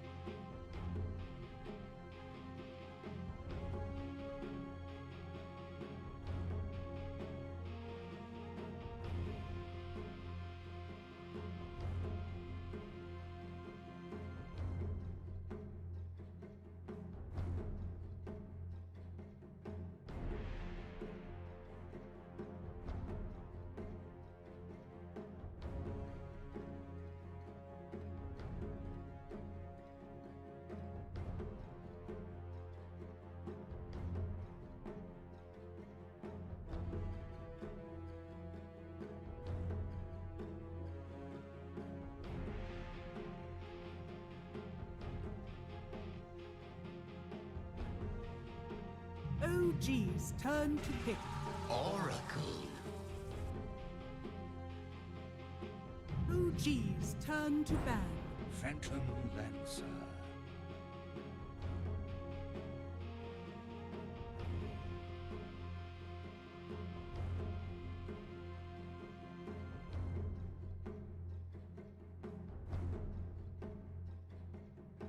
Seconds remaining. 5 seconds remaining.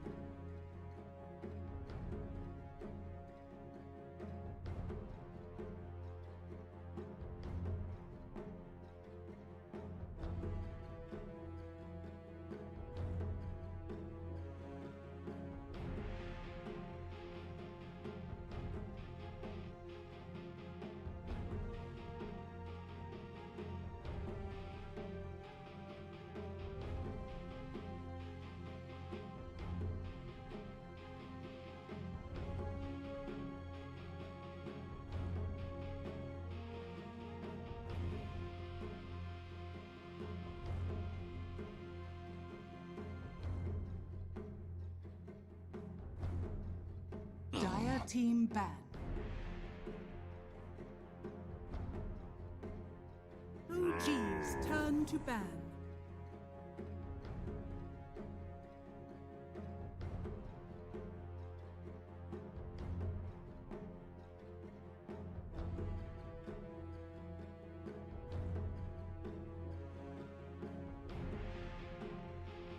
Seconds remaining.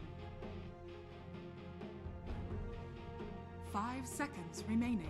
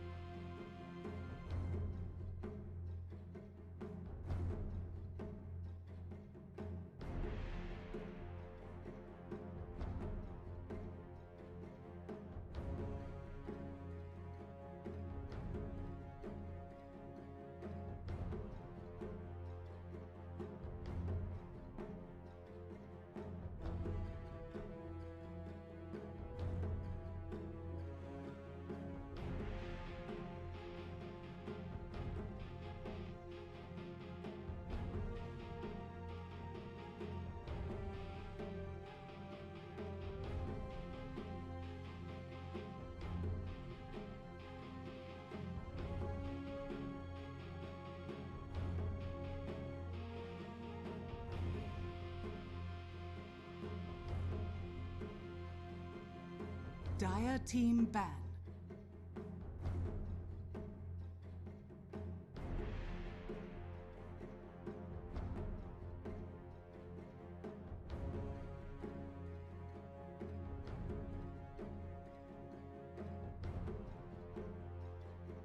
Ten seconds remaining.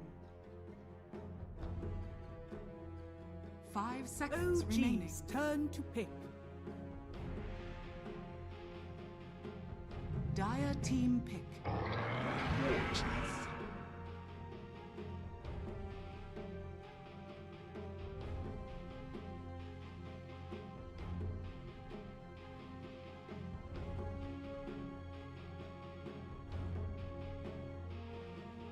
10 seconds remaining.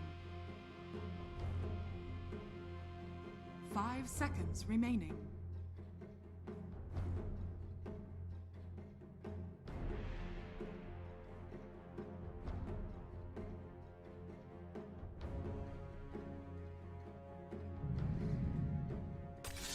Alchemist. Choose your hero.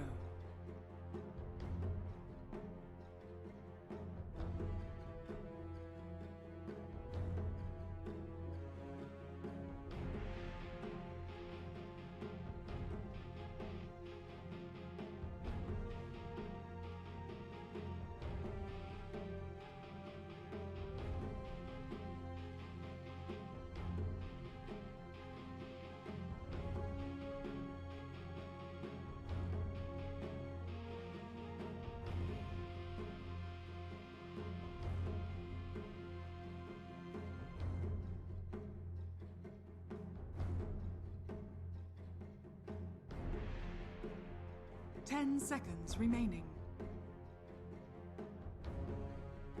5 seconds remaining.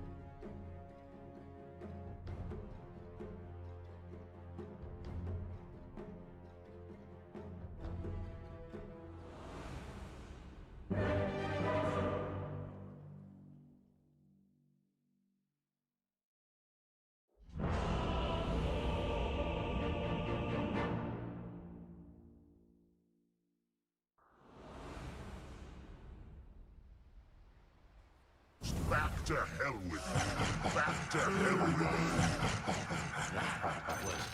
Prepare for battle. Anyone My prayers are answered. balance. Balancing all things.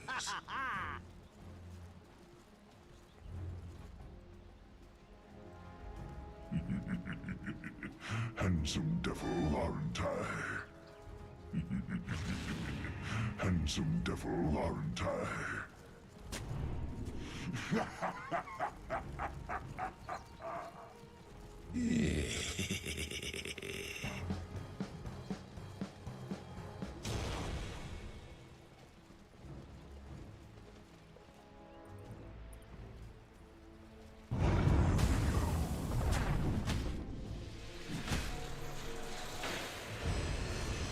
Thirty seconds to battle.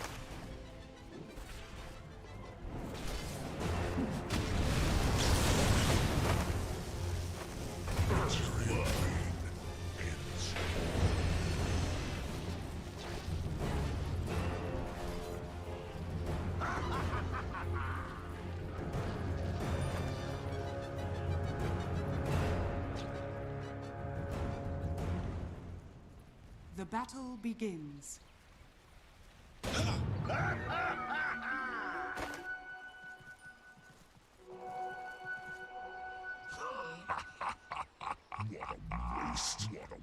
beast. That was genius. Hey, everybody.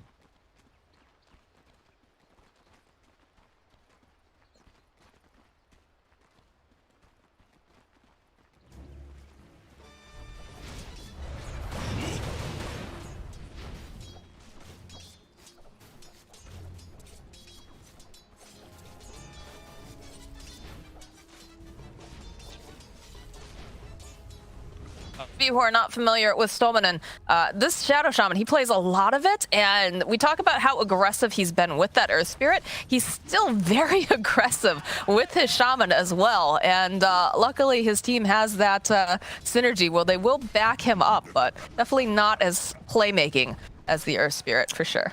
Ooh, Yeah, careful he's with just that gonna be playing courier. the lane. No tell. Will he get it? Yes, Speedy, he 325 will. move speed. He's on a horse, Bog. He's got it. He is. Oh, there's some slow horse heroes. I don't know. Actually, are there any slow horse? I don't think there are. Good call, actually. Horse heroes are fast. Yeah. Yep. Used to not always be. It makes sense, you know? Logic in my game of magic and...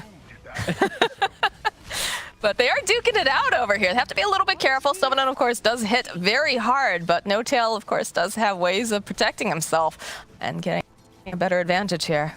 No Tail's happy as long as he's hitting him instead of hitting the creeps, right? Because then Ana can maybe try to get last hits because of that massive base damage that that Shadow Shaman does have. We still see.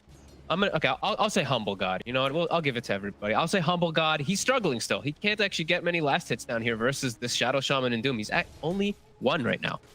God, Humble God sounds so anime. I'm sorry. I know. I can't. I don't think I can say it honestly. I can hear it in the Japanese like anime voice. I've known Nana too long too. I don't know. Well, it's like when No Tail tried to rebrand. Remember, he wanted to be Big Daddy, and then he became Big Daddy No Tail. And then he just gave up, and he's back to No Tail. I think most rebrands just don't work. Like even like what Eurus, everyone just still calls him Baratze. You know, it's make it sit. As we're seeing mid, Thompson doing very well in this matchup. It's quite a Pugna favored one. You sure you have some plays to dodge some damage with your flip guards and your slights, but you're just getting poked, and your tower is getting harassed too. And as we said, Thompson comfortable with all matchups pretty much as a.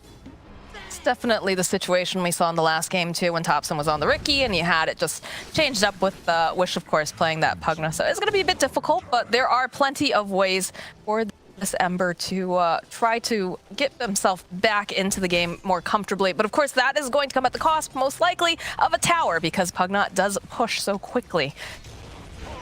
No Tail. Thompson's gonna be huge, honest, in this mid lane. As No Tail. He's dead. Will die.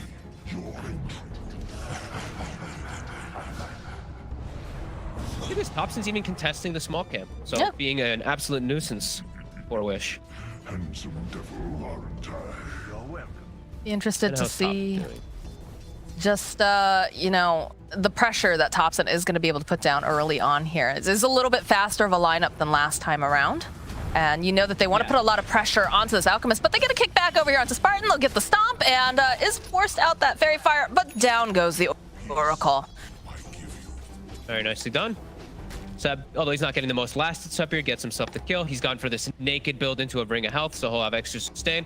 Probably still going Vanguard. I think this is like a new thing because it got buffed. It just feels good. Hero like the Centaur anyway. We will see Thompson, level 5. They're going to double TP to mid to cure the rune. Both supports here trying to help out Wish. Well, I think they want to hinder Thompson as much as possible, is my guess here. So, Spartan. And Spartan, though, he's going to pay for it. Yeah, he's the unlucky one. He picked the wrong side. He's trying to get Roshan to pay attention to him, but just a little bit too late there. I like that, though. He nukes the Rosh. He's like, come here. Come get a hit on him. Notice me, senpai. No. Yeah. Sorry, too many anime references. Did you know that Dota has an anime, by the way, Fog? Let's chill out completely here. Envy was right. Down bottom, Soxa making another move. Stolmanen trying to find this opening. Does have Fairy Fire, though, and they've got the Aphotic Shield over here on Humble God. They're looking, they're hunting. Can they find him? It looks like they'll turn back around. They need to be careful, though. Ana can't afford to go down here. Stolmanen does get taken down by Humble God. Roll forward, though, again, coming out from Soxa. It's pretty difficult to get a kill on a Doom here, but they do manage to find a kill on the Courier. Did he die to Tau? The range creep. Oh, okay. I think that one single range creep that's right next to Skylark right there just took out on his Courier. That feels bad. okay, that would actually killed it. Maybe it wasn't. I don't even know. There's a lot going on during that. He got his items delivered. He got the Band of Elven skin delivered in the meantime, so now he's going to keep his farm going, and now they can't actually pressure down bottom too much. Doom and the Shadow Shaman, they're going to have to just go elsewhere. Like, Skylark's going to have to start doing this, some pre-relation, and we're going to have to see where Stominen wants to go, because I don't think you can actually bully the PL whatsoever now. He's going to just be able to farm, and you're just going to give up kills if you come down here. Well, they brought Stominen back down for now. They managed to go get the kill on the courier. I feel like it's very dangerous, though, to just leave Humble God all alone, like, and let him just get free farm. Yeah, no, definitely. I think maybe it might be time. Wondering if maybe Wish should make the move down here soon, because like it really does feel like he's just going to be able to fully sustain with this Abaddon and behind him with the Doom, like versus the Doom. Doom's damage is just slow. Like the Scorched Earth, until he has actual Doom online, he's not really a threat at all. But maybe they just have to keep themselves parked down here, but I think it's just risky. I think Saksa, he can a lot of plays. I mean, if you leave the mid lane, then you run into the issue of just your tower going down. Focus does have to be careful. They got an Urn Charge on him. Does have Spartan nearby, but they are starting to get extremely aggressive. Seb going on in, runs in. He's going to be able to go get the kill onto Spartan. But are they going to be able to get anything else here? That is the question. They would love to get their hands onto Focus. Bottom lane, though, there's the shackles coming out over onto Ana. Not quite enough damage, though. Just going to try to poke at him a bit. Can't quite go for more, but Stampede's low cooldown, as we know now, 90 seconds. So the first usage of it, very nice. They even almost get some good damage onto bottom, too. I actually saw Skylark drop low, and that's what we're talking about. It's like, I'm just not sure how they want to distribute their resources. Because as you said, yeah, you don't want to leave mid either. It's just seems tough for BRAME now for these next few months, but you know what? They're happy because at least their Alchemist is farming, but you have to just feel a little worried because all three cores are starting to get this big farm on OG. So you have to start making some moves around the map to at least slow down somebody.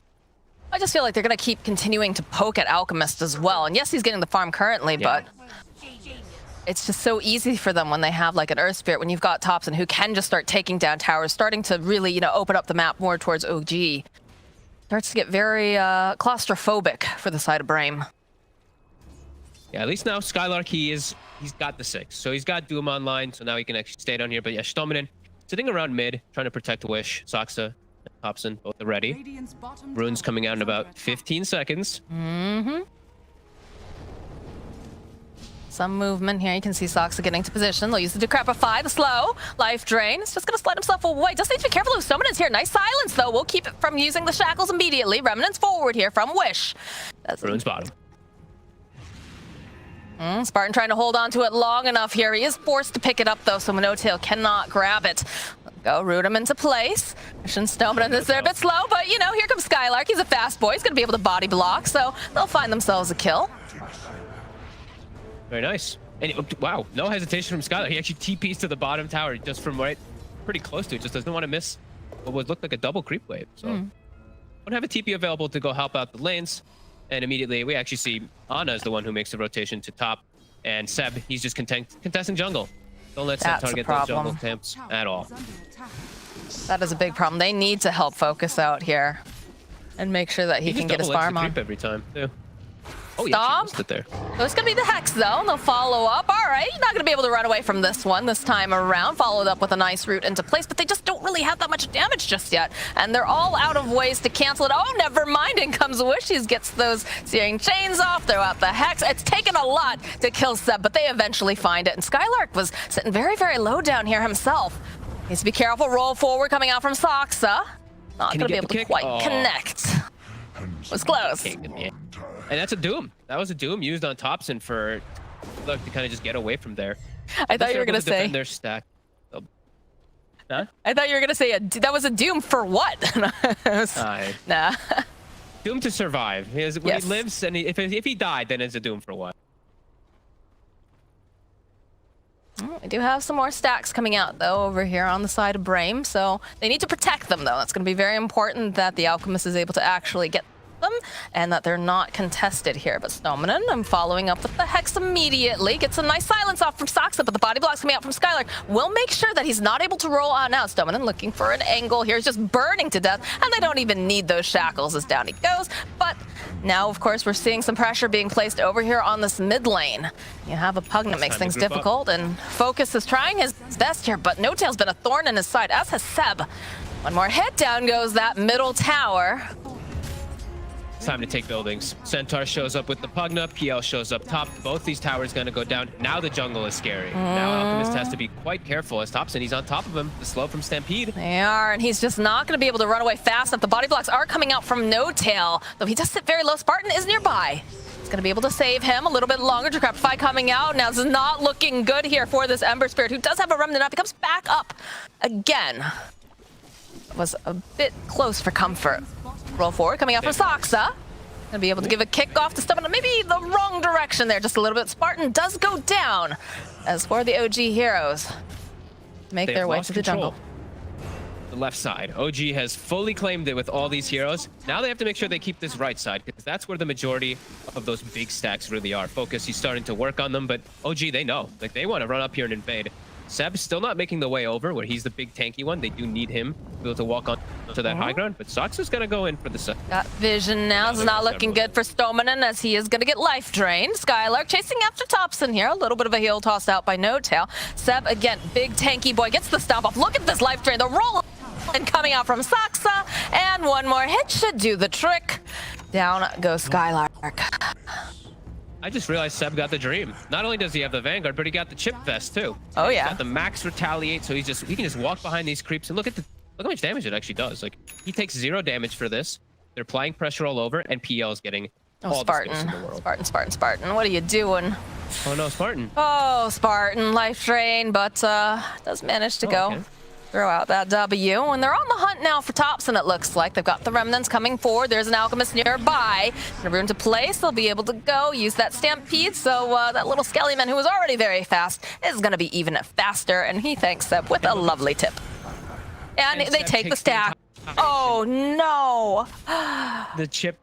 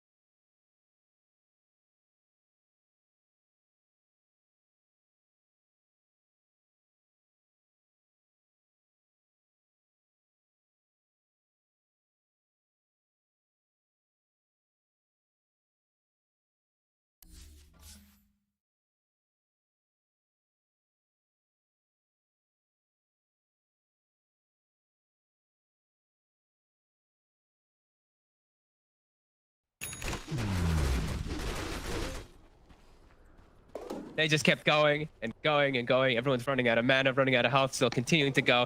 And now the Radiance, that one is starting to hurt. The Radiance ticks, plus there's even the Scorched Earth AoE damage. They're starting to tick them a bit low. And they did lose Thompson, as you said, early on.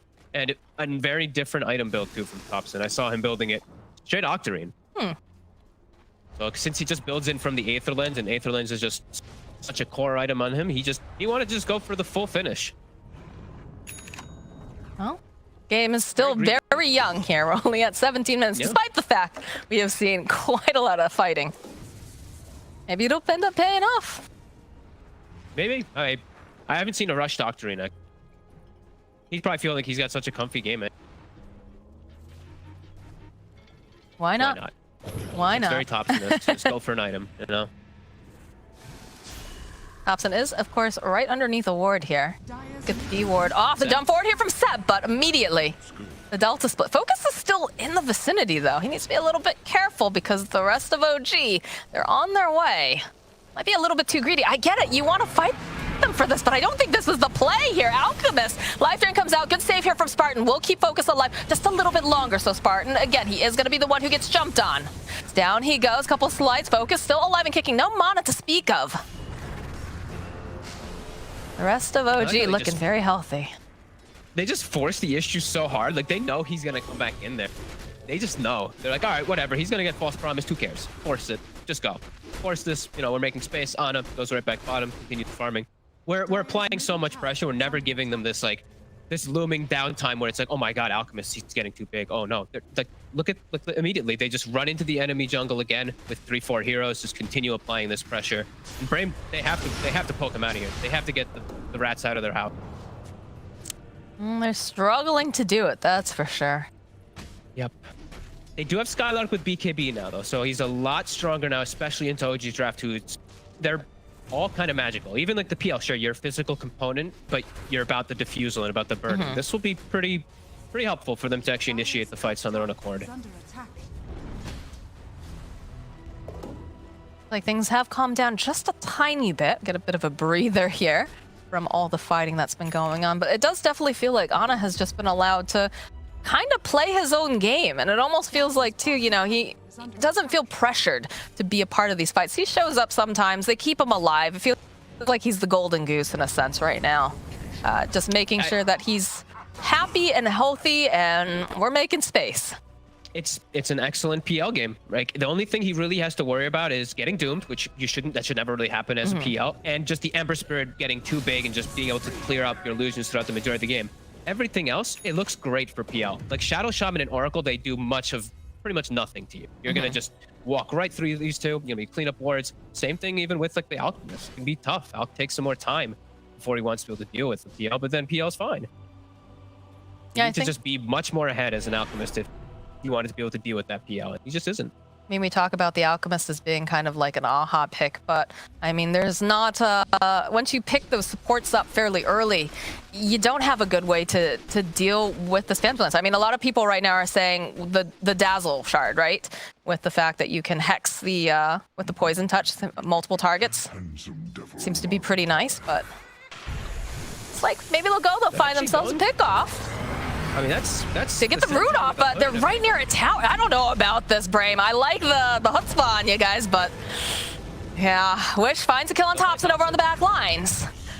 They'll be able to clean up over onto Sox, and now No Tail running for his life. Skylark is here, manages to go, getting one of these nice hits, tries to body block a bit, waiting for Wish to just catch up here. They need maybe a nuke here from Spartan, but not going to be able to quite get that final couple hits of damage.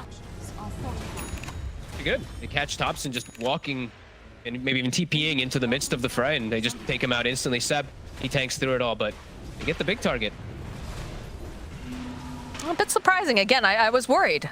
Like, going right underneath the tower like that, I figured that they would end up paying for just being maybe a little bit too greedy. But again, check this out. At the side of the map, Ana continues to farm. Dire's top tower is under I guess that's why they just chose not to. He's getting enough, and it just was an awkward place. Yeah, it definitely looked weird with the two supports starting on the Centaur, but ends up working out pretty decently. There's the and shark. Alchemist still getting farm, but yeah, that's not what you want to see him. 800 gold, the PL is bright, just sticking right on his track. They want to be much more ahead in this game. Interesting to And see. yeah, the shard. You said from the PL. It'll be very interesting to see now, with the fact that Stoneman has this Blink Dagger, if they're going to be able to get better engagements. It's coming out over on the Courier, I believe. Again, we talked about this. He loves playing Shadow Shaman. This guy is very, very aggressive. It's fun to watch, but the way that OG has been moving just as 5, it's very difficult. It doesn't feel like the Blink's gonna have too much of effect into what he's playing. It's nothing that he really just is like, wow, I got this hero. You know, there's so many different ways that OG can bail each other out. The shields, the stampedes, just even stunning or silencing the Shadow Shaman who's getting the lockdown. Yeah, it does feel like it's gonna be tough for Stomnim to have a big impact with this. Skylark will ping out. I believe that broke the smoke on No Tail. Handsome devil, aren't I? Keeping themselves up on this high ground. Skylark, he has the Blink too. So Blink and BKB. He's got this good initiation for his team for the follow-up. So he can move some heroes. Otherwise, it's pretty quiet again. Yeah, slowed down a decent amount. I've seen Seb switch his build like 11 times in the last 2 minutes. He's now queued up the Ag. So Ag's also got buffed in duration by 1. And it just, it's strong. God, they still had the middle tower up. Goodness. Different words get used. Thompson gonna try to force this creep wave off. So jump forward, the blink over onto Skylark, roll over onto the back lines with the silence. Look at this magnetized damage coming out, plus the life drain. Spartan's gonna go down first. There's gonna be no saves for you here. And that BKB over on Skylark looks really pretty, but it hasn't been able to do a whole heck of a lot. Though they'll jump back, they'll get the hold up over here onto Skylark, and a nice stomp down goes Saksa. And the follow-up, Seb's going to be able to walk away, but they've got so much damage. This is not looking great here for the Alchemist. He's going to try to waddle one out. He needs some help from the rest of his team, and he doesn't have it. He doesn't have Spartan there to keep him alive. Another slight coming out, just trying to discourage them from going too hard here, but a nice engagement here coming out from OG. Oh, and surprising to see that BRAME actually sets themselves up for this mid tower. They actually showed everybody. I mean, I think we'll probably see that one in a quick replay if we do have it. They showed all of their heroes. So Saksa just had, he had to pick a litter. He got to choose exactly which target he goes on, connects on everybody. Gets onto the Oracle, gets a full magnetize on everyone, and Centaur, Seb, gets a nice little connection, and then Ana just wreaks havoc. And the Doom was used on Thompson, but there was no way that he was in position for anybody to actually get on him. They just reset the fight, and now there's gonna be an Aegis. They're trying to slow it down, but can't quite fight into them. I mean, how do you even get in there? How do you make things happen? Grapify again.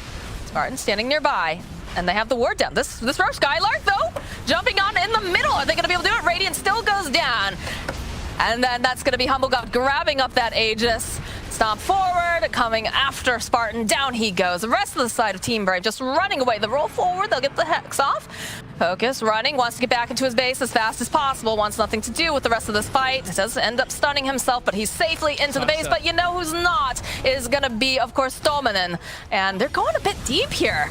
Trying to just get this kill onto Focus as Ana, Seb, all of them. They're just running in. Focus, is he gonna make it out alive? Yes, they managed to go and keep him in, but it's not looking great here for SSA Spartan. He's trying to run. Wish is gonna go down, though, as Spartan manages to get himself back, and oh my god, Ana, he wanted the fountain dive, and he's still alive. Down goes. Finally, Ana, it is the Aegis, of course, coming right back up again, but my goodness, have mercy, OG. As now Skylark's got those ticks off. They do finally manage to get Seb, but now Humble God, they're trying everything. They want to get him out of here, and they do finally manage to slay Humble God, but that was a pretty big dive coming out from him there. What? It forced 3 buybacks somehow. Like, it's a little clowny, but all right. A little? OG. A little clowny diving all the way into the fountain to try to get this Alchemist. Hey, some of the kills were value to dive, but once he goes into the fountain, no longer. As OG is having fun here too. Feeling probably pretty confident because Alchemist has been so broken, and you know when you're in these type of games, when Alchemist, you click on him, 26 minutes, you look at that inventory, you're feeling real good if you're on side OG. He's not 6 slotted, he's not even close to it, in fact. So yeah, they're still feeling very confident in themselves. God, look at Ana's face during all of this, because I don't get to watch this when I'm casting play-by-play, right? I don't get to look at, and it's the face of a stone cold killer right there. It's just like, it's fine. All right, maybe when, Ana never makes any reaction, right? Just like, oh no, I died. Meant a few words. And much talent for sure. There we go. There's the smile at the end. I want to know he's having fun, right? You know, we've taken him away from Maple Story to make him play Dota. I want to know he's at least having a good time. Stoneman actually drops the Serpent Ward to try to backdoor the mid tower, but the creep wave is there, and it actually does next to nothing. Tower's still alive, 120 HP. And now they won't have that for the next moments. Lots of neutral items dropping down here. This is indeed raining neutral items. And what does Wish have? So Wish now has his BKB, he's got his Maelstrom, he'll be able to pick up the Orb of Destruction. Actually decently strong versus that PL in a way, but still missing. He probably wants to have the Mjolnir. He needs to be able to clear out the illusions a little bit better. And OG, they're not giving that time. Arcane Rune, Octarine, Kaya Sage. Thompson's just gonna knock down this tower in no time. He is having a good time, that's for sure.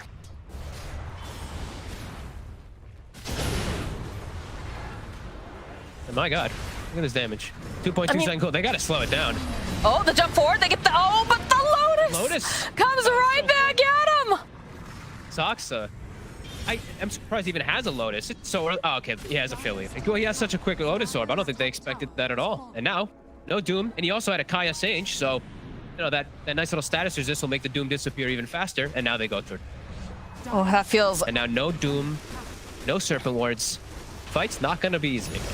Spartan has to be so careful with his positioning here. He's going to be so necessary to try to keep focus or Wish alive. Like, who do you prioritize here? Down forward though here from Stamina manages to go to get the Hex off. Another Lotus coming out. Silence and the Disarm over here onto the Alchemist Life Drain, but he's still regenerating very quickly as there's no mana left for this guy at all. Disarm again. Yeah, they have to be quite cautious, especially on Skylark. Just a couple pokes on him and he's like out of mana. We see Ana just always sending those illusions in on anybody he sees to just trickle away that mana. They will commit onto this melee Rex.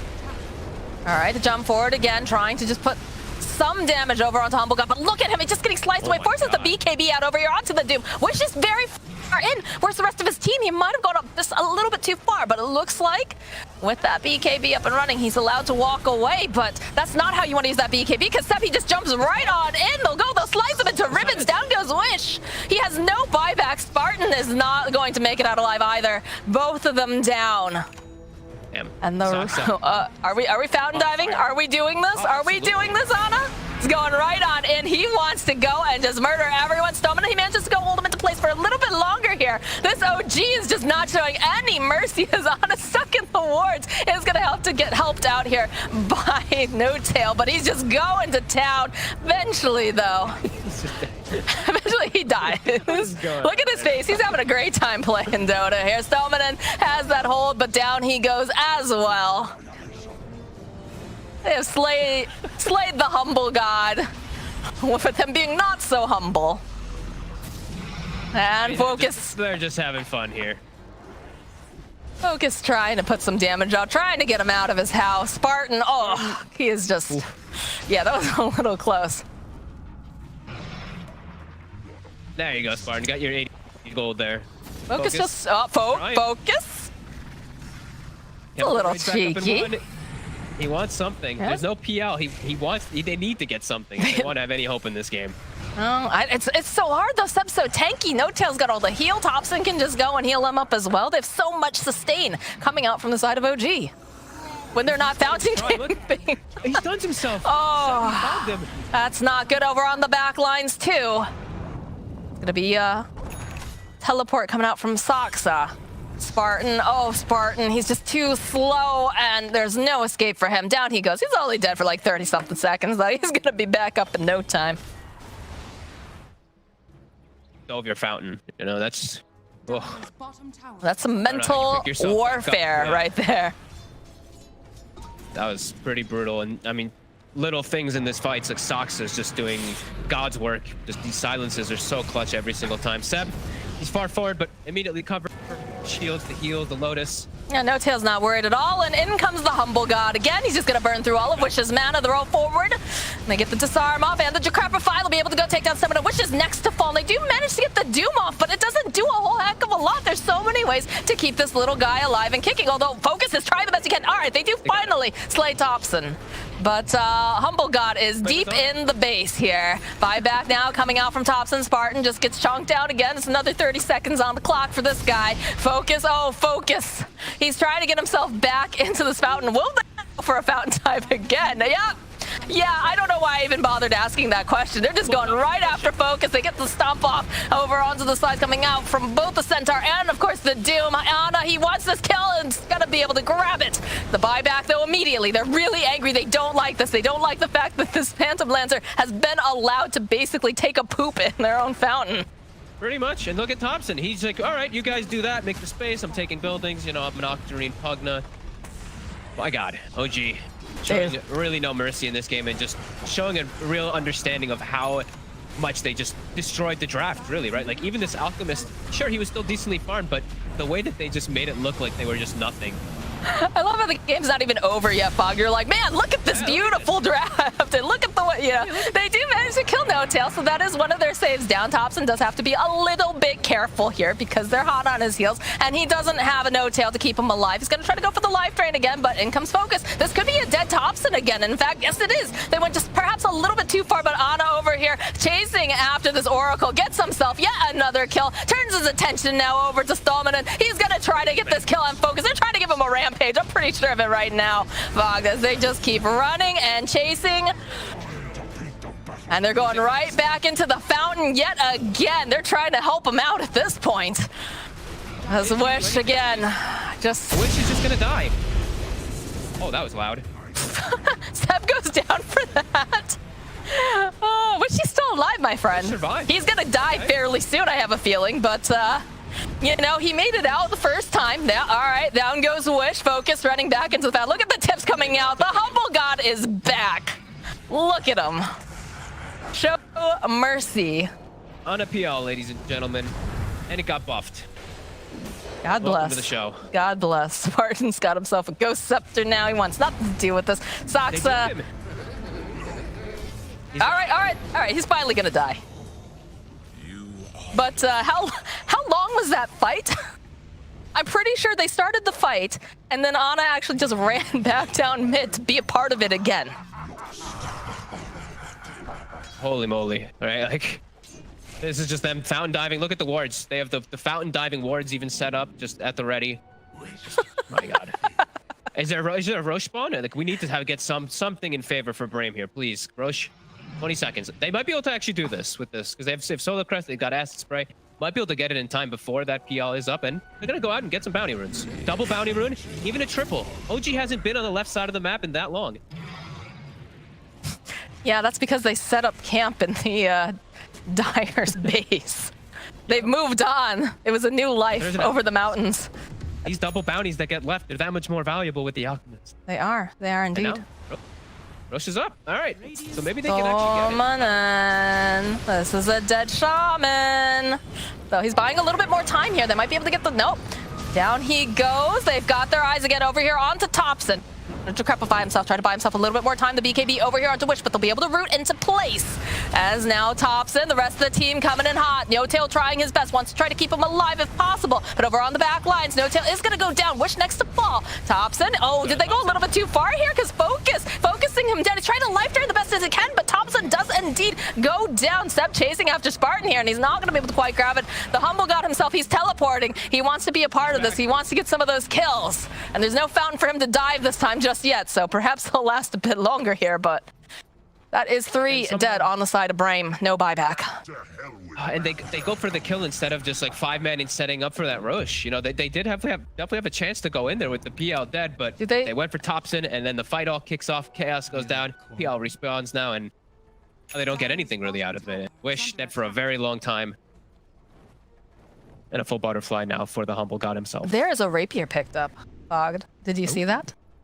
Yeah, but it's not that good anymore versus evasion, unfortunately. Focus would like to give Ana a rapier as an offering to the Humble God. Yeah, it actually hurts quite a lot. Like, if he had this, if this was last match, I'd be like, okay. I mean, there's a chance for this Alchemist now, and I do okay versus PL, but the evasion, there's no true strike anymore. There's a tier 2 up in bottom, and they just like breezed right past it, and they were like, oh, is anybody hanging around here? Anyone we can murder? Roche is up, though, and this has the Ags Ag Shard. So who would you put that on?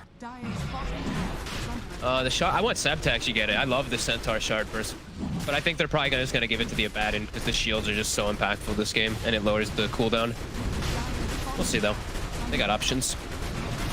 Depends on if they want to be safe or if they want to have some fun.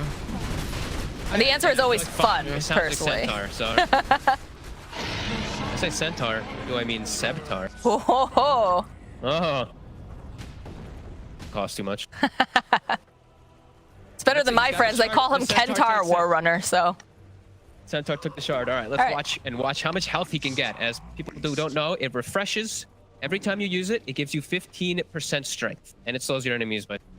And so you actually get to a point where you're like a 10,000 HP beast if you do get the 5 stacks up.